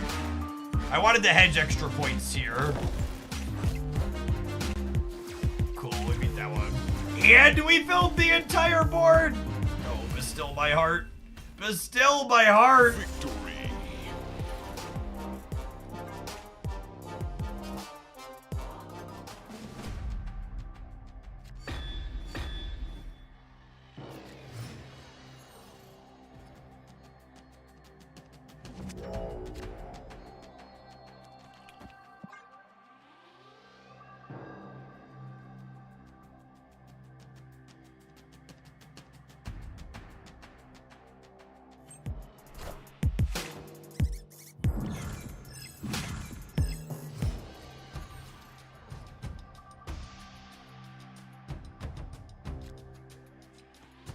James Earl Jones passed away. That's sad.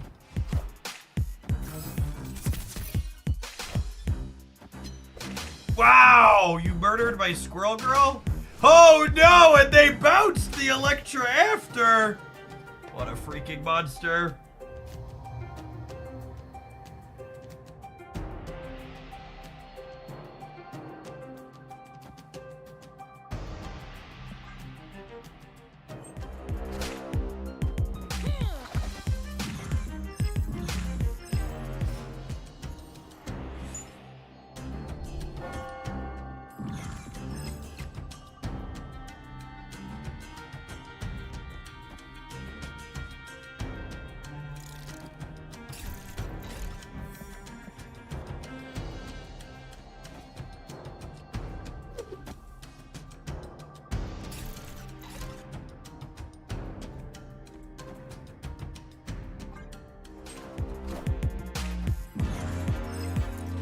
Oh shoot, they're about to Electra the center, aren't they?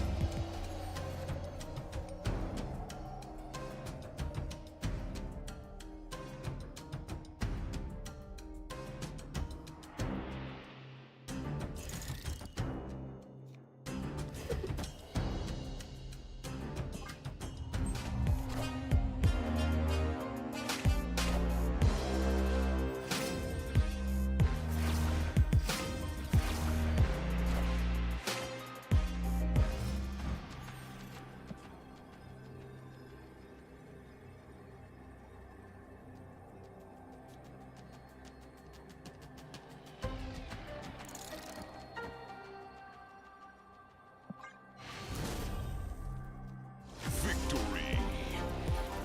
We were dead to Blob, but as always, you stay because you can't play around anything. I forgot Hulkling was in the game. Yeah, it was such a non-card release.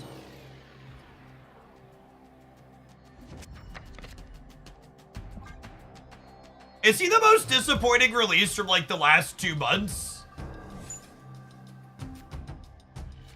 I think he probably is, yeah?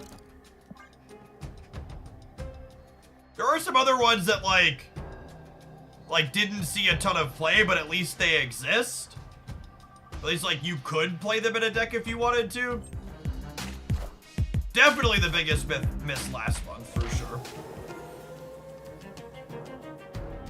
100%.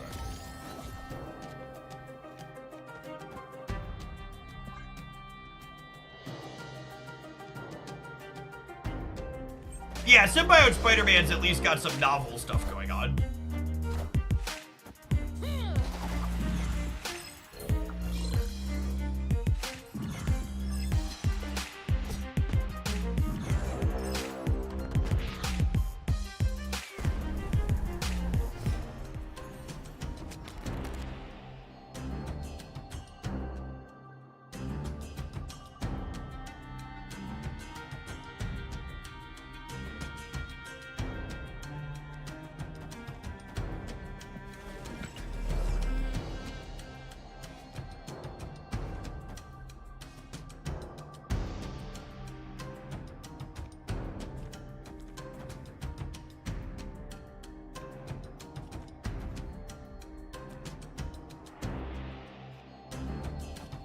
Keep doing this. I might have been right to put Lizard in the same path as Ant-Man for the purpose of blocking Enchantress a little bit.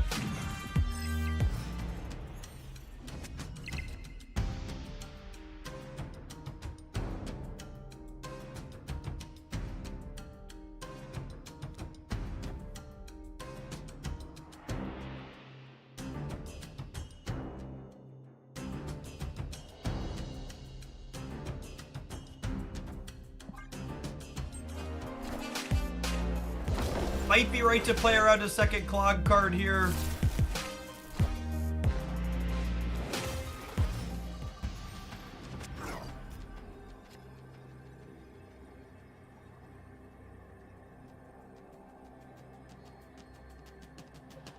Make the right play or to make the fill for my missions play.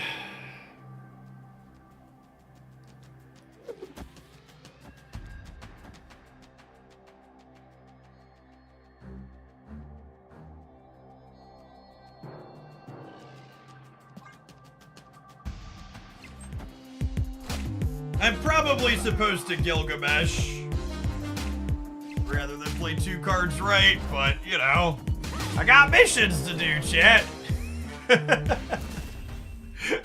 At least we're still winning while we play suboptimally for the missions.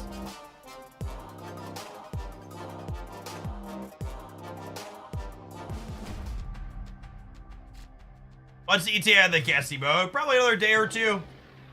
They already did the base coloring, so usually it's relatively quick from there.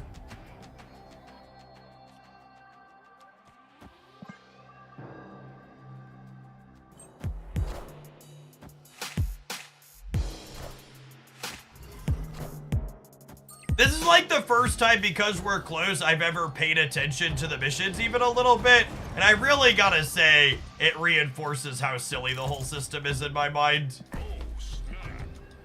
Like, the amount of inoptimal we are playing to make them happen is just like...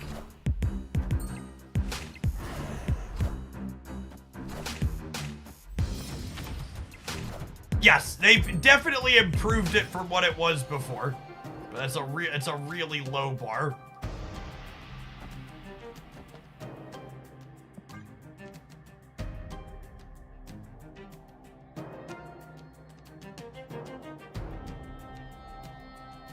I think it's always better when cards release a little bit too powerful rather than when they release unplayable. Because when a card releases and it's unplayable, it might as well just not have released, yeah?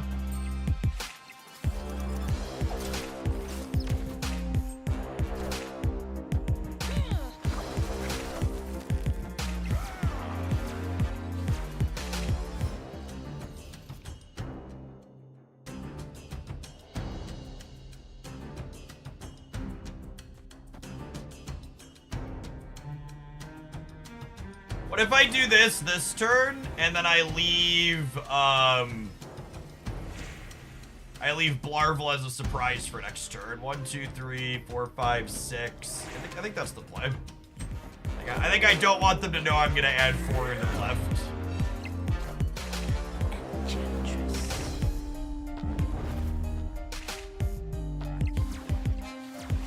Alright, and then we're hoping to draw Squirrel Girl so we can also finish a mission on top of it. God, we're so fucking good at this, chat! Get on my level!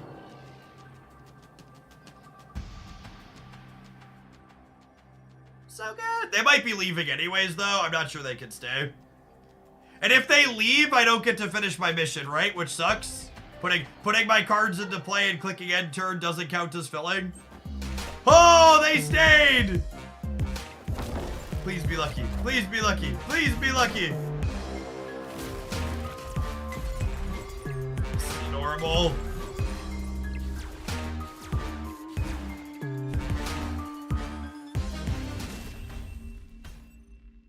Victory. The Sue deck is very good, by the way. I switched to it because we're clearing missions with it, but for reference, this deck has regularly been in my best decks roundup since before Marvel Boy and Hawkeye. Since Gilgamesh was buffed to 9 power and Professor X was reworked, this deck has basically been in my best decks roundup every single week. It is super, super consistent. The 12 cards haven't changed since Marvel Boy and Kate were added. They were like the last couple of pieces, like, okay, we're at a very optimal 12. I need to fill five more times, or 3 more times. I want to try and fire off some lower conquests just to clear through it. People stay and we can fill.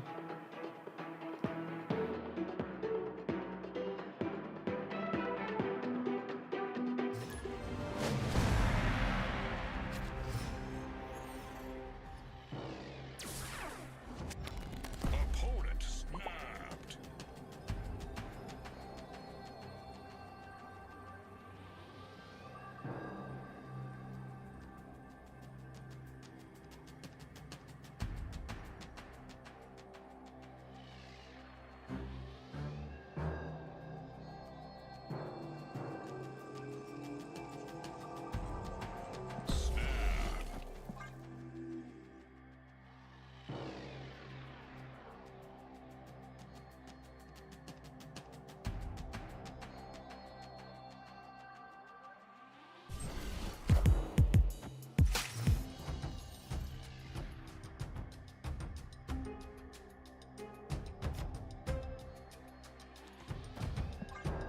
Bashana here, we don't need extra here. Oh, maybe I should put Dazzler here so I have room for Khazar and Blue Marvel here. Don't you dare. Don't you dare. All right, that's fine.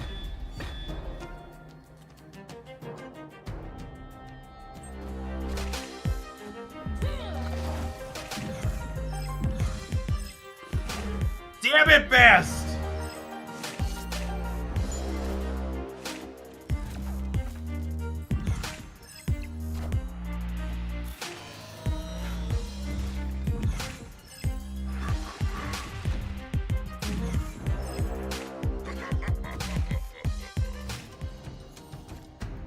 It's fine. We're gonna get our fill mission done.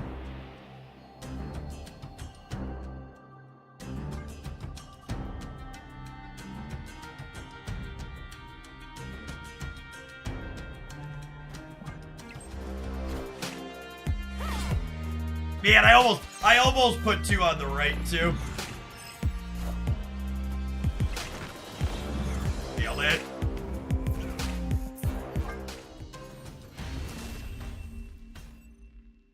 Escaped.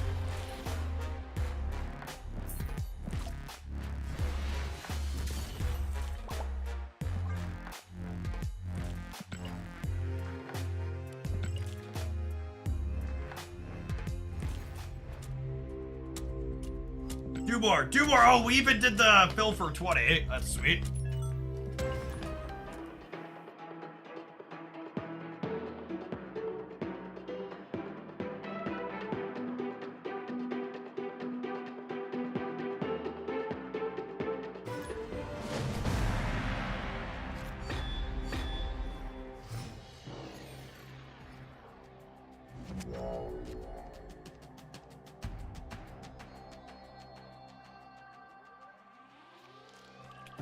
Snap.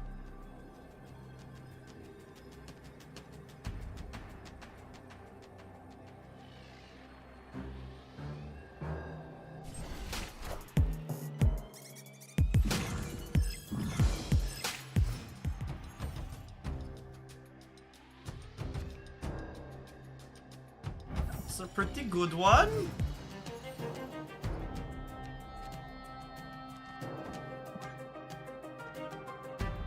Get him charge it up. Yes, the drops end time is incredibly random. It's like just before midnight PT on Wednesday.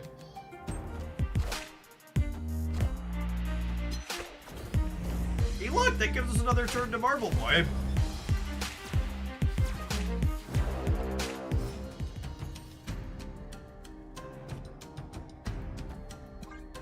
I give him a Khazar because I'm a gifter.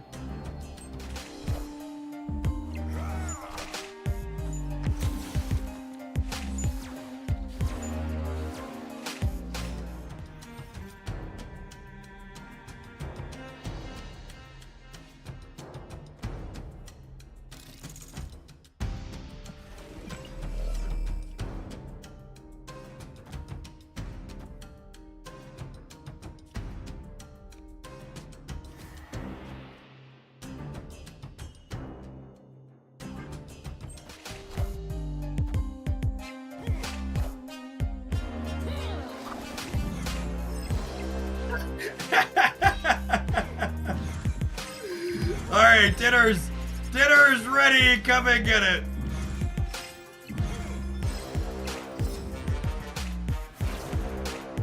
The mystery intrigues me.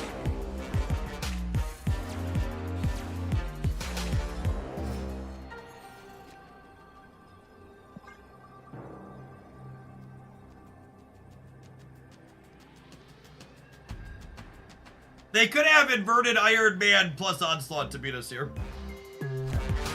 Behold my mighty hand. I am Iron Man. Yep.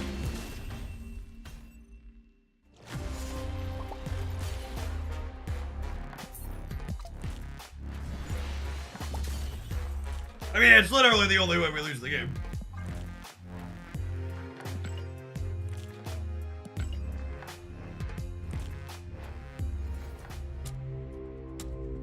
All right, we gotta fill all the locations one more time and then never again.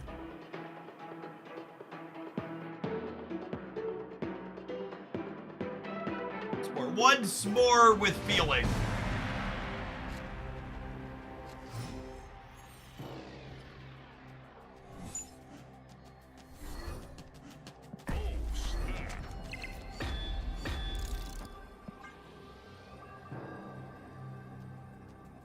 Opponent snapped.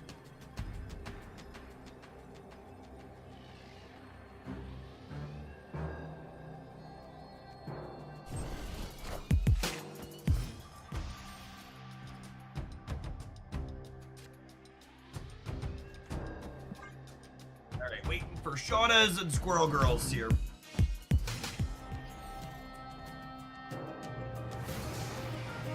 That'll do, pig. That'll do.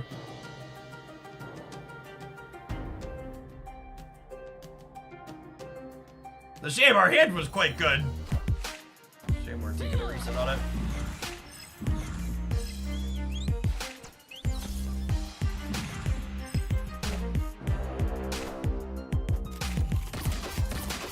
They're trading for 3 for 3. We're trading 2 for 3.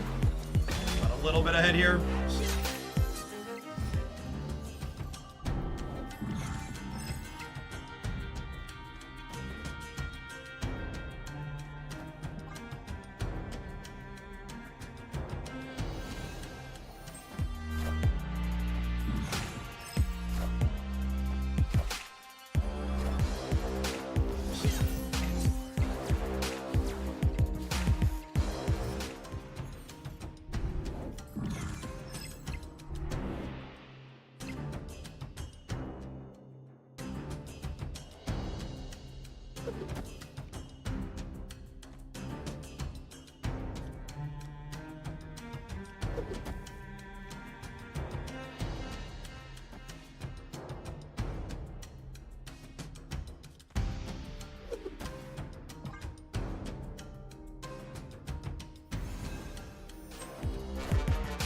Kind of hoping for non-acid arrows here, which is a weird feeling.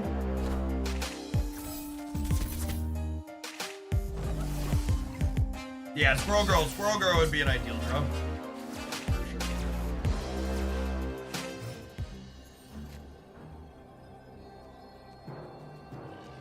Sneako mode's not bad.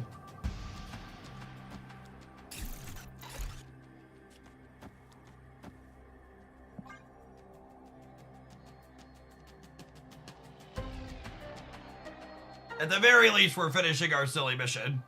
Kitty is bigger. Kitty is bigger than Grappalero. Good call.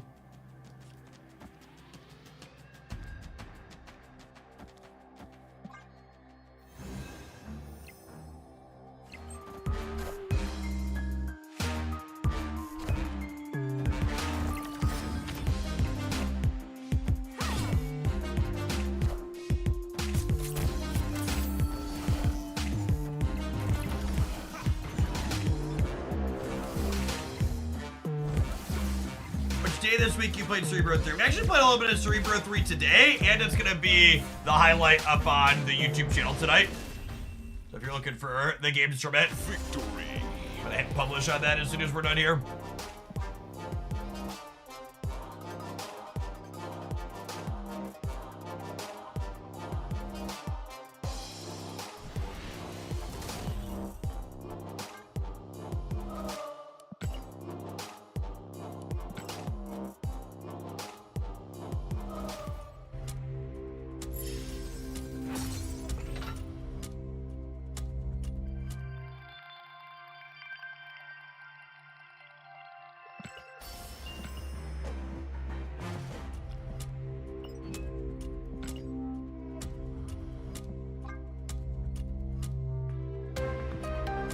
All right, I think I'm gonna call it an afternoon, chat. We've been live for over 8 hours. And I grabbed some dinner. We've got some activities with the kiddos tonight. I think the Alliance might be able to push through if a few other people poke it. I'll be able to put up some more points on the board tomorrow morning. Probably another 1,000 or so myself. We're only 11,000 off. Tomorrow we have a new card release. Drops are still going. I'm gonna go ahead and raid you over on into someone else dropping. If you're looking for more stuff for myself, check out both the YouTube channels like I just mentioned. I'm going to publish the Cerebro 3 highlight on the Daily Deck Highlights channel here momentarily. It's been a minute since we rated Call Me Saul. Let's go ahead and send you over their way while they're laddering up this afternoon.